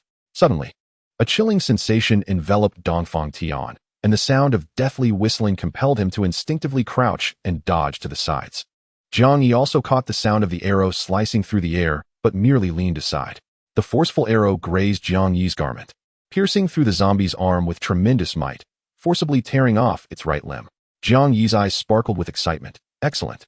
He drew his long knife, following through with a downward strike that cleaved through the zombie's left shoulder, blood gushing forth as the advanced zombie roared in agony, its rear legs faltering as it struggled to maintain even the most basic balance without its hands.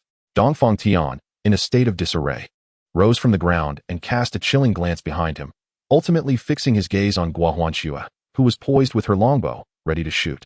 Gua Huanxue, however, was oblivious to Dongfang Tian's presence, her focus unwaveringly directed towards Jiang Yi, who was engaged in combat. It dawned on Dongfang Tian that, in that fleeting moment of distraction, the formidable zombie had been reduced to mere human fodder by Jiang Yi. The thought that he, a being of immense power, had succumbed to someone as unskilled as Jiang Yi, who couldn't even wield a knife, filled him with bitterness. With a malevolent glare fixed on Jiang Yi's back, he gripped his sword, a chilling aura emanating from his hand. The dark red hilt was encrusted with frost, icy mist gradually seeping forth. Jiang Yi severed the right foot of the zombie, witnessing its impending loss of balance, and a smile crept onto his lips as he deftly dodged the fierce, cold sword energy that lunged at him from behind. The sharp blade, imbued with a gust of frigid air, plunged once more into the zombie's abdomen. However, this time, the powerful advanced zombie was not as fortunate. As the blade pierced its body, billowing cold mist erupted from the wound, quickly encasing its neck and head in a layer of frost. With a decisive stride, Dongfang Tian advanced, his left fist clenched, and struck out with tremendous force.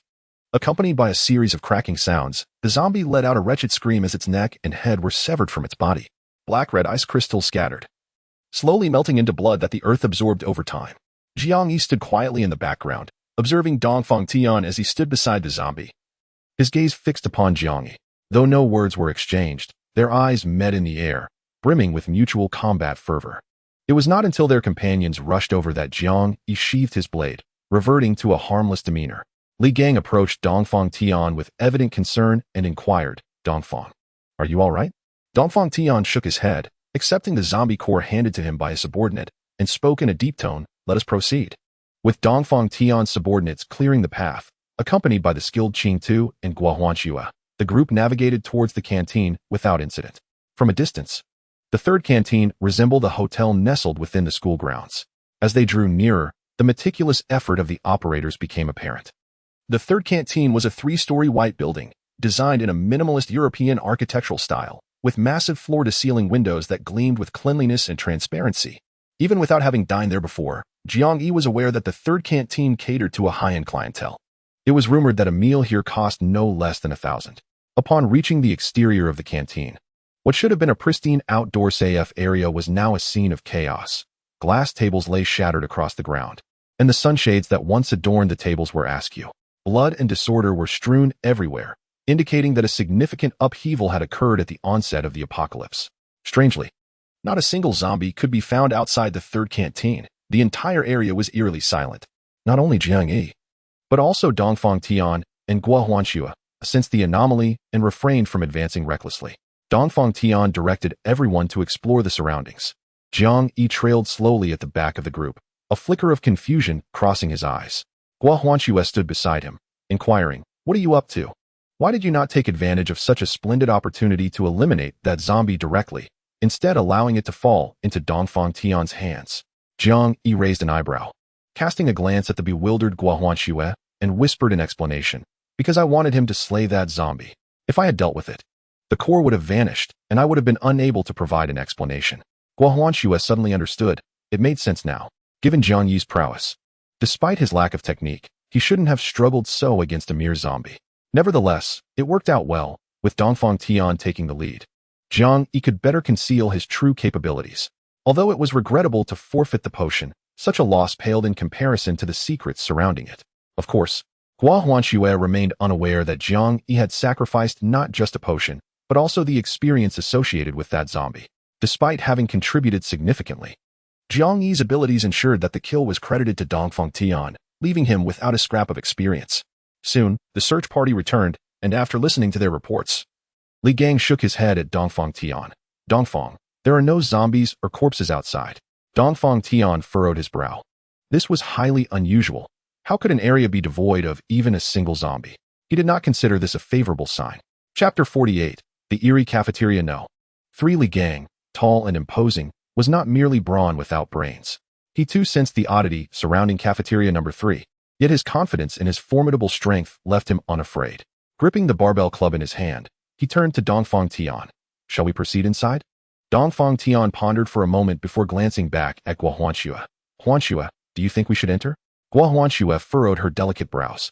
As the most powerful individual present, she instinctively felt a sense of aversion towards the place, yet could not quite grasp the reason behind it. Responding coldly to Dongfang Tian's inquiry, she retorted, "You ought to ask Jiang Yi. I am not the leader of the team." Guo Huanxue perceived a subtle animosity from Dongfang Tian towards Jiang Yi.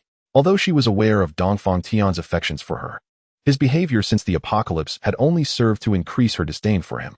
A flicker of darkness passed through Dongfang Tian's eyes as he regarded Jiang Yi with murderous intent. Jiang Yi, he was always on his lips. After pursuing Guo Huanxue for 2 years, was he still inferior to a pretty boy who had only been around for 4 or 5 days? Yet, his formidable self-control prevented Dongfang Tian from losing his composure entirely. He nodded and addressed Jiang Yi. "Classmate Jiang, should we venture inside?" Jiang Yi gazed at the third-floor cafeteria, having overheard their prior discussion. However, he found no interest in the melodrama of unrequited affections. It was not until Li Gang, in a fit of anger, shouted, "Are you deaf? Can't you hear Dongfang speaking to you?" That Jiang Yi scratched his ear and turned to look at Li Gang with a mocking expression. "If he is addressing me, why are you shouting here? Are you concerned your voice might attract zombies?" Li Gang, his face flushed with anger, brandished a steel rod and was about to charge forward when Dongfang Tian intervened. He understood that in a verbal confrontation, Li Gang would be no match for Jiang Yi. Moreover, creating a scene in front of Guo Huanxue would yield no benefit for him. After casting a meaningful glance at Jiang Yi, he smiled and said, "Captain Jiang, Li Gang has a fiery temper. I apologize on his behalf. How shall we proceed?" Jiang Yi raised the corner of his mouth, harboring disdain for individuals like Dongfang Tian. Finding their presence burdensome, he shrugged indifferently and replied, "You call the shots today. Decide as you see fit." Dongfang Tian nodded, casting a warning glare at the still fuming Li Gang before contemplating the nearby cafeteria. For safety's sake, he would have preferred not to enter. But in the presence of Jiang Yi and Guo Huanxue, he was reluctant to retreat. After all, this was his first opportunity to demonstrate his abilities before Guo Huanxue. Gritting his teeth and casting a determined glance at Jiang Yi, he had a spectacular show planned for him and could not simply abandon the endeavor. Since they were all going in together, there was no escaping. With resolve, Dongfang Tian raised his hand decisively. "Everyone, prepare to enter." Li Gang, unable to contain his impatience, surged ahead, brandishing his rod. Jiang Yi led Guo Huanxue and Qing Do to the rear of the group, excitement flickering in his eyes. In his view, problematic areas signified the potential for abundant experience. He had no interest in traversing risk-free zones. Li Gang boldly pushed open the door to the third cafeteria, and a foul stench assaulted their senses. Li Gang's expression soured, and as the others entered, their faces paled in disgust. The once opulent third cafeteria had transformed into a hellish nightmare. Dark crimson splatters adorned the walls, while while dismembered corpses and decaying flesh were strewn about. The first-floor coffee hall lay in disarray, and Jiang Yi glanced down at a rotting head beneath his feet, frowning. No matter how strong his premonitions, they paled in comparison to the shock that now confronted him. Dongfang Tian's face was equally grim as he cautioned, "Everyone, be careful. Don't let yourselves get bitten." Though he longed to retreat, the command compelled the group to cautiously delve deeper into the third cafeteria. Unlike ordinary dining facilities, the third cafeteria was designed to be upscale, boasting a spacious coffee lounge on the first floor suitable for leisurely coffee breaks and light work. Apart from a massive reception counter at the front, the area was almost entirely transparent. Despite the grotesque sights of dismembered bodies throughout the hall, not a single zombie was to be found. Li Gang kicked the decomposed head aside in frustration and approached Dongfang Tian, stating, "We've checked. There is nothing on the first floor." Dongfang Tian nodded. Though his underlying anxiety did not dissipate, rather, his heartbeat quickened, as if sensing something amiss. Yet, he noticed Jiang Yi casually conversing with Qingdou and Guohuanxue, and he suppressed his unease, saying in a hushed tone, "Let us head upstairs." The staircase to the second floor was exceptionally wide, accommodating 5 or 6 people side by side. Li Gang led the ascent, while Jiang Yi and Guohuanxue quietly inquired, "Can you truly sense danger here?" Upon entering the building, Guohuanxue's expression remained notably grim. When she heard Jiang Yi's words, she shook her head, asserting, "No.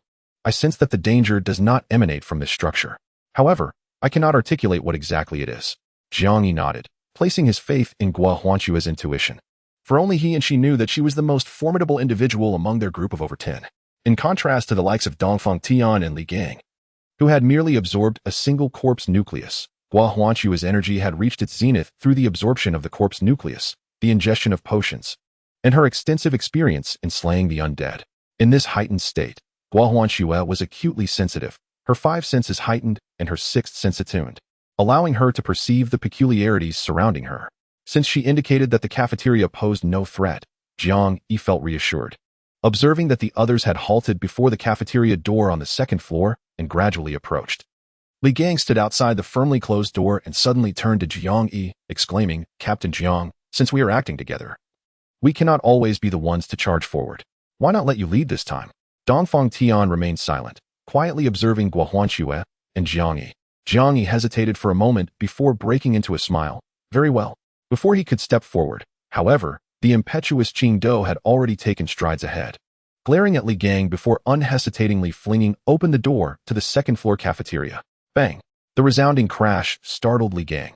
He had not anticipated Qingdou's reckless action, completely unprepared to burst through the door. If the room were teeming with zombies, would they not be akin to lambs led to the slaughter? Instinctively, Li Gang's mouth opened to unleash a reprimand, but he was halted by Dongfang Tian, who watched as Qingdou charged into the now-open cafeteria. Jiang Yi followed suit, sharing a knowing smile with Dongfang Tian. The spacious cafeteria bore no distinction from the one on the ground floor, though the floors and walls were smeared with grime. Strangely, there were few zombies in sight. Even Jiang Yi had no opportunity to intervene, as Qingdou had already drawn his blade, rushing forward as 3 zombies lunged at him. With both hands gripping his weapon, Qingdou executed a single, swift stroke, decapitating 2 of the zombies before his blade pierced through the skull of the third. The black blood, not even having the chance to splatter onto the ground before the bodies thudded to the floor. As the echoes of the fallen corpses resounded, Qingdou sheathed his sword and turned to Jiang Yi, triumphantly raising his weapon. Jiang Yi rolled his eyes, recognizing that Qingdou was showcasing his prowess. He had claimed the title of the strongest with a blade the previous day. "Curse it, why are there no zombies here?" Li Gang's face darkened as he smashed a chair with his cudgel, his frustration mounting as he observed Qingdou's arrogance. "Li Gang, control your emotions," Dongfang Tian admonished sternly, surveying the empty cafeteria to confirm the absence of danger. Upon ensuring safety, he coldly reprimanded Li Gang, who stiffened and swallowed hard, obediently standing aside. Nevertheless, the look in his eyes as he gazed at Jiang Yi revealed that he had disregarded Dongfang Tian's reprimand entirely. Jiang Yi suddenly turned, casting a meaningful glance at Li Gang, causing the latter's heart to race and instinctively lower his head. At that moment, Dongfang Tian interjected into Jiang Yi's line of sight with a smile, stating, "It seems I was overly suspicious. There is indeed no danger here, which is good news for us." In such a vast cafeteria, the variety of food must be abundant. Everyone swiftly began to gather it. Jiang Yi naturally had no objections to this decision, but he cautioned Qingdao and Guahanxue to be careful. With that, he also joined the others in heading towards the kitchen and warehouse. Li Gang led 3 individuals to the kitchen, while Qingdao accompanied several others towards the warehouse. The 2 groups arrived at the entrances of the kitchen and warehouse almost simultaneously. This time, without Jiang Yi by his side, Li Gang was too indifferent to act personally. A mere glance was sufficient for others to take action. As both large doors were swung open, an unforeseen calamity struck before the doors could fully open. They were violently slammed wide by an overwhelming force, and a cacophony of roars erupted from both directions. The members of the martial arts society who opened the kitchen door had no time to react before darkness enveloped them. A massive zombie seized the man's head and viciously sank its teeth into his neck. The man screamed in agony, struggling desperately as blood sprayed from his wound. He turned, hoping to seek assistance from Li Gang, but the look of desperation in his eyes turned to icy despair in an instant. For Li Gang stood right behind him. Upon realizing the presence of a zombie within, he promptly kicked the man out, propelling both him and the zombie into the fray. The man cried out, but before he could curse Li Gang, countless putrid hands grasped at his body, dragging him mercilessly into the kitchen. Countless zombies relentlessly battered the door. Li Gang, having delivered his kick, turned and fled, bellowing, "Run! There are zombies." Similarly, on Qingdao's side, the warehouse door met a similar fate the moment the lock clicked open. The entire wooden door was sent flying, rendering the boy who had opened it unconscious. The zombies that burst through the door, drawn by the scent of fresh blood, roared with savage fury as they charged forward. Chapter 49. Death and Escape. The insatiable horde of zombies, provoked by the allure of fresh flesh and blood, relentlessly assailed the door. Li Gang, recognizing the futility of resistance, kicked one last time and turned to sprint back, waving his hands. "Run! It's swarming with zombies." On Qingdao's side, they too faced a zombie onslaught. The moment the lock clicked open, the imposing door was flung aside, leaving the boy at the entrance with no time to react before he was knocked out. The horrifying zombies, enticed by the blood-soaked flesh, charged forward in a frenzy. As the zombies rushed through the door, Qingdao's blade flashed like lightning. The bloodthirsty creatures had no inkling of what had occurred before they met their demise. Qingdao swung his knife wildly, blocking the advancing zombies, yet he felt his strength waning. He turned and shouted, "Get him out of here." But upon looking back, Qingdao's heart sank as he realized that everyone else had fled, leaving only himself and the unconscious boy behind. "Damn it," he cursed, his strikes becoming even more fervent. "Qingdao, come back." The black blade, like a tempest, cleaved through the zombies surrounding Qingdao.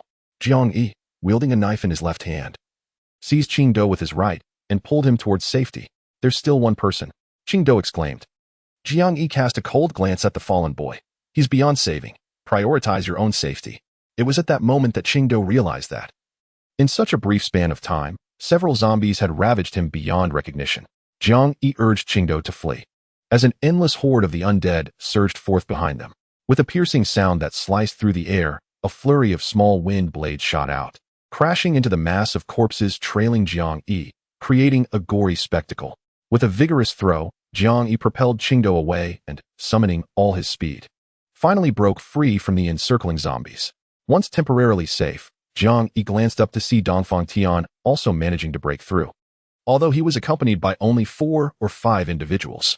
Evidently, this unexpected assault had resulted in significant losses for Dongfang Tian's entourage. With a swift stroke, Dongfang Tian cleaved through a zombie, and under the protection of Li Gang and the remaining few, he successfully joined forces with Jiang Yi, urgently stating, "We cannot linger here. We must leave at once." Without a moment's hesitation, he led his group towards the exit of the cafeteria. However, just as they burst through the main door, a harrowing scream echoed, prompting Dongfang Tian and Li Gang to retreat in disarray. Jiang Yi's pupils constricted as he beheld a throng of zombies surging madly from outside. "This is bad. We are surrounded." Qingdao, shielding Guahanwei, felt a wave of despair wash over him at this sight. Yet Jiang Yi, while evading the relentless onslaught of the undead, cast his gaze around, encouraging, "Do not lose heart. It is far too early to give up." In that critical moment, Jiang Yi's extraordinary speed came to the fore. Even amidst the throngs of zombies, he navigated their assaults with an ease that resembled a leisurely stroll. Dongfang Tian, fighting off zombies while observing Jiang Yi's composed demeanor amidst the chaos, felt a surge of unmasked resentment blossom within him. Why is it that he can remain so unfazed while I, the leader of the society, am reduced to this pitiful state? Unbeknownst to Jiang Yi, Dongfang Tian's animosity towards him had reached its zenith. After a swift assessment of the cafeteria, Jiang Yi finally discerned a glimmer of hope, suddenly pointing at a window. He shouted, "Quick, head towards that windowsill." With that, his black blade shimmered as he cleared a path for Qingdao and Guohanwei. Upon hearing Jiang Yi's command, nearly everyone turned to look at the window, and it was then they noticed that beyond it lay a platform. Dongfang Tian's eyes brightened. He recalled that there was indeed a decorative platform on the first floor, allowing easy access from the second floor's window. The zombies would not be able to scale the balcony. If they could successfully make it up, they could jump down to the first floor and be safe. Rush! All the survivors surged towards the windowsill in a frenzy. Jiang Yi, the swiftest among them, darted left and right, reaching it first. He twisted the window open, tearing through the screen, but instead of entering first, he turned back to look at Qingdao and Guohanwei.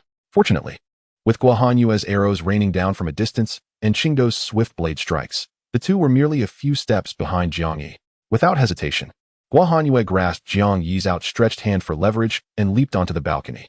Just as her feet landed, her golden bow was drawn taut once more, and she unleashed a rapid-fire shot that pierced through the heads of several zombies surrounding Qingdao.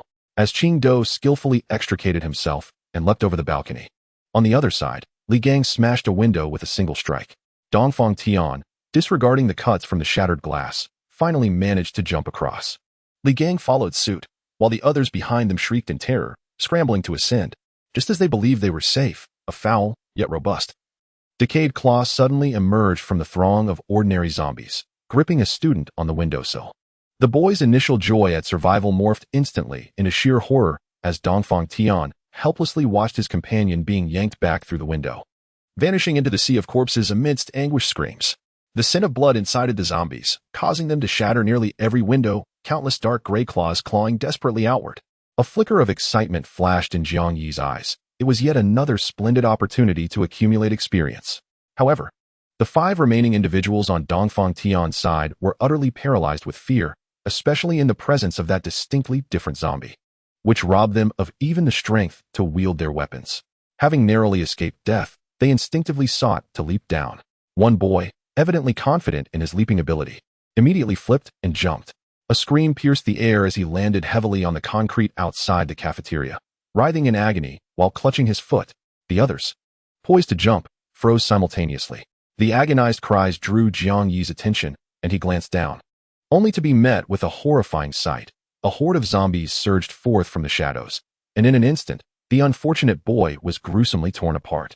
Cold sweat cascaded down Dongfang Tian's back, and he instinctively retracted his outstretched leg. Raising his head, he caught a glimpse of Jiang Yi's gaze nearby, a wave of intense humiliation forcing him to bite down hard on his lip. Jiang Yi surveyed the remaining individuals on the opposite side, his heart sinking. Then, a panicked voice broke through. "What do we do? What do we do? We're doomed." The flicker of hope that had gathered outside on the first floor was utterly extinguished, and the psyche of those already battered was on the verge of collapse. Li Gang slapped one of them across the face and bellowed in fury, "Shut up. If you scream again, I'll throw you out. Jiang Yi, we can reach the 3rd floor from here." At that moment, Qingdao, leaning against an air conditioning unit, shouted towards Jiang Yi. Following his gaze upward, Jiang Yi indeed observed that the air conditioning unit adjacent to the 2nd floor window was less than a meter away from the 3rd floor ledge, allowing those with a stronger physique to easily leap across. Qingdao's words successfully captured the attention of Li Gang and the others. In their desperation, they momentarily cast aside their reservations and surged forward. Fortunately, there were numerous air conditioning units on the 2nd floor platform, allowing 2 groups to ascend simultaneously. Qingdao was the first to leap onto the machine, cautiously peering into the 3rd floor window, discovering it was unoccupied. Only then did he shatter the glass, reach in, and climb through. Dongfang Tian squinted at Qingdao as he entered, only then feeling reassured enough to scale upward from the other side. Jiang Yi wielded his knife to fend off the grasping claws of zombies extending from the air conditioning unit, seizing the opportunity to slay several of them. Had he not been concerned that Dongfang Tian's group might take notice, he would have preferred to eradicate all the zombies on the 2nd floor. As he climbed onto the 3rd floor, he barely had time to observe his surroundings before sensing an atmosphere laden with tension, almost palpable, as if a confrontation was imminent. He inquired in a low voice, "What is happening?" Qingdao replied gravely, "There's someone over there who has been scratched by a zombie, and Li Gang wants to kill him. Don't come over. I haven't lived enough yet. Why should you order me around? Just because I'm injured, you decide to kill me? Dongfang Tian, I sustained this injury to protect you, and you just stand by and watch Li Gang kill me?" Among the remaining 4 individuals, One tall young man brandished a bloodied watermelon knife, pointing it menacingly at Dongfang Tian, his eyes flashing with ferocity. Yet, Jiang Yi could discern the underlying despair within that fierce gaze. Indeed, with an injury like that, his fate was sealed. Jia Chuan, please remain calm. Li Gang doesn't mean any harm. He is merely worried about you. Dongfang Tian attempted to pacify Jia Chuan while inching closer. However, Jia Chuan resembled a wounded wolf, refusing to allow anyone near. Dongfang Tian, his face etched with concern, tried to comfort him, yet his right hand never left the hilt of his sword. Jia Chuan, fully aware of Dongfang Tian's true nature, let out a bitter laugh. Since the apocalypse, I have followed you into life and death situations. I anticipated this day would come, and I do not blame you. But you should not strip away my last shred of hope. You are forcing me to hate you. With that, Jia Chuan abruptly shifted his gaze towards Jiang Yi, then glanced at Qing Do, bursting into laughter. Qing Do, though I am your defeated foe, I have never harbored resentment towards you. On the contrary, I admire you for having such a capable leader. When following a strong individual, one must keep their eyes wide open. Dongfang Tian's expression darkened. Jia Chuan, what nonsense are you spouting? He then exchanged a meaningful glance with Li Gang. Yet Jia Chuan suddenly swung his knife wildly, pushing Dongfang Tian back. Stay away from me. Dongfang Tian, I know you will never let me live. And I am not afraid of death. I have long since grown weary of this life. Jiang Yi sheathed his black blade and observed the distraught Jia Chuan, interjecting. In truth, there remains a possibility that you might survive. You could even awaken your abilities. The crowd gasped in unison, turning their attention to Jiang Yi. Jia Chuan trembled, a flicker of longing for life igniting in his eyes. What must I do? Tell me, quickly. Jiang Yi, holding his weapon, replied, consume a zombie core. If you do, you may just live. Surviving could lead to awakening your powers. Jia Chuan's face lit up with hope as he turned his gaze toward Dongfang Tian. However, Dongfang Tian's expression soured, and he shouted angrily, Jiang Yi, what are you saying? Everyone knows that ordinary people who consume zombie cores are guaranteed to die. Jiang Yi stood up, extending his hand. What about me then? Gua Huanshuan knows that I awaken my abilities precisely by consuming a zombie core. Chapter 50. Parting ways. Upon seeing Gua Huanshuan nod, everyone present stared at Jiang Yi in shock. They understood that zombie cores could enhance the strength of those who had already awakened their abilities, but they had never fathomed that cores could enable awakening itself. Jia Chuan tossed aside his knife, gazing at Dongfang Tian with fervent desire. Dongfang Tian, you possess a zombie core. I implore you to give it to me. I will serve you as a devoted servant in return. The countenance of Dongfang Tian was exceedingly pallid as he clutched his chest, the core of the deceased, rendered speechless. Meanwhile, Jia Chuan's expression transitioned from astonishment to utter shock, ultimately culminating in a fierce wrath. He seized a knife and furiously lunged at Dongfang Tian, exclaiming, Dongfang Tian, you shall perish. In that instant, Li Gang swung his club, striking Jia Chuan's wrist with a resounding crack, causing Jia Chuan to cry out in agony. The scream jolted Dongfang Tian from his stupor.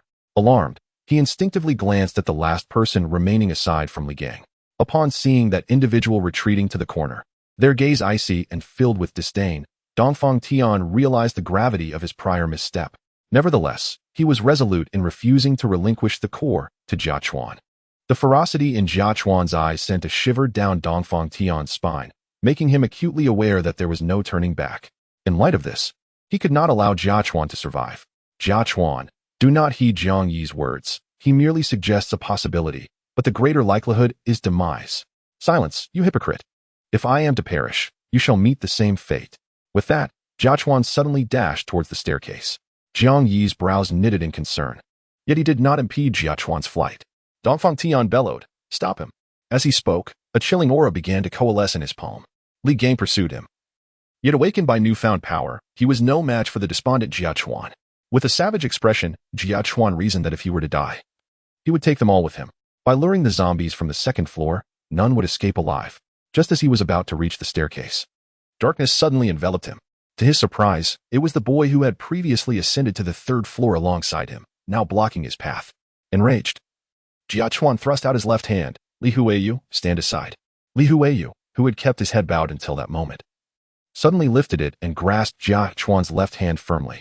Taken aback, Jia Chuan never anticipated that the unassuming Li Huiyu would dare to confront him.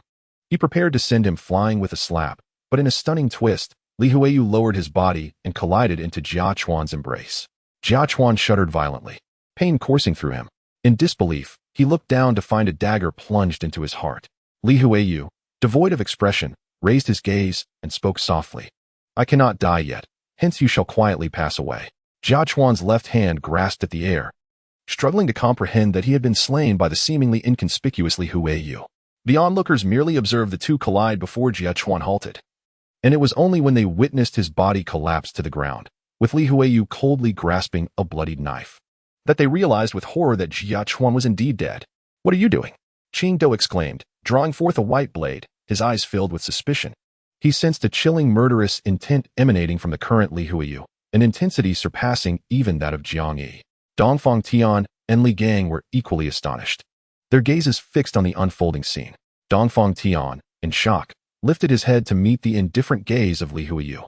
Li Gang, brandishing his iron club menacingly, pointed at him and declared, Li Huiyu, I have long harbored disdain for you. It seems you have much to answer for. Put down the knife, or I shall smash your skull with a single blow. Li Huiyu glanced at the blood-stained short dagger in his hand, then lifted his gaze to Li Gang. Suddenly, a cold smirk escaped his lips as he swayed his body and vanished from his original position, only to reappear directly in front of Li Gang. The chilling blade was now poised against Li Gang's neck, rendering him utterly motionless. Dongfang Tian bellowed, Li Huiyu, cease at once. An aura of frigidness emanated from him. Yet he refrained from intervening. Li Huiyu slowly withdrew his knife, casting a disdainful glance at Dongfang Tian, before finally looking at Jiang Yi in the distance. With that, he turned and departed. Relieved, Li Gang could not suppress his rage, shouting after him, Li Huiyu, where do you think you're going? Do not forget, you are still one of us. Li Huiyu did not turn back. He merely raised his bloodied hand and coldly replied, not anymore. As Li Huiyu slipped into a nearby room, the corridor fell into a stillness. Li Gang panted heavily, while Dongfang Tian's emotions were tumultuous. He had not anticipated the presence of a powerful awakened one so close to him. It was no wonder that Li Huiyu, the most frail and seemingly powerless among them, always managed to return unscathed. Qing Do was also severely impacted, standing in a daze as he sheathed his knife. He truly did not expect that among the surviving six, he would be the most ordinary. In contrast, while Huanshue's eyes brightened, she seemed to admire Li Huiyu's character. Or perhaps she was simply pleased to discover that an unassuming individual possessed such strength. It was worth noting that Li Gang's martial arts foundation was profound, bolstered by his powers, making him one of the most formidable awakened individuals she had encountered. Yet, against Li Huiyu, he had been utterly defenseless. Jiang Yi, is he endowed with speed abilities? Guo Huanxue mused, her gaze shifting to her captain. Jiang Yi frowned. The look Li Huiyu had given him before leaving was enigmatic. However, after hearing Guo Huanxue's thoughts, he shook his head, stating, no, I have encountered several speed-based awakened, and none have matched Li Huiyu's caliber. It must be said that he possesses an exceptional mastery of his abilities, something neither you nor I can rival. At that moment, Dongfang Tian finally suppressed the fear that lurked within him. After all, having someone with such formidable strength concealed nearby could instill dread in anyone with a modicum of caution. Quelling his unease, he turned to Jiang Yi and said, Captain Jiang, Huanxue, we are temporarily safe. What should we do next? Jiang Yi stepped forward, recognizing Dongfang Tian's gesture of goodwill. He surveyed the solitary figures of Dongfang Tian and Li Gang and replied with a smile, currently, the first and second floors are swarming with zombies. We cannot leave just yet. Let us secure the third floor first and eliminate any potential threats. Dongfang Tian nodded in agreement. Very well, then Li Gang, let us split up. Unlike the second floor, the third floor mostly consisted of private rooms in the form of boxes, making it more suitable for them to disperse rather than act together. Jiang Yi concurred, and the five of them proceeded toward different rooms. Arriving outside one particular room, Jiang Yi scanned the vicinity, ensuring the door was intact before gently pushing it open. As he cracked it open, a rotting hand suddenly reached out, clawing toward his arm. Jiang Yi's hand swiftly retracted. In comparison to the speed of the zombies, his velocity, which was nearly on par with that of an ordinary superhuman, rendered him exceedingly difficult to ambush. Facing ordinary zombies, he was virtually impervious to surprise attacks. With a flash of his black blade in his left hand, he swiftly severed the claw of a zombie. In one decisive kick, he forced the door open, sending the zombie behind it tumbling out. 3 zombies fell to the ground, rolling in disarray. Jiang Yi strode forward, and with 3 precise strikes of his decapitating knife, he liberated the heads from their bodies. Simultaneously, the sounds of combat echoed from other directions. Clearly, there were numerous zombies within the private room on the 3rd floor, but the excellent soundproofing had shielded them from the intrusion. Jiang Yi conducted a cursory search of the room, Discovering little of significance, merely 4 mobile phones and some miscellaneous items within the designer handbags left behind by the 3 corpses. He stowed what was useful in his backpack and proceeded to kick open the next private room. Before long, 5 individuals had nearly cleared the entire 3rd floor. The absence of the anticipated advanced zombies left Jiang Yi somewhat disheartened, especially since the 2nd zombie core was supposed to belong to him according to their agreement. When Jiang Yi and his companions regrouped, he couldn't help but glance at Li Huiyu, who stood behind Guohanwei. Li Huiyu nodded gently in acknowledgement. Upon seeing her, Li Gang was instantly consumed with rage and attempted to charge forward, only to be restrained by Dongfang Tian, who fixed a wary gaze upon the composed Li Huiyu. Guohanwei then stepped forward, glaring at Li Gang. Dongfang Tian, I expect you to keep your subordinates in check. Both Dongfang Tian and Jiang Yi were taken aback by Guohanwei's assertiveness at that moment.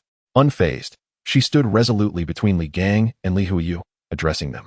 I trust you understand that we are in a critical situation. I do not wish for any internal strife at this juncture. The more allies we have, the greater our hope for survival. Any grievances should be settled once we are safe. Is that clear? Li Huiyu, gripping her short knife, murmured. I never intended to be your enemy. I merely wished to survive. She turned to Dongfang Tian. I hope you won't provoke me further, for I am not one to be trifled with. Li Gang, infuriated, mocked. Li Huiyu, you ungrateful wretch. After all these days, do you think you would still be alive without us? Dongfang Tian stepped forward, coldly scrutinizing Guohanwei. Upon seeing her serious demeanor, he barked, Enough, Li Gang. Since he no longer acknowledges my leadership, there is no point in forcing him. I concur with Han Yue's proposal. Guohanwei cast a satisfied glance at both parties before returning to Jiang Yi's side, signaling him with her eyes. Jiang Yi chuckled softly. Are you trying to create trouble for me? Guohanwei shot him an exasperated look. Please, if you are the captain, shouldn't you consider how to strengthen our team? Li Huiyu is exceptionally skilled. Don't you want to recruit someone like her? Jiang Yi merely shrugged, non-committal. While Guohanwei was not wrong, his criteria for selection transcended her notion of merely seeking powerful allies. His standards were singular and unwavering. Only those recognized for their team-building capabilities can be considered true allies. It is not that Jiang Yi has excessively relied on his unique abilities. Rather, he has gradually discerned certain patterns within the team formation system. Although his estimates may not be entirely precise, Jiang Yi surmises that the criteria for selecting team members does not solely hinge on strength. The inclusion of Guohanwei and Qing Do indicates that the team formation mechanism does not prioritize whether they are awakened individuals. Through the 2 recent additions to his team, Jiang Yi has unearthed a critical principle. Not only must he acknowledge the validity of his companions, but they must also reciprocate that acknowledgement. Thus, while the team formation system may be his, the power of selection lies with both parties involved. He has confirmed Li Huiyu's strength. Yet it is evident that Li Huiyu does not recognize him, and in fact, seems to heed Guohanwei's words more than his own. Such a dynamic renders Li Huiyu unfit to be a member of his team. Those not on his roster not only fail to contribute their experiences but also pose as rivals competing for resources. It is no wonder that Jiang Yi has maintained a certain emotional distance from him. Trustworthiness can be regarded as an exceptionally useful metric, which Jiang Yi even perceives as a measure of camaraderie and affinity. Individuals lacking trust metrics indicate a complete absence of goodwill towards Jiang Yi. Much like Dongfang Tian and Li Gang. Witnessing Jiang Yi's demeanor, Guohanwei felt an urge to strike his head in an attempt to uncover his thoughts.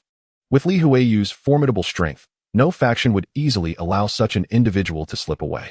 Qing Do observed Li Huiyu with caution, feeling a twinge of anxiety upon hearing Guohanwei's sentiments. After all, should Li Huiyu join their ranks, he would once again find himself as the weakest link. Dongfang Tian regarded Jiang Yi with a complex expression. He had initially boasted the most talented companions, yet after a single battle, only Li Gang remained by his side. Li Gang, noticing Dongfang Tian's troubled demeanor, leaned in quietly, reassuring him, Dongfang, do not fret. As long as our plan succeeds, everything here will still belong to you. Dongfang Tian's eyes brightened momentarily, but then he cast a complicated glance at Jiang Yi and Guohanwei, pondering. Do you believe we should continue with the plan at this juncture? Perhaps we ought to abandon it for now. Li Gang was momentarily taken aback, his voice rising slightly before he quickly lowered it again. Dongfang, what are you thinking? Rest assured, I will handle this matter. Dongfang Tian lifted his gaze, only to find that Li Gang had already departed. Captain Jiang, how can we possibly leave this place? Do you have any strategies? After the 6 individuals organized their belongings, Li Huiyu took the initiative to inquire of Jiang Yi, deliberately overlooking Dongfang Tian. Jiang Yi surveyed his surroundings, ultimately concluding that while the environment was temporarily secure, It severely restricted their options for escape. After all, they were on the third floor, with only one passage leading to the second floor. There were no other exits. And jumping from the third floor to the outside world was simply unrealistic. They had merely awakened their abilities, not transformed into superheroes. Lacking viable options. He glanced at Dongfang Tian and Guohanyue, while Li Gang and Qingdou were entirely disregarded. Dongfang Tianhe and Guohanyue appeared to be contemplating the situation more deeply. Yet they found themselves at a loss for effective solutions. Li Huiyu cast a disdainful glance at the three evident leaders and spoke in a low voice. Since none of you have a viable plan, why not consider my suggestion? The group was momentarily taken aback, turning their attention to Li Huiyu, who leaned against the wall. Avoiding their varied gazes as he quietly stated, given that we all acknowledge the only way to escape is to retrace our steps rather than pondering alternative methods, we should strategize on how to eliminate the zombies on the second floor. The crowd gasped in astonishment, with Jiang Yi growing increasingly excited at the prospect of hunting zombies. His greatest interest. Are you insane? Do you not realize how many zombies there are on the second floor? Are you attempting to lead us to our demise? Li Gang reacted vehemently, having just witnessed his comrades meet a gruesome fate at the hands of the horde. Even he, with his robust disposition, felt a shiver at the thought of that horrifying scene. Li Huiyu scoffed. I believe the one who is mad is you. Have you even considered how little food there is on the third floor? This meager supply will not sustain 6 of us for even a day. If we continue to linger here, we are all doomed. Li Huiyu harshly exposed the group's most pressing dilemma. Although they were in a cafeteria, the third floor lacked a kitchen, and all provisions had been transported via the elevator. The meals in the private rooms had long since spoiled and become infested, leaving only a few snacks collected from previous guests as sustenance. Li Gang's face flushed crimson, yet he fell silent, recognizing that even those with awakened abilities required nourishment. And their appetites had indeed grown larger than those of ordinary individuals. Li Huiyu then turned his gaze towards Jiang Yi, acknowledging that despite his disdain for someone who could form a team without understanding martial arts, Jiang Yi was, at present, the one with the most authority. Jiang Yi stroked his chin, tempted by Li Huiyu's suggestion but aware of the grim reality. The number of zombies on the second floor was overwhelming. With only the 6 of them, charging in would not be a hunt, but rather a feast for the undead. However, Li Huiyu's words sparked an idea within him. They still held a significant advantage. The staircase from the third to the second floor was not particularly spacious, and the zombies could not ascend the stairs. Recalling how they had lured nearly all the zombies into the grand dining hall, Jiang Yi suddenly had a moment of inspiration, raising his head with a smile and declaring, "Perhaps there is indeed a way." The group turned to him as he gestured towards the staircase. Li Huiyu is correct. Our only route to escape is to retrace our steps, but we also have an advantage. The zombies are unaware of our presence above them. If we can stealthily lock them in the dining hall from behind, the remaining zombies should be manageable for us. As for those outside, it will depend on our own fortunes. Li Gang was the first to voice his dissent. Have you lost your mind? There are so many zombies. How do you propose we can find them? Are you suggesting that I do it? Guohanyue shot Li Gang a glare, effectively silencing him. After a moment's consideration, she nodded in agreement. Jiang Yi's plan may indeed be the most feasible. As for who will close the door, I believe the strongest among us, Li Gang, would be quite suitable. Li Gang sprang to his feet, his face flushed with anger. Nonsense, Guohanyue. Are you trying to send me to my death? Whoever wants to go can go. I will not. Why should you so casually assign me? Dongfang Tian frowned, acutely aware that Li Gang was his last subordinate, and sacrificing him at this juncture would be severely detrimental to his own interests. Indeed, in the hearts of nearly everyone present, the act of locking the door was viewed as a selfless sacrifice to secure a path to survival for others. The individuals seated were not so noble. Jiang Yi opened his mouth, wishing to clarify that he had no intention of sending them to their deaths. However, Qingdou had already risen. I will go. Li Gang disdainfully cast a glance at Qingdou's frail frame. How noble of you. But I wonder if you can actually manage it. Let us hope you don't attract the zombies instead of locking them in. Qingdou, infuriated, gripped his knife tightly. You. At that moment, Li Huiyu reached into his bag and pulled out a deck of playing cards. How about this? Let us draw lots to decide. Going alone is indeed too perilous. Someone must provide cover. As abilities users, we cannot be infected. Captain Jiang's suggestion has a high success rate. He then selected 6 cards, displaying them for all to see. There are 4 numbered cards and 2 face cards. Whoever draws a face card will go, while the 4 with numbered cards will remain behind. Any objections? Jiang Yi cast a longer glance at him, genuinely surprised that Li Huiyu still carried playing cards at such a critical moment, although everyone felt a bit uneasy. Dongfang Tian understood that the current situation left him no room to refuse. Once Jiang Yi consented, he too had no choice but to agree. Li Huiyu swiftly shuffled the cards and laid them out on the windowsill, signaling to them, "To be fair, you all go first. The last card will be mine." There were no objections. It was merely a matter of chance. Soon, everyone had drawn their cards, and under Jiang Yi's guidance, they revealed their choices. The results were somewhat unexpected. The most suitable candidate to descend, a reluctant Li Gang, was fated to draw the queen card, compelling him to go. The second card, however, was not drawn by the eager Qing Do or the one who had suggested the plan, Li Huiyu. Jiang Yi chuckled as he looked at the colorful joker in his hand, gently passing it to Li Huiyu. It seems this truly is fate.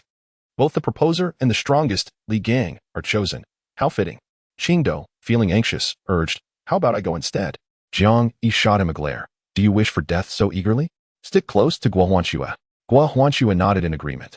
Supporting Jiang Yi and Li Gang's pairing, among the six, Li Gang was indeed the strongest, while if one were to glance at Li Huiyu, it appeared only Jiang Yi would be even more suitable if he lacked speed abilities. Having witnessed Jiang Yi's agile form amidst the horde of zombies, Guo Huanxue had no doubts regarding his capabilities.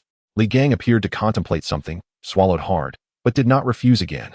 Dongfang Tian's expression darkened slightly. However, since he had not drawn a card, he felt it inappropriate to voice further objections. After all, he had nearly lost his influence within the team. Jiang Yi handed his backpack to Qing Do, observing his still worried demeanor, and softly said, "Stay close to Guo Huanxue and take care of yourself. Don't worry. I will be fine." Guo Huanxue, standing nearby, rolled her eyes.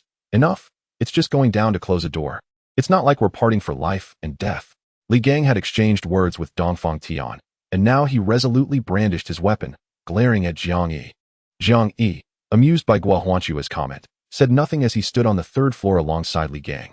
The raucous sounds from the second floor already echoing in the air. Everyone fell silent. Li Huiyu glanced at her phone. 5 minutes. If you do not return, we will charge down. With that, she pressed the countdown timer. Jiang Yi smiled as he descended the stairs. 5 minutes is ample time. Li Gang followed closely behind Jiang Yi, observing the fierce glint in his eyes. Jiang Yi was genuinely untroubled, as long as they kept their noise to a minimum. The likelihood of success for his plan was exceedingly high. Chapter 52. Ambush and counterattack indeed, as they reached a vantage point on the second floor. Just as Jiang Yi had surmised, the number of zombies outside was pitifully scant. All the zombies had been drawn into the cafeteria by the previous commotion. With a lightness in his body, Jiang Yi lunged forward, swiftly subduing a zombie that was facing away from the stairwell. The creature had even begun to tumble before Jiang Yi's knife had penetrated its temple from behind. Carefully, he laid the lifeless zombie to rest and, with Li Gang, stealthily approached the cafeteria. The second floor was not entirely secure. Numerous zombies remained scattered about, not having entered the cafeteria. Jiang Yi refrained from letting Li Gang take action, concerned he might create an uproar. With swift precision, he dispatched over 10 zombies. And to Li Gang's astonishment, they effortlessly reached the entrance of the cafeteria. From a distance, they could see the gaping doors of the cafeteria filled with writhing heads, reminiscent of the days when they queued for meals. Though now the waiting figures were not their dear classmates, but rather ferocious zombies. A flicker of excitement crossed Jiang Yi's eyes. As long as they secured the door behind them, the zombies trapped inside would be unable to escape for a considerable time. However, fortune does not eternally favor humanity. Just as the duo believed they could proceed smoothly, the zombies within the cafeteria noticed the approaching humans and erupted into a frenzy. The ones at the front roaring as they surged toward the exit. Jiang Yi's expression changed dramatically. He rushed forward, delivering a powerful kick to send a zombie careening back inside, shouting at the bewildered Li Gang, "Close the door." Startled, Li Gang shook off his fear and discarded his iron rod, sprinting towards the door. Jiang Yi swiftly slashed at the zombies attempting to escape. He even threw himself into the cafeteria. After all, they needed to eliminate the zombies near the door, or Li Gang would never have the chance to pull it shut. The zombies within the cafeteria were frantically pushing toward the exit. Jiang Yi had transformed into a harbinger of death, his black blade resembling the scythe of the Grim Reaper. With each stroke, at least one zombie was cleaved in twain. Consumed by bloodlust, Jiang Yi relentlessly pushed forward, forcing the horde back into the cafeteria. Li Gang stood behind him, his expression complex as he firmly gripped the door that swung inward, then suddenly turned to pull it outward. The cafeteria doors were heavy, creaking ominously as they opened and closed. Li Gang, immensely strong, effortlessly pulled the doors shut with one hand. As the door threatened to close, A figure suddenly emerged through the narrow gap, deftly slipping beneath Li Gang's arm. With a resounding crash, Li Gang slammed the door shut, only to be met with a cacophony of pounding from within. Jiang Yi, having escaped, swiftly seized a sturdy bike lock and secured the door handle, rendering it immovable. Just then, a gust of wind swept past the back of his head. With a cold smile, Jiang Yi pivoted, his black knife intercepting the attack with remarkable speed. The force of the blow was tremendous, yet Jiang Yi merely staggered slightly, deflecting the iron rod that fell to the ground. He retaliated with a kick that struck Li Gang squarely in the abdomen. Li Gang, his face pale, clutched his midsection and staggered backward, his eyes wide with horror as he beheld the severed solid barbell. Jiang Yi regarded him with a steely gaze. "Did you think I would carelessly expose my back to you?" Gritting his teeth, Li Gang acknowledged Jiang Yi's strength, which, while not overwhelming, was comparable to that of a robust man. Caught off guard by the fierce kick, he felt a wave of discomfort wash over him. Struggling to regain his composure, he brandished his weapon. "Did you know I would turn against you? Who informed you? Was it Li Huiyu?" Jiang Yi wrapped the leather strap around his wrist, responding, "From the moment I arrived at the gym, I have never lowered my guard against you and Dongfang Tian. I knew we were fundamentally different and a confrontation was inevitable. However, I did not expect you to strike at this moment. Let me ponder the reason." Li Gang shook his head dismissively. "No need to speculate. I can tell you it's because of Dongfang. Your presence has jeopardized Guo Huanshue's relationship with him. Jiang Yi, I truly underestimated you. Had I known this would occur, I should have never allowed you in." Jiang Yi shrugged. "Save that sentiment for when you meet Dongfang Tian and Guo Huanshue." Suddenly, Li Gang swung his weapon. "No need to say more. You won't survive until they arrive." Jiang Yi took a step back as the powerful sweep of the staff brushed past his nose, and he thrust his knife toward Li Gang's chest. As vice president of the martial arts club, Li Gang was no novice. Jiang Yi stood little chance against him. The moment Li Gang anticipated the strike, he blocked with his staff, and the silver rod met the black knife with a clash that sent sparks flying. Li Gang stared in disbelief at Jiang Yi's blade. "How can your knife be so sharp?" A deep gash marred his staff, nearly cleaving it in two. Jiang Yi, shaking off the impact, realized Li Gang's strength was formidable, estimated to be around 30 points. Yet, in contrast to that terrifying power, Jiang Yi's speed was his greatest asset. Without addressing Li Gang's question, he charged forward once more. Jiang Yi was no longer the exemplary student from before the apocalypse. Now, he could dispatch any adversary threatening his life with a single strike. Knowing that there was no room for compromise, Li Gang let out a furious roar and unleashed his learned staff techniques in a frenzied assault against Jiang Yi. Though Jiang Yi moved with incredible speed, Li Gang's attacks were methodical, and in the spacious corridor, neither could gain the upper hand. Li Gang's face was grim as he gazed at the battered stick in his hand. He had never anticipated that, despite his mastery of martial arts and extraordinary strength, he would struggle against Jiang Yi, who was merely swift. Jiang Yi, on the other hand, was also in a precarious position, thanks to the indestructible skull-slicing knife. He narrowly avoided having his neck shattered by Li Gang's blow. However, the encounters had taken a toll on him, as he was at a disadvantage in terms of raw power. With only 7 points of strength, he was no match for Li Gang, and his left arm was now nearly numb from the impact. Squinting, Jiang Yi realized that Li Gang was intent on killing him. Despite appearing delicate, when pushed to the brink, he could fight for his life. Resolute, he suddenly abandoned all defense and charged forward. Li Gang's eyes lit up as he executed a powerful strike aimed directly at Jiang Yi's head. Jiang Yi slightly raised his chin and swiftly dodged to the left. The iron rod struck brutally against his shoulder, producing a sickening crack as his right arm shattered. Yet, he did not retreat. Seizing this desperate opportunity, he thrust the knife into Li Gang's abdomen. Li Gang's eyes bulged in disbelief as he met the cold gaze of Jiang Yi. After spitting out a mouthful of blood, he watched in horror as Jiang Yi slowly withdrew the blade from his gut, causing him to collapse to the ground. The iron rod fell aside as he clutched his wound tightly. Jiang Yi, too, was not unscathed. The force of the strike had shattered his scapula and even injured his lung, but his wounds were not fatal compared to Li Gang's. Observing the blood gushing from Li Gang, yet witnessing his unyielding will to survive, Jiang Yi let out a cold snort and, despite the imbalance in his right hand, slowly approached Li Gang. Panic-stricken, Li Gang attempted to cover his injury, but blood continued to pour from his fingers. As Jiang Yi drew nearer, fear gripped Li Gang. He knelt, trying to rise, but his extraordinary strength seemed to have vanished. The sight of Jiang Yi wielding the knife instilled an overwhelming pressure, and he could no longer muster any thoughts of resistance. Desperate to survive, he retreated frantically, pleading, "Jiang Yi, no, Please don't kill me. You cannot kill me. I was wrong. I beg you spare me. Jiang Yi, gritting his teeth against the pain, raised the knife to Li Gang's neck. The sharp blade drew a thin line of blood, causing Li Gang to freeze in place. Jiang Yi sneered, "Give me a reason not to kill you." Li Gang was reduced to mere pleas, gripped by the fear of death, a realization that struck him for the first time. After waiting a few seconds, Jiang Yi suddenly laughed. "It seems you cannot think of a reason. Then, you shall die?" Just as he lifted the knife, a sharp piercing sound echoed in his ears, followed by a commanding shout, "Stop!" Jiang Yi turned to counter, shattering the ice spear with a single slash. A flicker of shock crossed Dongfang Tian's eyes as he held another ice spear, but before he could react, another spear shot towards Jiang Yi's heart. In a flash, a purple light surged between them, exploding Dongfang Tian's ice spear and embedding itself deep into the wall, narrowly missing Li Gang's ear. Jiang Yi and Dongfang Tian instinctively retreated from one another. Li Gang's eyes brightened, disregarding his bleeding ear. "Dongfang, quickly save me. Jiang Yi wants to kill me." Dongfang Tian gazed at the severely wounded Li Gang, his countenance marred by distress. At that moment, a gathering of onlookers converged around them. Li Huiyu cast a wary glance at the tightly shut door, repeatedly battered by relentless force, before shifting her attention to Jiang Yi and Li Gang. Meanwhile, Qing Do had already unsheathed his blade, eyeing Dongfang Tian with suspicion. "What are you planning, Dongfang Tian?" he inquired.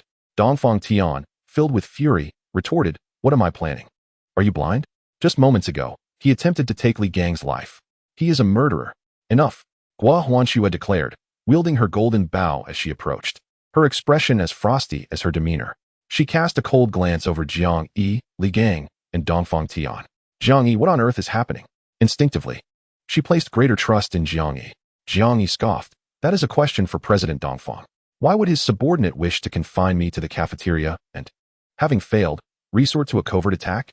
Gasps of disbelief echoed through the crowd as they beheld the blood-soaked Li Gang, now kneeling on the ground in a state of panic, clutching his abdomen. "Dongfang, help me. I am dying," he cried desperately. With heavy eyelids, Dongfang Tian released his grip, the icy spike in his hand dissipating into a cloud of frost. He crouched down to apply pressure to Li Gang's wound, summoning a swirl of icy mist. Upon withdrawing his hand, the previously profusely bleeding injury was astonishingly sealed by the chilling frost. Chapter 53, a transformative crisis. However, Li Gang's condition remained dire. Seated on the ground, his complexion turned ashen, lips tinged with purple. It was evident that Dongfang Tian's emergency measures had taken a significant toll on him. After ensuring Li Gang's safety, Dongfang Tian rose, fixing a steely gaze upon Jiang Yi. Unthinkable. Although Li Gang has a temper, he would never resort to murder. After a brief pause, he continued, "Conversely, Captain Jiang, could it be that you harbor malicious intent towards Li Gang, seizing this opportunity to eliminate him due to past grievances?" Jiang Yi's laughter was tinged with incredulity. "Now I see what it means to turn the tables." He slowly raised his weapon. "If that is the case, I would not mind playing the villain you describe, and here, I shall send you both to your demise." Qing Do stepped forward, while Dongfang Tian remained vigilant, drawing his sword from his waist. At that moment, Gua Huanxue interposed herself between the two men, casting a fierce glare at Jiang Yi before turning to Dongfang Tian. "Dongfang Tian, may I inquire about Li Gang?" Dongfang Tian hesitated, his brow furrowing, yet ultimately took a step back. Gua Huanxue knelt before Li Gang, scrutinizing his wound as she spoke solemnly. "Li Gang, tell me the truth. What transpired?" Trembling, Li Gang raised his gaze towards Dongfang Tian and Jiang Yi, struggling to articulate. "It was him. He attacked me suddenly when I was closing the door. He sprang upon me from the side." A piercing scream erupted as Li Gang thrashed wildly, Gua Huanxue's fingers pressing deeply into the icy wound, her chilling grip securing him in place. "I shall grant you one more chance to speak the truth. Otherwise, I shall ensure your wound remains forever unhealed." The onlookers shivered at Gua Huanxue's fierce demeanor, a palpable tension enveloping the atmosphere. Jiang Yi swallowed hard, contemplating whether he could dismiss her in time. Li Gang's cries of agony echoed as he sensed Gua Huanxue's seriousness. Her fingers were penetrating deeper into his injury, blood gushing forth once more. "It was you. It was you. Gua Huanxue, were it not for you, I would not have found myself in such a predicament. What is it about Dongfang that you could not accept him, yet you chose that frivolous Jiang Yi instead? Where do you intend to place Dongfang's dignity? He has waited for you for 2 years. Now that your power has grown, do you seek to cast us aside? Once he is no more, you will have no choice but to return to Dongfang's side." Upon hearing Li Gang's frenzied outburst, Gua Huanxue was taken aback, retracting her finger, which allowed Li Gang to catch his breath. Slowly, Guohuanxue raised her gaze towards Dongfang Tian. So, it was you who ordered Li Gang to assassinate Jiang Yi? Dongfang Tian was taken aback and hastily sought to explain, but Li Gang suddenly grinned, revealing his bloodied teeth. What of it? Guohuanxue, do not be naive. This is the apocalypse, and lives are worth little. As long as the goal is achieved, what does it matter if a few perish? Dongfang is the chosen one. His abilities unmatched. If you were to follow him, you would live longer. With a resounding thud, a fist struck Li Gang's face. He looked incredulously at the furious Dongfang Tian, unable to believe that the president he had always respected would turn against him. Dongfang Tian, panting heavily, appeared ready to explode with rage. He suddenly turned, solemnly bowing to Jiang Yi. I apologize, Captain Jiang. It is my failure to manage my subordinates that has led to this attack on you for my personal matters. This incident is entirely unrelated to me. But I implore you, for the sake of our kind, to spare Li Gang this once. I assure you I will restrain him in the future. Everyone understood the reality of the situation, observing the hypocritical facade of Dongfang Tian. Li Huiyu turned her head in disdain. Jiang Yi smirked coldly. Did he think that a few words could dismiss him? Was his suffering to be disregarded? What if I refuse? Jiang Yi advanced step by step, brandishing his knife.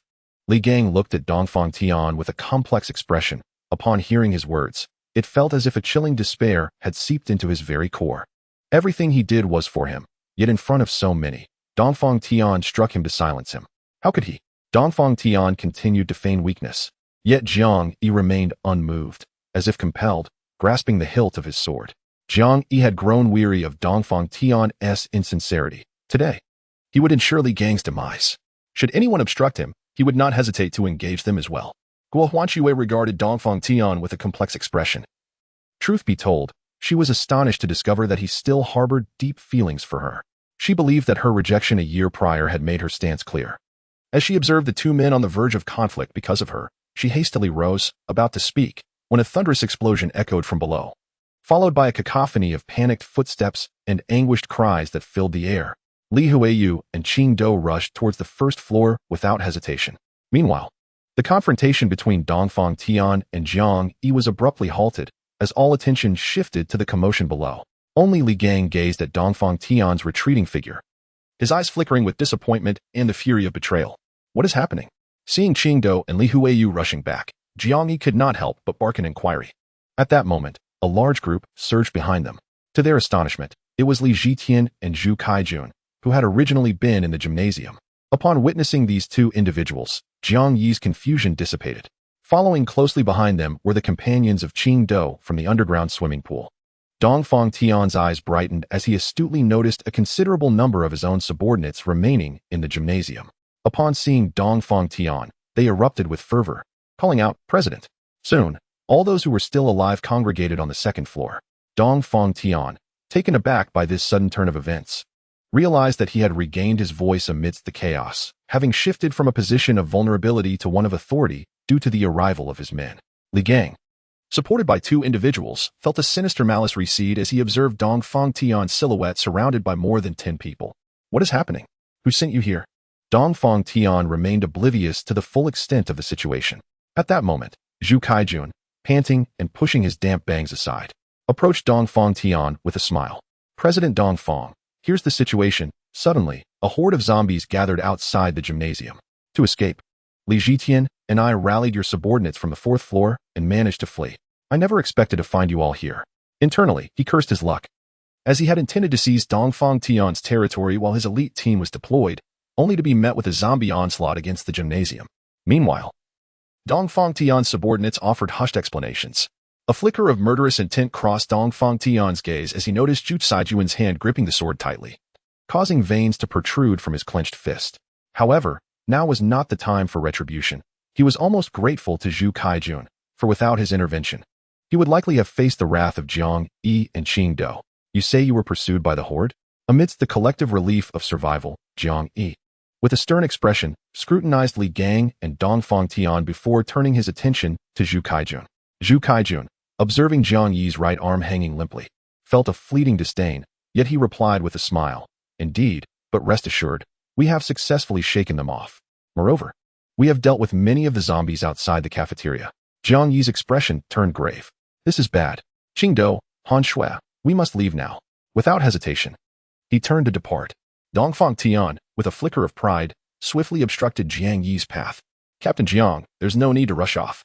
We can discuss matters further. Or are you concerned about Li Gang? Worry not. I will ensure he is properly managed and that you are kept from danger. Get out of my way. Jiang Yi's face hardened as he spat the words, swinging his knife at Dongfang Tian with determination. Taken aback, Dongfang Tian had not anticipated that Jiang Yi would dare to strike after his men had assembled. Nevertheless, his agility allowed him to evade the attack. Jiang Yi offered no opportunity for a response, hastily making his way outside. Qing Dou and Guohan Shui, momentarily stunned, quickly followed suit.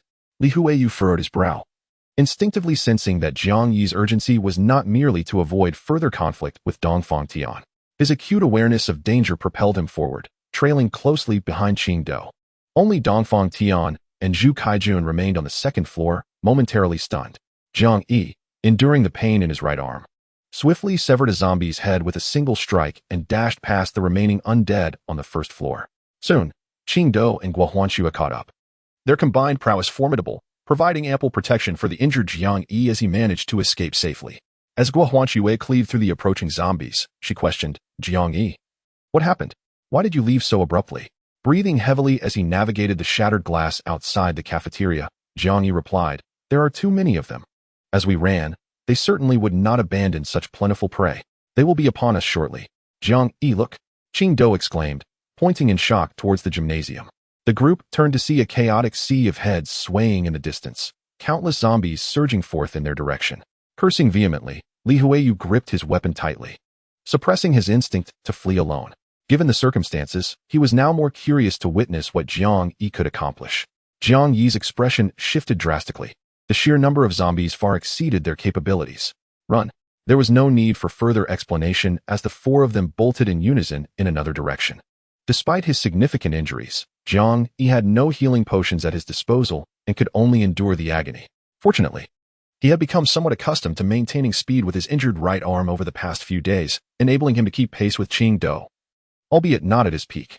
Guohan Shui led the charge, dispatching winds of blades without restraint, causing the surrounding zombies to topple like dominoes. While Qing Dou and Li Huiyu ensured their safety, Jiang Yi merely needed to focus on running. Ah, don't bite me. Wait for me. Please take me with you. I don't want to die. I truly don't want to die. Just as they had covered nearly 200 meters, a cacophony of screams erupted behind them. Turning back, they beheld Dongfang Tian and his group frantically escaping from the cafeteria, besieged by a horde of zombies. Those unable to escape collided directly with the undead, which seized the opportunity, ravenous and eager to feast on the survivors. Few managed to escape. Hearing the anguished cries from behind, the expressions of the four shifted dramatically. Guohan Shui turned to see several familiar faces vanish into the throng of corpses, instinctively halting her steps. Jiang Yi seized her arm, demanding, what are you doing? Struggling against him, Guohan Shui hesitated, and in that moment, more individuals were consumed by the horde. She pushed Jiang Yi away forcefully, asserting, you need to run. I cannot stand by and watch my comrades perish. With that, she turned back, unleashing a series of wind blades into the mass of zombies as she ran. Jiang Yi's face hardened as he cursed, foolish woman, that's not how one seeks death. Yet, his left hand had already drawn the black blade, swinging it fiercely into the fray. The sharp black blade whistled through the air, piercing 3 zombies in an instant, and soon after, Jiang Yi also turned back to pursue. Li Huiyu stared at them in astonishment. Are you all mad? Even now, you think of saving others. Qing Dou chuckled as he drew his white katana.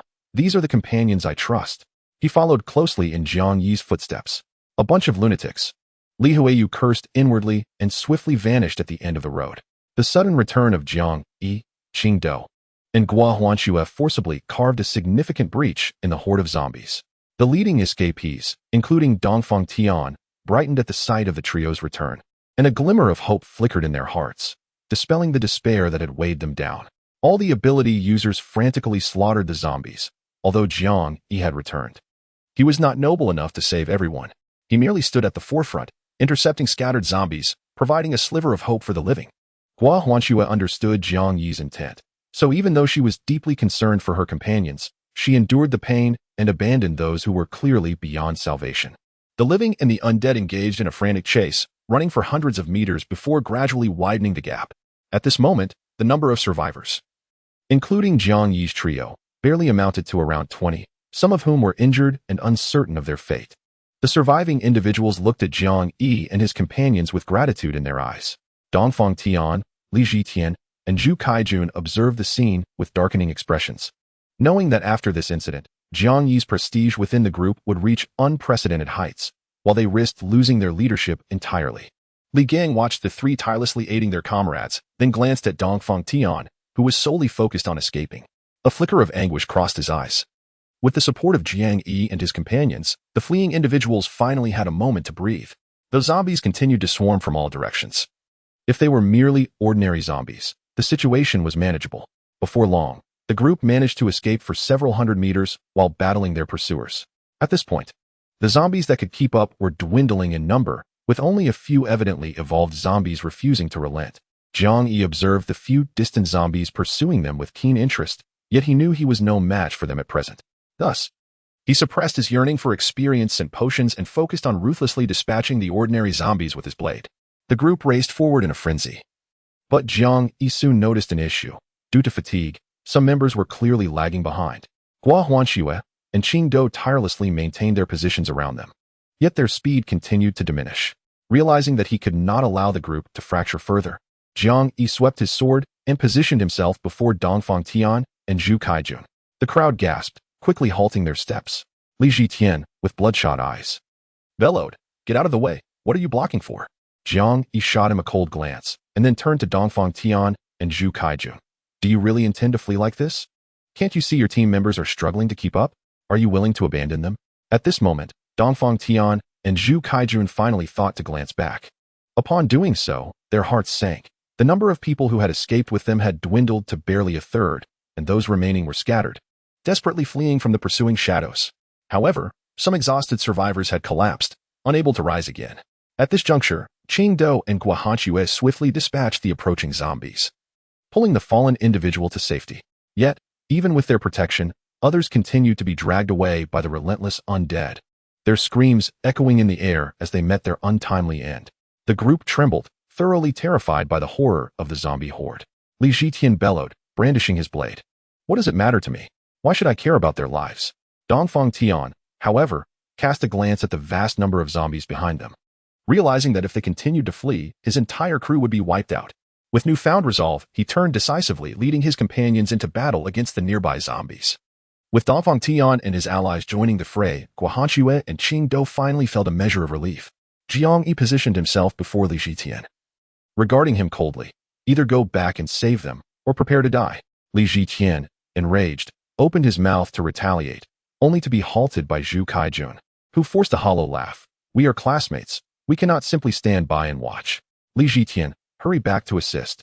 Jiang Yi stood at the rear of the crowd, observing their unwillingness, a chill creeping into his heart. Is this the essence of humanity in the post-apocalypse? Would he soon become like them? A wave of inexplicable irritability surged within him, and Jiang Yi plunged into the fray, wildly slashing at the scattered zombies. Li Jitian, Zhu Kaijun, and the others defended against the zombies' assault while exchanging glances. With all the capable fighters joining in, the battle finally shifted from a one-sided affair. Gua Hanxue and Qing Do could finally breathe a sigh of relief. Noticing that Jiang Yi was acting strangely, they immediately rushed toward him. Jiang Yi, consumed by rage, faced a formidable advanced zombie, which, surprisingly, offered little resistance to his ferocity. With one swift strike, he severed an arm. After 3 blows, in a frenzy, he decapitated the powerful advanced zombie. Breathing heavily, he felt the energy orbs flooding into his body, his tumultuous emotions finally beginning to ease. But before he could relax, a small figure suddenly shot out from the throng of corpses. Jiang Yi jolted, instinctively looking up, but the zombie's claw had already reached his face. He instinctively shut his eyes, and at that moment, a flash of white sliced through the air.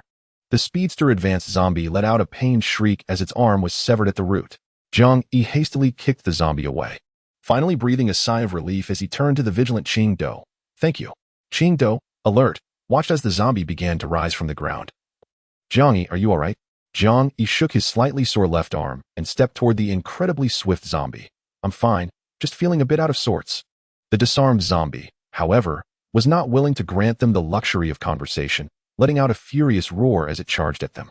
Both Qing Do and Jiang Yi simultaneously swung their long blades toward the relentless creature. The zombie attempted to evade, But despite its swift movements, Jiang Yi, with a speed that surpassed even that of a superhuman, struck down upon its shoulder with a single, decisive blow. The diminutive zombie's body twisted, and Jiang Yi's powerful strike cleaved through its shoulder, the black blade lodging firmly against the bone, effectively restraining it. At that moment, Qing Do soared through the air, executing a precise slash that severed the zombie's head from its body. Observing the seamless cooperation between them, Jiang Yi couldn't help but chuckle. Realizing how he had been lost in thought, he was not Dongfang Tian, and Qing Do was not Li Gang. At the very least, he could entrust his safety to Qing Do and Guohuanxue. With clarity dawning upon him, Jiang Yi suddenly gasped, glancing at the severed head of the zombie at his feet, and could not suppress a cry of despair. Ah, Qing Do, why did you take my kill again? The advanced zombie was of immense value to Jiang Yi, not only for the experience it offered, but, more importantly, for the precious potions he could extract from them. Qing Do, somewhat sheepish, scratched his head and grinned foolishly. Jiang Yi rolled his eyes, and, seeing no immediate danger around, crouched down to retrieve the core from the zombie's head. Though devoid of potions, the core remained a vital asset, capable of enhancing Guohuanxue's abilities. Unbeknownst to Jiang Yi, as he untangled his thoughts, an insidious presence had taken notice of him from a distance. Just as he picked up the core, a flash of steel glimmered at the corner of his eye, and instinctively, he attempted to retreat. Suddenly, he heard Li Zhitian's frenzied shout, "Scum die!" Jiang Yi looked up to see Li Zhitian, with a maniacal grin, thrusting his blade toward him. Alarmed, Qing Do rushed to shove Jiang Yi aside, shouting, "Jiang Yi, watch out!" With a sickening thud, the sharp blade pierced through Qing Do's arm. Jiang Yi stumbled, and upon raising his gaze again, he was horrified to witness Qing Do impaled by the blade. Li Zhitian, in a frenzy, sought to withdraw his knife and deliver a fatal blow to Qing Do. "Get away!" Jiang Yi roared, his figure flickering as he appeared beside Qing Do, gripping his arm tightly and delivering a kick to Li Zhitian's torso. Li Zhitian screamed in agony as he collapsed to the ground, while the pale-faced Qing Do staggered back, shielded by Jiang Yi's protective stance. Chapter 55. The terrifying orange crystal zombie, get away from me. Jiang Yi's form shot forward with astonishing speed, and in the blink of an eye, he was behind Qing Do, pulling him back. He then delivered a powerful kick to Li Zhitian, sending him crashing to the ground. The color drained from Qing Do's face as he was forcefully pushed back by Jiang Yi's intervention. Struggling to rise, Li Zhitian, witnessing the unfolding scene, was met with the sharp arrow of Guohuanxue, aimed directly at him. "Don't move, or I will pierce your skull." Li Zhitian dared not stir, yet his expression remained one of smug satisfaction as he casually tossed his knife to the ground. The sudden turn of events astonished all the remaining survivors, and Jiang Yi, with a grim visage, demanded, "Why do you wish to kill me?" Li Zhitian, under Guohuanxue's control, laughed mockingly. "Because I despise you. If it weren't for you, Qing Do would never have joined Dongfang Tian's ranks. We suffered heavy losses because of you. If you hadn't taken Qing Do away, we wouldn't be enduring this misery." Qing Do, clutching his wounded arm, his face pale, struggled to retort, "I want to leave." "What does that have to do with Jiang Yi? I have long contemplated leaving you all." In the rear of the crowd, Zhu Kaijun observed the scene before him. Although the outcome diverged from his expectations, witnessing the blood streaming from Qing Do's arm brought a sinister smile to his lips. Li Zhitian proved to be quite useful. With just a few casual provocations, he would charge forward unbidden. Satisfied that the situation was under control, Zhu Kaijun approached, standing beside Li Zhitian, and with a feigned expression of remorse, addressed Jiang Yi and Qing Do. "I apologize. Zhitian's temper is rather impulsive, and he acted in a moment of confusion. I hope you can find it in your hearts to forgive him." On the sidelines, Dongfang Tian watched the unfolding confrontation with a hidden glee, relishing the sight of Jiang Yi's misfortune. At that moment, the zombies pursuing them had been eradicated, and the remaining horde was temporarily held at bay, allowing the onlookers to focus on the two factions embroiled in conflict. Guohuanxue, her face a mask of frost, exclaimed, "While we are all fighting for our lives, how can you still entertain thoughts of treachery? Have you lost your minds?" Li Zhitian raised his hands in mock surrender, stepping back with an air of arrogance. "I yield. I merely acted in a moment of rashness. You are all so formidable. Surely you wouldn't stoop to my level." Seeing his shameless demeanor, Guohuanxue raised her bow in fury. "You scoundrel!" Zhu Kaijun quickly interposed himself before Guohuanxue, adopting a conciliatory smile. "Calm down, President Guo. You know that in this post-apocalyptic world, we are all a bit on edge. Li Zhitian has acknowledged his mistake.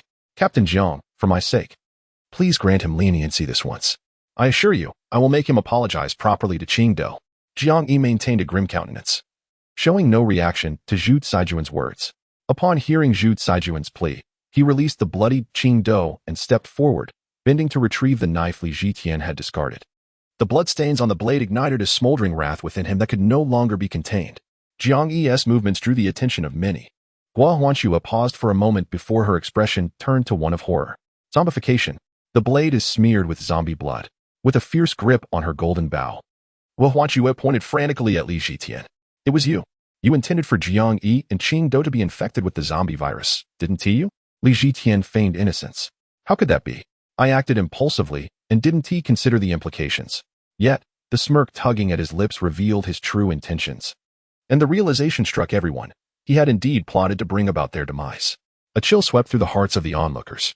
Was such a malicious individual truly one of their former classmates? Surrender? No longer necessary. Apology? Unneeded. Jiang Yi advanced menacingly, each step igniting a palpable aura of lethal intent. Zhu Kaijun and Li Zhitian were taken aback, realizing they were utterly unaware of the true nature of Jiang Yi. As they beheld his fierce demeanor, Li Zhitian shrieked in panic. What do you intend to do? I have already apologized. Do you truly wish to kill me before everyone? Jiang Yi grinned menacingly. Rest assured, once you are dead, I shall offer you a far more sincere apology. Zhu Kaijun trembled in fear at Jiang Yi's murderous intent, his legs shaking uncontrollably, rendered speechless. Acutely aware of Jiang Yi's terrifying presence, even more so than Li Zhitian, Gua Huanxue, alarmed, glanced around at the terrified onlookers and urgently grasped Jiang Yi's arm, saying, Jiang Yi, what are you planning? Don't do anything reckless. Jiang Yi turned to her with an expressionless gaze, then suddenly broke into a smile, stating, debts must be repaid, and blood must be avenged. What do you think I intend to do? Jiang Yi. Gua Huanxue felt a chill run down her spine under Jiang Yi's penetrating stare, instinctively releasing her grip. Meanwhile, Li Zhitian realized he had gravely misjudged Jiang Yi, witnessing his complete disregard for the crowd as he openly threatened to kill him. He let out a piercing scream and fled. Jiang Yi lifted his head, squinting at Li Zhitian's retreating figure. With a swift motion, he surged forward like a tempest, his speed astonishing, causing onlookers to gasp as he seemed to soar towards Li Zhitian. Qing Do, still dazed, struggled to regain his senses just in time to witness Jiang Yi pursuing Li Zhitian, and he shouted in desperation, Jiang Yi, don't. He could not allow Jiang Yi to become a murderer in front of everyone. Otherwise, he would never be accepted back into the group. He could not let Jiang Yi sacrifice his own integrity for him. However, at that moment, Jiang Yi had lost all rationality, consumed solely by the desire to kill. Hearing the sound of footsteps behind him, Li Zhitian turned to look and saw Jiang Yi, weapon raised menacingly, barely 10 meters away. In a panic, he stumbled and fell. Without hesitation, Jiang Yi swung his blade at Li Zhitian's neck. Amidst the crowd's screams, the strike came down without faltering. Clang. The jarring sound of impact echoed as both Dongfang Tian and Jiang Yi staggered back a few steps. Jiang Yi glared at him, his expression dark, and asked, Dongfang Tian, do you intend to stop me from killing? Dongfang Tian retorted sternly, Jiang Yi, what are you truly after? You injured Li Gang before, and now you seek to kill Li Zhitian in front of everyone. Are you truly so bloodthirsty? Is murder your solution to every disagreement? Jiang Yi roared. He tried to kill me and harm Qing Do. What wrong is there in my retaliation? Dongfang Tian, cease your moral posturing before me. Step aside, or I shall take you down as well. With that, Jiang Yi circumvented Dongfang Tian and lunged at the struggling Li Zhitian, unnoticed by anyone. Dongfang Tian smirked slightly before turning to obstruct Jiang Yi, but he appeared to lack the strength to effectively defend against Jiang Yi's onslaught. Go ahead, kill Li Zhitian.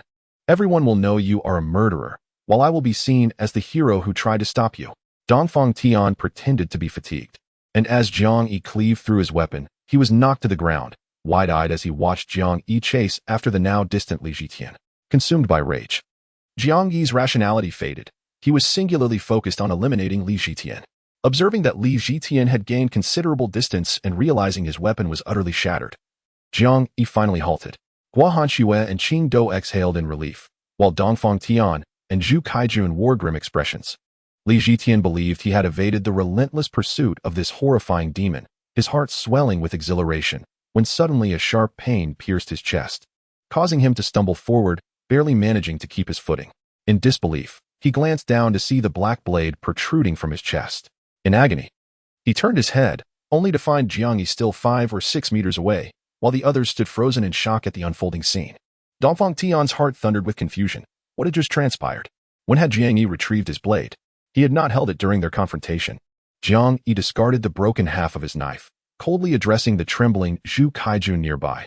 Haven't you long desired my blade? Here it is. Li Zhitian cried out in torment. Save me.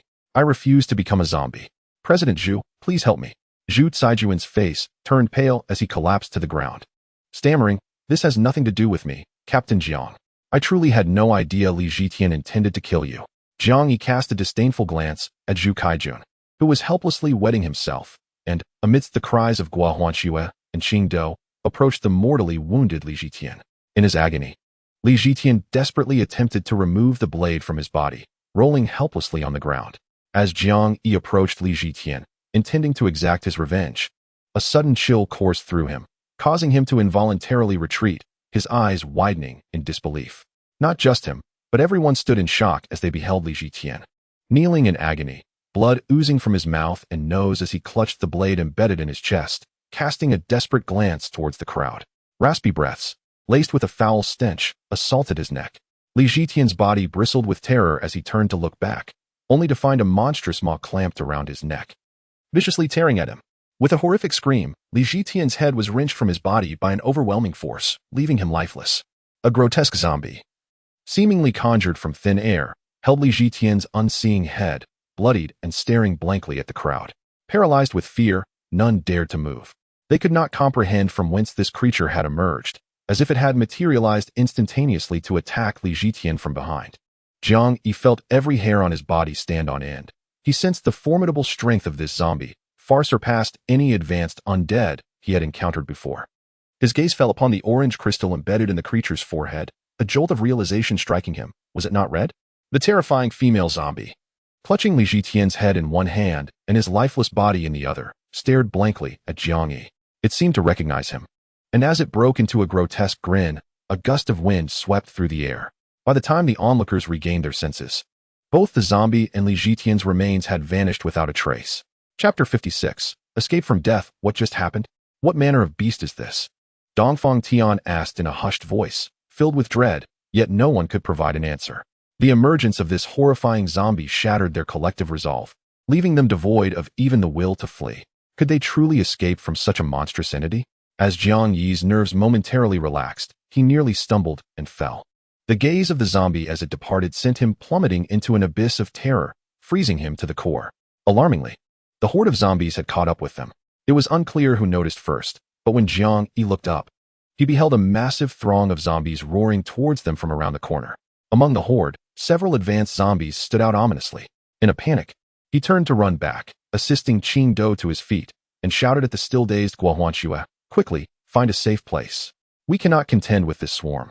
Gua Huanxue, momentarily lost in thought, finally snapped back to reality, fear flickering in her eyes. At that moment, Li Huiyu, who had been lurking nearby, emerged from the thicket, casting a deep glance at Jiang Yi before pointing in the direction from which he had come. "Run this way. There's a supermarket ahead." Without needing further persuasion, the group, now fully aware of the imminent danger, dashed forward in a frenzy. No one wished to meet their demise. Even the severely injured Li Gang clung desperately to one of his subordinates. The swift advanced zombies soon caught up, seizing several survivors, their jagged fangs ruthlessly tearing into their necks before flinging their lifeless bodies into the horde. Dongfang Tian and a few other capable individuals frantically unleashed their abilities, desperately evading the clutches of the undead. Meanwhile, Jiang Yi also drew the attention of the zombies. With his left hand poised, the dark blade materialized. The skull-slicing knife that had been taken by the peculiar zombie had returned. After cleaving through one of the zombies, he pulled the dazed Qing Do through the encircling mass. Gua Huanxue, darting about, had already exhausted her arrows and could only unleash small gusts of wind to carve a path for the group.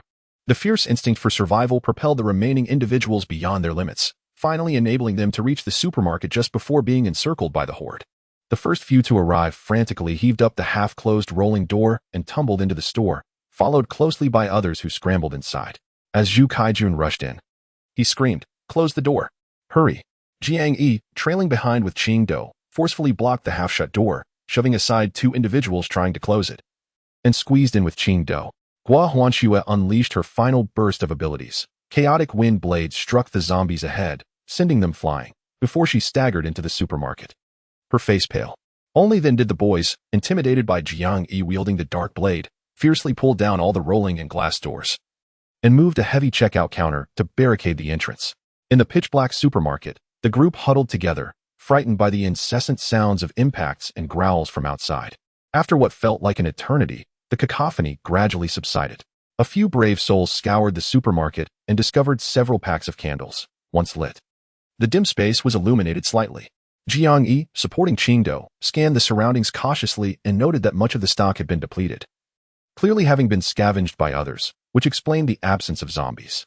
Although most food had vanished, essential supplies remained plentiful. Having survived the ordeal, the group gathered together in a fearful embrace, as if seeking solace and security in their unity. Even the surviving girls could not suppress their sobs. At that moment, Jiang Yi finally turned his gaze towards Guohanyue and asked, "Are you all right?" Guohanyue bit her lip, glancing at the scratches on her arm, and shook her head. "I'm fine. It's just a scratch from an ordinary zombie." Just then, the remaining survivors began to scream in panic. "Sunji, you've been bitten. Li Ziyuan, there's blood on your hand." The crowd erupted into chaos, instantly dividing into two factions. One group comprised of those uninjured, while 3 or 4 individuals, pale-faced, were pushed aside, desperately insisting, "No, it's just a scratch. I was bitten by a zombie. It's over. I'm going to turn into a zombie. Mom and Dad. I can't go home anymore."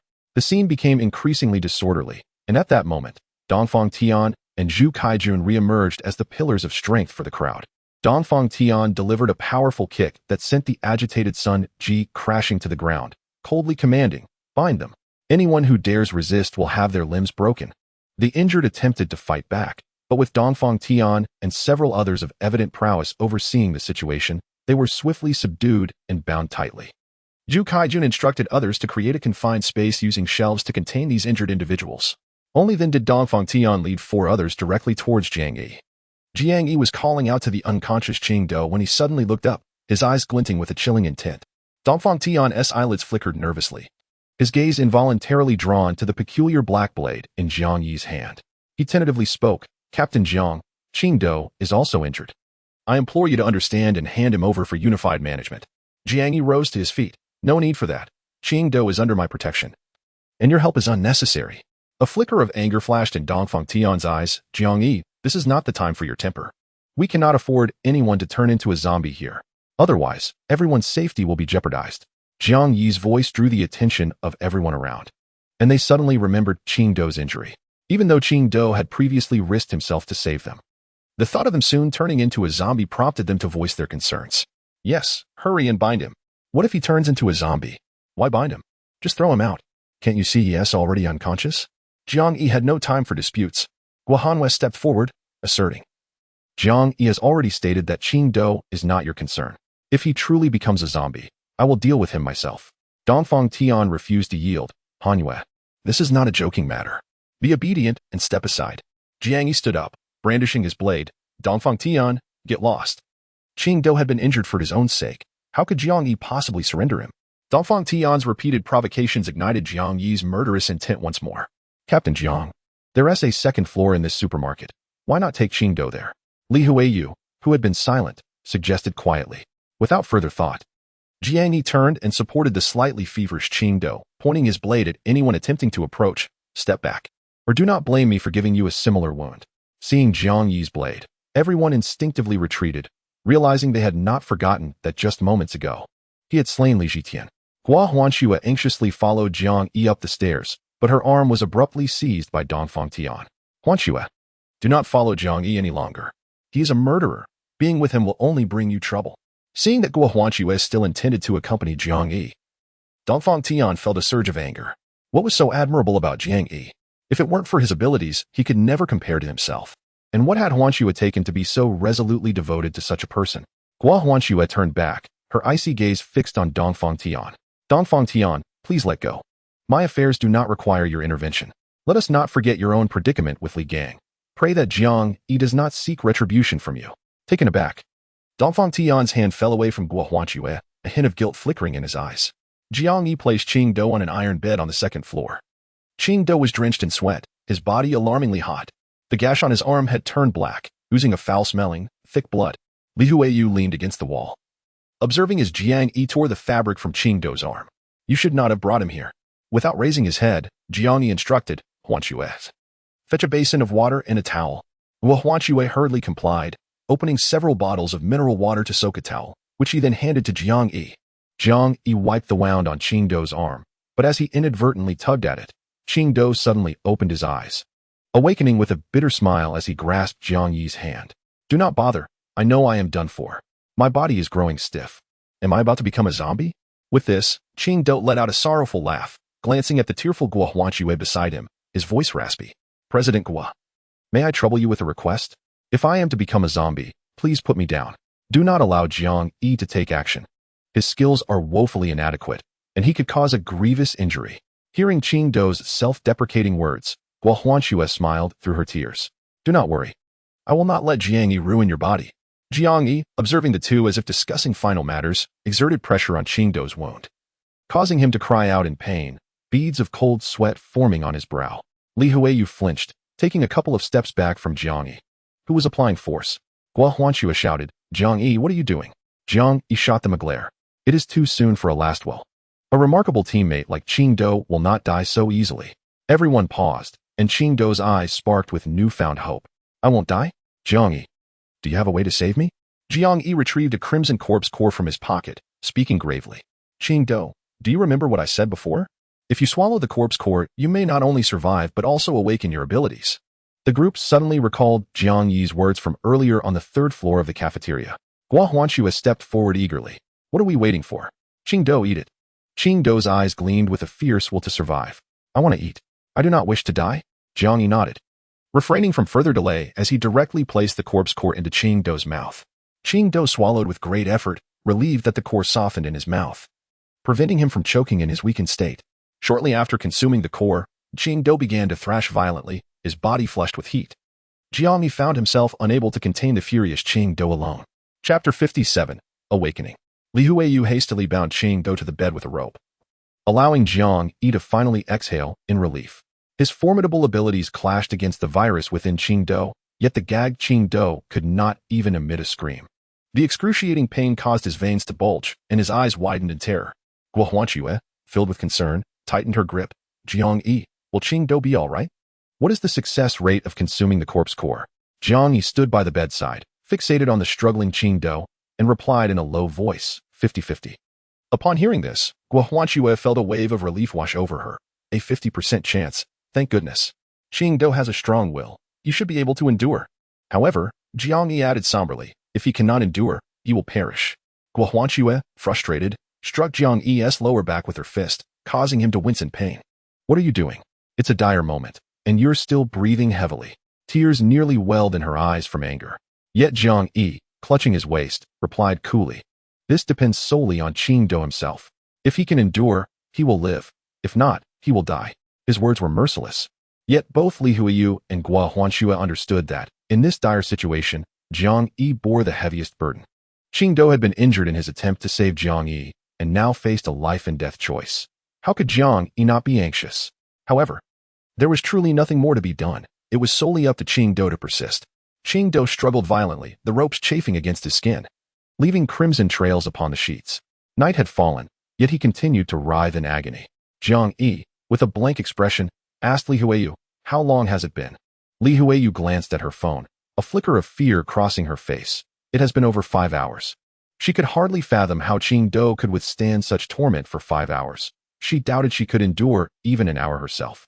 Yet Qingdou seemed to remember Jiang Yi's warning, determined not to lose consciousness.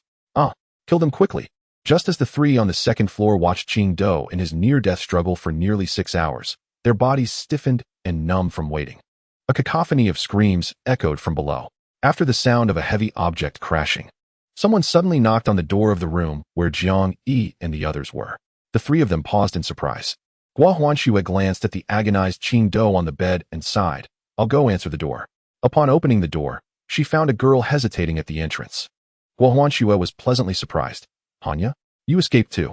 Jiang Yi looked up to see that the visitor was indeed the girl who had relayed messages for him in the gymnasium.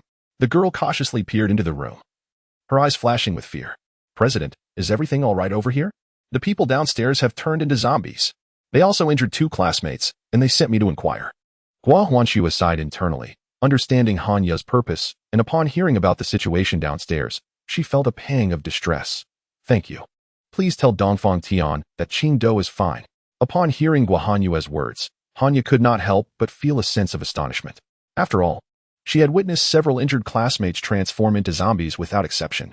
When she learned that Dongfang Tian had sent someone to inquire, her first instinct was to refuse, considering there was also an injured person upstairs. However, Guohanyue's affirmative response left her incredulous. How could this be possible? Having been exposed to zombie venom for 5 or 6 hours, they had not yet succumbed to zombification? Very well, I shall convey this information to them. Observing Guohanyue's lack of intent to elaborate, Hanya's cheeks flushed slightly, and she awkwardly descended the stairs. Li Huiyu sat on a stool, and upon seeing Guohanyue return, he could not resist a mocking sneer. It seems the legendary President Dongfang's character is indeed questionable. To send a woman to ask questions, how disappointing. Guohanyue shot him a glare. What does this have to do with you? Must everyone be as selfish as you, living only for themselves? Li Huiyu shrugged. He had no need to argue with Guohanyue, as it was unnecessary, just as she found him intolerable. He too harbored a disdain for her personality. Jiang Yi stared blankly at the bed where Qingdou was writhing in agony. Qingdou's sweat had soaked the bedding, and his hands and feet had long been bound by Jiang Yi and Guohanyue during his struggles. Despite being restrained, his frantic movements had left him with lacerations from the ropes. Jiang Yi's emotions teetered on the brink of madness. It had been far too long. The time he had initially spent was not this prolonged. Why was it so? Could it be that awakening was tiered? Or was something affecting Qingdou's awakening? What Jiang Yi did not realize was that the process of awakening through the zombie core not only carried significant risks of zombification, but also depended on myriad factors. These included individual physical condition, personality, mental fortitude, injury status, and even the strength of the awakening ability itself. When Jiang Yi was first injured, he had immediately consumed the zombie core, effectively utilizing the optimal moment for rescue.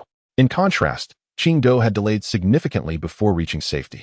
Fortunately, Qingdou's constitution was several times stronger than Jiang Yi's at that time, and due to his lifelong meditation on the soul, he possessed a resilience surpassing Jiang Yi's, enabling him to endure until now in the face of peril. Naturally, the longer he persevered, the greater the benefits would be upon awakening. Jiang Yi. The trio had waited far too long, their expressions growing somewhat vacant, when suddenly, Qingdou ceased his struggles, glancing at Jiang Yi, who was vigilantly seated beside him, and at Guohanyue, who stood a short distance away. With a parched throat, he managed to utter 2 words. The extreme dehydration rendered his voice akin to a saw scraping against stone, yet it instantly roused the trio from their stupor. Jiang Yi stiffly lowered his head to look at the struggling smile of Qingdou, while Guohanyue excitedly leaned closer. Qingdou, you're awake. Is he safe now? Jiang Yi. She turned to Jiang Yi, seeking confirmation. However, after a lengthy pause, the three were met with silence from Jiang Yi. Guohanyue, perplexed, gave him a gentle shove. What's the matter? Qingdou is fine. Aren't you happy? You can't even manage a smile.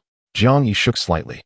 Upon hearing Guohanyue's reprimand, he grimaced, his pale face revealing blood-red stains that startled the three. Then, his eyes rolled back, and Jiang Yi collapsed to the ground. Jiang Yi. Qingdou strained against his bindings, and the ropes holding his hands suddenly snapped. Guohanyue and Li Huiyu hurriedly supported the bloodied and unconscious Jiang Yi. Guohanyue felt a sticky liquid on her left hand, and upon raising it, she gasped in horror. Blood. Li Huiyu furrowed his brows and tore open Jiang Yi's shirt, prompting the three of them to collectively inhale sharply. They saw that Jiang Yi's right shoulder was completely swollen and oozing blood. Guohanyue ripped the sleeve open, revealing that his entire right arm had swollen to the size of a thigh. Li Huiyu gasped. How did he sustain such injuries? His shoulder bone is nearly shattered. Qingdou, also versed in martial arts, was no stranger to such wounds and gritted his teeth. It's a blunt force injury, striking the edge of the bed with force. He lamented that despite sustaining such grievous injuries, Jiang Yi had managed to hold on through nearly an entire night. How could he ever repay this debt of gratitude? With no time for explanations, Guohanyue laid the unconscious Jiang Yi on the bed previously occupied by Qingdou and quickly tended to his wounds. Fortunately, she had some medicine in her bag. Li Huiyu felt a pang of disappointment. Captain Jiang is finished. With such severe injuries, his right hand will never fully heal. As he stated, Li Gang's full-force strike with a blunt weapon against Jiang Yi's shoulder had inflicted irreversible damage. Such an injury, even in the pre-apocalyptic world, would be nearly impossible to heal completely. However, Guohanyue and Qingdou were not overly concerned.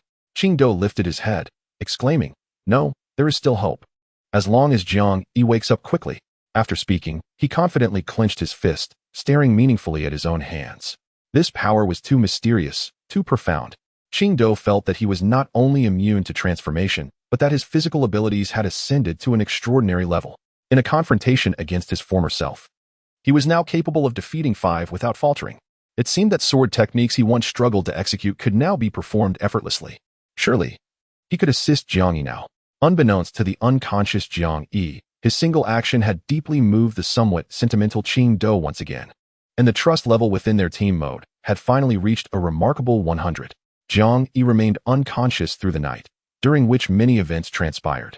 Dongfang Tian and Zhu Kaijun were still uneasy, but upon seeing Qing Do open the door, they reluctantly accepted that it was indeed possible to awaken after succumbing to corpse poison using a corpse nucleus. The news sent shockwaves through the students on the first floor. Classmates of those who had perished began to condemn Dongfang Tian and his companions, berating them for prioritizing their own interests over saving lives with the corpse nucleus. Even the subordinates who had once supported them began to whisper discontentedly among themselves. In the midst of Eastern Tian's profound anguish, he ultimately retrieved the last 2 cores from the deceased, offering them to a classmate who had just sustained an injury, thereby somewhat restoring his tarnished reputation. However, the outcome was far from favorable. As dawn approached, one of the classmates who ingested the core succumbed entirely to the state of death, nearly causing further harm, while the other miraculously awakened, albeit with the unfortunate enhancement of vision. This newfound ability only allowed for night vision, enabling him to see further and with greater clarity. Eastern Tian's countenance darkened, for the one who had awakened was associated with Zhu Kaijun, while it was his own member who had perished. Observing Zhu's triumphant expression ignited within him a desire to drive an icicle into his face. Jiang Yi inhaled sharply, awakened by an enticing aroma. After a prolonged days staring at the ceiling, he finally grasped the events that had transpired. He bitterly chuckled at his right hand, which was once again swathed like a dumpling. Chapter 58. Recovery. Upon seeing Jiang Yi awaken, Qing Do rushed over with delight. Jiang Yi, you're awake. How do you feel? Is there still pain? Gua Hanyue, annoyed, shoved aside the overly eager Qing Do and glanced at Jiang Yi, whose pallor was alarming. Are you foolish? You sustain injuries and yet remain silent, pretending to be a hero? Jiang Yi managed a weary smile. All right, Hanyue, considering my injuries, please spare me the lecture. I'm quite hungry. Could you share a bowl of porridge with me? With a huff, Gua Hanyue placed the bowl of porridge at the bedside. Let him feed you. You two have such a good relationship, watching over each other. I'm off to eat. As Gua Hanyue turned to leave, Jiang Yi and Qing Do exchanged glances, momentarily at a loss for words. Noticing Qing Do's awkward movements, Jiang Yi quickly raised his left hand. I can manage, my left hand is fine. Qing Do promptly offered a spoon, and he held the bowl for Jiang Yi, alleviating the earlier awkwardness. Jiang Yi devoured the not-so-soft white rice porridge with gusto. In the post-apocalyptic world, the ability to savor a warm meal, even devoid of vegetables, brought a wave of happiness. After consuming 2 bowls, his hunger was finally quelled. While Jiang Yi ate, Qing Do succinctly recounted the events that followed. Jiang Yi nodded in agreement. Indeed, it's better this way. Once everyone understands that the core can neutralize the toxin of the dead, you and I will no longer seem so extraordinary. Qing Do gazed at Jiang Yi with heartfelt gratitude. Thank you. I don't know how to express it, but I'm sincerely thankful. You didn't abandon me at the critical moment. The thought of potentially transforming into a soulless creature, driven solely by the hunger for flesh, sent a shiver down Qing Do's spine. Jiang Yi shook his head. It's nothing. Aren't we teammates? I will never forsake you, as long as we are not at the final moment. Qing Do's respect for Jiang Yi deepened profoundly, until Jiang Yi, unable to tolerate it any longer, urged him to eat. He activated the light screen, still at level 8, yet the prior battle brought him close to leveling up again. A glance at the team mode revealed that his trust level with Qing Do had reached its zenith, a status that would not diminish. Trust level, 100, never to diminish. This teammate shall stand by you for life in the face of adversity. He is a partner you can rely on without a shred of doubt. It is advisable to harness resources to cultivate him vigorously. Jiang Yi exhaled deeply. The thought of Qing Do's fervent, almost fiery gaze of admiration filled him with joy. In this apocalyptic world, what could be more gratifying than having a trustworthy and formidable ally? In contrast, the rational Gua Hanyue, despite her considerable trust in him, still had some distance to cover before reaching full confidence. After retracting the holographic screen, Jiang Yi finally opened his backpack to inspect his spoils. Thanks to his previous frenzied slaying of zombies, his backpack was no longer so desolate. In addition to an increased supply of heavenly spring water and jade fat meat, it also contained 100 pounds of fresh dog meat, a cerulean revival potion, a vibrant green body restoration potion, and a fiery red healing potion. Thank heavens. My injuries were not in vain. Jiang Yi excitedly retrieved the healing potion and swallowed it whole. A wave of warmth enveloped his entire right arm. He felt the tendons beneath the bandages realigning, and gritting his teeth, he tore off the bandages. The restored sensation in his right arm was agonizing. Suppressing a cry of pain, Jiang Yi watched as his once swollen purple arm began to gradually revert to its original form from the fingertips. Hiss. As the potion's effects waned, Jiang Yi lifted his arm with effort, unable to suppress a gasp. It seemed his injuries were quite severe, as even the healing potion could not restore him to peak condition in one go. However, it was sufficient. Jiang Yi rose, bare-chested, and as he exited the bedroom, the three individuals dining on the second floor were momentarily taken aback. Li Huiyu was the first to react, standing in shock. How is this possible? Jiang Yi, your injuries? Jiang Yi smiled, enduring the discomfort in his bones as he raised his arm. I'm nearly there. I must thank you. Had you not returned at the last moment, we might still be fleeing. Li Huiyu's gaze was fixed intently on Jiang Yi's arm, oblivious to his gratitude. Guohanyue, understanding how Jiang Yi had healed, stood up in delight and shot Li Huiyu a glance. It's nothing extraordinary. This is merely Jiang Yi's ability. Li Huiyu, dazed, withdrew his gaze. Upon hearing Guohanyue's words, he merely assumed Jiang Yi's ability was restorative, not contemplating any more astonishing system capabilities. Jiang Yi, grateful for Guohanyue's cover, refrained from revealing the truth. As he too found Li Huiyu enigmatic. Once merely a background figure in the team, he now displayed a chilling detachment in the face of violence, seemingly self-serving. Yet in the critical moment, it was his presence that led to their salvation. Though Jiang Yi did not wish to ascribe sinister motives to others, his instinctive wariness of Li Huiyu was undeniable, and he would not willingly expose his capabilities. With Qingdao awakened and Jiang Yi's injuries healing, the second floor was enveloped in a wave of joy. Yet, this joy struck Dongfang Tian and Zhu Kaijun as painfully glaring. Upon ascending to the second floor and witnessing Guohanyue and Jiang Yi's cheerful demeanor with Qingdao, Dongfang Tian felt as if his rage could erupt at any moment. The harrowing escape of yesterday had left him utterly drained. The cascade of events even sowing seeds of doubt within him. Could he truly become a formidable leader? In a state of confusion, he acquiesced to Zhu Caijuan's suggestion to ascend to the second floor to discuss their upcoming plans. Upon witnessing the scene before him, a surge of fury ignited within him. Meanwhile, Zhu Kaijun could not resist salivating at the sight of the steaming porridge pot. They had fled, discarding everything they could. Although there were still some provisions on the first floor, given the choice, he would gladly trade 10 bags of spicy chicken feet for a bowl of fragrant hot porridge. The two harbored distinct thoughts, yet were both individuals of remarkable self-control, refraining from any outward display of anger. Instead, they simply smiled and remarked, Captain Jiang has awakened. Earlier, when we came by, Hanyu said you were resting. Dongfang Tian chuckled as he settled beside Hanyu, while Guohanyu frowned slightly, shifting her body to the side. Though she did not completely distance herself, Zhu Kaijun took a seat as well, casting a glance at the white porridge and pickles on the table before saying, Indeed. Regarding yesterday's events, both President Dongfang and I feel immensely apologetic. I never anticipated that Li Zhitian would turn out to be such a person. However, he has received his comeuppance. I hope Captain Jiang does not harbor too much anger. Jiang Yi slowly sipped his porridge, casting a glance at the two before continuing his meal. Dongfang Tian and Zhu Kaijun exchanged glances, a flicker of shame and indignation passing between them.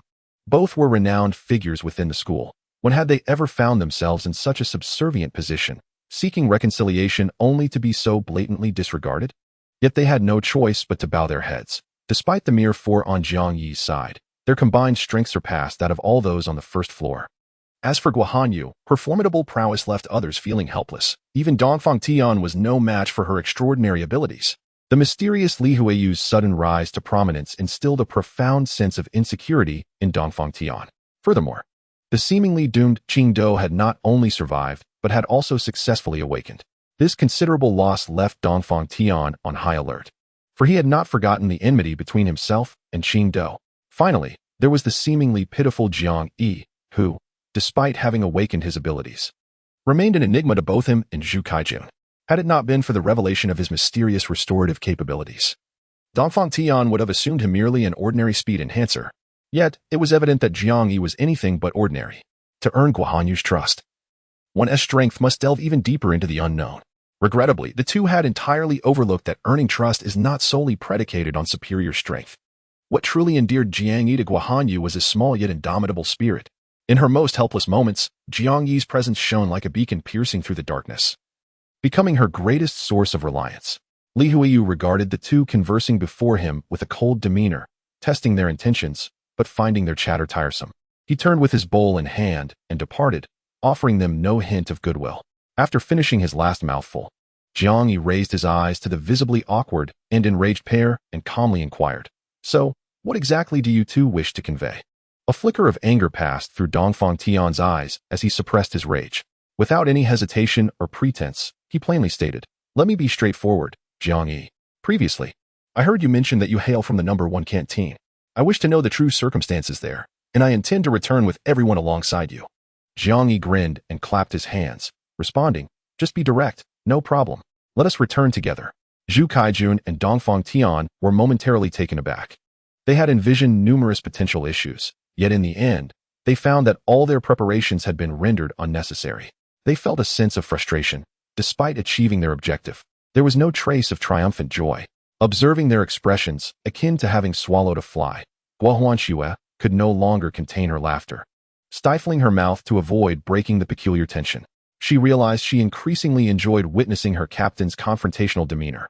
Hearing Guohan Xue's suppressed laughter, Zhu Kaijun felt a bit awkward, internally cursing Jiang Yi's incompetence. Nonetheless, he expressed his gratitude, saying, "I truly appreciate it. Without your formidable combat prowess, it would be exceedingly difficult for us ordinary folk to reach the number 1 canteen. I just wonder if we will be welcome there." Dongfang Tian scoffed. "Why would they not welcome us? Let us not forget this is a school. We are all students here.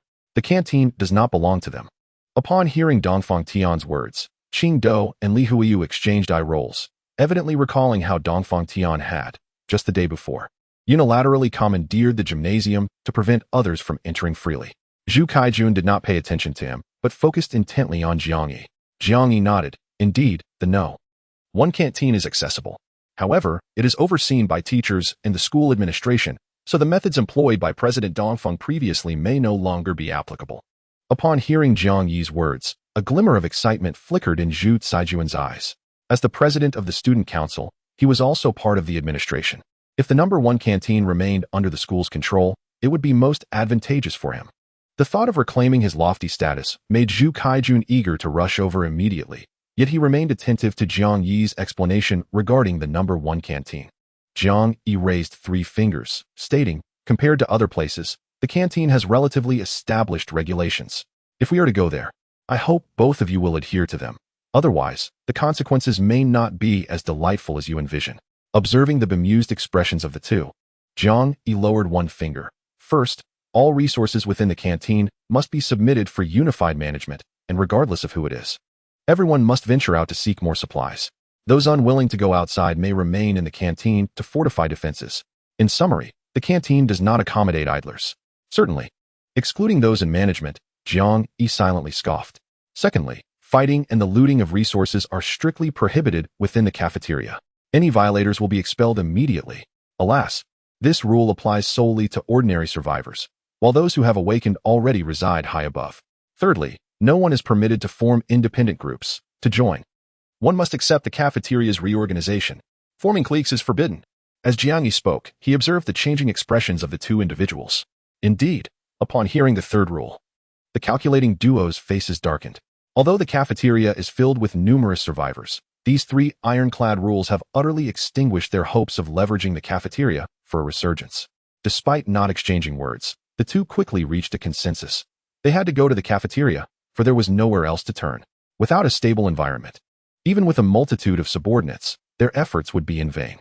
Seeing that the two had ceased their discussions, Jiang Yi smiled and tapped on the table. "Additionally, I forgot to mention, one cannot join the cafeteria empty-handed. Before my departure, the cafeteria stipulated that each new member must contribute at least 10 kilograms of food or equivalent supplies." "What? 10 kilograms? So much?" Zhu Kaijun exclaimed, shocked.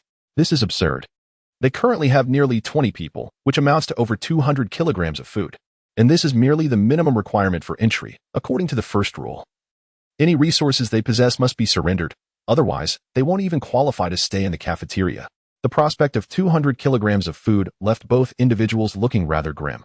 After all, in the current situation, The available food had already been nearly exhausted among the populace, and no matter how capable they were, it was impossible to conjure such a quantity of food out of thin air. Jiang Yi chuckled at their distressed expressions and turned to Guohanyu. Hanyu, didn't you mention earlier that the medical office is not far from here? Initially taken aback by the numerous requirements, Guohanyu frowned. She had thought the cafeteria would be the last bastion of hope, but it seemed that this sanctuary was not as idyllic as she had imagined. Upon hearing Jiang Yi's inquiry, she paused. Yes, it's not far from here, just the medical building. Why? Jiang Yi gestured toward the two, President Dongfang, President Zhu. It seems the cafeteria is currently in dire need of medicines. Would you two be interested in making a trip to the medical building? The two's eyes brightened, evidently considering the prospect of exchanging medicine for food. However, Zhu Kaijun quickly displayed a look of fear. We cannot go there, before the apocalypse. It was a place where bodies were laid to rest. It is likely overrun by zombies now. Venturing there would be tantamount to seeking death. Dongfang Tian also grasped this reality, his expression turning grim, for it was indeed a pity to let such a viable solution slip away. Actually, Jiang Yi leaned forward slightly. Perhaps the situation is not as dire as you think. President Zhu is correct. It may have been the epicenter of the zombie outbreak. But one must remember that zombies require sustenance as well. Given the time that has elapsed, they surely would not remain in one place without food. To the undead, medication is as insignificant as the stones by the roadside. If we delay now, when the cafeteria personnel arrive, we will truly have no chance left. Gua Huanxue gazed at her captain with a hint of confusion. She instinctively sensed that Jiang Yi was weaving an elaborate trap, gradually ensnaring those two into his vessel. It was only after the two, coerced by Jiang Yi, left to prepare that Gua Huanxue inquired, "What exactly is your plan? Why must we go to the medical building? Don't tell me it's for the medication. That holds little value for you." Jiang Yi shook his finger. No, my desire for the medication is genuine. Seeing Gua Huanxue's disbelief, he sighed and smiled. All right, I shall reveal it. Beyond the medication, my greater ambition is to eliminate zombies. Nearby, aside from that location, I can hardly conceive of where else there exists a significant number of them. You've lost your mind, Gua Huanxue exclaimed. I understand your abilities require the continuous slaying of zombies, but we cannot drag everyone on the first floor into this madness. Observing Gua Huanxue's anger, Jiang Yi suddenly chuckled. What do you take me for? While I do need to slay zombies, it is also true that I wish to assist them. Without equivalent supplies, access to the cafeteria is impossible. We cannot simply provide them with over 200 pounds of food, can we? Do you have that? Gua Huanxue huffed, clearly reluctant to answer his question. Jiang Yi patted her shoulder. You must understand, in this apocalypse, weakness is not an excuse. Over there are even more individuals weaker and frilier than them, yet they still face zombies daily, searching for resources. This is the unyielding law of the apocalypse. No one is exempt. Those deemed worthless are merely fodder for the undead. Jiang Yi's expression was particularly grim. He had once been among the weakest in the cafeteria and had profoundly grasped the meaning of survival of the fittest. In this world, there is no room for sympathy. Only respect for the strong and an unwavering belief in the necessity to grow stronger. He could not deny his fortune in transforming from an ordinary person to an awakened being. However, Jiang Yi would never allow his understanding of the weak's suffering to breed sympathy. Rather, he yearned to see them become powerful. Yet, to achieve strength, one must endure the crucible of life. Gua Huanxue felt somewhat disheartened as she began to pack their belongings. The four of them had little to take. The scant rice scavenged from the second floor had been devoured by their hearty appetites. The remaining scraps were hastily packed into a small bag, which Qing Do slung over her shoulder. Gua Huanxue, having exhausted her purple arrows, strapped the golden longbow to her back and grasped a bone knife in hand. Li Huiyu similarly carried a backpack while toying with the short blade that had never left her side, casting furtive glances at Jiang Yi. Due to Qing Do's insistence, Jiang Yi was unusually lightly equipped, wielding only a black knife. After hastily donning a garment salvaged from the second floor, he led the three down. As their figures emerged on the first floor, nearly 20 pairs of eyes fell upon them. Jiang Yi surveyed the scene. Among those gazes were envy, jealousy, flattery, and anger. Yet, no one dared to approach to curry favor or question them. They understood that Jiang Yi and his companions were formidable, so powerful that they inspired a sense of despair.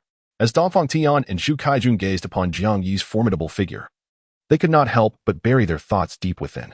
The need to venture to the cafeteria still required the robust protection of Jiang Yi and his subordinates, compelling them to endure. Just wait, Jiang Yi.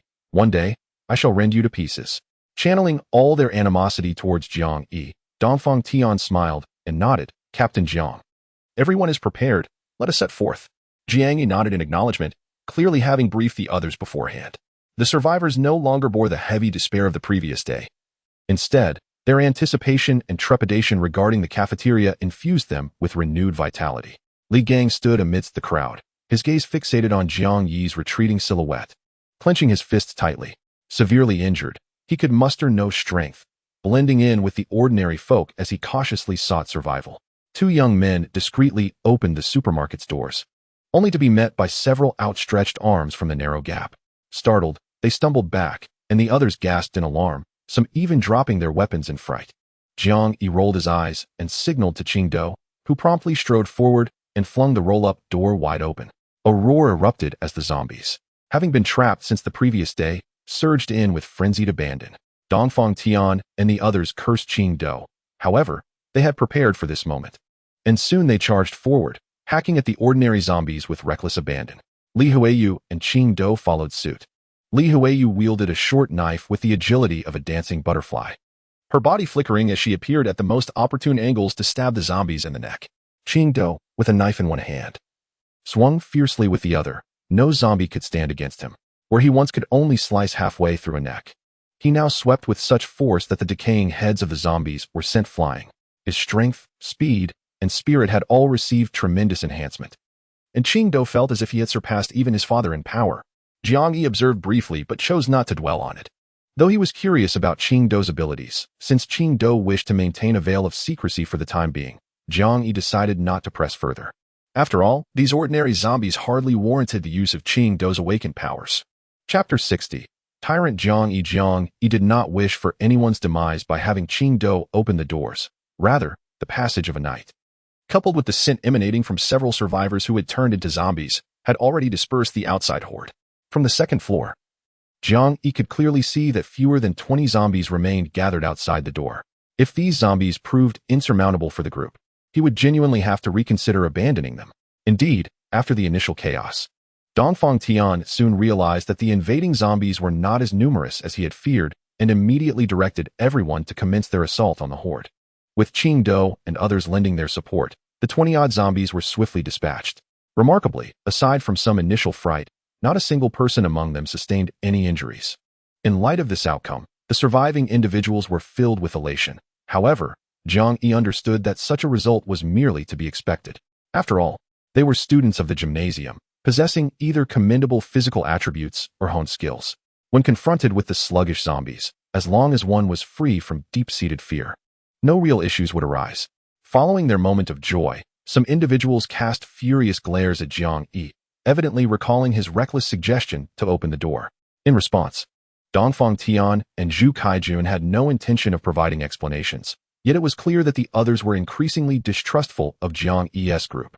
Closely trailing behind Dongfang Tian and Zhu Kaijun as they exited the supermarket, Li Huiyu followed behind, mockingly observing Jiang Yi.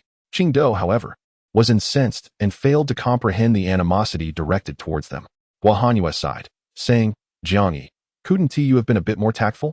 Look where we are now. You've offended everyone."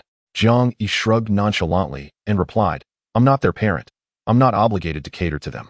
I agreed to lead them, but I never promised to protect them every step of the way. If I did, I'd be too exhausted to even reach the cafeteria. They need to learn to confront zombies themselves if they wish to survive, don't you think?" Guohanyue rolled her eyes. "I can't argue with you, but don't say I didn't warn you. Look at Dongfang Tian and Zhu Kaijun. Everyone is treating them like deities, while you're being regarded as mere fodder. At this rate, when will we ever manage to win over more people?"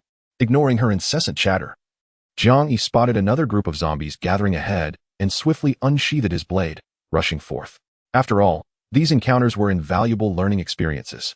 Defeating monsters and gaining experience was far more appealing than listening to a woman drone on. Before Guohanyue could finish her thought, she saw Jiang Yi dash away, causing her to stomp her feet in frustration. "Jiang Yi, I'm not done speaking." Qingdao also charged out in pursuit, leaving Guohanyue to glare at Li Huiyu, who shrugged helplessly in response. "Don't look at me. I never agreed to join your group." With that, she grabbed her weapon and hastily retreated. The path to the medical building was far from tranquil, with small groups of zombies frequently bursting forth from the buildings, launching frenzied attacks on Jiang Yi and his companions. However, this time, Everyone was compelled to arm themselves and slay the zombies, gradually diminishing their fear of the slow-moving creatures. In fact, when a few straggling zombies emerged, they were swiftly dispatched by ordinary survivors before Jiang Yi and his group could react, their heads crushed before they could even recover. Realizing that zombies were not as terrifying as they had imagined, some members of the team experienced a surge of exhilaration. The desire to survive, coupled with the thrill of bloodshed, elevated the group's spirits to unprecedented heights. Dongfang Tian and Zhu Kaijun observed the shift within the team with keen eyes. Reflecting on the changes brought about by Jiang Yi, they grew increasingly wary of him. It was not that they wished to prevent everyone from participating in the fight. Rather, they had previously aimed to demonstrate their fairness and democratic values. They had shown leniency towards those who lacked the courage to fight, allowing them to remain in the gymnasium to fend for themselves. Even if they offered greater rewards to those who ventured out, over time, discontent would inevitably arise. Those who fought would envy the safety of those who stayed behind, while the latter would resent the former for enjoying the spoils of battle. Regarding this matter, they were not oblivious. Rather, they adopted a stance of willful ignorance. Over time, this has led to an intensifying division within the group. Yet, with a mere act of coercion, Jiang Yi managed to unify everyone's combat prowess. Naturally, this unity also fostered a shared animosity towards the tyrant Jiang Yi. To this, Dongfang Tian and his companion were quite pleased. After vanquishing the zombies before him, Jiang Yi took a moment to assess the situation. The entire team now comprised 23 individuals.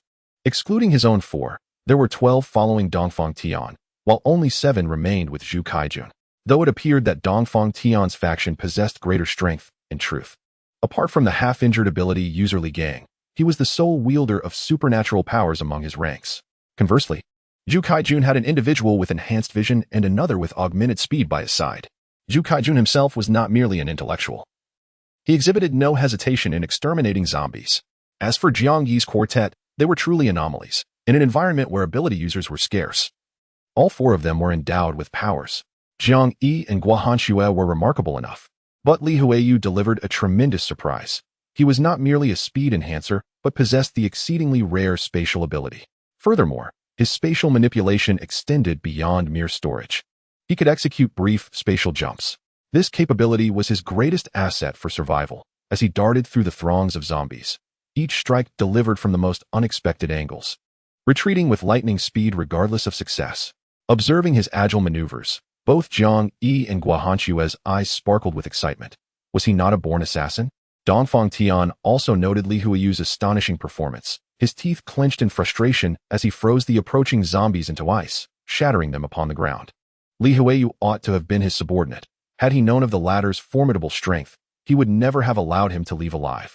Zhu Kaijun, witnessing Li Huiyu, felt envious. Such immense power would indeed enhance his own capabilities.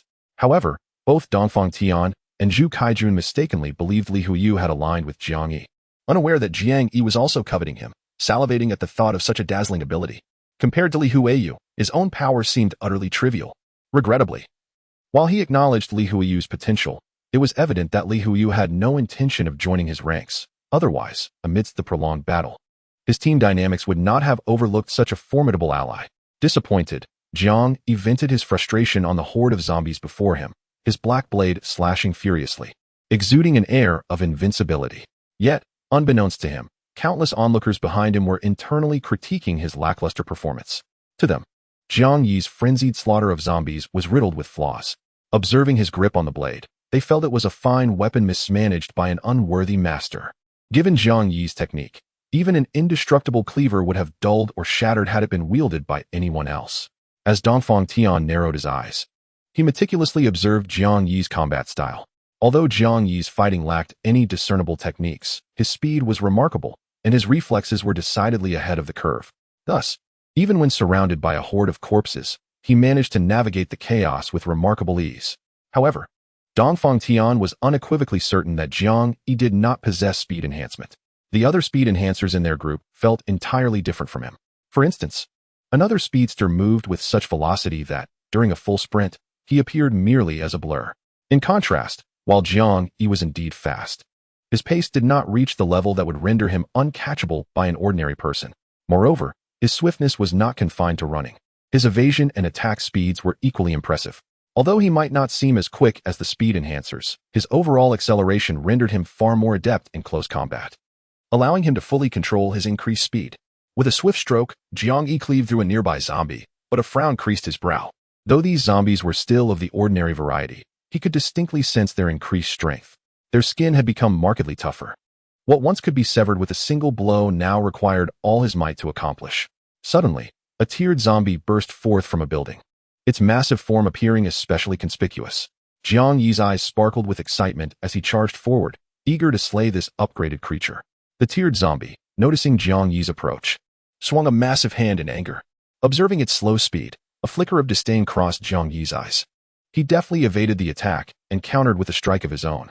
The sharp edge of his black blade sliced through the giant's arm, but merely grazed its skin. How resilient!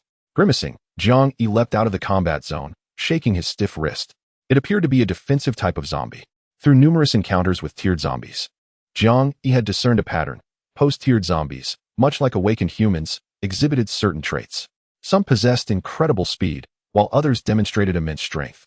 And this particular one belonged to the category with exceptionally tough skin. Such zombies were exceedingly difficult to eliminate. No blade could penetrate, and no axe could cleave through, at least not for Jiang Yi at this moment, evoking a sense of despair akin to a dog grappling with a hedgehog. However, there was a silver lining to facing such zombies. Although they boasted significant strength, their speed was notably sluggish, only marginally faster than that of ordinary zombies. This turtle-like tiered zombie was impervious to being killed, yet it also posed no threat of harm. "Captain Jiang, I am here to assist you," Dongfang Tian exclaimed, his eyes lighting up at the sight of the tiered zombie. Recognizing the critical importance of the zombie core, no one remained indifferent to it. Zhu Kaijun signaled the speed enhancer beside him, and the man excitedly brandished his copper staff, charging ahead. Despite being a few steps slower than Dongfang Tian, his attack struck the zombie's head first. Thud!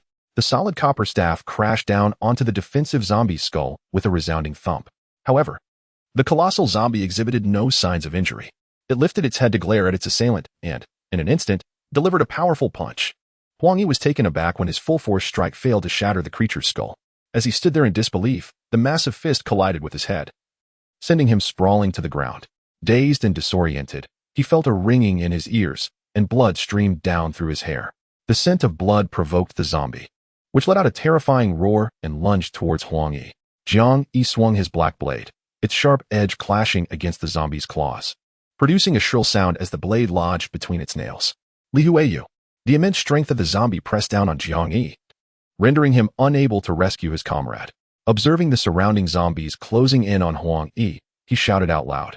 No sooner had he spoken than Li Huiyu, petite yet resolute, appeared beside Huang Yi. Disgusted by his repulsive state, she seized him by the neck and retreated, tossing him towards Zhu Kaijun, exclaiming, "Take care of your person." In a heartbeat, she had positioned herself behind the massive zombie, her sharp dagger viciously slicing across its neck. Yet, it was as if she were using a dull blade on tough hide. The knife failed to penetrate, and instead, the edge became slightly rolled. The assaulted zombie, abandoning Jiang Yi's blade, turned to grasp at Li Huiyu. Out of nowhere, Dongfang Tian emerged, pressing a palm against the creature's back, unleashing a torrent of energy. Seal it. With a crack, the thick-skinned zombie seemed to sense the imminent danger, pivoting sharply. However, it was too late. A visible layer of ice rapidly enveloped its body, encasing it in a thick shell of frost. Dongfang Tian took a step back, casting a satisfied glance at Li Huiyu, who clicked her tongue in annoyance before turning to leave. Jiang Yi, regretfully, lowered his sword. The ordinary students who had been observing this scene erupted in excitement at Dongfang Tian's valiant display. Suddenly, with a loud explosion, a transparent crack erupted across the icy surface, followed by a blast that sent shards of ice flying. Dongfang Tian recoiled in shock, only to feel a sharp sting as an ice shard grazed his neck. Startled and drenched in cold sweat, he swiftly thrust his sword at the escaping zombie. The blade, glinting with a chilling aura, pierced the creature's throat. Yet, this was merely a superficial wound. Aside from a few drops of black blood trickling down the blade, it inflicted little significant damage. Nevertheless, Dongfang Tian had thoroughly enraged the zombie, which let out a deafening roar and clutched the sword's blade with one hand, while the other reached straight for Dongfang Tian. In a rush, Dongfang Tian attempted to withdraw his sword, but the once sharp blade was now firmly gripped in the huge zombie's hand. No matter how much force he exerted, he could not free it. Realizing he was on the verge of being seized, Dongfang Tian decisively released his grip on the sword, narrowly evading the zombie's grasp. Jiang Yi seized the opportunity, delivering a swift strike to the back of the zombie's neck.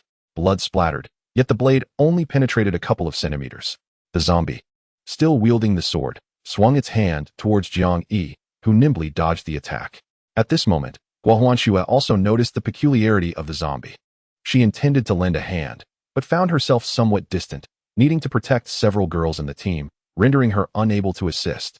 Jiang Yi furrowed his brows as he observed the thick-skinned zombie surrounded by himself, Dongfang Tian, and Li Huiyu, realizing that even his blade could not pierce its tough exterior. Was he truly to concede defeat? He attempted to strike at the creature's eyes, yet it was evident that the zombie possessed a degree of intelligence, instinctively guarding its vital points. Whenever Jiang Yi showed intent to target its weaknesses, it would swiftly raise its hands to shield its eyes. Damn it! Did it truly lack any vulnerabilities? Dongfang Tian watched in frustration as his weapon was tossed about by the zombie. Neither his ice abilities nor Li Huiyu's spatial powers proved effective against it. Not only could they not subdue the creature, but he also lost his sword, which only fueled his ire. Suddenly struck by a thought, Dongfang Tian, with fiery eyes, bellowed towards the crowd not far away. Li Gang, why aren't you coming to help? Li Gang, clutching his abdomen wound with one hand while wielding an iron rod to fend off the zombie, felt a jolt through his body. Instinctively, he wanted to turn back, but the pain radiating from his stomach forced him to grit his teeth, pondering once again whether he had made the wrong choice. Li Gang, what are you still doing? If we don't deal with it, none of us will escape. As the surrounding zombies continued to gather due to the obstruction of this one, Zhu Kaijun began to feel anxious. Compared to the precious zombie core, Zhu Kaijun valued his life more. Without regard for whether Li Gang was injured, he pushed him forcefully. Li Gang's face paled. He wanted to refuse, but seeing everyone's gaze fixed upon him, he gritted his teeth and stepped towards the bizarre zombie. Just then, a slender hand grasped him. Stay back, I will go. Li Gang was taken aback, looking down at the figure emerging from behind Qing Do. At that moment, Qing Do radiated an aura that sword, his blade sharpened by the countless zombies he had slain. He had witnessed everything unfold. Since Jiang Yi did not call for him, he had no intention of intervening. However, seeing Dongfang Tian and Zhu Kaijun forcefully pressuring the clearly injured Li Gang ignited his fury. Observing Li Gang being coerced into battling the strange zombie was intolerable to the warrior spirit instilled in him since childhood. He seized Li Gang and, stepping over him, advanced towards Jiang Yi. Jiang Yi, having repelled the zombie with a slash, turned to see Qing Do and immediately smiled. What's this? Do you have a plan? Qing Do nodded, slowly sheathing his white blade. Jiang Yi, step back and let me try. Jiang Yi was momentarily stunned. It was the first time he had witnessed such confidence in Qing Do. After a moment's thought, he retreated, ceding his position to him. Dongfang Tian roared in anger. Jiang Yi, what are you doing? Aside from Li Gang's enhanced strength, we cannot kill it. Qing Do shot him a glare, but uttered not a word. Gripping the scabbard with his left hand and resting his right on the hilt, he meticulously adjusted every muscle in his body, lowering himself slightly, resembling a leopard coiled to strike. Li Huiyu, instinctively cautious, cast a wary glance at Qing Do. The aura emanating from him sent chills down the spines of all present. One sword style, rain of shallow thrusts. Suddenly, Qing Do's body seemed to be equipped with springs. After a swift dash of 2 steps, he leaped over 3 meters high. The white katana was unsheathed, its radiant brilliance blindingly dazzling, and the sharp blade sliced directly from the zombie's left shoulder to its right abdomen. With a splatter, black blood gushed forth, and the defensive zombie let out a horrific scream, a ghastly gash instantly staining its clothing crimson. Li Huiyu and Dongfang Tian simultaneously halted, astonished. The draw technique. Dongfang Tian was utterly shocked. He never imagined that the legendary killing secret, known only to the samurai of Yamato, would manifest in Chi too. Roaring in fury, the severely wounded zombie began thrashing wildly, while Qing Tu furrowed his brow, diligently parrying its assaults. He was taken aback to discover that his full-force strike had merely penetrated the zombie's skin. Nevertheless, it was sufficient. Recalling Jiang Yi's probing inquiries about his abilities earlier that morning, he turned back with a grin, saying, Jiang Yi, weren't you always curious about my powers? Well, do pay close attention. Jiang Yi, recovering from the awe of that stunning strike, was further invigorated by Qing To's words. Ever since his awakening, he had grown increasingly curious about the abilities others had acquired, eager to delve into their mysteries. Taking a deep breath, Qing Tu focused on the approaching zombie, which was steadily advancing towards him, slowly resheathing his sword. Upon witnessing this movement, Dongfang Tian and Li Huiyu fixated intently on him. The famed draw technique, renowned as the ultimate secret of the Yamato swordsman, was said to be a privilege reserved for the most formidable swordsmen of the present age. Do not assume that the draw technique is merely about swiftly unsheathing the sword and striking. In truth, its essence lies in achieving a perfect harmony between man and blade in that fleeting moment of drawing. Different angles, varying points of force, and diverse striking methods. These are the true secrets every swordsman must tirelessly explore throughout their lives. With the katana returned to its scabbard, Qingtu observed the zombie rushing towards him and suddenly closed his eyes, relaxing his body to its utmost. In an instant, he began sprinting at extraordinary speed to confront the terrifying creature. With his right hand slightly drawing the blade, he suddenly unsheathed it when the zombie was less than half a meter away. The sound of the blade singing echoed, and Jiang Yi's brow twitched. He scarcely discerned how Qi executed the strike. In a momentary daze, Qi appeared to halt, his figure materializing behind the zombie. Remarkably, his sword was sheathed once more, a single blade style II. Clang. As the blade struck the scabbard, the zombie behind him let out a wretched scream, its body exploding from the chest, a gaping wound deep enough to reveal bone seeming to tear from within. The towering zombie was cleaved in two before the astonished eyes of Jiang Yi, Dongfang Tian, and others. Qingtu was elated, considering it his first use of his extraordinary ability. The effect was astonishing. Yet, he was not oblivious to his objective. Seeing the upper half of the zombie thrashing in a futile struggle, he shouted, "Jiang Yi! Jiang Yi!" Momentarily distracted, quickly regained his composure and stepped forward, plunging his blade into the zombie's eye.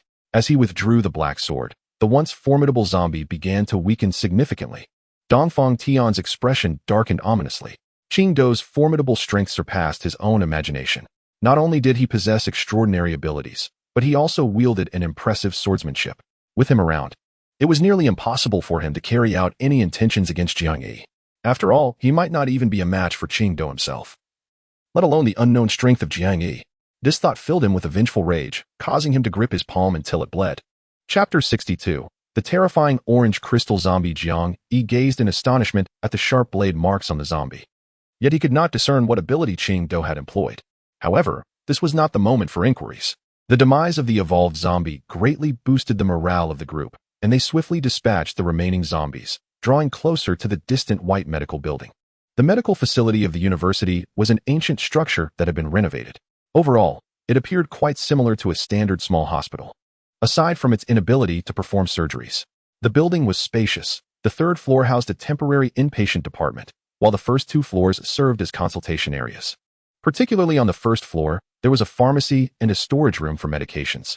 These two locations were Jiang Yi and his companion's intended destination. As they approached the small white building, the prominent red cross became increasingly discernible. With no zombies obstructing their path, the group's pace quickened. However, they soon discovered that many zombies were still trapped inside the small white building. Before the apocalypse, the third floor had been piled high with numerous deceased bodies. Now, these corpses had risen again. Some tumbled from the windows, their limbs broken, yet they still crawled out. More, however, were packed tightly on the third floor. Howling furiously, so loud that even from dozens of meters away, the group could hear them clearly.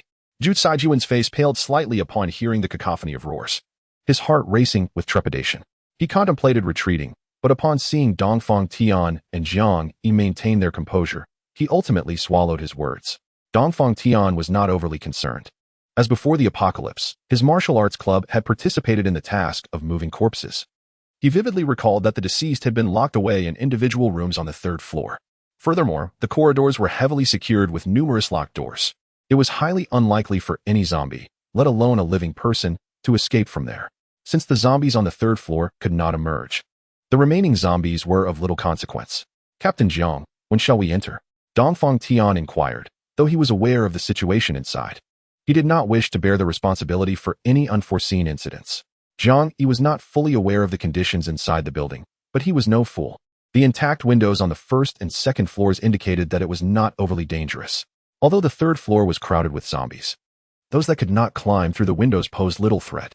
After a moment of contemplation, he addressed Guo Huanqiue. "Huanqiue, break down the door." Guo Huanqiue nodded, retrieving her golden bow from her back and requesting an arrow from one of her companions. She aimed the bow at the fully glassed door. The breath of the wind began to swirl around her, the sharp gusts converging upon the arrow. When the energy reached its zenith, Guo Huanqiue released the arrow in an instant. With a resounding explosion, everyone felt their ears shatter, and the distant gate was completely obliterated, scattering shards of glass across the ground. From the open doors of the hospital surged a horde of zombies. However, as Jiang Yi had anticipated, after only 3 or 4 dozen emerged, no more followed. Without the presence of advanced zombies, these creatures were swiftly dispatched within 5 minutes, their skulls shattered by the crowd. Just as Jiang Yi severed the head of the zombie before him, an extraordinary surge of power coursed through his body. A remarkable sensation that allowed him to take a deep breath, instantly erasing his previous fatigue. Had he leveled up? Jiang Yi was astonished to find that he had ascended to level 9 with such ease. With a swift movement, his newfound speed of 19 points rendered him even more agile, and with a single stroke, he claimed another head. Exhilaration surged through him as he felt an inexhaustible strength enveloping his entire being. In a matter of moments, the remaining zombies fell simultaneously to the ground. Guohanyue's eyes sparkled with excitement as she leaned closer, whispering, "Jiang Yi, you've leveled up again?" Jiang Yi nodded enthusiastically. "Indeed, I feel so much stronger." Guohanyue shared in his joy. The greater Jiang Yi's strength, the more secure their future seemed. Yet, as she observed Jiang Yi and Qing Do steadily progressing, she felt stagnant, pondering how she might break through her own limitations. Suddenly, a blood-curdling scream pierced the air, jolting the crowd from their revelry. Following the sound, they beheld one of their own, standing outside the throng, racked with pain and terror as he attempted to flee towards them. However, his neck was ensnared by a frail hand, which, despite its delicate appearance, gripped him like an iron vice, rendering him immobile. It was her, the zombie. Those with keen eyesight instinctively recoiled in horror, collapsing to the ground in fright, pointing at the petite figure standing behind the unfortunate soul. Fear gripped everyone, causing them to huddle together, paralyzed by terror. Even Li Gang retreated to a corner, unable to withstand the chill of her icy gaze. Qing Do stood alertly before Jiang Yi, urgently whispering, "Jiang Yi, step back. We are no match for it." Jiang Yi, equally tense, loosened his grip on his weapon, realizing that the figure before them was none other than the female zombie that had slain Li Zhitian and taken his body the previous day. Clad in simple clothing that made her appear like an ordinary zombie, the orange mark on her forehead betrayed her exceptional nature. The zombie scanned the crowd with cold indifference, then suddenly tightened her grip, exposing the boy's neck before sinking her teeth into him. Blood splattered across her face as she feasted, the boy's anguished cries echoing as he clutched at his mutilated throat, desperately gasping for life. Witnessing this gruesome scene delivered a profound shock to the young college students, who instinctively sought to disperse in terror. Yet, at that moment, Dongfang Tian bellowed, "Don't run. If we scatter, it will attack." The words of Dongfang Tian successfully instilled fear in everyone, yet none dared to confront the terrifying zombie. The female zombie tilted her head, suddenly discarding the corpse she held. Her body swayed and reappeared beside Dongfang Tian. Hanya, whose heart was entirely focused on Dongfang Tian, was the first to scream, "President, be careful." Despite her overwhelming fear, the typically timid Hanya recklessly rushed forward to pull Dongfang Tian away. At that moment, Dongfang Tian, paralyzed with terror, felt the icy grip of the horrifying zombie as it bared its teeth at him, then lunged for his throat. The sudden sensation of a firm hold on his arm jolted Dongfang Tian back to reality. He instinctively locked his arm around Hanya's, pushing her away with fervor. Guohanyue, witnessing the scene, gasped, "Dongfang Tian, what are you doing?" Hanya, her eyes wide with shock, helplessly leaned towards the fearsome female zombie, who showed no hesitation as her sharp claws pierced Hanya's chest. In agony, Hanya faltered forward, her eyes bleeding tears as they locked onto Dongfang Tian, who stood frozen in fear. With a dull thud, the female zombie withdrew her hand from Hanya's body, clutching a beating, fiery heart, which gradually began to still. Hanya could never have imagined that, after surviving the cataclysmic onset of the apocalypse, she would meet her end in the presence of her beloved man. Dongfang Tian staggered back in horror, the searing warmth of Hanya's blood burning his skin. The female zombie bit into a piece of flesh from the heart, swallowing it whole, as blood trickled down her neck into her clothing, making her appear even more monstrous. Her bloodlust intensified as she gazed hungrily at Dongfang Tian, discarding the corpse in her grasp and striding towards him. "Die!" Guohanyue cried out in despair, raising her hand as a massive blade of wind swept through the air. The female zombie halted, tilting her head to observe the wind blade aimed at her. Dongfang Tian's face lit up with hope. "Shoot her! Shoot her!" However, with a casual flick of her bloodied hand, the female zombie effortlessly dispelled the roaring wind blade into the air. The onlookers, who had thought the ordeal was over, were suddenly rendered breathless with fear. The female zombie, momentarily stunned, stared dumbfounded at her sliced finger, before her expression twisted into a terrifying snarl as she bared her teeth at Guohanyue, letting out a piercing shriek. Ah. Gua Hanyue's face turned pale, drained of energy. She struggled to withstand the oppressive aura of the monstrous zombie. The female zombie turned towards Gua Hanyue, but in an instant, a flash of light struck, halting the zombie's advance. Jiang Yi, having struck the ground with his blade, cleaved the tiles beneath him in half. His furious gaze fixed on the zombie that had evaded him. Do not approach her. Gua Hanyue collapsed to the ground, gazing up at the man standing protectively before her. Crying out in anguish, Jiang Yi did not dare look back, drenched in sweat, instinctively attacking the fearsome zombie as he sensed Gua Hanyue was in danger. But tragically, his strike missed. At this moment, Qingdou rushed forward, gripping a white longsword in his right hand, while for the first time, he unsheathed a pitch-black dagger with his left. Jiang Yi stood resolutely at the forefront, desperately controlling himself to refrain from trembling. Yet the grip of fear rendered him utterly devoid of the courage to raise his weapon. Having evaded danger, Dongfang Tian, upon seeing Jiang Yi standing ahead and recalling his previous actions, realized his fate was sealed. In stark contrast to Jiang Yi, his prior behavior had laid bare his humanity. No one would ever be convinced by him again. Witnessing Jiang Yi confronting that terrifying monster, a primal scream surged within him. Kill him. Kill him. As long as he dies, I shall remain the beloved Dongfang Tian. After Jiang Yi cleaved the fearsome female zombie in two, she stood there in a daze, her eyes fixated on Jiang Yi.